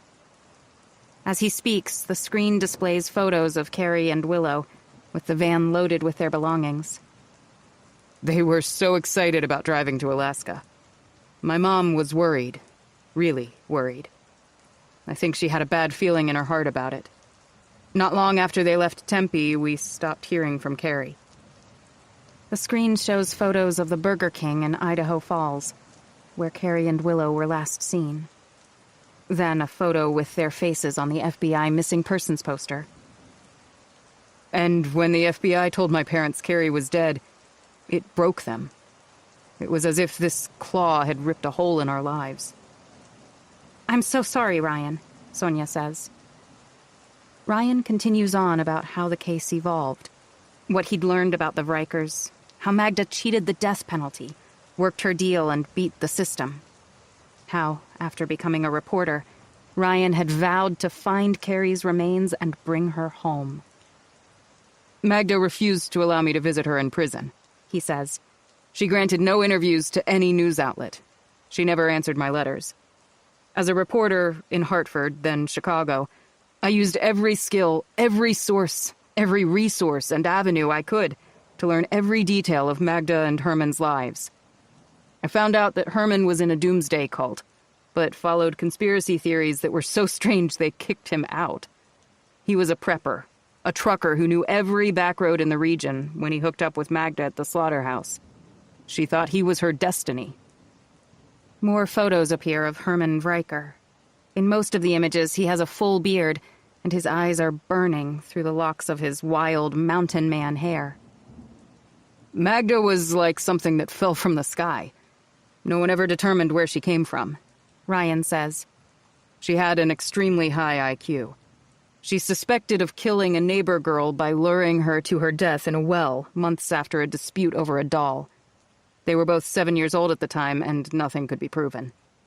As she got older, Magda became fascinated with death, was obsessed with numbers, dates. She had a passion for numerology. Ultimately, she read her daughter Haley's birth date as a sign and used her to lure victims to their deaths. Haley was a toddler at the time. Horrifying. When Magda's sentence ended, I was certain I was on top of things, that I was ready to confront her, and I went to the prison, he says. But a few days before her release, she'd been secretly transferred to another facility and released quietly to avoid media attention. My complaints and demands for information were futile. She'd changed her name and vanished. The fact that while in prison she learned Spanish and French opened the possibility of her disappearing to any number of countries. I traveled across the country and around the world following leads, searching for Magda, always working alone. Sometimes the amateur sleuth groups would pass me tips, but I preferred to work alone. And despite all the records I have, and as much as I know about her, I don't have all the pieces, he says. Many records are sealed. Thank you for that, Shane says. We see messages are flooding in and the phone line is lit, so if you're ready, Ryan, we can go to them now. I'm ready. Okay, we ask for first name and location. On the phone we have Nick in Newark. Ryan, I just want to say what you're doing is noble, man, and Magda's a monster who should burn in hell. Thank you, Nick, Ryan says. Next caller, Shane says. Hi, Judith, Virgin Islands. We've got to let people rehabilitate. Magda served 20 years. It's been 7 years since her release, and she hasn't killed anyone since, has she? Not that we know of, Ryan says. Let me ask you something, Judith, Shane says. Would you be comfortable having Magda as your neighbor? Well, I think, well... You don't sound comfortable pondering it, Shane says. Next caller. Yeah, this is Sean in Boston. My family knew the Worrells, so I've been following this too. Their case is believed to be the first. Ryan says. Yeah, Ryan. So are you also looking for Magda's daughter, Haley? It might help you find Magda? Yes, Sean. Ryan says. I'm looking. Next caller. Shane says. This is Jessie from Kingston, Canada. She served less than 3 years for each person she killed. That's a horrible injustice. I hope you find her, Ryan. Thanks. Next caller. Nicole in Atlanta. Ryan, do you think you'll ever find Magda? I do. And what will you do if she refuses to tell you what you need to know? I'll cross that bridge, Nicole. We're getting texts, too. This message is from Lauren in Dallas. What's with your obsession, Ryan? What are you getting out of this? The woman served her time. Let her be. I respect your opinion, but I don't agree with it, Ryan says. Back to callers. Next. Shane says. Hi, I'm Darby from Melbourne, Australia. Magda will never be a proper member of society. I doubt her claim that she was a victim of her husband's abuse. I think she was the brains behind their killing rampage. The sickest aspect is how she used her child, her own baby. So evil. She should be locked up. I agree, Ryan says. Next caller. Shane says. Juanita from Mexico City. I hope you find Magda and can bring your sister home, Ryan. Thank you, Juanita. Ryan says. Next caller. Shane says. I'm Lynn, calling from Chicago. Ryan, you can save yourself a lot of grief. You're wasting your time. Excuse me? I have concrete information that Magda was using the name Sharon Ellen Vernay when she was killed 5 years ago in a car crash in Ontario, Canada. A long silence follows before Ryan breaks it. You have this verified? Yes. Lynn, Sonia says, Ontario's a large province. Do you know where this crash happened? In the northern part, along the Trans-Canada Highway. That doesn't really narrow it down, Sonia says. Are you sure about this? Absolutely. Magda's dead. How did you come by this information, Lynn? Ryan asks. Is it documented? I have relatives in law enforcement with the Ontario Provincial Police. Would you be willing to help me verify this information? Ryan asks. Just do a little digging. You're a skilled pro. You can confirm it yourself. The call ends, punctuated with a moment of silence. What do you think, Ryan? Shane asks. I don't know. I'll definitely look into it. Next caller. Shane said. Wendy in Salt Lake City. I think Magda has to go back to prison. We're not safe with her out there after the unspeakable crimes she's committed. Thanks, Wendy. Ryan says. We have an interesting text message from Michelle in New York. She writes, Ryan, a relative of mine who was knowledgeable about Montana Women's Prison, passed away a few years ago. Among their belongings, I found some records related to Magda Vriker that were never made public that you may find helpful. How do I get in touch? Wow. Thanks, Michelle, Ryan says. You can reach me through Sonia and Shane. I'd like to see those records. Thank you. Very interesting, Sonia says. We'll reach out to Michelle as well. Last caller before we wrap up, Shane says. Ian from Christchurch, New Zealand. God bless you, Ryan. We must never forget the victims. Thank you, Ian, Ryan says. Any parting words before we sign off, Ryan? Sonia asks. Only to reiterate that I believe Magda knows where the bodies are. I think she'll reoffend because she feeds on the power. And to your audience, I say, she could be living next door to you, which is something to consider. And thank you for having me on, guys. A huge thanks to Ryan Gardner and to you, our audience, Shane says. The show's opening music plays again, against images of deserted, gritty city streets at night, before the screen fades to black. 54. Seattle, Washington.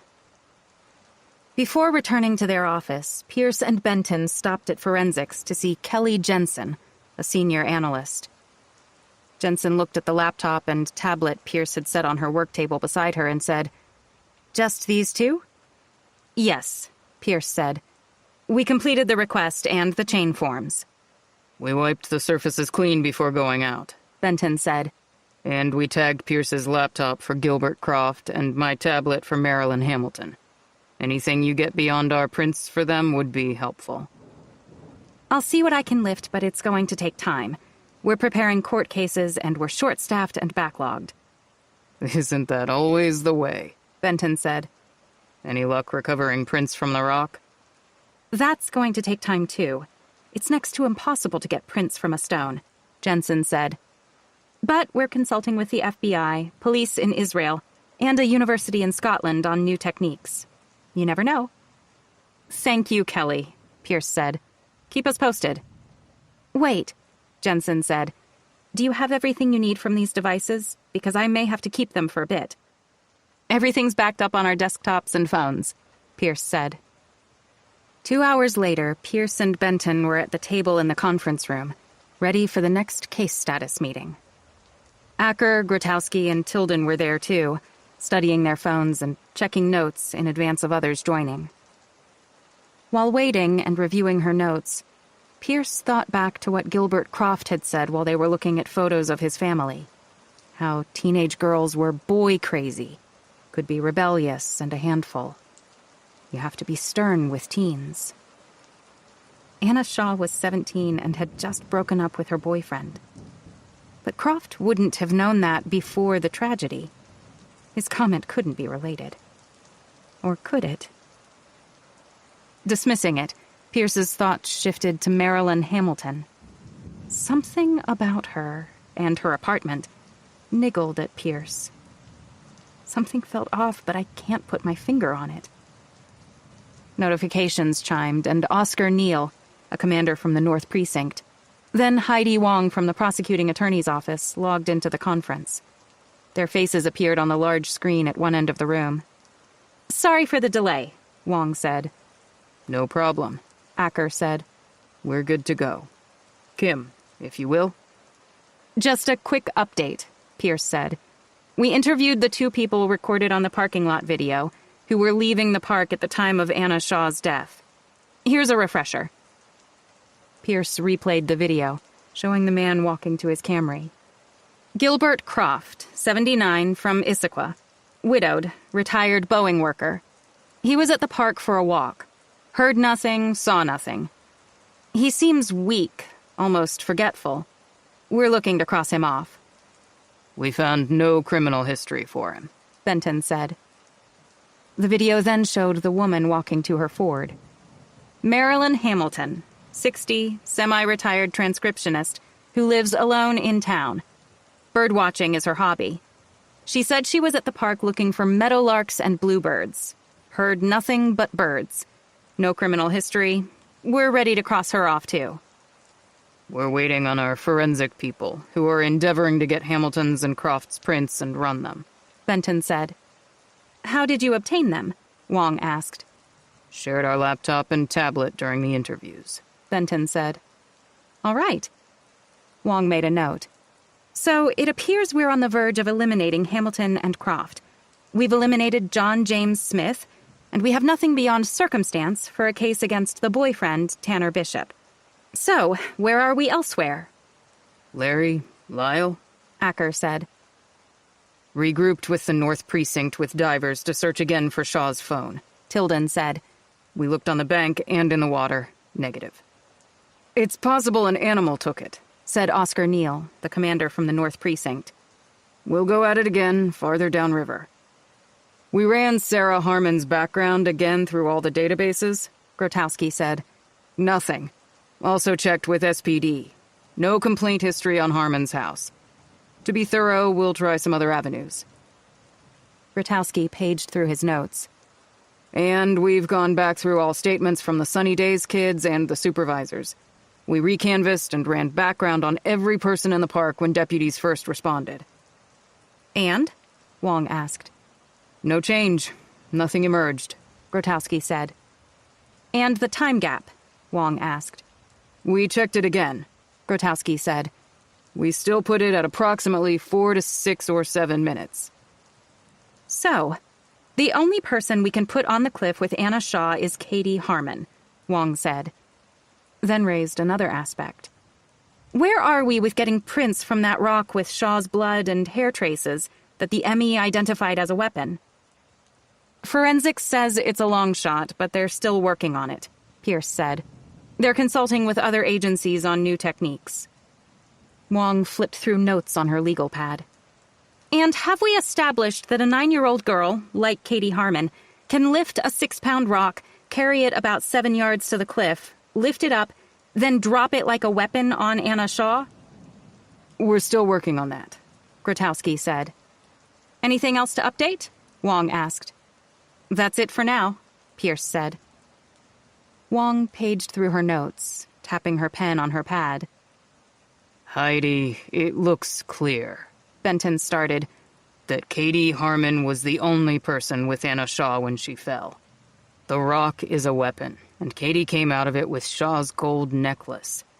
It looks that way, Carl, Wong said. But I refuse to move on her until the case is solid. You guys are doing good work, diminishing doubt, making the case stronger little by little. But to charge a 9-year-old with murder is a complex matter. We're not there yet. We need to keep working.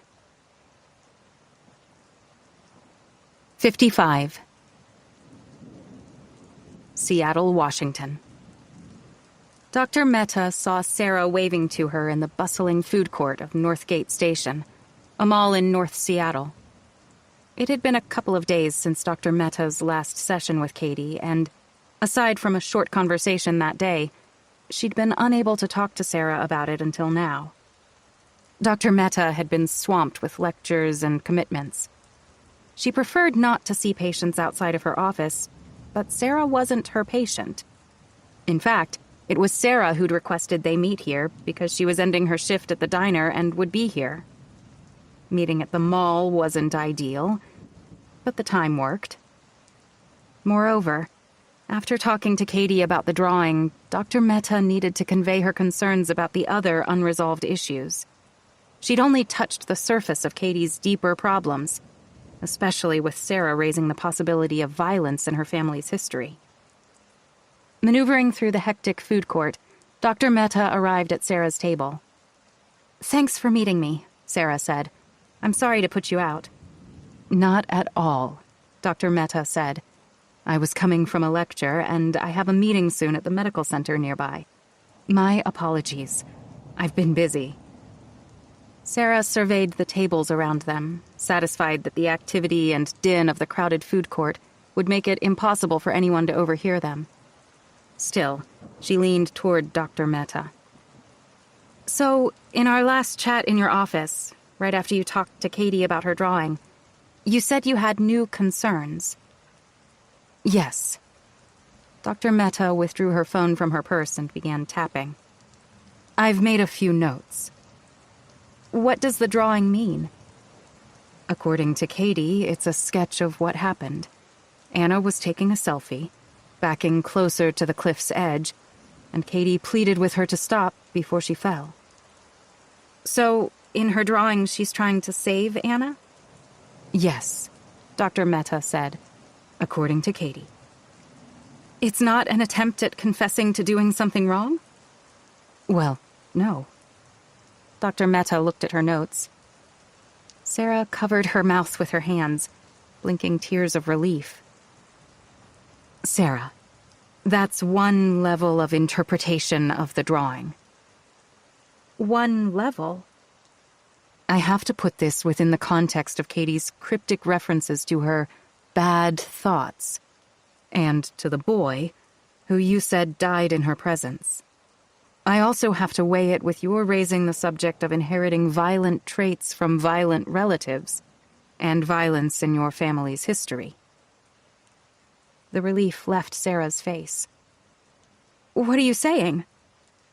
"The trauma of Anna Shaw's death may have triggered something about past actions or abuse." Sarah shook her head.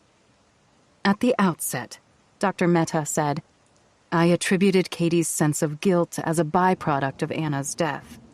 fallout arising from the trauma of being with her when she died.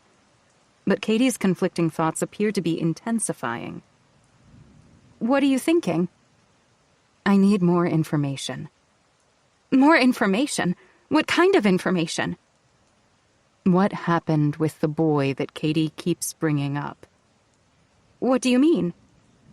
I think there's something beneath the surface with the boy, or in another previous incident. Was Katie bullied? What exactly happened? No, I don't want to. I also need to know, for a clear understanding, about any violence in your family history. How or what impact it's had, or is having, on Katie. What all of this brings to bear on her. Sarah stared down at the table, shaking her head. I don't know. She bit her bottom lip.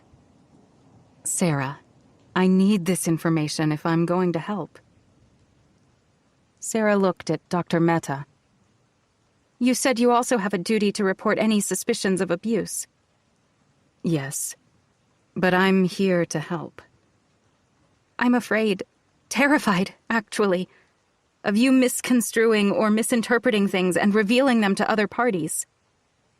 Sarah, I understand your hesitation, Dr. Mehta said, but you must put Katie's safety above your fears. I'm asking you to trust my professional judgment. I don't know, Sarah said. It was a terrible thing. I just don't know. Another long moment passed before Dr. Mehta broke it. Let me be as frank and honest as I can, she said. You and Katie are grappling with significant inner turmoil over other issues I believe are related to, or have arisen from, Anna Shaw's death. Sarah looked at her. But you won't tell me, or help me understand, anything about them. And I can't help you if you won't help me with the information I need. Sarah said nothing. An alarm bleated on Dr. Mehta's phone before she silenced it. I'm so sorry. I need to get going to the medical center, Dr. Mehta said. Sarah, think about what I said, and we can talk some more when you bring Katie to the next session. Sarah thanked Dr. Mehta and watched her disappear into the crowded food court. Then Sarah sat alone for the longest time, her thoughts swirling, not aware that far across the noisy food court, one person had been watching. 56. Seattle, Washington. In the time after he was on Telltale Hearts, Ryan drove through the Seattle metro area, the miles rolling by as he sorted his thoughts. The person on the show who'd promised him documents hadn't followed through. And the back of his mind still echoed with the claim from the caller insisting Magda was dead. Maybe I am wasting my time. It had always been a fear that he was chasing a ghost. Will Seattle be another failure, like the other cities? Stopped at a light, he glanced at his phone and Carrie's picture. No, I'm not done here. He couldn't rule out any of the women on his list yet. He was still waiting on his request for DNA analysis. It wasn't over in Seattle. Not yet. One thing he needed to do was deal with the claim that Magda had died in a car crash in Canada. Ryan returned to his apartment to work on it. When he got to his desk, his phone rang. The ID displayed, and he answered. Hi, Mom. Hi, Ryan. How are you? It had been a long time since their last call. Hanging in there. And you? Day by day, son. So, I see from the return address you're in Seattle this time? Yes. I saw the show with you in disguise, the Telltale Hearts show. What did you think? A heavy silence passed between them. You know what I think, Ryan. He didn't respond as the quiet between them grew taut. I am concerned, she said. When will this end? You know when. It's been years. You need to build your life. This can't be your life. Mom. I can't lose both of my children and my husband to that monster. Mom, please. Maybe you could get back with Olivia. You know, settle down and... Mom, how's Dad? She said nothing, as if deciding whether or not to answer. He called me a week ago. It was 3 a.m. He'd been drinking and... Her voice broke. He said Carrie had come to him in a dream to say she was alive. Ryan allowed her time to compose herself. I told him to go back to sleep, she said. He has to accept that she's gone forever. We know that. And that monster... Mom, this pain is why I can't stop. I'll never stop. And this time, part of me feels I'm close. Are you? Were you close in Brooklyn? Were you close in Pittsburgh or Minneapolis or Dallas or any of those other places? Mom, please. Maybe the monster's finally dead, like that woman on the show said. We can't believe that. We can't let her keep Carrie and all the others. We can't let her win. Ryan, I'm so tired. Me too. But we can't give up, all right? He glanced at his files stacked near him.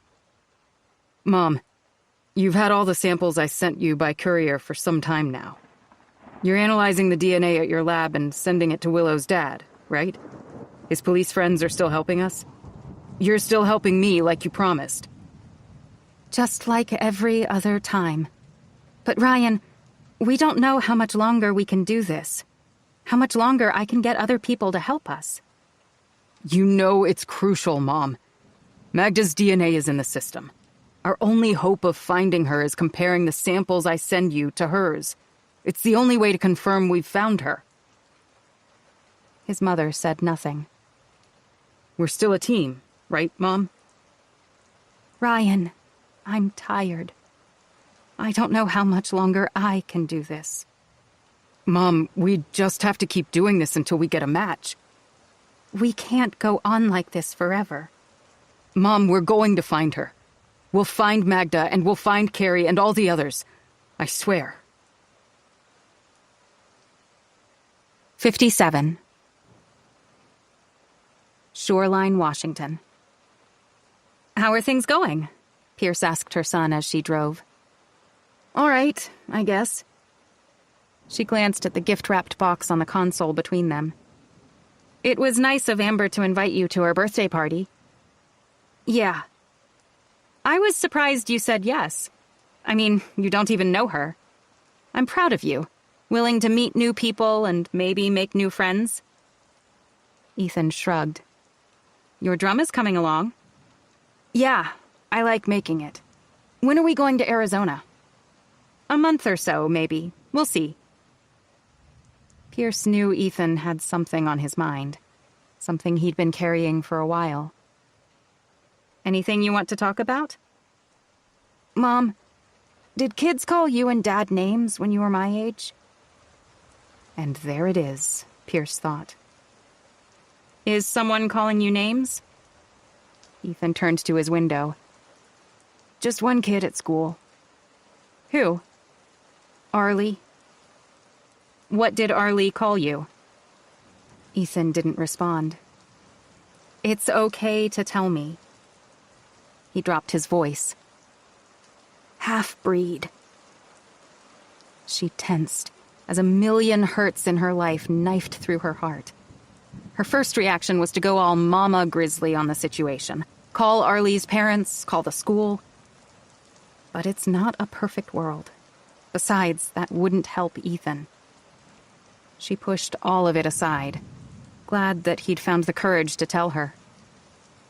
What did you do when he said that? She asked. I just walked away. I don't know this Arlie. Is he a friend? Not really. He's just in my class. Did you tell the teacher? No. Does he keep calling you that name? Yeah, but he never used to. Really? He started when I saw he got an F on a science test. No one else knew or saw, but I saw it by accident, walking by his desk. He looked like he was all embarrassed and said, "Mind your own effing business, half-breed." I see, she said.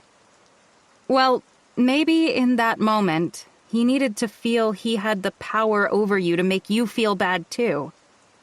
And it sounds like he wants to keep it, you know? So don't give it to him. Ethan considered that.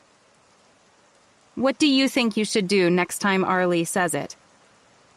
Just keep walking away? Hang out with other kids? See how it goes. Okay, I'll try that. Is this why you decided to come to the party? To meet new kids? I mean, like I told you, I'm going to help because Amber's dad is my friend from work. And it's nice that she invited you too. But you surprised me. You said there was going to be hot dogs, cake, and ice cream. Ah, she said. How could I resist, Mom? They both laughed as Pierce continued driving to Shoreline, a few miles north of the city at the edge of King County. Over a dozen girls and boys squealed and shouted, dodging and darting, playing tag in the big backyard of Lyle and Rita Tilden's bungalow. Their daughter, Amber, was turning 10 today. Thank you for coming to my party, Ethan. Amber and her mother welcomed them. The yard and deck were festooned with ribbons, pinwheels, and balloons. Thanking Ethan for his gift, Rita placed it with the others, while Amber took him to the snack table for a drink and chips. Pierce found an empty lawn chair and sat with Lyle Tilden, Art Acker, and Larry Grotowski. Carl couldn't make it, Acker said. Pierce nodded, knowing what none of the others knew. Benton had taken his wife to the hospital for a new treatment. But she said nothing as the conversation fell to sports and then the case. "We're going farther downstream, searching the river tomorrow," Tilden said.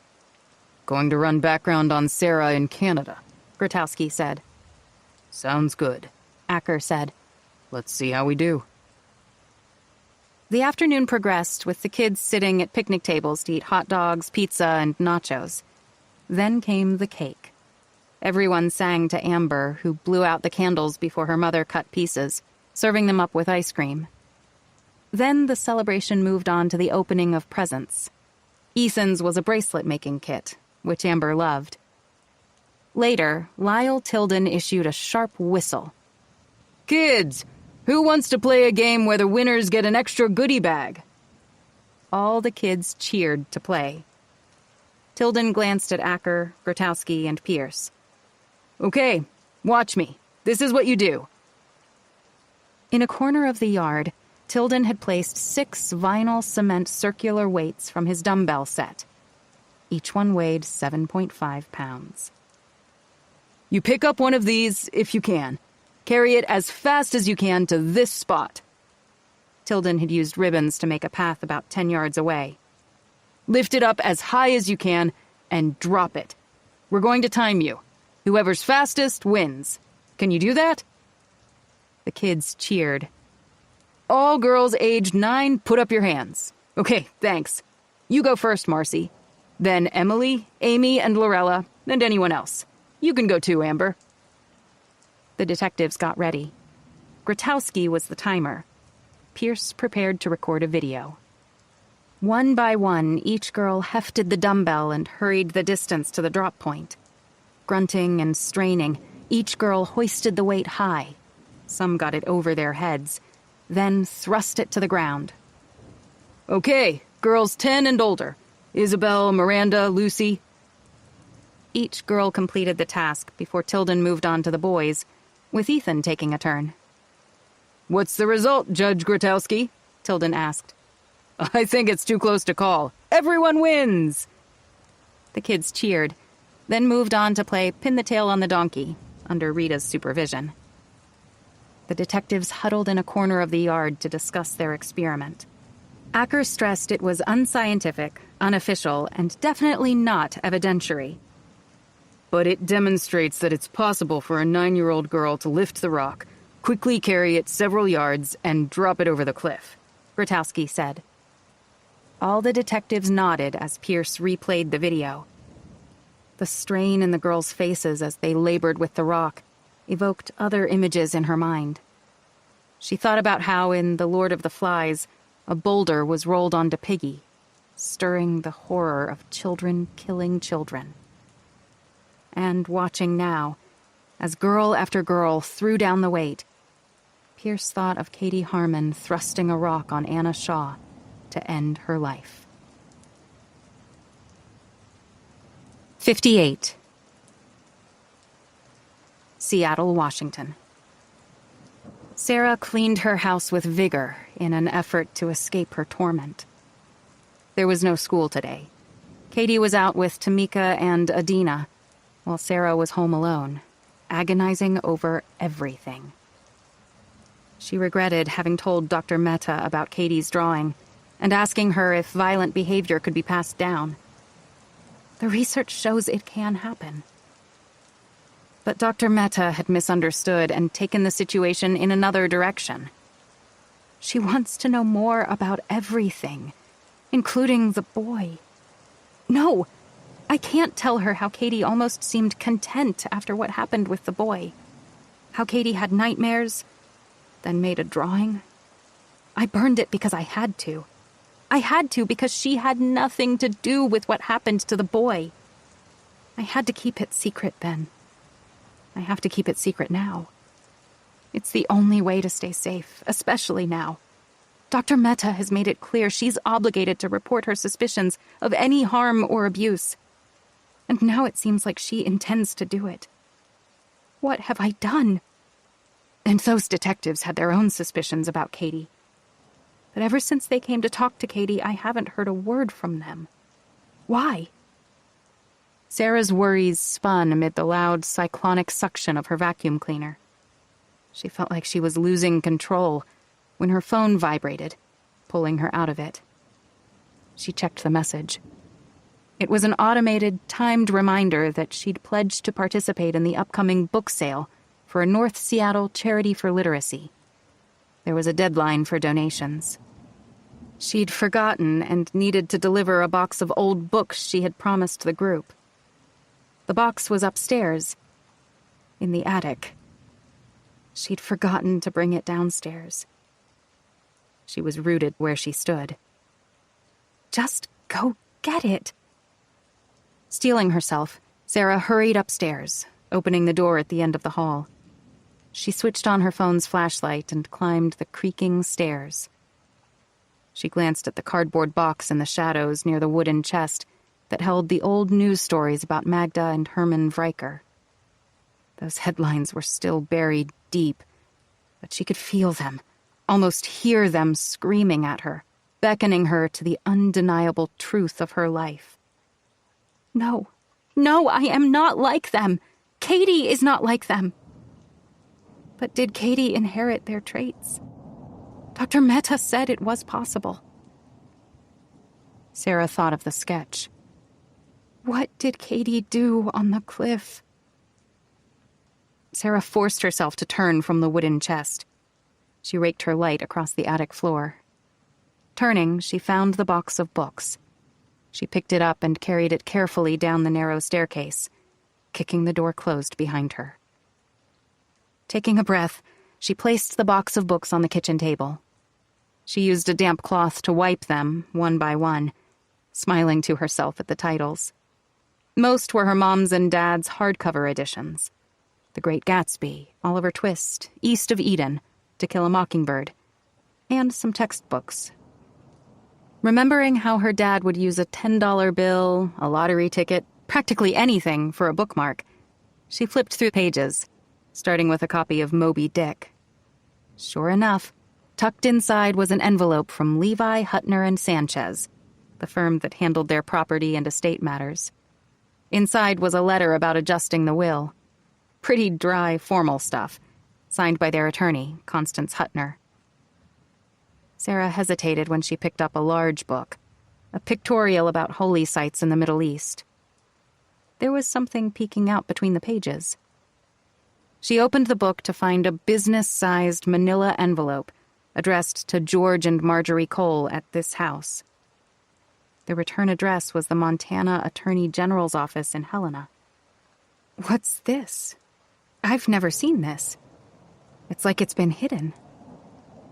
The postmark showed 2015. Inside, on letterhead for the Montana Attorney General's office, was a covering letter.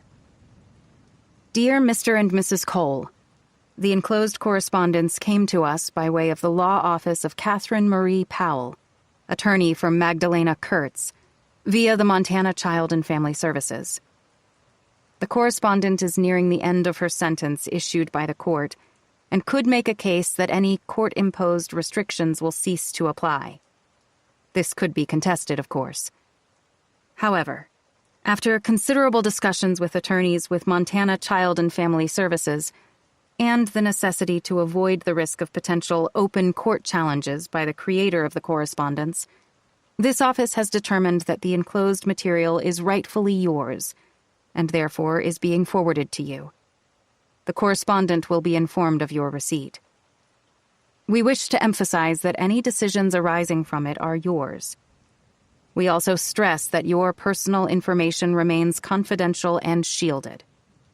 To ensure this is done, any further communication should be sent to my attention and would proceed through official state channels in Montana. Again, the decision on how to respond, if you respond, is yours. Respectfully, Brett McRitchie, Supervising Attorney, Child Protection Unit. Inside were other envelopes, one from Montana's Child and Family Services. Inside that, there was another envelope from the law firm of Catherine Marie Powell in Billings, Montana. The covering letter from Powell stated, On behalf of my client, Magdalena Kurtz, I have been in communication with the Montana Attorney General's office and Montana's Child and Family Services. Permission has been secured to forward the enclosed on behalf of my client and Women Healing in the Forgiving Light, the group my client is working with. Inside was the last envelope, with the return address, inmate number 3877465, Montana Women's Prison, Billings, Montana. A note inside said, To whom it may concern, for several years our support group, Women Healing in the Forgiving Light, has been working closely to help Magdalena Kurtz prepare for her return to the community.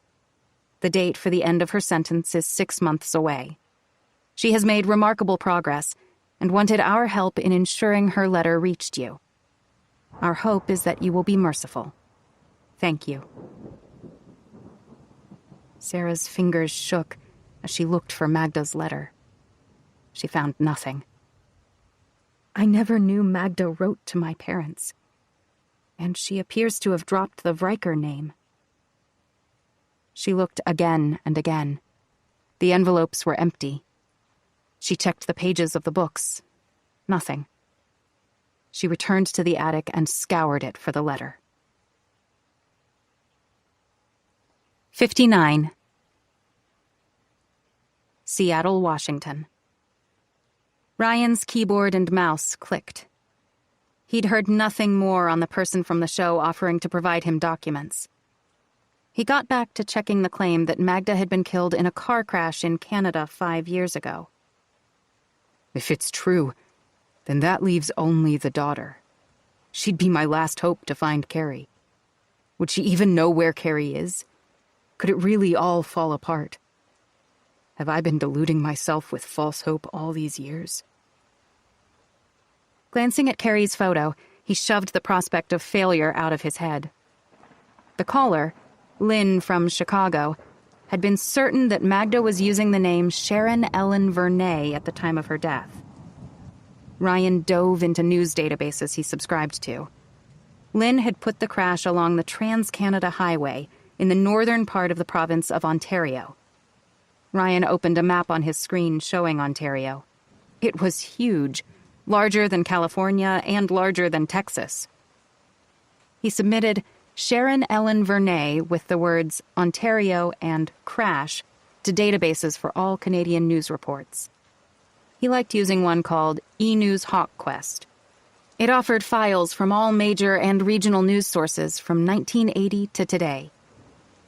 Within seconds, he had a story that was 5 years old out of Kenora, Ontario. He consulted the map, following the highway northwest, locating Kenora not far from Manitoba. He went to the story. Kenora, Ontario. Police have identified a Manitoba woman killed in a single-vehicle crash near Kenora, Ontario last week. Sharon Ellen Vernay, 46, of Winnipeg, died at the scene, Ontario Provincial Police in Kenora said in a statement. Vernay's minivan was traveling westbound when it left the road after it struck a deer near Sugar Bay Marina, about 20 kilometers west of Kenora, on Highway 17, part of the Trans-Canada Highway. Vernay's passenger, Brenda Nyakachuk, 49, of Winnipeg, was treated for non-life-threatening injuries. The women were returning to Winnipeg after attending a country music festival near Kenora. Ryan considered the story. The date was correct for Magda's age, but he needed more details. He went flat out, checking obituaries online and in news databases for Winnipeg newspapers. He found the obit and began reading. Vernay, Sharon Ellen, née Stornurk, passed away tragically in Ontario. Born in Brandon, Manitoba in 1972. Graduated from Colonial High School. Married Leon Ford Vernay, her high school sweetheart, in 1998. Wait. The dates didn't make sense. Sharon Vernay couldn't be Magda. In 1998, Magda was in prison in Montana. She couldn't have been out and free to live in Manitoba to get married. It didn't make sense. Ryan continued searching social media sites, and soon came upon memorial postings on Instagram, Twitter, and Facebook by Sharon Vernay's husband, her relatives, and friends, marking what would have been her birthday. Sharon Vernay's birth date matched Magda's. Ryan studied all the photos posted of Sharon Vernay's life. High school, wedding, with her children. Then he studied all the photos he had of Magda, and began shaking his head. No way. Not even close. Why would Lynn from Chicago call in to Telltale Hearts to make this bogus claim? Ryan's first thoughts were to let it go, to move on with the relief that Magda wasn't dead. But he went back to his question. Why call in to make a bogus claim? A detailed bogus claim. Analyzing the call yielded a few theories. What if Lynn was only half right? What if Lynn had stumbled onto something? Magda had stolen Sharon Ellen Vernay's ID because her birth date matched hers. Ryan reached for his phone. Finding the number for Sonia Rule at Telltale Hearts, he called. After 3 rings, she answered. Hey, Sonia. Ryan Gardner. Hi, Ryan. I was going to contact you. The response to your episode was wild. We set a few records. That's great. The reason I'm calling is to ask your help reaching one of the callers. We'll help if we can. She's the one who claimed Magda was dead. Yeah, I remember that. Right. Lynn from Chicago. She called right after the woman from Mexico. I see you record episodes, but do you have caller ID or some way for me to reach this Lynn? I'd like to talk to her. I'm not sure about all that. It's sort of technical. We know people use false names or block their calls at their end. But Owen is our IT support expert for the show. Let me see if he can get a number or something for her. It shouldn't take long. 60. Seattle, Washington. At her desk in headquarters, Pierce smiled at Ethan on her phone as they talked over FaceTime. So how did things go with Arlie at school today? He wasn't in class. Oh. Mom, I forgot. At Amber's party, I met this kid, Rain, and he let me play with his Nintendo Switch. It's so cool. Can I get one? We'll see. Can I say hi to Dad? Okay. Ethan turned his phone to Webb at the wheel of his pickup. She heard Ethan whispering, "Tell her about Nintendo, Dad." Not now, buddy. Hey, hun, Webb said. going to make it home for supper? Not sure. I'll let you know later. All right. Maybe pizza, maybe chili. We'll let you go. Webb waved. Ethan turned the phone back to himself. Think about Nintendo. Love you, Mom. Bye. Love you guys. Hanging up, she glanced at their photo in the new frame on her desk. The wisp of a thought about the birdwatcher lady stirred, but Pierce failed to grasp it, distracted by Benton's arrival. He had told Acker he had a dentist's appointment, but Pierce knew otherwise. He'd taken his wife to another specialist. How'd it go, Carl? Still waiting on some results, but this new doctor's optimistic. Hey, that's something. What's up here? Did Lyle's experiment work? Well, Acker appeared at their desk. Good timing, Carl. Okay, we're set. Briefing in my office. Let's go. Grotowski was out canvassing on another case, and Tilden was working with the North Precinct. Benton shut the office door and sat next to Pierce. Acker pushed buttons on his phone, activating his speaker feature for a teleconference call with Heidi Wong at the prosecuting attorney's office, Kelly Jensen in forensics, and Oscar Neal in the North Precinct.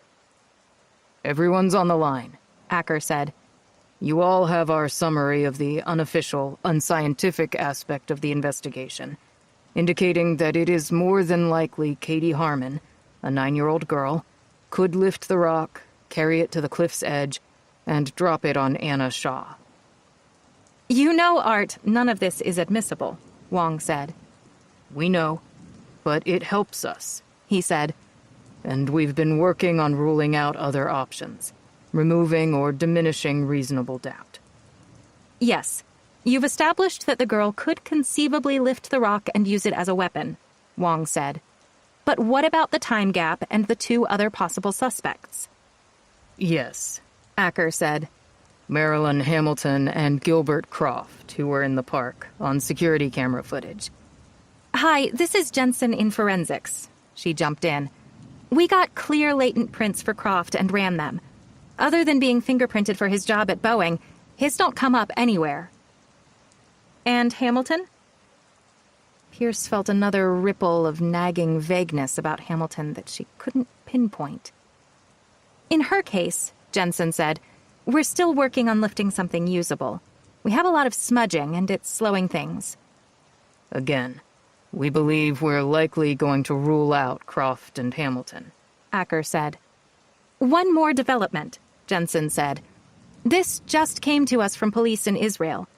They've had success lifting prints from rocks and indicate that the new technology they're using, which they're willing to share with us, could help us get something from our murder weapon. Really? Wong said. Wow. Okay.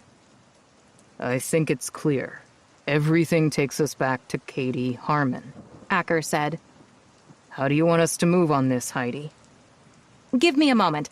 I'm going to mute. Stand by. Nearly a minute passed before Heidi Wong came back on. As we know, the prints you obtained surreptitiously from Croft and Hamilton are inadmissible and used for information or elimination at this stage. Right, Acker said. Moving to build a case on the girl remains challenging, Wong said. We still have no probable cause for arrest or charges at this point. We need to proceed carefully. We have a narrow window under the Fourth Amendment to collect her fingerprints as part of a criminal investigation, even if there is no probable cause for arrest. Let's say under the principle of elimination prints. So our next step is to fingerprint Katie Harmon? Pierce said. Yes, formally. We do this by the book now, so it doesn't come back on us. At this stage, we'll use Katie Harmon's prints as comparison with the evidence, should we obtain a print from the rock. Want us to question her again? Go further? Benton said. No, not at this stage, Wong said. Mirandize her, obtain her prints, and we'll see where the science takes us. I'll get in touch with Sarah Harmon and set it up, Pierce said. 61. Seattle, Washington. Perplexed and numb, Sarah stared at the envelopes on her kitchen table. She hadn't known that Magda had written to her mom and dad 6 months before her release. Since Magda was freed, she'd vanished into the world with a new identity, as if she never existed. Except in my blood and my nightmares. All her life, Sarah was told, and believed, that there had never been contact between her family and Magda. Why didn't Mom and Dad tell me about this? What did Magda say in her letter? Where is it? I have a right to see it. Sarah was jolted when her phone rang, the screen showing a blocked number. Hello? Sarah? Yes? Detective Kim Pierce. Sarah caught her breath. Hi. We've almost finished our work, and we'd like to set up a time to come to your house. We'd like to collect Katie's fingerprints. Sarah tensed. Her fingerprints? Yes. But why her fingerprints? This is pretty much a routine follow-up. I thought you were done with her. We need to collect her prints so we can wrap things up. It won't take long. Would today be good? Sarah's pulse raced. She tried to think of an excuse to buy some time. No, today's not good. Tomorrow would be better. Later in the afternoon, say 4? All right. We'll see you and Katie tomorrow at 4. Thank you, Sarah. She ended the call with her mind racing. Fingerprints. The detectives wanted Katie's fingerprints. Why? And why now? What do they know? Is this related to confiding my fears and showing Katie's drawing to Dr. Mehta? Still gripping her phone, she examined her options while staring at the envelopes. She focused on the letter from Levi, Huttner, and Sanchez. She needed help. She called the firm's number. While it rang, her worries whirled. She couldn't afford a lawyer for Katie. But I can't afford not to get her one. The receptionist answered. Could I speak with Constance Huttner, please? I'm sorry, Ms. Huttner's no longer with the firm. She's retired. How may I direct your call? I'd like to talk to a criminal defense attorney. Criminal, I see. But we don't... Hold, please. Hold music played. A Beatles ballad, Yesterday. Then the receptionist came back. Sorry for the delay. I'm going to connect you. The line clicked. Then a man answered. Lincoln Burdell. Hello, Mr. Burdell. Are you an attorney? I am. And this call is confidential? Yes. Go ahead and tell me about your situation. Let's start there. Sarah began by saying that years ago her parents had been clients of the firm for property and estate matters. Sarah never mentioned Magda, and she didn't think it likely Burdell would be aware of any connection. She began summarizing Katie's circumstances, but didn't get far. Excuse me, Ms. Harmon. Burdell interrupted her. I understand. She could hear his keyboard clicking. We don't handle cases like this. You're going to want a juvenile criminal defense attorney. But I don't know any. I know a firm and an attorney there, Rose Aranda. I'll get your information and have Rose reach out to you as soon as possible. Unable to concentrate, Sarah kept busy flipping the pages of books, preparing the box for donation while mentally contending with her confusion and dread. Time went by slowly, until her phone rang with a call from Rose Aranda. Sarah outlined Katie's predicament to Aranda, reiterating the fact that she was with Anna Shaw when she fell. I recall the news reports, Aranda said. If detectives are coming tomorrow at 4, I'll be there at 3 to talk further with you and Katie. You did the right thing, Sarah, by agreeing to cooperate and seeking legal help. Thank you, Rose. I have to ask, what's your fee? It's normally $3.50 per hour. The first consultation is free, so I'll count tomorrow as a first consultation. We also do pro bono work. We'll work something out, Sarah. Don't worry. Adina and Tamika got Katie back home in time for supper. Over homemade tacos, Sarah explained what would be taking place tomorrow with the detectives. Fingerprints, Katie said. Does that mean I'm getting arrested and going to jail? No, sweetie, it's police stuff. We'll have a lawyer here helping us. You'll meet her tomorrow. Her name is Rose, and she sounds nice. Katie stared at her plate with a blank expression. Then Sarah said, "What is it?" I didn't make Anna fall, Mom. Are you ready to tell me more about that day? Katie shook her head. No, because if I did, you would think I made Anna fall, but I didn't. Did you make Anna fall, Katie? Even by accident? Katie shook her head. Is that the truth? Katie nodded, then looked at the necklace Anna had given her. Sarah let her be and cleared the table. What day do I see Dr. Mehta again, Mom? I don't know, Sarah said. I don't think you need to see her anymore. But I like her office. I like watching her fish. We'll see. Sarah's sleep was troubled that night. She got up around 2:30 and went into Katie's room, finding her curled under her sheets. Watching her, Sarah's stomach tremored. Did you tell me everything, honey? Are you lying to me? Why do the detectives want her fingerprints? What about Dr. Mehta? Was I wrong to confide in her? Sarah flicked a glance to the ceiling, where everything about Magda had been locked away until now. Why hadn't her mom and dad told her that she'd written to them? What had Magda wanted? What if they try to take Katie away from me? Sarah leaned down and softly kissed Katie's cheek. I won't let that happen. We are not like them. Sarah returned to her bed. As she slept, her own unspeakable memories crawled from the dark mists of her mind. The screams, the thudding, the digging. The next day, Sarah got off a little early from her shift at the diner to get Katie at school. For an appointment, she told Mel. At 3, the doorbell rang and Rose Aranda arrived. She was in her 40s. She wore a blazer and pants and carried a briefcase. Sarah invited her inside to meet Katie and have a quick chat. I'd like to talk to your mom, Aranda said. Then you and I can talk alone, if that's okay. Sweetie, go up to your room and watch a movie. Then I'll send Ms. Aranda... Rose. Call me Rose. Then I'll send Rose up to see you. Sarah made tea and talked with Rose in the kitchen. Sarah's voice quivered as she related Katie's case. It wasn't easy telling a stranger, even one who was going to help.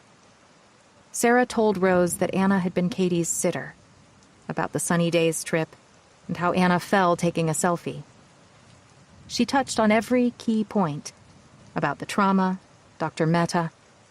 She showed Rose Katie's sketch, but Sarah withheld any mention of Magda or the little boy in Canada.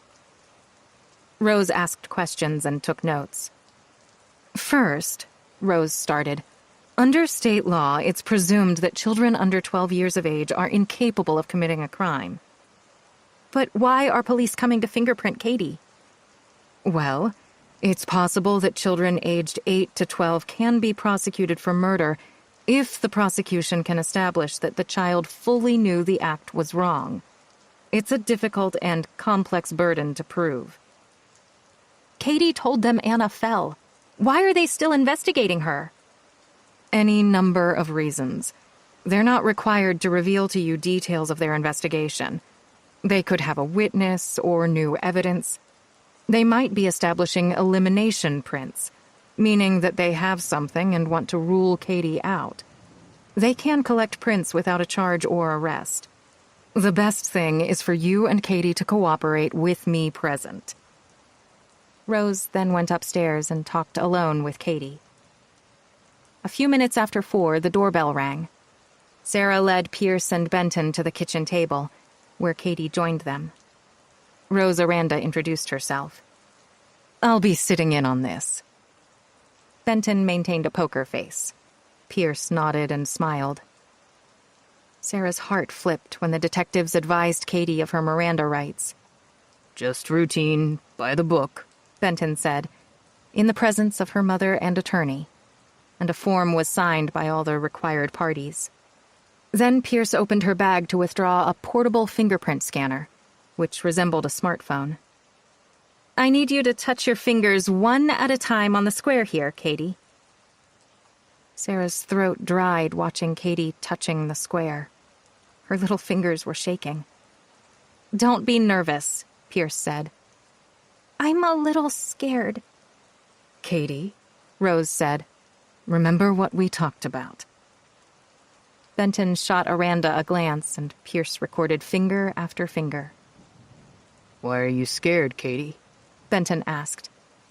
You all think I made Anna fall, Katie said. Katie, you shouldn't say anything. Benton shot a look to Aranda, to Sarah, to Pierce, then Katie. Did you make her fall? Benton asked. Katie glanced at Rose, who was shaking her head. Katie remained silent until the detectives left. 62. Seattle, Washington. Grotowski got back to an empty office. Tilden was in Sparrow Song Park with the North Precinct people. Pierce and Benton were out collecting Katie Harmon's fingerprints. With the investigation shifting back to the girl, Grotowski got to work double-checking background on Sarah Harmon and Katie. He settled in at his computer and once again searched every local and state system for any reference to Sarah or Katie. Beyond being charged or sought for anything criminal, he searched to see if they had filed a complaint, witnessed a crime, or been questioned in another case. He checked other databases that were part of the Access network. Nothing surfaced. Again, he went to NCIC, the national databank managed by the FBI. He also submitted queries to other national databases, like those holding no-fly lists or terror suspects. He checked others, like VICAP, running through networks for unsolved homicides, parental abductions, and missing persons. Again, nothing. Even though he submitted Sarah's name, date of birth, and social security number each time, he knew there were exceptions that would not confirm a hit. In rare cases, people were protected if their information was sealed by the courts, say in spousal abuse cases, violent custody disputes, or if someone was in a state or national witness protection program. He also made a call to Ottawa, Canada, where the Royal Canadian Mounted Police managed the Canadian Police Information Centre. Similar to NCIC, it was a database holding information on crimes and criminals. Grotowski was directed to Corporal Rachel Taylor and left her a voicemail. Then, for good measure, he went to Interpol. He'd just finished requesting a search for any international warrants, wants, or notices when Tilden entered the office, holding up a clear evidence bag. The divers found Anna Shaw's phone, way downstream in the rocks. Grotowski stood to take a closer look at the phone. It was rose gold, and the same color, brand, and model as Shaw's parents had described. But the screen was shattered, and the body of it cracked in several places so severely, components were exposed. It's in rough shape, Lyle. Yeah, pretty banged up. And it's been in the water all this time, Tilden said. I called the forensic IT guys. They weren't hopeful, but they'll see what they can do. I'm going there after I show this to Art. Good work, Grotowski said, before his phone rang. Corporal Taylor with the RCMP in Ottawa had returned his call. Thanks for getting back to me, Grotowski said, then explained his request to run Sarah and Katie Harmon's names and details in all databases in Canada. 63. Seattle, Washington. Dr. Mehta left the Rosling Center after a meeting with other professors and walked across the campus to her car. Leaving departmental politics behind, she'd just begun thinking about her upcoming afternoon sessions with patients, starting with Katie Harmon, when her phone rang. It was Nadia from her office. Hi, Sally. Calling to let you know we have a cancellation, so you have some free time. Who canceled? Dr. Mehta reached her Subaru and pressed her key fob. It chirped, unlocking the doors, and she got in. Katie Harmon. Sarah called to cancel. Sarah canceled? Did she reschedule Katie? No. Actually, she said she thought Katie didn't need any more sessions. Really? Dr. Mehta thought for a moment, then said, Can you send me Sarah Harmon's contact information? I've got it on my laptop, but it'd be faster if you sent it. Thanks, Nadia. After hanging up, Dr. Mehta tapped her phone to her steering wheel, processing what had happened. The phone chimed with a notification from Nadia. Dr. Mehta then debated calling Sarah. No, I won't call her. Not just yet. She drove off. Halfway to her office, she stopped at a coffee shop. It wasn't busy. She found the aroma relaxing. She got a latte and a table in a quiet corner. Amid the subdued clatter and drone of the TV on the wall behind the counter, she put her laptop on the table. Sarah canceled and wants to end Katie's sessions. Dr. Mehta went back over their meeting at the mall. Maybe she'd been too forthcoming and made Sarah uncomfortable about her thoughts on Katie and the subject of abuse. Sarah's decision to end Katie's therapy sessions was the wrong approach. It concerned Dr. Mehta, deepening her dilemma. She opened her laptop, logged in, and examined Katie's case. She went through her notes, Katie's guilt, her nightmares, her anguish with conflicting bad thoughts that she'd either refused to articulate or was unable to bring forward. She looked at Katie's sketch of herself with Anna Shaw on the cliff. Is it a depiction of what happened, or could it be something else? Have I completely overlooked another aspect to this? There was Katie's unwillingness, and Sarah's refusal, to provide any details about a past traumatic incident concerning a boy who died in Katie's presence. Katie had been on the cusp of opening up a little.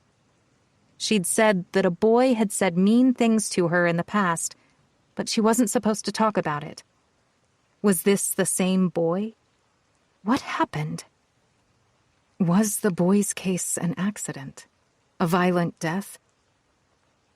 Most troubling of all were Sarah's cryptic questions about a history of violence in her family and whether violent traits could be inherited. It signaled so many concerns. Had Katie been abused? Had Anna's death triggered a deeper traumatic psychological wound? Still, none of this fit. Dr. Mehta knew that all families had secrets and would do anything to keep them behind closed doors. If she were correct about Katie Harmon being abused, then she had to get to the root of the abuse. Was it happening at home, with a relative, a friend, a stranger? Was it happening at school? Or what if Katie's the abuser? Dr. Mehta studied the sketch, looking at it in a whole new light. Either way, she had a duty to report what she knew, to advise social services, or even police. What if I'm completely wrong? But the risk of harm was so great it had to eclipse every other consideration. I don't know what happened with the boy 2 years ago, and all I know about what happened on the cliff is what Katie and Sarah told me. Dr. Mehta studied the sketch again. Adjusting her glasses, she began typing on her keyboard, digging up some of the early social media chatter about Anna's death. As a rule, she never gave any weight to these observations, which were fraught with offensive comments, fakery, cyberbullying, and scams. Nothing new had emerged about Anna Shaw. Still curious, Dr. Mehta went to the original, earliest news stories about Anna Shaw's death. She read through them and looked at the comments. Skipping over ridiculous theories, coming to one she remembered. Maybe there's more to this story than we think, one person had posted. Turn that up! Dr. Mehta looked from her work to the counter. A customer staring at the TV had made the request. A staff member, A young man with a ponytail picked up the remote control. A breaking news graphic topped the screen as a news anchor said, "Learned that the tragedy of Seattle teen Anna Shaw, who fell from a cliff in Sparrow Song Park southeast of the city, is now being investigated as a suspicious death, according to sources close to the investigation." A quarter of the screen displayed a photo of Anna Shaw, smiling beautifully, while file footage from the ground and air, taken the day of her death, showed police, emergency crews, and grief-stricken children and families at the park. To recap, the case of the tragedy of Seattle teen Anna Shaw, who fell from a cliff in Sparrow Song Park. Dr. Mehta's jaw dropped slightly. This changes everything. 64. Seattle, Washington. By that afternoon, the report on the investigation's status had moved like a tsunami, reaching some families at Rainier Pine Elementary just as they arrived to pick up their kids. Amid the commotion of buses, cars, and running and shouting children, Katie Harmon stood in the pickup zone. Spotting Val Rossi in the distance, Katie moved toward her. Val did the same, both unaware of the news and what was unfolding. Among the dozens of people in the pickup zone were parents who knew Anna Shaw's family or were associated with the Sunny Days Youth Center. Gathered in clusters, they studied their phones, conversing. Mouths agape with shock, some shot glances at Katie. Immediately picking up snippets of what the adults were saying on what was developing, Dylan Frick and his friends left their circle, overtook Katie, and surrounded her before she got to Val. "It's on the news," Dylan smirked. "You killed her." Shaking her head, Katie tried to step back. "My mom says your babysitter didn't fall by accident," Dylan said. That's not true, Katie said. "Yes, it is, and you're a liar." Laughing, Dylan looked over his shoulder at parents staring at their phones. Some were headed toward the group of kids. "It's true." He grinned. "You pushed her. You're a murderer." No! Katie shrieked. "Murderer!" One of the other boys chimed, chanting it over and over. Katie pleaded for Dylan Frick to stop. She tried to escape, but Dylan and his friends blocked her, taunting her. "You leave this girl alone, young man!" A woman emerged, putting herself between Katie and her tormentors. "If you know what's good for you, you'll go home now. All of you, leave her alone. Do you hear me?" Sobbing hard, her teary vision blurred, Katie couldn't see her defender clearly. She didn't recognize her voice as the chastened boys returned to their families. "You poor child." The woman put her arm around Katie, squeezed a gentle, protective hug. "Those boys have no idea." Katie covered her face with her hands, struggling to stop crying. "What happened?" Rubbing her eyes, Katie now saw Val Rossi. She'd arrived breathless, fumbling for a tissue in her bag to brush at Katie's tears. Able to see better now, Katie glanced around. The woman who'd rescued her had disappeared into the chaos. 2 staff members from the school made their way to them. "Hi, Katie, Ms. Rossi." Alice Jenkins, a staff member often assigned to the pickup and drop-offs, said, "Is everything okay?" "I think some boys upset her." Val surveyed the crowd and hubbub. "One of the parents, I think, chased them off." "Which boys?" Jenkins scanned the crowd. "Which parent chased them off? We can make a report." "I don't see her," Val said. "Katie, do you know who?" She buried her head into Val and shook it. "I want to go home," Katie said. "Can we go?" "You're sure you're okay?" Jenkins said. Katie nodded. "All right, I think it's best if we leave," Val said to Jenkins while putting her arm around Katie's shoulder. "My car's this way." As Jenkins watched them leave the zone, she was nudged by her partner, who was reading the breaking news story on her phone. "Maybe it had something to do with this, Alice?" she said, turning her phone so Jenkins could see the screen. "Anna Shaw's death may not have been an accident." 65. Seattle, Washington. Sarah drove her Trailblazer home from her shift at the Jettown Diner, grappling with the upheaval in her life. My 9-year-old daughter has been fingerprinted and read her rights by police. She stopped at a red light and took a deep breath. The detective said it was routine. The lawyer said it doesn't mean they suspect Katie. But I don't believe it. I can't believe it. The police know something. A horn sounded behind her. The light had changed. As she drove, Sarah's thoughts shifted to what she'd discovered in the attic. That Magda had written to her family. I need to ask Mom what Magda wrote and if she answered, and why they never, ever told me. Nearing her neighborhood, Sarah found a little relief knowing Val had picked up Katie from school today. It would give Sarah time to decompress before she got Katie home. Sarah's phone rang. She recognized the number and used her hands-free, voice-activated feature to answer. Hey, Val. Have you seen the news about Anna? What news? It's just coming out now about the investigation. Hold on, I'll pull over.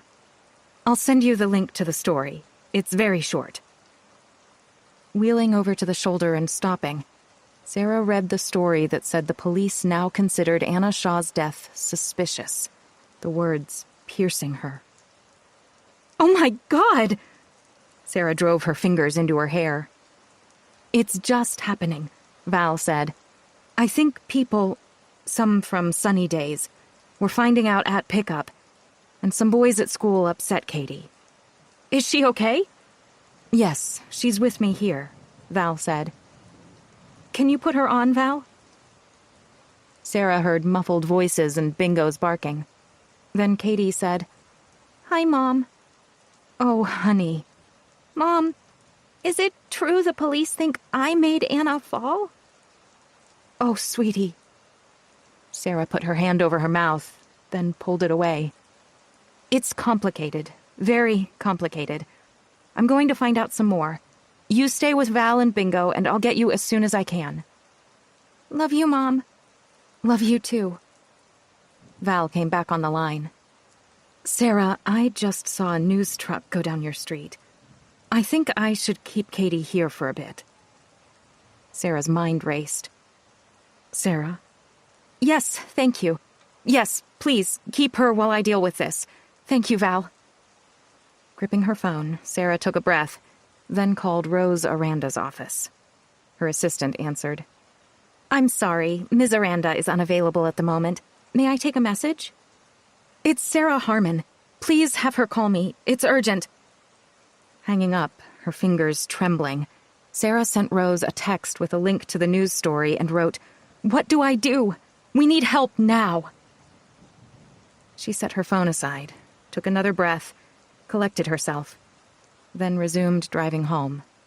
She braced for whatever awaited her there. Minutes later, she turned the corner for her street and saw them down the block. News trucks and camera crews on the sidewalk in front of her house.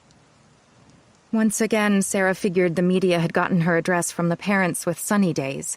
Some had kids at Katie's school. People knew her connection to Anna's death. The press may have my address, but I thank God they don't know anything more about us. What if this makes them dig deeper? But they can't uncover our history. Everything's sealed, buried, names have been changed. But what if... No. All these years, no one has found us. No! Fortunately, the news people hadn't blocked her driveway, but they gathered around her Trailblazer the moment she parked. That's when her phone rang. Rose Aranda was calling. Sarah ensured all the windows were up and all the doors were locked. Camera lenses from either side and the front were aimed at her as she remained behind the wheel. She answered the call and spoke softly, with her hand cupped over her mouth and phone. Sarah, I got your message and read the story. What should I do, Rose? I've got reporters in my driveway and cameras pointed at me. Say nothing. Speak to no one. I'll get a hold of King County and find out more. This is scary, Rose. I know. Hang in there. I'll call you right back." Sarah collected her phone, her bag, and got her keys ready, steeling herself. She unlocked her car door. The moment she stepped from her SUV, the questions came. A man thrust his microphone at her as she locked her car. "What is your reaction to police saying Anna Shaw's death is suspicious?" Sarah headed toward her house without speaking as camera operators jostled to get closer to her. "Sarah," a woman with a microphone said, "your daughter was the last person with Anna Shaw. Do you have any comment?" A man recording with his phone said, "Is it true Anna Shaw babysat your daughter? How did your daughter end up with Shaw's jewelry after her death?" Sarah made it to the house, fumbled to get her key in the lock, got inside, shut the door, and locked it. She slammed her back to the wall, sliding to the floor, struggling not to sob. She stayed that way until she recovered a degree of composure. Her phone rang and vibrated several times with calls from news outlets. She ignored them all while monitoring for Rose Aranda to get back to her. Sarah went to her desk, logged onto her laptop, and searched online for more information. "Told ya, it's the girl pushed her," one person posted on a thread after linking the breaking news report of Anna's death being suspicious. "A 9-year-old? Come on," another posted. "Gotta be something else," said another poster. Sickened by the comments, Sarah searched social media for more news reports and came to a clip of a Seattle TV news station at the house of Anna Shaw's parents. "No," Lenora Shaw, Anna's mother, said at her door. "We haven't been told anything." "But can you confirm that just before her death, Anna had a bad breakup with her boyfriend?" Lenora Shaw's face was pained. "I'm sorry. We have nothing more to say." Sarah's phone rang and vibrated. It was Rose. "I reached Detective Sergeant Art Acker." "What did he say?" Sarah asked. It was a short conversation. All he would say is that the investigation is ongoing. "What about it now being suspicious?" I pressed him on that. He wouldn't confirm or deny it, only that the investigation continues. "What does that mean for Katie? What do police know? What are they doing? Why did they take her fingerprints?" Could be any number of reasons. I know this is a terrible time, but you're going to have to ride this out. After the call, Sarah sat alone, while her phone vibrated with more media calls. She held her head in her hands in a futile effort to stop the terrifying thoughts swirling in her mind. 66. Seattle, Washington.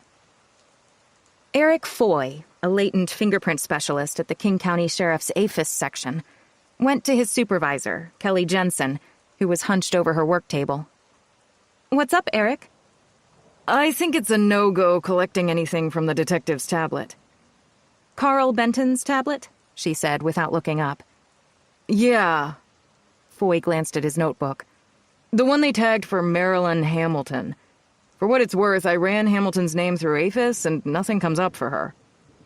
"You said earlier that the latents were smudged?" "Yeah, they're smeared. Not enough information. I think her fingers were moving slightly when she touched the surface, distorting the ridge details." "Try spots where there may be overlap. I know it's trickier. You can do it. You got usable stuff from Pierce's laptop." "All right, but we're so backlogged." "Keep at it, Eric." Jensen continued working on her aspect of the case. The rock, considered to be the murder weapon in Anna Shaw's death. Nearly 7 inches in diameter, 17 inches in circumference, it weighed 6 pounds. Earlier analysis found traces of hair and blood consistent with Anna Shaw's hair and blood. Getting a fingerprint from the rock was critical.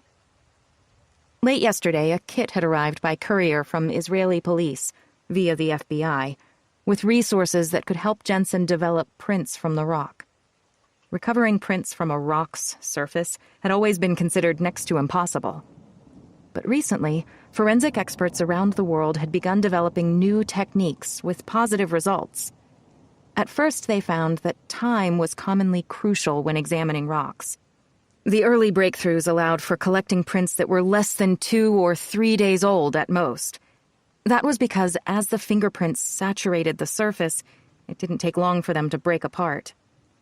But recent advances in the new technology had pushed the time frame back to 4 or 5 weeks. Still, that depended on the kind of rock in question and how porous it was. Different methods were applied to different rocks. This analysis, with so much at stake, was challenging. Jensen could have sent the rock to the Washington State Crime Lab and let them analyze it, but she wanted to do this in-house. She wanted to learn this technique. She had worked late into the night and resumed early this morning. The whole time, she considered the kit's guidance for various methods. Now, as her gloved hands worked meticulously on the rock that the medical examiner said had likely smashed into Anna Shaw's skull, Jensen caught her breath. Something's taking shape here. Hold up. No. False alarm. Jensen looked at the rock. Okay, no prints yet. Nothing to compare. Jensen resumed studying the information kit. This is going to take more time. 67. Seattle, Washington. All conversations stopped. Detective Sergeant Art Acker's eyes went round to the faces of the people at the meeting room table, then to those standing against the walls. This will be quick, he said. Everyone was there. Pierce, Benton, Grotowski, Tilden, and several others under Acker's command. Soft coughs, pen tapping, and throat clearing rippled as Acker's jaw tensed. By now, you all know what's happened on Shaw. The fallout from the leak to the press shot up the chain, and they tore me a new one. Acker placed his hands on his hips. We've taken calls from Katie Harmon's attorney, from Anna Shaw's parents, the prosecutor, and the media, he said. This does not help our investigation. We don't know who put it out there. Could be anybody. But if we find out, there will be hell to pay. You got that? When Acker looked around at the group again, some people shifted in their chairs or where they stood. Nothing is a lock on this case, he said. No matter what some may think, we're not done. Acker let his message sink in. All right, get back to work. Pierce, Benton, and the others returned to their desks. Why would someone leak? Benton said. I don't know, Carl. Pierce studied files on her computer while Benton threw his question to the other detectives who'd resumed working at their desks. Lyle, Larry, any thoughts? Grotowski shook his head. No idea, Lyle said. Could be anybody. Benton leaned closer to Pierce and changed the subject. Kim, don't you think Katie was acting strange when we were getting her prints? You mean what she said? Yeah, but more the way she said it. You all think I made Anna fall. And the way the lawyer had her clam up. It seemed odd. Maybe, Carl, but we have to follow the evidence. Benton's phone rang and he answered it. Pierce continued checking messages for anything from forensics on prints. Kelly Jensen had said she was determined to recover something from the rock. If that happened, and they could compare it to Katie Harmon, then that could nail it. We've covered everything, haven't we? Unless we missed a key piece with the boyfriend, or Anna's phone, or an element unseen or not pursued. Jensen and her team had also indicated that they were not likely to get any usable latents from Marilyn Hamilton, the birdwatcher. Something about their visit to Hamilton's apartment still bothered Pierce, but she couldn't identify it. She left that thought, then noticed a couple of forms she'd completed for HR and opened her drawer for her stapler. She spotted the paper stock photo from the picture frame she'd bought at Walmart, the one of the little girl with the bright umbrella and raincoat. Why's that still there? I should put it in the recycling. Before she moved it, Benton ended his call. Hey, Kim. Martin at the front desk says a psychologist is here to see us. That could mean so many things on so many levels, Carl. Seriously, she's here. She says she has information that may be pertinent to the Shaw case. No appointment? Just walked in? Martin says she seems legit but nervous. Couldn't hurt to talk to her. All right. Pierce closed her drawer and they left. Passing by Grotowski's desk, they overheard his end of a phone conversation. What's up, my Mountie friend? Really? Something out of British Columbia? Vancouver? Could be. Hold up, I want to take some notes, and could you send me... 68. Seattle, Washington. One consequence of leaks to the press on active investigations was that it motivated people to come out of the woodwork. You got all kinds. Disturbed individuals who wanted to confess, those who claimed to have a tip and wanted a reward, even well-meaning people who just wanted to help. No matter what kind they were, they tied up investigators because each one had to be assessed. But until your case was cleared, you had to keep an open mind and guard against tunnel vision, Pierce thought, as they met Dr. Sally Mehta at the front desk. After signing her in and issuing her a visitor's badge, they found a small, empty office. They checked her driver's license and confirmed her license as a psychologist and her position at the University of Washington. Mehta was poised and carried a professional air about her, Pierce thought. I'll record our conversation for my own notes, Pierce said. But this will remain confidential? Of course. Pierce adjusted her phone and set it on the table before Mehta. You have information pertinent to our investigation, Pierce said.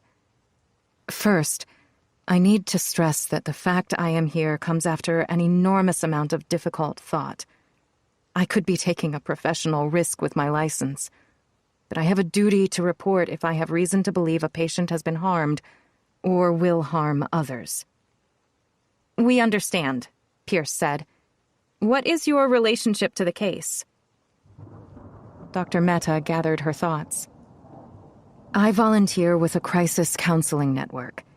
In the aftermath of Anna Shaw's death, we worked with the Sunny Days group to provide grief and trauma counseling to the children, families, and staff who were touched by what happened.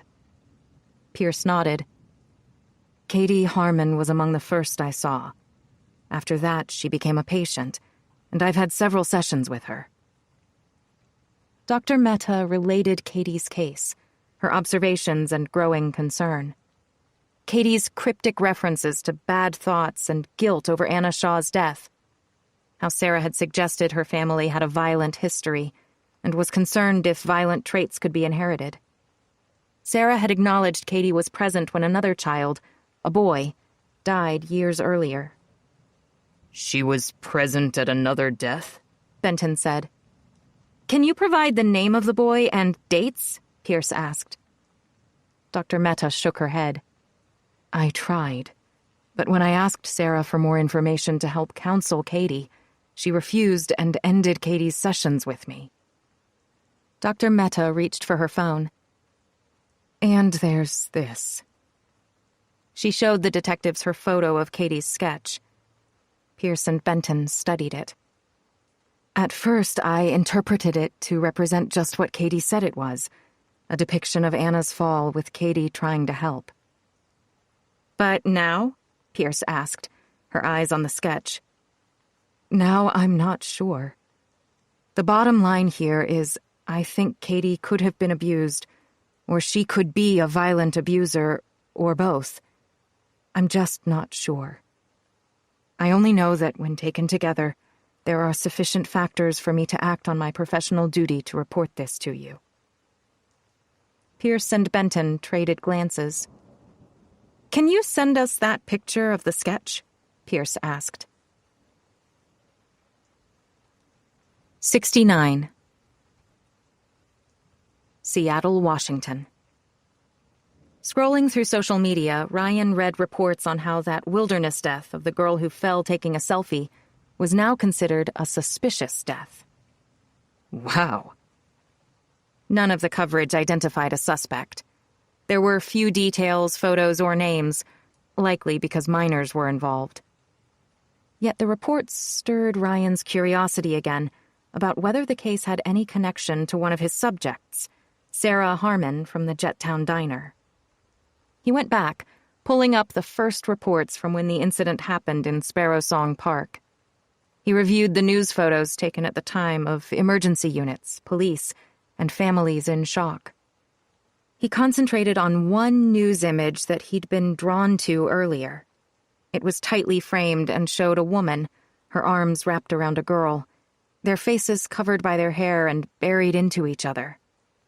They were photographed between two parked SUVs. The caption above the photo said, "Wilderness Tragedy." The cut line below it said, "An unidentified mother and daughter embrace after a teen was killed at Sparrow Song Park, southeast of Seattle." Photo credit was given to Newswire Services. From what Ryan could see, and he was in no way certain, but to him, the woman resembled Sarah Harmon. That's what had caught his attention then, and it had him asking the question again now. Is that Sarah Harmon? With the development on the tragedy, the possibility nagged at him. What if it is? The idea that Sarah and her daughter were at the park when the teen died, and what that might imply, was hard to fathom. But the more he looked at the photo, the more he thought about it. And after thinking about it, thinking how he was waiting to hear back on his DNA requests, and those he'd made to Telltale Hearts on the bogus tip and the offer of documents, he decided to try something. During his time as a reporter, when a vague aspect or inexact potential new thread of a story surfaced, he'd sometimes drive by the locations of the key players while thinking about it, because you never knew what could emerge. And he had Sarah Harmon's address from his investigative work. In fact, he'd driven to it since his arrival in Seattle. Ryan got into his SUV. He didn't know what to expect, or if driving by made sense, now that it was a day after the story had broken. He made good time getting to North Seattle. He turned onto Sarah Harmon's quiet street. As he neared her house, he slowed down. A news van was out front. Something's up. After parking a few doors away and across the street, Ryan got out and approached the SUV. Its station and logo on the doors in red, white, and blue said, "KT96 TV News, we've got Seattle's story." A man in a ball cap, jeans, and a flannel shirt was loading a tripod into the back. A woman wearing a jacket with the station crest stood on the sidewalk, ending a phone call. "Hi," Ryan said. "Are you guys here for Sarah Harmon?" The TV people eyed him and nodded. "Who are you?" the woman asked. "Ryan Gardner. I'm a freelancer." "For who?" "Mostly magazines." He reached into his wallet for his old press ID. "Before that, I worked for the Chicago Tribune." The woman studied Ryan's ID. "Got a second?" he said. "I'm just trying to catch up on this story. Can you bring me up to speed?" The man slammed the tailgate shut, then said, "We got about 2 minutes, Ash, then we gotta get to Ballard." "So, you know," the woman said, "that Cairo reported that the case of the girl who fell taking a selfie in Sparrow Song is now a suspicious death?" "Right." That was about the extent of what Ryan knew. "And Sarah Harmon's connected?" Kids were in the park on an outing organized by the Sunny Days community group. Anna Shaw, the teen who died, was there with Sarah Harmon's 9-year-old daughter, Katie. Anna was Katie's babysitter. Ryan nodded. "Rumors and speculation are flying," the woman said, "that Katie pushed her babysitter to get her necklace, and police have questioned Katie." "Really?" "Those are the rumors that most of the Sunny Days parents are floating. They're the ones who put us onto her home here." "Ashley." The man was now behind the wheel and started the engine. Look, our organization's being careful. There's no evidence, no proof, no charges, the woman said. And with our policy, we won't name or show the faces of Sarah or Katie because she's a minor. We'd blur them. Right, that's standard practice, Ryan said. Did you get an interview? Nope. She didn't talk to anyone yesterday, and she's not talking to anyone today. Everyone's struck out and moving on to other stories. The woman got into the passenger seat, buckled up, and lowered her window. Wait, Ryan said. One last thing. What can you tell me about Sarah Harmon's background? Not much. We heard she's a single mom, works at a diner. What do you know about her family history? The woman shook her head. I think her mom is in a senior's home. Which senior's home? Pal. The man leaned toward Ryan. She's told you enough. We gotta go. I don't know which home, the woman said, reaching into her pocket and giving Ryan her card before they drove off. He turned to the house. He stood there, rooted, staring at the door, struggling to grasp that he was on the cusp of an entirely new dimension. All these years he'd searched. Are Magda's daughter and granddaughter on the other side of that door? Sarah's mother is in a senior's home. Is it Magda? Is Katie a killer like her grandmother? Ryan's breathing quickened as he struggled to decide on what he was going to do. He had no proof of anything. He couldn't just ring the doorbell and ask Sarah Harmon about her family and plead for her help, especially with all that was happening. She would shut him down. No, now was not the time. His stomach tensed as he walked back to his SUV. 70. Seattle, Washington. Peering at the street through the crack in the curtains, Sarah watched the KT-96 news crew and a second reporter leave. Grateful fewer media people had come to her door today than yesterday, Sarah continued her call with Mel at the diner. He'd allowed her to take another day off. I get it, Mel said. A couple reporters were poking around here looking for you. I'm so sorry about this, Mel. Well, we'll just have to figure it out. I'll juggle things with Polly and Beth and the others, see if we can keep covering for you. Thank you. Do what you need to do, Sarah, for you and Katie. Mel softened his voice, grappling with his unease over the situation. But if this gets to be too much, we'll have to talk. What does that mean? I'll have to see how this plays out. Look at the impact on the diner. What? Just do what you need to do. After all these years, I started there when I was a teen. I thought Mel considered us family. I guess that all goes out the window now. Sarah's stomach churned. She couldn't lose her job. Feeling as if the walls were closing in on her, Sarah clenched her eyes shut for a moment, then shifted her concern back to Katie. She'd kept her home from school today. Val had offered to come over if Sarah needed to go out. Katie was sitting at the kitchen table, flipping through a favorite book, The Lorax by Dr. Seuss. Sarah's thoughts went to the attic and the horrible truth about Magda. Her stomach roiled as she watched Katie gently turning the pages. At school, Dylan Frick and his friends said I pushed Anna. They called me a murderer. Katie's tears fell on the pages as she stared blankly at them. Why did he say that? Sweetheart, Sarah said. I told you what happened on the cliff. I told the police, and I told Dr. Sally, too. I know, but when will I see Dr. Sally again? We're going to take a little break from Dr. Sally.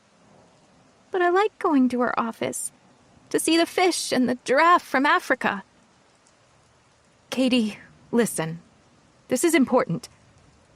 Sarah struggled to keep from coming apart. What happened? What really happened on the cliff? Katie took the heart of the necklace into her fingers and stroked it. Please, Mom! I told you 1,000,000 times! Honey, you said you had bad thoughts, scary thoughts. You have to tell me what they are so I can help you, and so I... Sarah's voice grew tender. So I can protect you. I didn't push Anna. She fell. Katie sobbed, shaking her head, gasping. I'm not bad, Mom. I'm not bad. 71. Seattle, Washington. We got this from her psychologist, who was concerned enough to come forward, Pierce said. Sitting at his desk, staring at his monitor, Art Acker glanced at Pierce.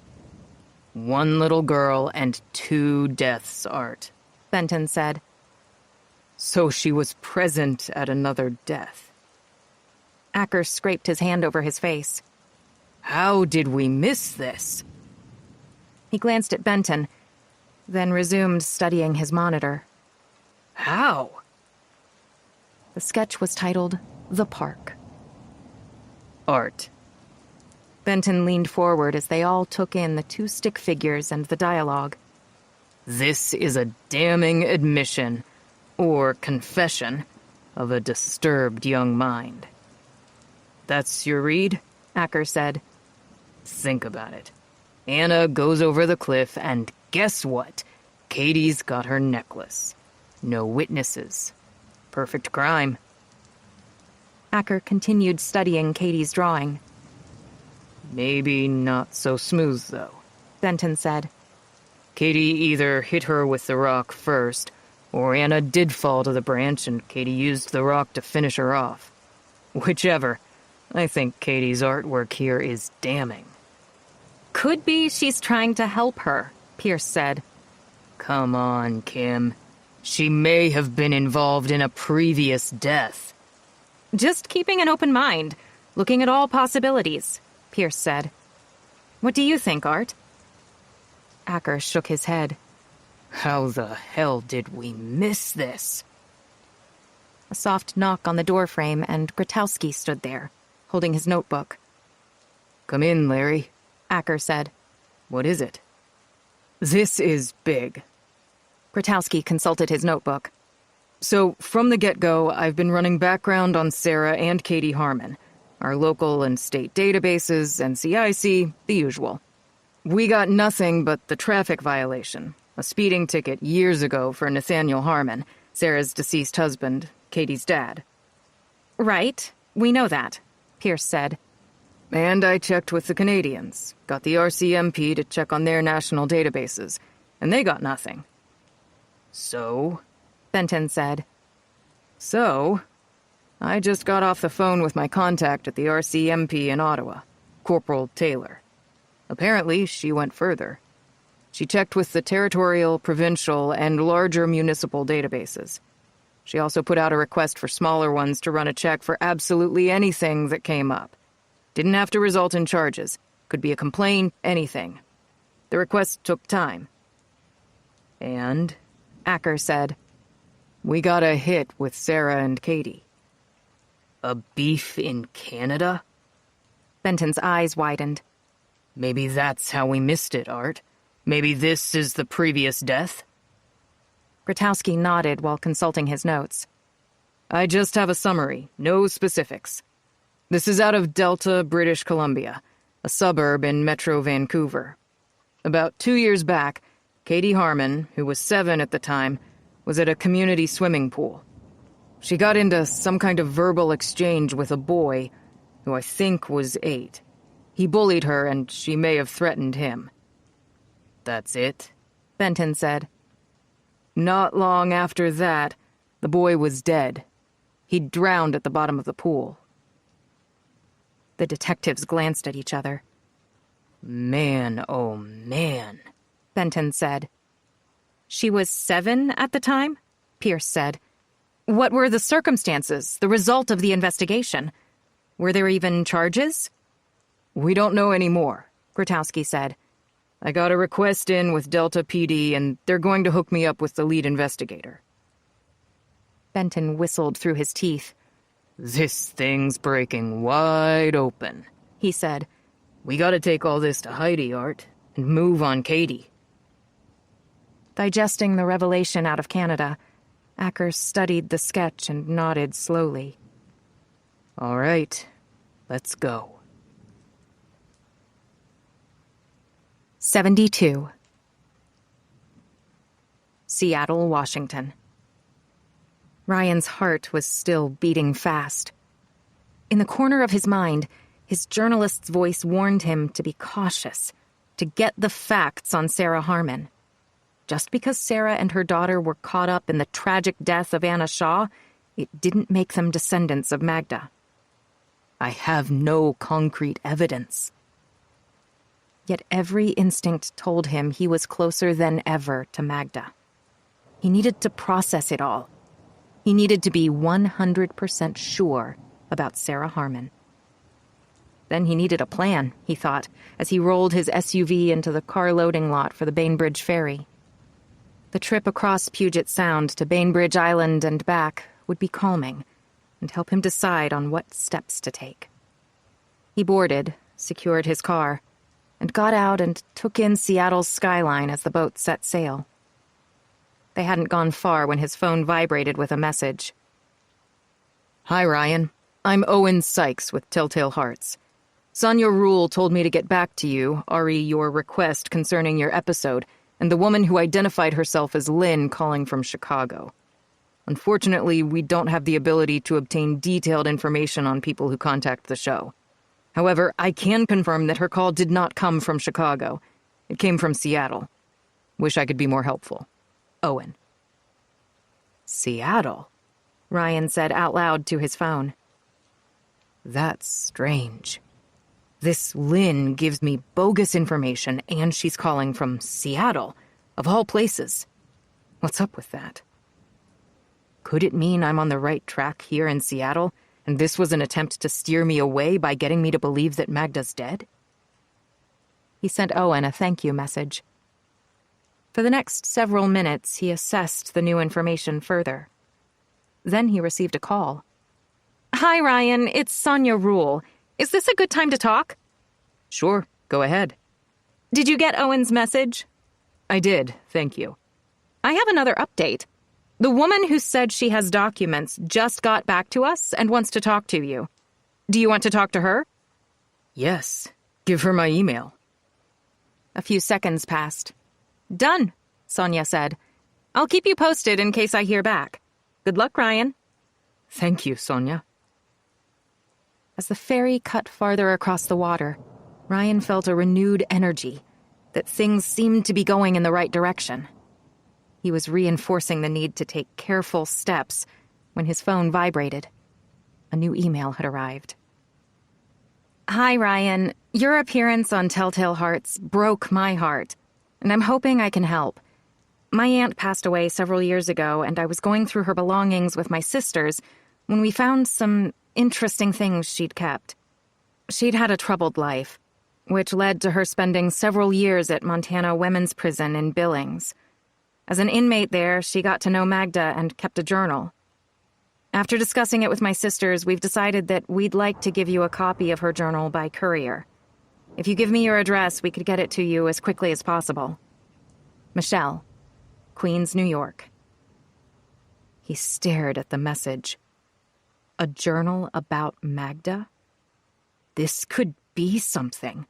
He'd never had access to records of this sort. A prison friend who kept a journal. Yes, he needed to see it as soon as possible. But he didn't want to reveal his Seattle address. Just in case this is some sort of ploy or stunt. You never know. Michelle had left her phone number with a 917 area code at the bottom of her message. He called. It rang 4 times before she answered. Hi, this is Ryan. Is this Michelle? Oh, yes. Hi, Ryan. Thank you for your message about your aunt's journal. Do you think it might help you? It might. I'd like to see it, but I was wondering. If the journal's not too long, could you scan the pages about Magda and send them to my email in a compressed file? I think that might be the best way. Michelle took a few seconds to answer. I'm not very good at stuff like that. Technology. I'll get my nephew to help me with those pages, if that's okay. Absolutely. It might take us a little while. I'll stand by. And Michelle, thank you for this. Thank you. After the call, he listened to the ferry chugging as it slowed for its arrival at the terminal. He got back to his SUV, intent on returning to Seattle. 73. Seattle, Washington. That evening, Sarah listened to the low rumble of running water as Katie prepared to take a bath. While Katie was in the bathroom, Sarah waited in Katie's room. Sitting on the bed, Sarah touched her trembling hand to her temple, her mind swirling in the wake of the news media, the police investigation, her lawyer. Just spoke with police and the prosecutor. Rosa Randa had texted her moments ago. No movement to take action. Stay strong. Sarah looked down at Katie's sketchbook. It was on her lap, open to the drawing of Anna and Katie. Sarah's heart broke again. She could not deny the truth about her biological mother and father, Magda and Herman. And the mystery of Magda's prison letter to her mom and dad continued to anguish her. Why did Magda write to them? Why did Mom keep it secret? I have to know the truth. Sarah's world was spinning, spiraling with dread that something was coming. Done, Mom. Sarah looked up to Katie, freshly scrubbed, her teeth brushed, hair combed, fragrant with soap, shampoo, and innocence. We're not like them. We can't be like them. She's just a child. Sarah's fingers shook ever so slightly as she caressed Katie's cheek, then moved so Katie could get into her bed. I think you should stay home from school tomorrow. Hesitating at the tremor in Sarah's voice, Katie nodded. I might go to work. Val will come over, or you can stay with her. I have to see Grandma later. Can I see Grandma too? I need to go by myself, to talk to her about important stuff. Sarah followed Katie's gaze to the sketchbook she held in her hand. Honey, I need to know what happened with Anna. It's more important than ever. Katie stared at Sarah. And? Sarah's voice cracked. I love you. And no matter what you tell me, I will protect you and never let anything happen to you. But I need to know what really happened while we still have time. Sarah's hair slid, curtained over her face. Her fingers shook as she brushed at it. She saw Katie processing her devastation, as if it unnerved her, but Sarah pressed on. Did Anna give you the necklace on the bus? Katie nodded. Did she fall taking a selfie? Yes. But you said you had terrible thoughts. Scary, bad thoughts? Sarah held up the closed sketchbook. Horrible thoughts.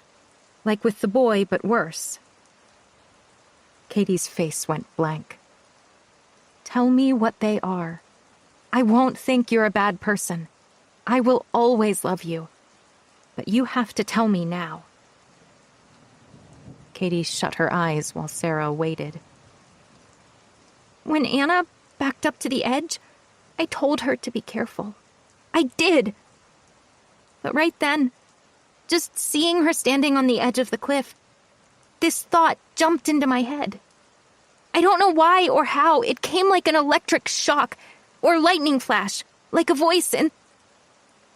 What was it? What did it say, Katie? It said, what would it be like to push Anna over the edge and watch her fall? 74.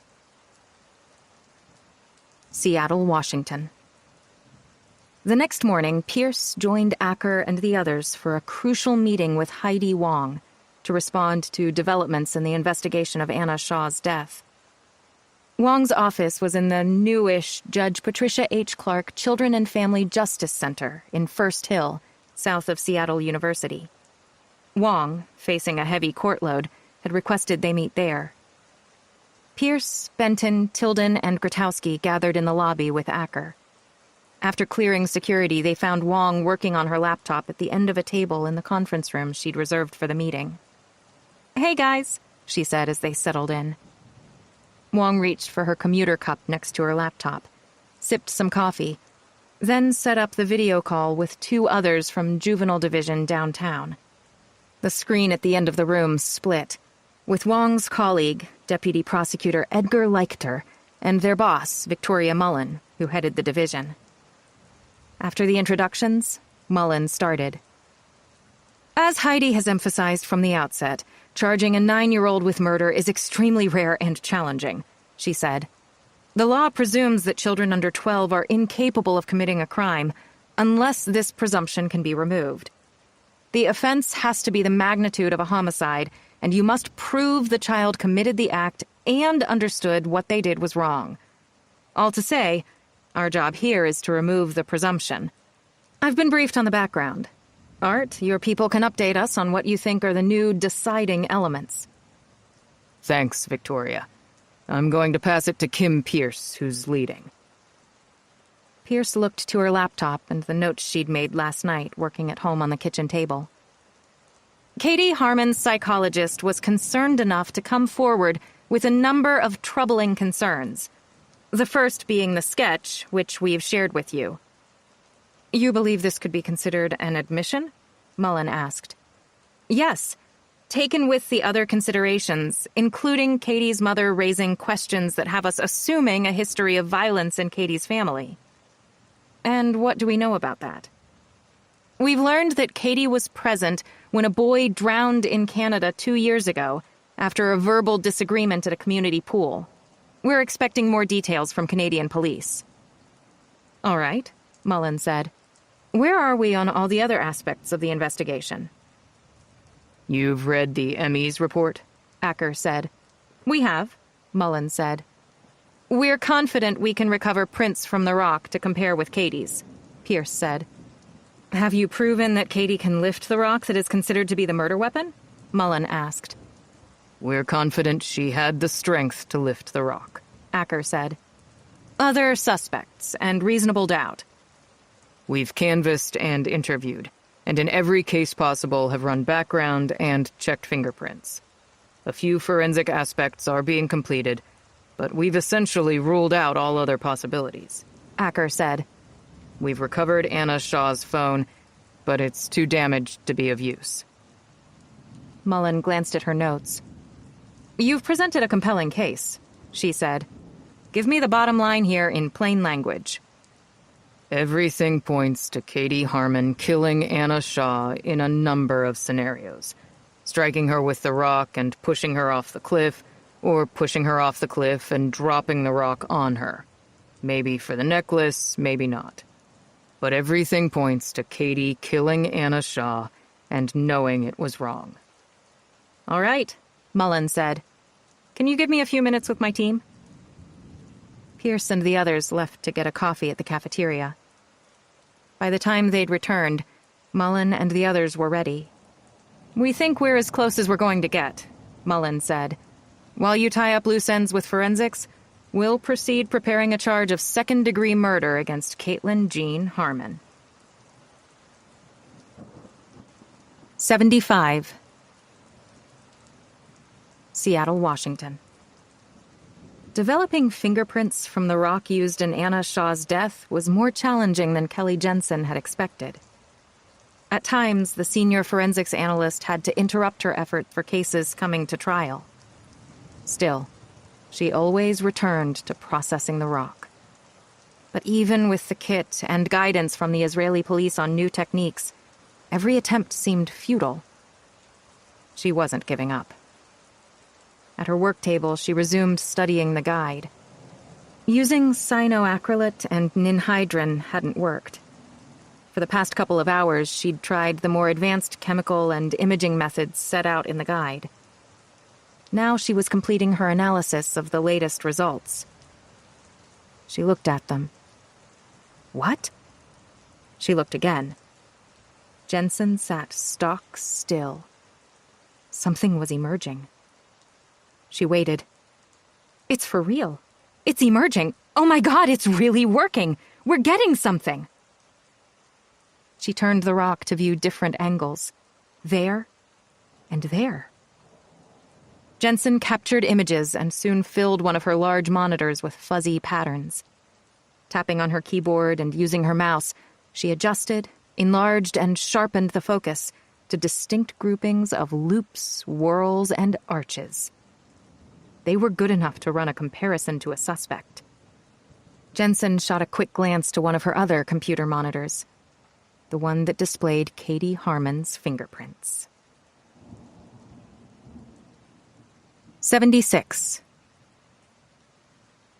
Seattle, Washington.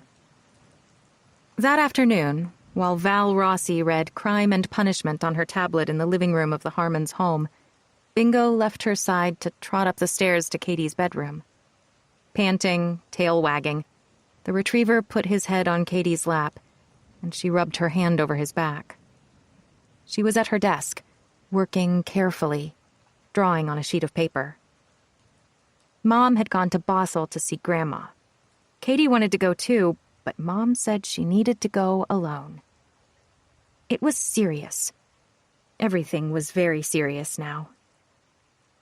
Katie angled her head to examine her drawing. It was stick figure Anna standing on the edge of the cliff, taking her selfie. Pulling her head back to study it, Katie stroked the tiny heart on her necklace she was wearing. I'm in more trouble now that I told Mom what my bad thoughts were. Mom pretended she wasn't upset. But what happened to Anna wasn't my fault, and nobody will believe me. It was like a big war in my brain. A huge, horrible war between good and bad. Katie lowered her face next to Anna on the page. It's a good thing I didn't tell Mom all of my bad thoughts. 77. Bothell, Washington. Sarah felt like she was being kicked in the gut again and again. She'd gotten little sleep the previous night, tossing and turning until the hour before dawn. When she was at work, she'd kept customers waiting, then messed up several orders. She'd eaten nothing all day. She was in a fog. Now, while she was driving to Bothell, her knuckles whitened on the wheel. She struggled to endure the agony of the maelstrom grinding around her as Katie's words thundered in her mind. What would it be like to push Anna over the edge and watch her fall? In the wake of Katie's revelation, Sarah couldn't escape the dread that police, media, the world were closing in on her with one question tearing her heart. Did Katie kill Anna? Sarah didn't know the answer, didn't know what police knew.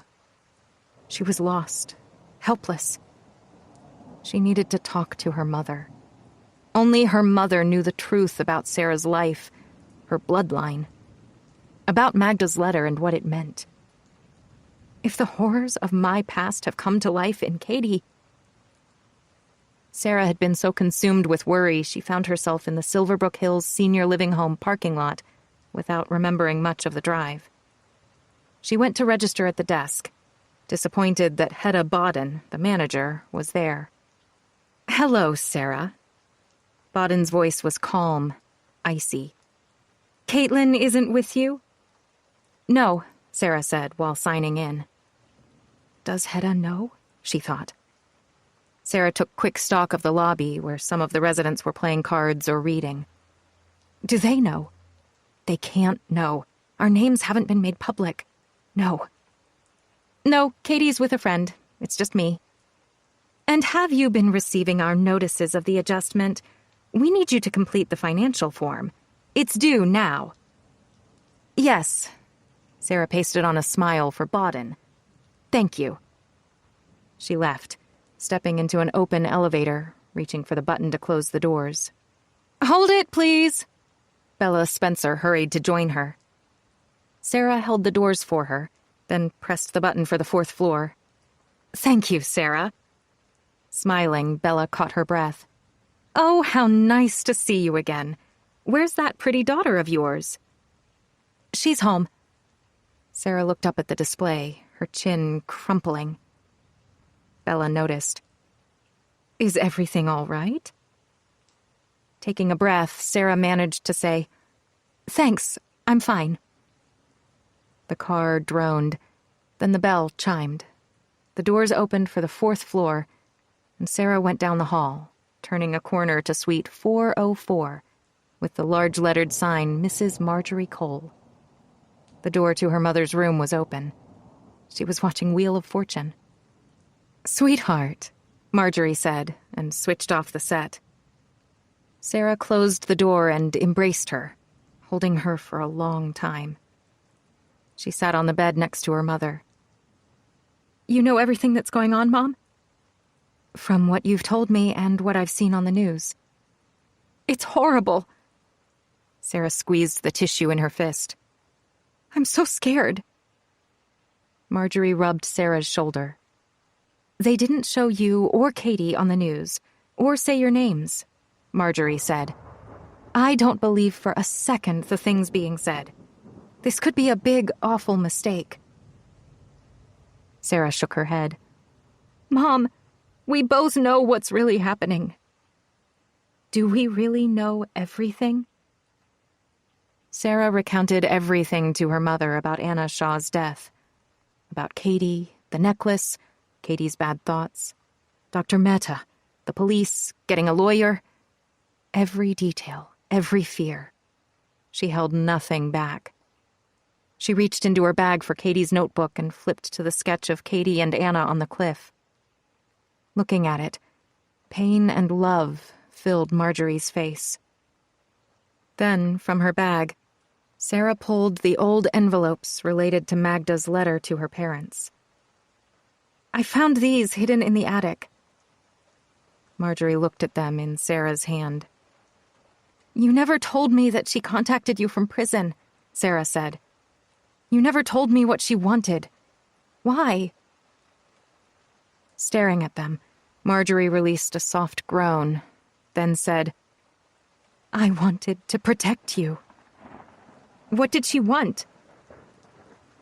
Marjorie looked off to her calendar on the wall at today's date, which she'd marked with a tiny heart. You know, it's funny, Marjorie said.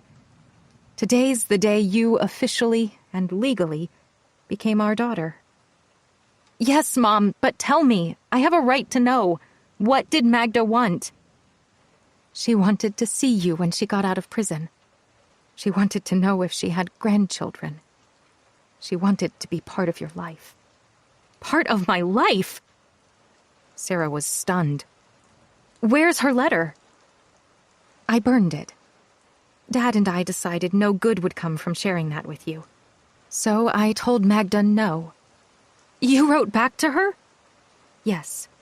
But what if she got your address and came to our house? I was careful to go through the Montana Attorney General to protect us. Magda didn't even know our names. Sarah stared at the envelopes. Maybe I was wrong, Marjorie said, to deprive you of the decision to see her. I only wanted to protect you. What did you tell her? I told her in no uncertain terms that she could never be part of your life, and to never try contacting you again. What did she say? Did she write back? No. We never heard from her again, even after she got out of prison and disappeared. It's been more than 7 years now. That was the end of it. I'm sorry I never told you. I wanted to keep it buried in the past. I would do anything to protect you from her. Maybe I was wrong to bring you up with so many secrets, seeing what it's done to our family now. I am so sorry. Marjorie searched her eyes. Did you ever wish to see her? Never. Sarah looked at Katie's sketch. But we know the truth, Mom. It's not the end of it. Look at what's happened. Sarah, no. I don't believe it. Believe it, Mom. Not a day goes by that I don't think about who I am and what they did, and how no one will ever forget. I will always feel the pain and shame. I can't help bearing some of the responsibility for their acts. That's why, like you and Dad, I always guarded against being found out and persecuted for being the child of monsters. That's why... Sarah held up her wrist. As soon as I was old enough and you said you understood, I got this tattoo to hide the mark that ties me to them. I can't change who my biological parents are any more than I can wash away the awful shame. No, Sarah. You and Katie are innocents.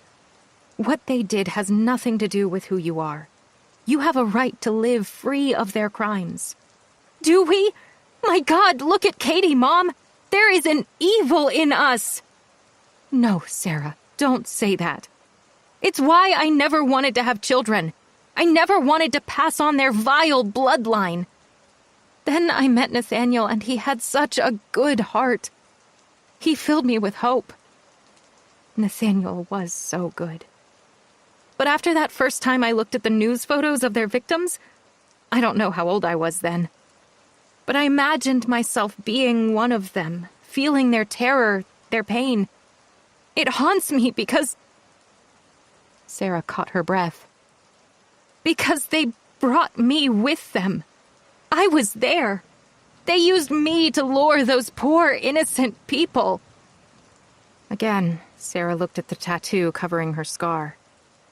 They cry out to me in my dreams. I can still feel the woman clawing, gouging into my arm. I can hear her screams. Sarah, Marjorie said, you must listen to me. There is a line between good and evil, and you never have crossed it. And you never will because we raised you right.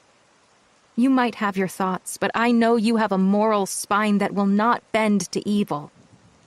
Nathaniel had a good heart, and Katie has his goodness and your goodness in her. She may be struggling, but she's not evil. You have to believe that. But what if some kind of strong force in her blood has pushed Katie across that line? They both shot a look to the door, and a noise that sounded just outside. Sarah opened the door, glancing both ways down the empty hall. Nothing. She'd just returned to her mother's side when her phone vibrated with a text from Rose Aranda. A friend in the prosecuting attorney's office tells me they are poised to charge Katie. We need to prepare. Sarah covered her mouth with her hand. What is it? Marjorie asked. Police are getting ready to charge Katie. I have to go! 78. Seattle, Washington. A soft cheer floated across the forensics section to where Eric Foy was working, drawing him to the analysts gathered at his supervisor's work table. Kelly Jensen had succeeded in recovering fingerprints from the rock used in Anna Shaw's death. Developing prints from a stone was no small feat, Foy thought. This was significant on several levels. Thank you. All right. Jensen smiled a little, keeping her eyes on her monitor. The screen split, displaying large, clear images of fingerprints from the rock on one side and Katie Harmon's prints on the other. I still have comparison to do, so everybody back to work.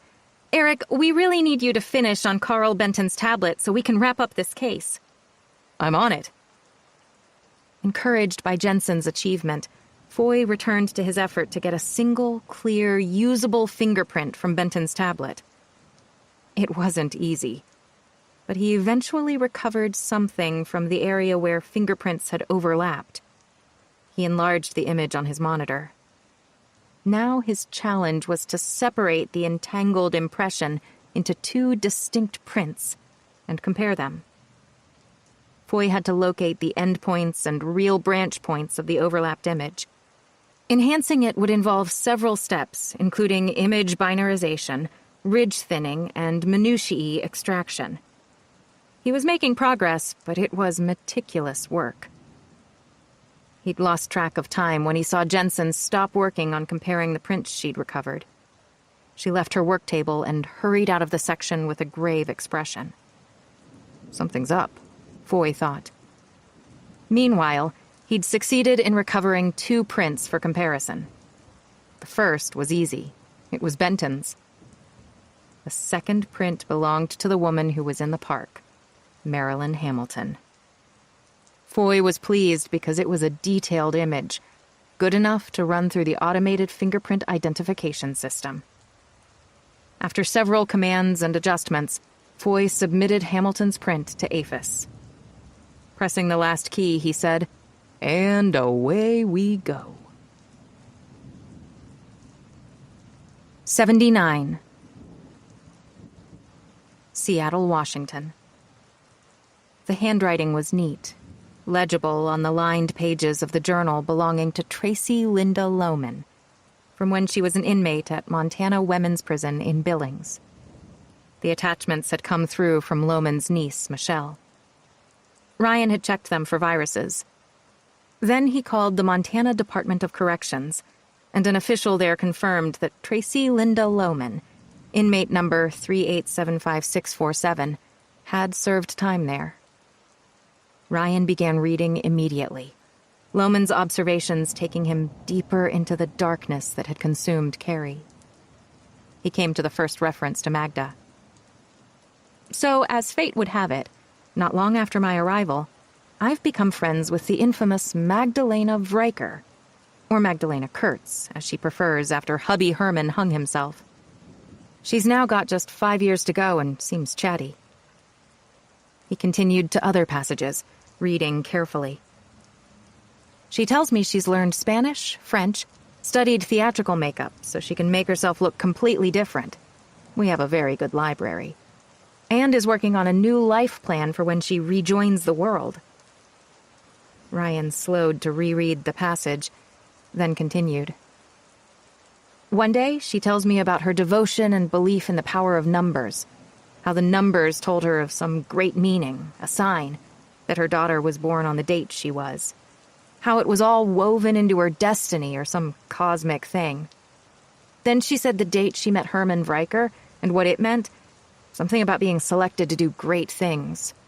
She'd go on about why things happened, what the numbers mean. She has this fanatical, weird obsession with numbers.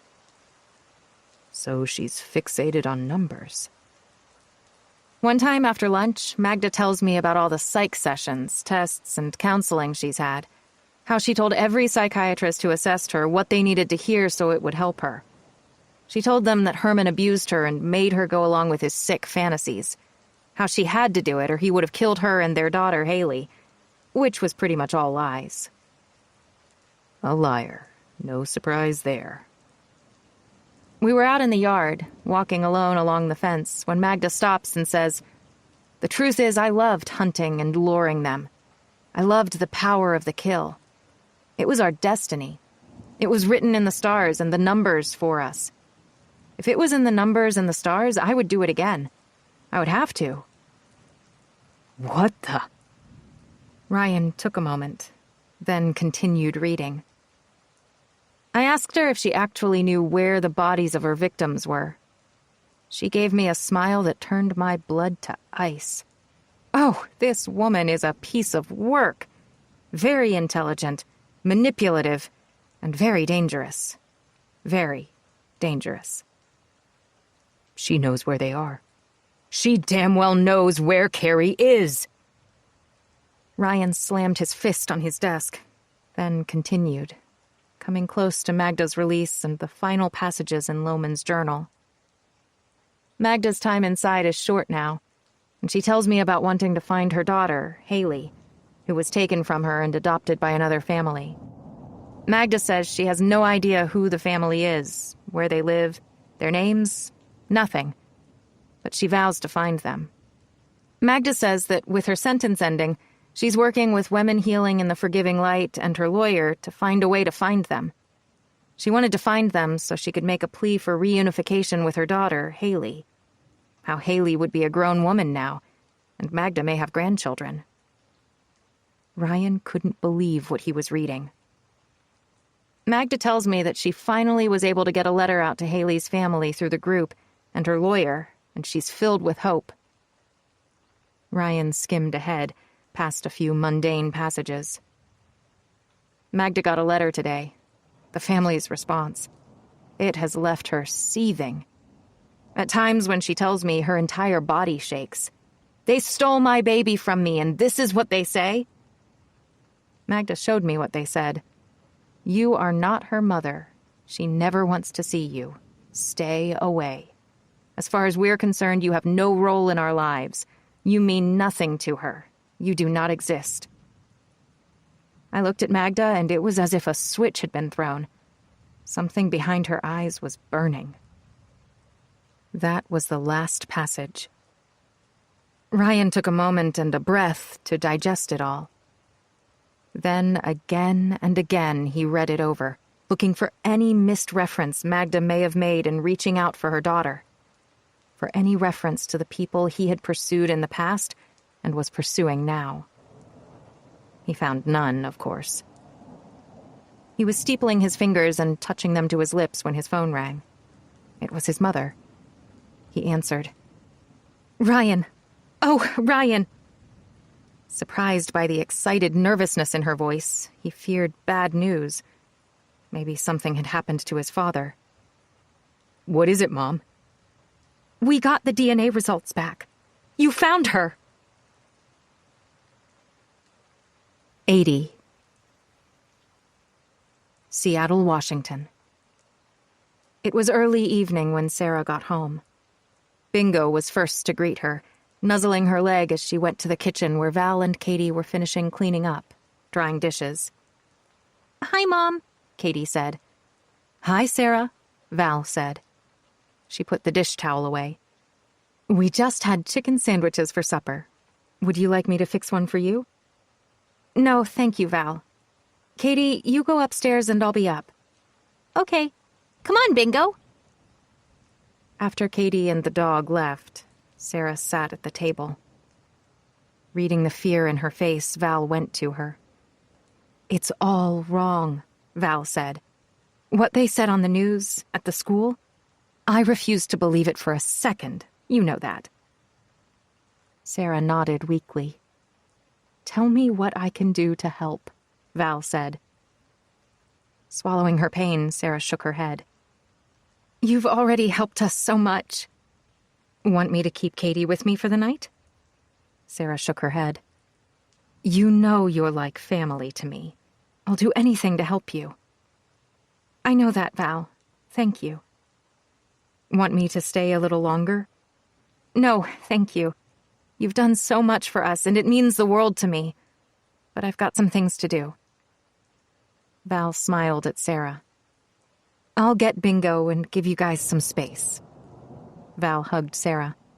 If there's anything at all, just call me. Moments later, after Val and Bingo departed, Sarah called Rose Aranda. What more do you know?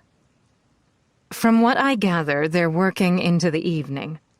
Oh my God! Are they coming to arrest her tonight? Not likely. They don't have the formal charge ready yet. Sarah released a creaking sob, as if she were breaking. They're going to charge my 9-year-old daughter with murder! I can't lose her! Sarah, hang on. What if we left right now? We have friends in Canada. Or we could go to Mexico? Sarah, you've got to hang on. First, we've got to see what they're going to do, okay? I'll be over first thing in the morning. We can fight this. Sarah collapsed into a chair at the table. Was it Dr. Mehta? Did she go to police? What does it matter now? This is the hardest thing. Is God taking Katie from me? Just like Nathaniel. Just like Dad. God is punishing me for who I am. For being part of what they did to all those people. She looked at the tattoo that covered her scar. Because I was there. The stairs squeaked. Katie appeared at the bottom of the stairs, startling Sarah. I'm in big, serious trouble, aren't I, Mom? Sarah swallowed and went to her, every nerve ending tingling. Yes. 81. Seattle, Washington. Elbow on his desk, phone pressed to his ear, Detective Larry Grotowski took notes and glanced at the time. Still early evening. He had an apple in his desk to snack on before he got something more substantial later. This was going to be a long night. He was on the line with the lead investigator from Delta, British Columbia, who was detailing the case of the boy who died when Katie Harmon was present 2 years earlier. It happened at the Elmside Heights Community Pool. Detective Dennis Sandler read from Delta's case file. The boy's name was Miles Henry Zuter, age 7. I'll give you his DOB. Zuter and his family were from Switzerland. They were visiting family in Delta when they went to the pool. The boy was big for his age and was known to have teased, some said bullied, other children, Sandler said. Katie Harmon, aged 7, was with her mother. They were from Seattle and were visiting friends in Delta. At poolside, Miles was snapping his towel at some girls and calling them names, according to witnesses. Then he pulled Katie's hair. She told him to stop. Amused, he pulled her hair again, only harder, Sandler said. This time, she told him that if he didn't stop, something, and I'm quoting, something very, very bad would happen to him. Miles laughed at her and left. Sandler said that the pool was near capacity. The lifeguards were busy breaking up horseplay of older teens. It was estimated that 15 to 20 minutes after his exchange with Katie, Miles Zuter was found at the bottom of the pool. Adults jumped in to rescue him. Efforts to resuscitate him failed. Some witnesses noted Zuter's exchange with Katie Harmon, and rumors circulated that she caused his death, Sandler said. The investigation and statements from adults who dove into the water to rescue Zuter showed that he'd been trapped under the water. The drawstring of his swim shorts got tangled in the filtration mechanism and tightened around him. He couldn't remove them to free himself. Katie Harmon had never ventured to that area of the pool. His death was an accidental drowning. Katie Harmon was distraught, traumatized because of what she'd said to Zuter in the moments before his death. I imagine she'll carry the guilt of this with her all her life, Sandler said. But she had nothing to do with the boy's death, Grotowski said. Absolutely nothing. Witnesses said she was at the opposite side of the pool at the time. It was a tragic accident, Sandler said. I understand she may be connected to a recent death your way? That's what we're investigating, Grotowski said. Thank you for this, Dennis. Sure, you bet. Grotowski sat back in his chair, then swiveled to tell Tilden and the others.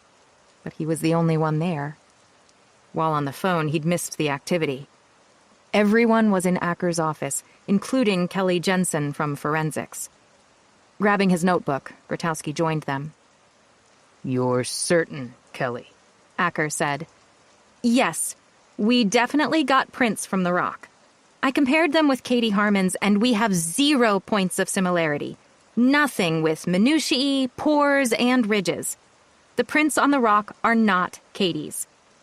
But I haven't run the new prints through the databases yet, or compared them with the others we collected for the case. I wanted to tell you guys right away that those aren't Katie Harmon's prints on the rock. Benton cursed under his breath. Where does that leave us? Tilden said, turning to acknowledge Grotowski.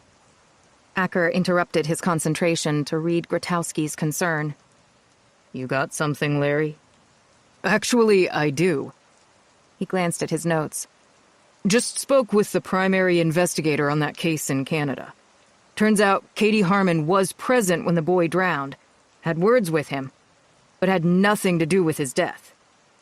What? Benton said. Yep, it was an accidental drowning. She just happened to be there. Acker folded his arms. His face creased in thought as he rocked. I'll have to get the prosecuting attorney's office to stop everything, Acker said. Wait. Pierce turned to Jensen. We still need to run the prints from... Jensen's phone rang. It's Eric. 1 sec. Jensen held her palm to Pierce and took the call. Kelly, I got a hit from APHIS after running the tablet print on Merrill and Hamilton, and boy did we get something. Go ahead. Foy began telling her, and Jensen's eyebrows lifted in disbelief as she turned to the others who were waiting. She held up a finger. Eric, Jensen said. We need to compare your print from the tablet with the one from the rock. I'll be right there. 82. Seattle, Washington. This time, Ryan's sources had been right. Sarah Dawn Harmon was Haley Vriker, the daughter of Magda and Herman Vriker. The Vrikers' DNA was in the national database of convicted criminals. The samples Ryan had provided were tested against the Vrikers' DNA and resulted in establishing a familial DNA connection with Sarah's, which Ryan had gotten from a discarded toothbrush he'd found the night he rummaged through Sarah's trash. After Ryan's mother alerted him to the successful DNA results, he drove to the Jettown Diner, even though it was evening. He was aware from his research and surveillance of his Seattle subjects that Sarah tended to work earlier shifts, but he was hopeful he might see her here. Sitting alone in a booth, he ordered a coffee. It wasn't busy, but it took everything he had to remain still and think. All these years, he'd been searching for a way to find Carrie. Despite every close call, every miss, every false hope, and every failure, he kept going. He'd never given up, and now he'd done it.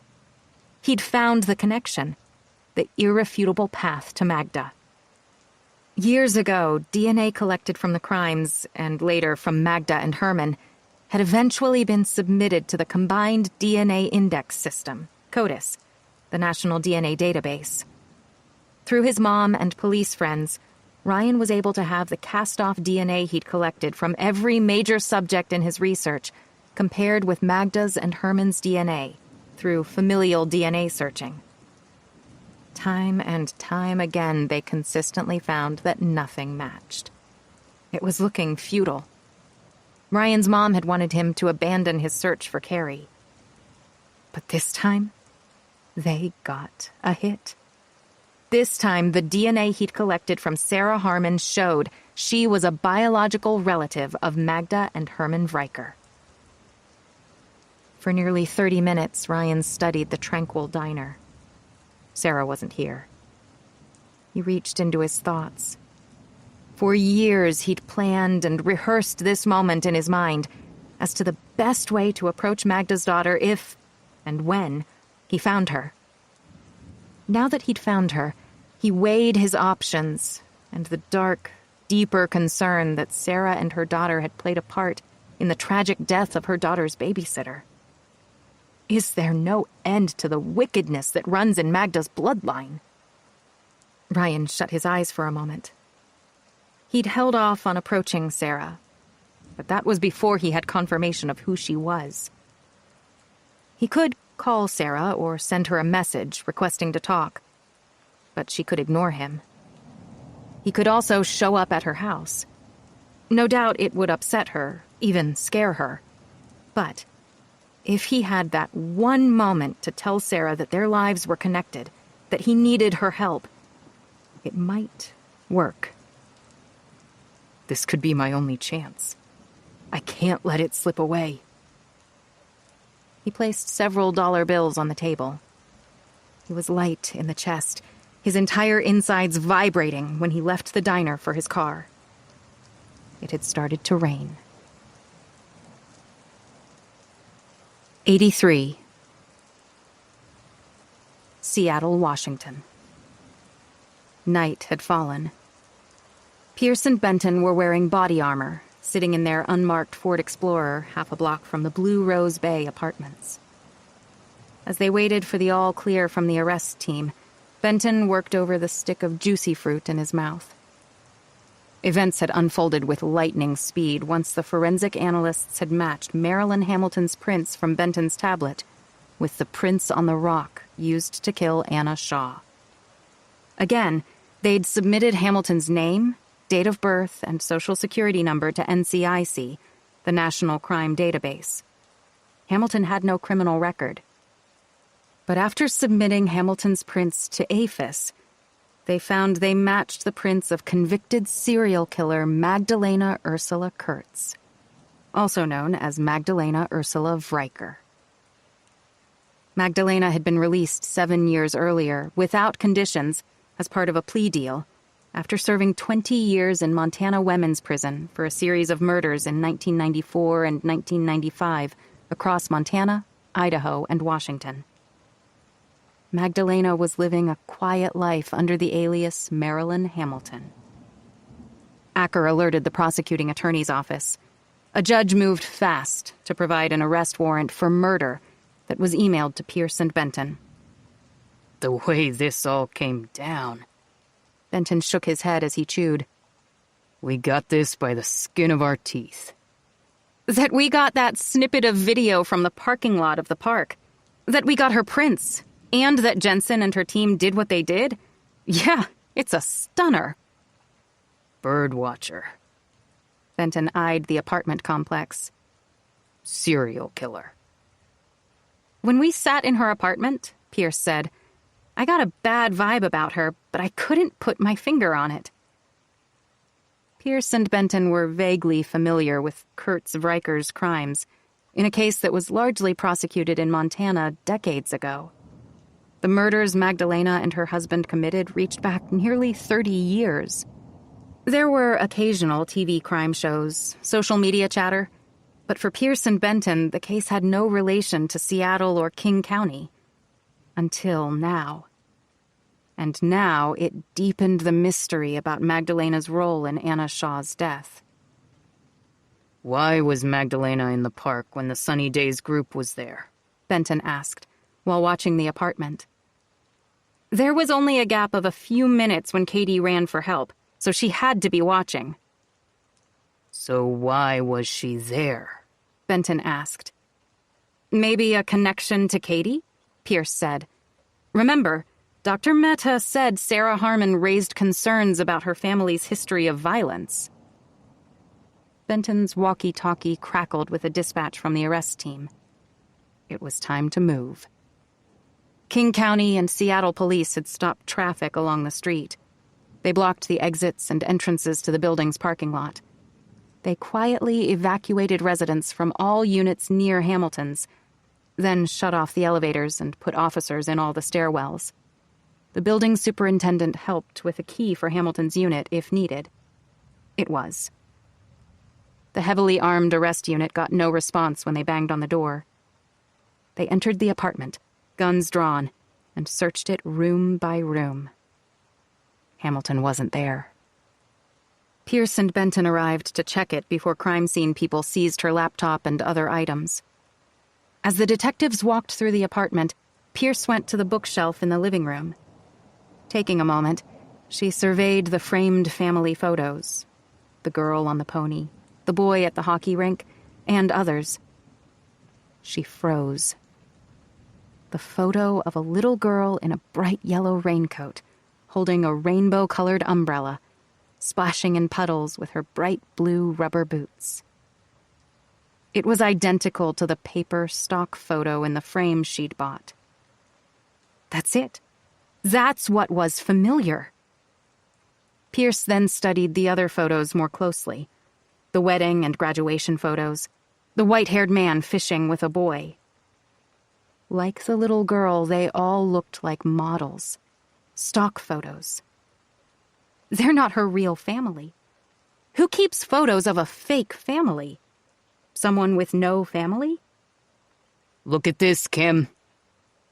Benton was staring at a wall calendar in the kitchen, dotted with handwritten notations on different days. What is it? Look what she wrote on the last one. Today's date. Pierce read the tiny, neat script in blue ink. Today's the day. She exchanged a glance with Benton. Neither one of them knew the significance of the date. Pierce swallowed hard, because whatever it was, she sensed that they were too late. 84. Bothell, Washington. At the Silverbrook Hills Senior Living Home, a soft knock sounded at Marjorie Cole's door. She'd been sitting up in her bed watching the rain web down her window, and turned to see Bella Spencer at the entrance to her room. "Your door was still open. I'm sorry, did I disturb you?" "No. Would you like some company?" "Okay." Marjorie's weak smile couldn't mask her torment. Bella sat in the chair next to her bed.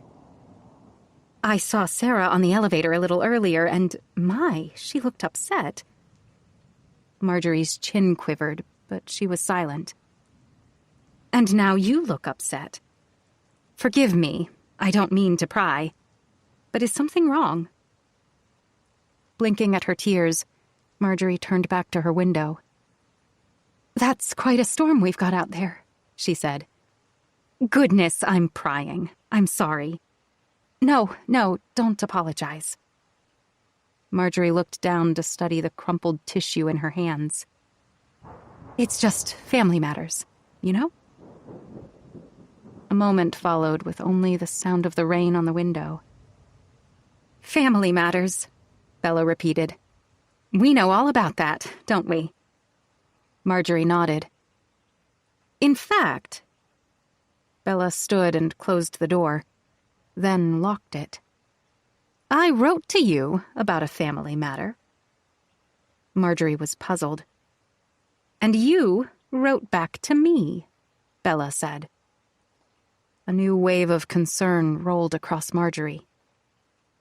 "Do you remember what I said?" Bella stood at the foot of the bed. "I told you my dream of starting over with my daughter. I told you that after 20 years I was a changed person. I sought forgiveness. I begged you for mercy. I begged you to let me see Haley." Marjorie's face whitened. "Ah, it's all coming back to you now," Bella said. "Then you'll remember what you wrote to me.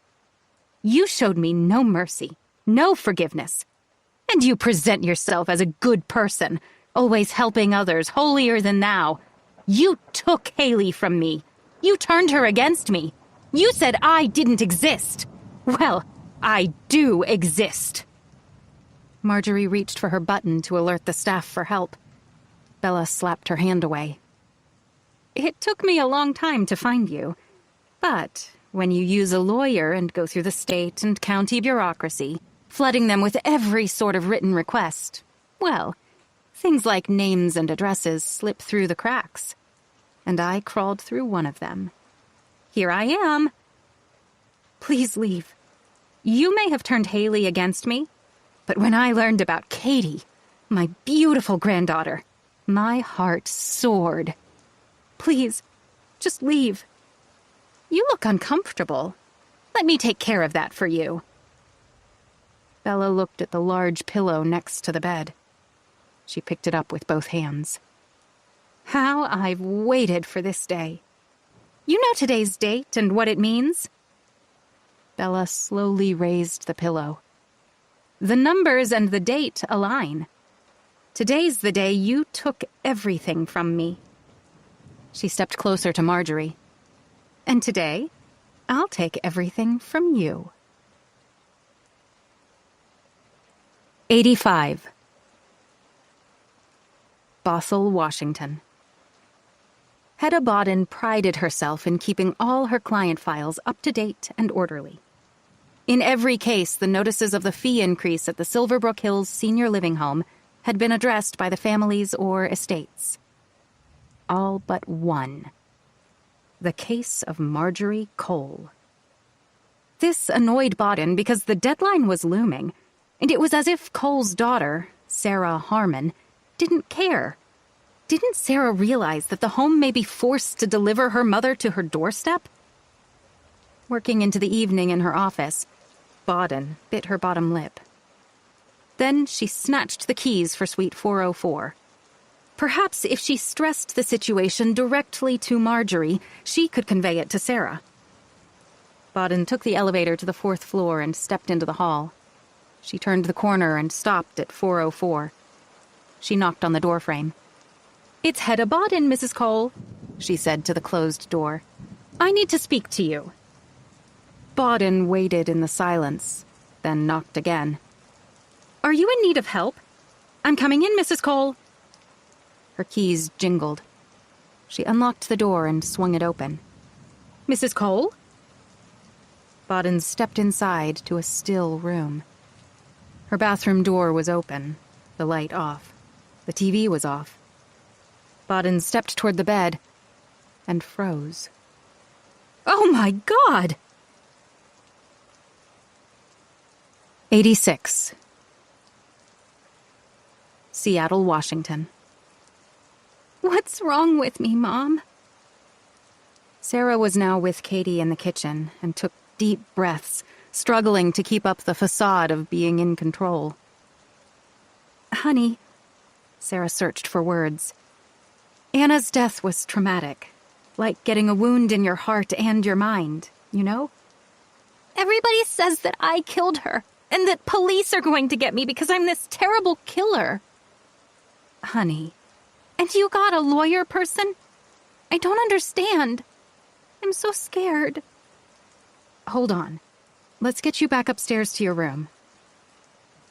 Sitting on the bed, Sarah took hold of Katie's shoulders gently and, with all the love and resolve she could summon, stared into her eyes. Yes, it's scary, because it's complicated. That's why we have Rose to help us. She'll be here in the morning, so listen to me. No matter what police say or do, nothing bad will happen. We will protect you, but, and this is so important, you can't keep any secrets about what truly happened on the cliff. Do you understand, Katie? She nodded. Now, you said that when Anna was taking her selfie, a bad thought came into your head like lightning, asking what it would be like to push her over the edge. Is that true? Katie lowered her head. Is that true, Katie? "Yes." Is that all? Katie was silent. Is that all, Katie? I swear to God, you have to tell me because police will be here tomorrow. So, is that all? Katie shook her head. What else? Katie, her voice barely above a whisper, said, "The thought that jumped into my head also said..." Katie stopped. What, honey? It also said what? Big tears rolled down Katie's face. "It also said, do it. Push her." Sarah recoiled, mentally absorbing what Katie had revealed. Did you do it? "No!" Katie shook her head. It was like this big war in my brain. A huge, horrible war between good and bad. Seeing her standing so close to the edge, and the voice telling me to push her. Sarah blinked, absorbing the revelation. But another thought, like a voice, said no, don't do it. I knew, Mom, it would be wrong, so I didn't do it. I just kept telling Anna to stop backing up, but she didn't listen and she fell. Then everything happened so fast, like an awful, awful dream. I thought she fell because of me, because I was thinking about it. What is wrong with me? I was so scared. Why did I have those thoughts? Why didn't she listen to me and not go so close to the edge? I saw her hanging onto the branch. She was looking up at me, crying for help. Then I ran and ran. Katie sobbed. Sarah put her arms around her. Okay. It's okay. Honey, bad thoughts are bad thoughts. Everybody has them at some point. I've had some, but it doesn't mean I want to hurt people. Oh, sweetie, I know you feel it's wrong to have them, but you must never do what they say, and you didn't. You didn't because you're not a bad person. I'm so happy that you told me. Sarah's phone rang, but she'd left it downstairs. Thinking it could be her mom or Rose Aranda, she pulled away from Katie. That could be important. Stay here, I'll get my phone. Sarah hurried down the stairs with a measure of hope rising in her heart. Grabbing her phone from the kitchen table, she was drawn to the window by the headlights of a car stopping in front of her house. Without looking at the caller's number, she answered. Sarah Harmon? Yes? This is Hedda Bodden at Silverbrook Hills. Hedda Bodden? Sarah winced. If that woman was calling about payments... But her tone was different. It sounded frayed, urgent, and there was background noise. Yes? Miss Harmon. Sarah. Bodden sounded uncharacteristically human. Sarah, I'm so very sorry to have to inform you that your mother has passed away. Sarah's knees buckled. Her mother's face, voice, her fragrance, her touch blazed through her. Steadying herself on the counter, a bile-soaked cry erupted from her gut, shooting up the back of her throat. Oh, God! I'm so sorry, Sarah. I'll be right there. The paramedics took her. I think they were still attempting to revive her all the way to the hospital. What hospital? Sunline. The doorbell rang, along with insistent knocking, distracting Sarah. Hold on, Hedda. Please, I need to... Please, hold on. Oh, God! Still gripping her phone, her mind reeling, Sarah, fearing it could be related to her mother's death, went to her door and opened it. At first, she saw a stranger standing alone before her, a woman in her 50s in a rain-slicked raincoat and hat. Through her shock and grief, Sarah recognized her from Silverbrook Hills. Bella? Bella Spencer saw Sarah's anguish and the phone in her hand. I can see you must know about your mother already. I'm so sorry, Sarah. Silverbrook sent me to help. What happened? My God, I was just with her! Her heart, maybe? I'm so sorry. They sent me to come here as fast as I could, to watch Katie for you. Watch Katie? Why? They need you at the hospital now, to tend to things. I just don't know. Sarah's fingers clawed at her hair. It's a horrible time, Bella said. Let me help. Mom? They both looked up at Katie standing at the top of the stairs. Did something happen to Grandma? Oh, Katie, Sarah said. We're not sure. Please go back to your room. Hi, sweetheart. Bella smiled up at her.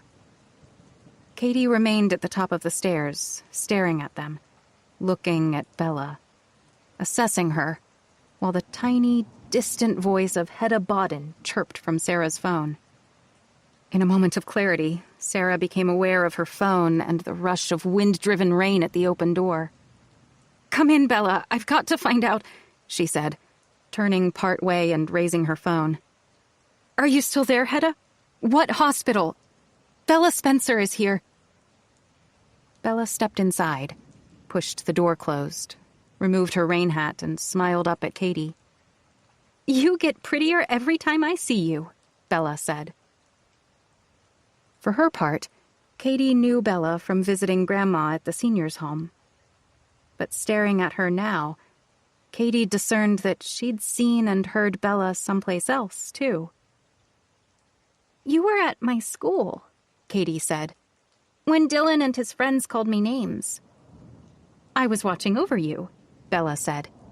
I've been watching over you for a long time, like a guardian angel. I was at Sparrow Song Park on the same day you were there. I didn't see you. I was there. Sarah lowered her phone and turned to Bella. Hedda Bodden at Silverbook says she didn't send you. Sarah's face tensed. Why are you here? Bella looked at Sarah. Satisfaction, then triumph emerging on her face. Don't you know who I am, Haley? Sarah stared hard at Bella. And in that moment, her heart dropped from her body.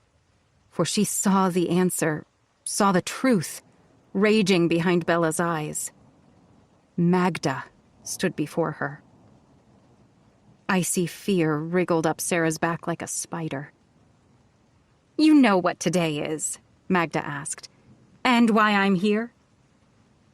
Sarah stood rooted in shock, squeezing her phone, her thumb accidentally ending her call with Hedda as Magda stepped toward her.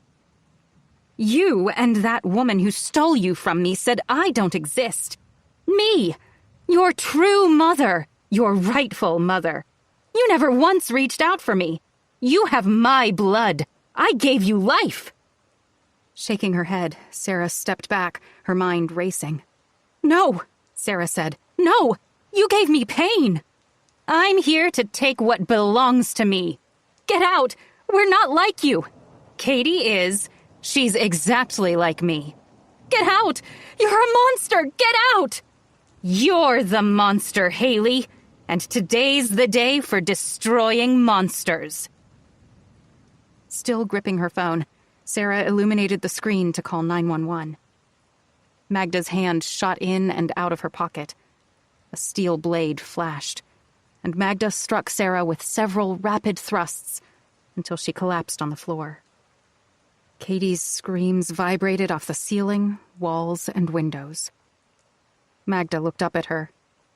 Shh, sweetheart. It's going to be all right. I'm your true grandmother, and today's the day I've come to take you with me. Horrified, Katie cried out, Mom! Mom, get up! Why did you hurt my mom? She was a terrible mother. She lied to you all these years. Paralyzed with fear, Katie's eyes widened as Magda moved toward the staircase, still holding the knife dripping with Sarah's blood. I watched over you in the park that day, Magda said, taking the first steps up. I wanted to get you alone and talk to you. I followed a little behind you and that girl on the trail, keeping out of sight. I didn't see, but I heard a scream. Then, from the forest, I saw you looking down over the cliff. That's when I knew. You pushed her. No, I never pushed Anna! Magda took another step. How did it feel to have that power over life? I didn't push her! Another step. I know you did it, because we're the same. Your blood is mine. No! And after you ran, I looked down at her. She was hanging on to that tree root. I knew if they saved her, she would tell them what you did. But I didn't! Katie shook her head. I didn't! Another step. If she survived, she would tell. So I got a rock and did what needed to be done. For you. For us. No! Katie sobbed. You have to accept it. You have my blood. We belong together. I've been dreaming and waiting for this special day. We are destined to do glorious things. Together. Magda neared the top of the stairs, and Katie screamed. Mom! Please, get up! On the floor below, Sarah's eyelids fluttered open. Her body numb, her vision blurred. She heard Katie's cries.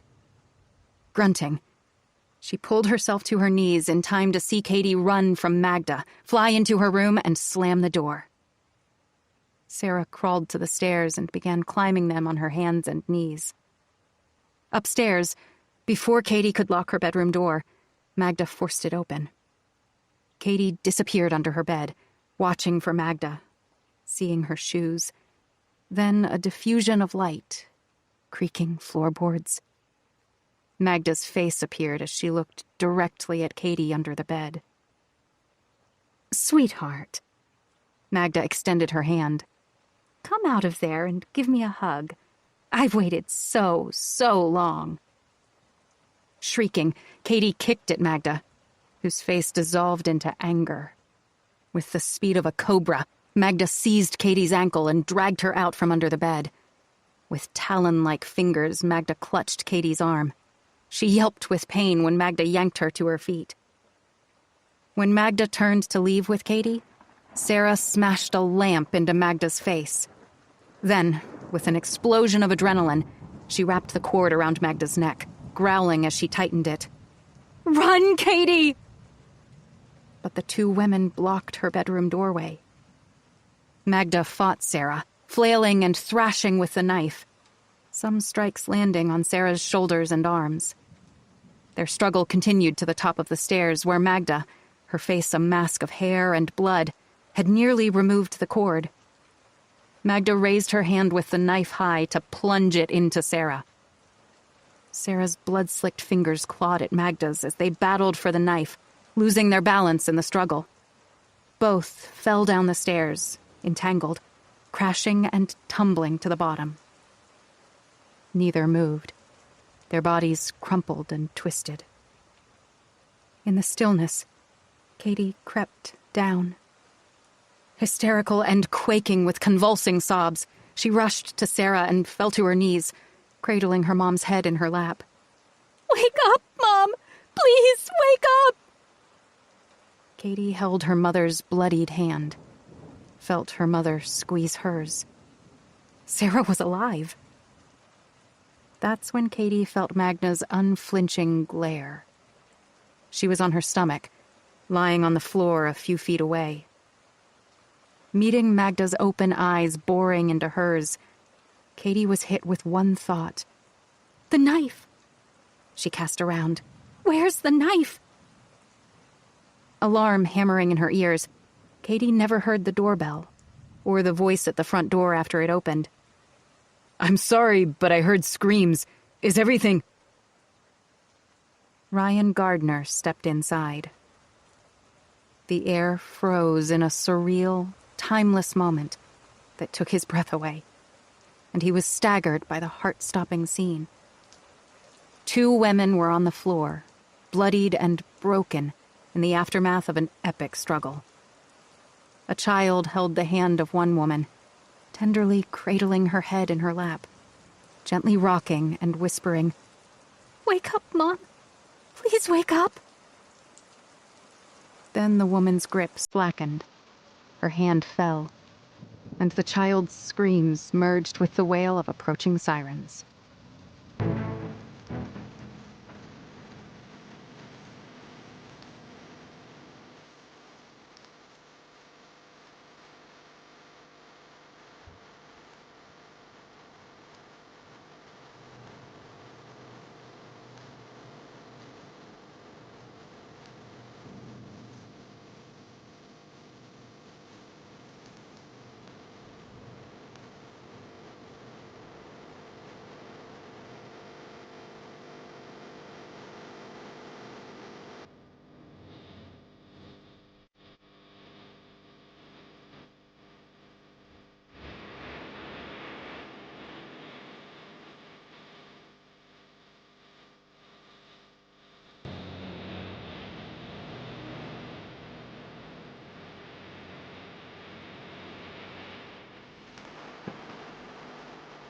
'87. In the back of a yelping ambulance, a paramedic worked non-stop to revive Marjorie Cole. She had no vital signs. An oxygen mask had been applied. A high concentration of oxygen was administered, and he initiated CPR. After a few minutes, he reassessed her. Still nothing. He resumed work, but without results. He readied the equipment and initiated defibrillation, then rapidly reassessed her. He got a pulse. Yes! The paramedic alerted the hospital in Bothell. Miles away, in North Seattle, Events unfolded in the wake of the attack at Sarah Harmon's home. Sirens echoed in the quiet streets of her neighborhood. Hearing help coming, Ryan stayed with Katie. She'd refused to leave Sarah's side while she and another woman lay unconscious. Ryan didn't know what had happened. After spotting the knife, he kicked it away. Then, between his efforts to use dish towels to stem their bleeding, he strained to understand the words Katie was uttering. Several minutes later, police swept into the house with guns drawn. Ryan complied, showing his hands. Then, lying flat, he attempted to relate what he thought had happened from what Katie had managed to convey to him. Things moved fast, in a mix of order and confusion. Ryan, whose clothes were blood-stained, was handcuffed and put in the back of a marked car. Police secured the house and removed the knife, treating it as evidence. Paramedics transferred Sarah and the other woman into separate ambulances. An officer rode with each patient to take a potential dying declaration. Out front, yellow crime scene tape cordoned off Sarah's front yard. Neighbors watched from the sidewalk. Val Rossi was among the first to arrive, in time to see paramedics from a third ambulance treat Katie before taking her to the same hospital as the others. A female officer went with Katie. Val rushed home for her car and drove to the hospital to help. At the scene, a uniformed Seattle officer questioned Ryan in the police car, taking his initial statement as word of the tragedy moved at viral speed. Bystanders posted texts, pictures, and video clips on social media. The news drew more of Sarah's friends to the house, among them Adina Nickel, Polly and Mel from the diner, people from the Sunny Days group, and Dr. Sally Mehta. As they became aware, some went to the hospital where Sarah and Katie had been taken. Others went to Bothell to be with Sarah's mom. Advised by Seattle PD, Pierce and Benton arrived. They were further updated. And as more details became known, Ryan's handcuffs were removed. Pierce and Benton were speaking with him when a Seattle detective informed them that one of the 2 adult women transported from the Harmon residence had died of her injuries. The dead woman was initially identified as Bella Spencer, also known as Marilyn Hamilton. But in fact, she was Magdalena Vriker, also known as Magdalena Kurtz. Epilogue. When the story broke, it made national headlines for days. In Seattle, it was major news for more than a week. People were gripped by the horror that Magda had surfaced and murdered the teenage babysitter of her biological granddaughter, then attacked her daughter and her daughter's adoptive mother in a bid to abduct her grandchild. Early reports said that Marjorie Cole had survived Magda's attempt to suffocate her, and Sarah, having lost a dangerous amount of blood, underwent surgery and survived. Interest in the tragedy prompted intense chatter by the social media group The Hunters, Finding Magda.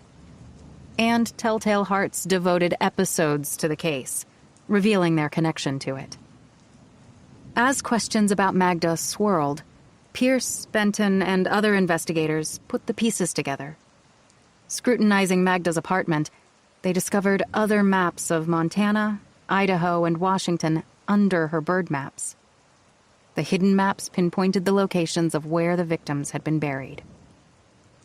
After exhuming remains, examination by coroners and medical examiners in Montana, Idaho, and Washington determined that the victims had been strangled or stabbed within a short time of their disappearance. In processing Magda's computer, they unearthed her new plans. After learning where Marjorie, Sarah, and Katie lived, Magda took her time patiently stalking them, volunteering at the seniors' home as Bella Spencer. Adhering to her pathological obsession with dates and numbers, Magda set out on the anniversary of the date she'd lost her daughter to kill Marjorie and Sarah. It was vengeance for her perceived betrayal, Art Acker told a reporter from the New York Times. Acker said Magda planned to abduct Katie, her granddaughter, and win her over. Then Magda intended to approach the families of her victims without ever revealing her true identity. She would tell them Katie had a deadly illness requiring expensive treatment in order to generate sympathy and financial support. At the same time, Magda would present a purported personal item of a victim, then claim she had information on the locations of their remains that she would exchange for money to help her granddaughter. She would use a child again. That was her vile, twisted fantasy. We doubt the scheme would have worked. Families would have notified police. Art Acker told the New York Times. Not long after clearing the case, Pierce and Benton reflected on it. "It never went smoothly," Pierce said. We were one step away from her. But reality is more complicated than the movies, Benton said. What are your thoughts on your first homicide? "You learn. About investigations, about people," Pierce said. "How is Elizabeth doing, Carl?" He smiled. She just started therapy with a new drug that has a 70% survival rate. We have hope, he said. And you? You've got plans. We're going to Arizona next month to see family. Join in some celebrations and ceremonies. Give my son a chance to show off his new drum. Pierce showed Benton a picture of Ethan with his drum. Very nice, Benton said. Very cool. One afternoon, in the months that followed, Ryan Gardner drove his mom and dad into the countryside at the edge of Hartford, Connecticut. They stopped at a small cemetery in a well-kept churchyard, shaded with stands of red maple and black birch trees. They walked along the soft grass to a new stone that was inscribed, Carrie Arlene Gardner, February 21st, 1973 to 1995. Eternally loved daughter and sister. Ryan's mom lowered herself and lovingly brushed dried leaves from the base. They stood there listening to the birdsong as butterflies flitted among the bluebells and wild geraniums that bordered the grounds.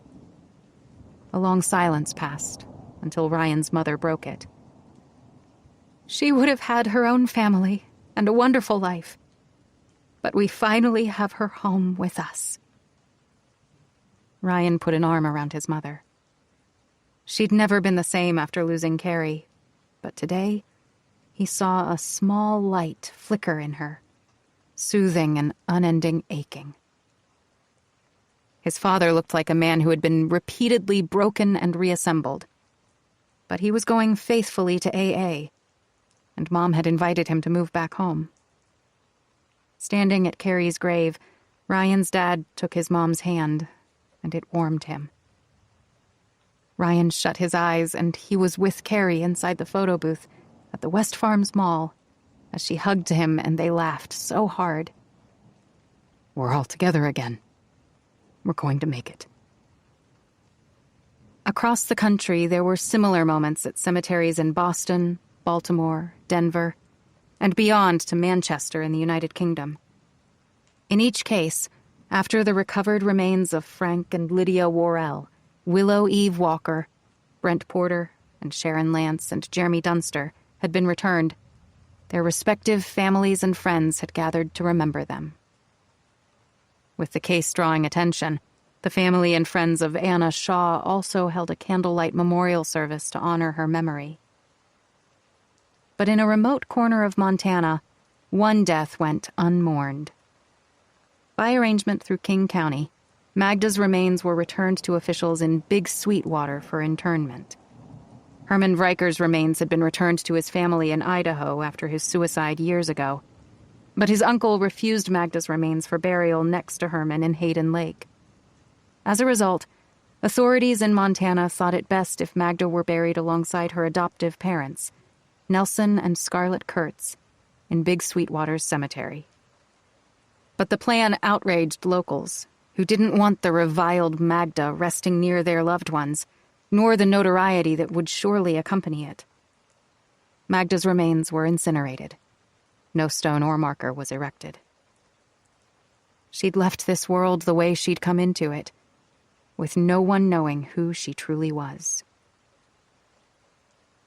Now that Ryan had found Carrie, now that he'd tracked down Magda, he had the ending he'd sought for so many years. He returned to Seattle, where he set out to write the book encompassing the horror, the anguish, the memories, hope, and love that he and the others lived with every day. Central to the story were Sarah, Katie, and Marjorie. Like him, they were victims too. More important, they were survivors. Katie's fingers traced the smooth surface of the hand-carved giraffe in Dr. Mehta's office. Holding it gave her comfort. In the time after the attack, it was Katie who had insisted on resuming her visits with Dr. Mehta. During their sessions, Dr. Mehta worked on treating the psychological injuries Katie bore from Magda's rampage. And unlike their previous visits, Katie opened up this time. So, apart from the tragic night, are you still having bad thoughts like you had with Anna? No, they're gone. Tell me how you know they're gone? It's kinda hard to explain, but I think now I know that my mom and I are good people. And if even a tiny bad thought comes into my brain, I'll fight it and kick it away. Dr. Mehta saw this as Katie establishing a protective coping mechanism, reinforcing that the moral compass Katie had inherited from her mother eclipsed any of her grandmother's violent traits. The tragedy had strengthened it, and Katie's recognition of it was a positive step. That's good, Katie. Mom said that Bella was like a long-lost relative or something, and people were saying things about us. But she's going to tell me more. That's true. I talked to her too, and she will tell you more very soon. Katie nodded, stroking the giraffe. I like this giraffe so much. You know, Dr. Mehta said, giraffes represent many things to many people. Like what? Grace, beauty, and being able to rise above all trouble and see hope in the distance. Upon her release from the hospital, Sarah began seeing Dr. Oliva Krensick, the psychiatrist who treated her for her mental and emotional trauma. Sarah was still sore from her physical wounds, but she was slowly recovering on all fronts. Dr. Krensick helped Sarah understand how her heroic action not only saved Katie, but reinforced Katie's own sense of morality by protecting her from the threat of evil in every sense of the word. Still, it was difficult for Sarah to grasp that she had been forced into a death battle with Magda, her biological mother. Sarah continued to carry shame and guilt for the possibility of passing on Magda's genes to Katie, and agonized over having to tell Katie about her family's dark history. This is a natural feeling, Krensick said, but it's unwarranted. You bear no responsibility for Magda. The guilt you feel is the pain of having a human heart, Krensick said. These feelings are inevitable. It may help you to frame it this way. You helped Katie break away from any biological hold or control from Magda. Magda's death is your victory over evil, a cleansing, a purging, a chance for you, Katie, and your mother to start anew. And so much had happened after the attack. Marjorie faced a range of physical and psychological issues on her long road to recovery. But it helped that she was able to move back into her North Seattle home with Sarah and Katie. A lawsuit against the Silverbrook Hills Senior Living Home, for its failure to check Bella Spencer's background and lax security, was settled out of court with a large payment. It enabled Marjorie to employ all the professional care she required at home and provided for renovations to accommodate her needs. In the early days, Mel and everyone at the diner raised donations for Sarah's family through crowdfunding efforts. But Sarah quickly arranged to distribute nearly all of the money to the families of Magda's victims, including Anna Shaw's family. Sarah and Katie visited Lenora and Chuck Shaw to personally tell them of the funding they'd receive. The Shaws used the funding to establish a memorial scholarship in Anna's name. In the days after the attack, while Sarah recovered in the hospital, Ryan Gardner got word to her. After learning who he was and the role he played that night comforting Katie until help arrived, Sarah allowed him to visit, and he told her his story. When Ryan finished, he said, "So we're connected to all of this, Sarah?" "We are," she said. "And I'm so sorry." "You don't need to be sorry for any of this." They continued visiting, becoming friends. Weeks after returning home, and after considering Ryan's request for several days, Sarah agreed, and convinced her mother as well, to cooperate fully with him for his book. "This is how all of us can ensure the truth is finally told," Sarah said. Sarah returned to working part-time at the Jettown Diner and undertook courses to get her real estate license. One sunny afternoon, she and Katie went to Cary Park. "It's time to start telling you the truth about our family's history," Sarah said, as they took in the view of downtown Seattle. "You remember I told you how I'm adopted?" Katie nodded. "Well, there's more.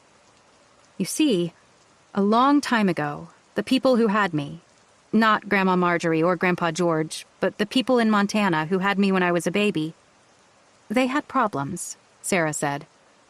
"Big, grown-up problems that were so serious they couldn't look after me anymore." As Sarah continued, Katie rubbed her thumb along the smooth neck of the hand-carved giraffe Dr. Mehta had given her. As she listened, Katie knew that no matter what, she and her mom could rise above any trouble. Together, they could defeat anything bad that came along. Katie knew this because, as she watched the ferries crossing Elliott Bay, she looked beyond to the horizon, where there was always hope.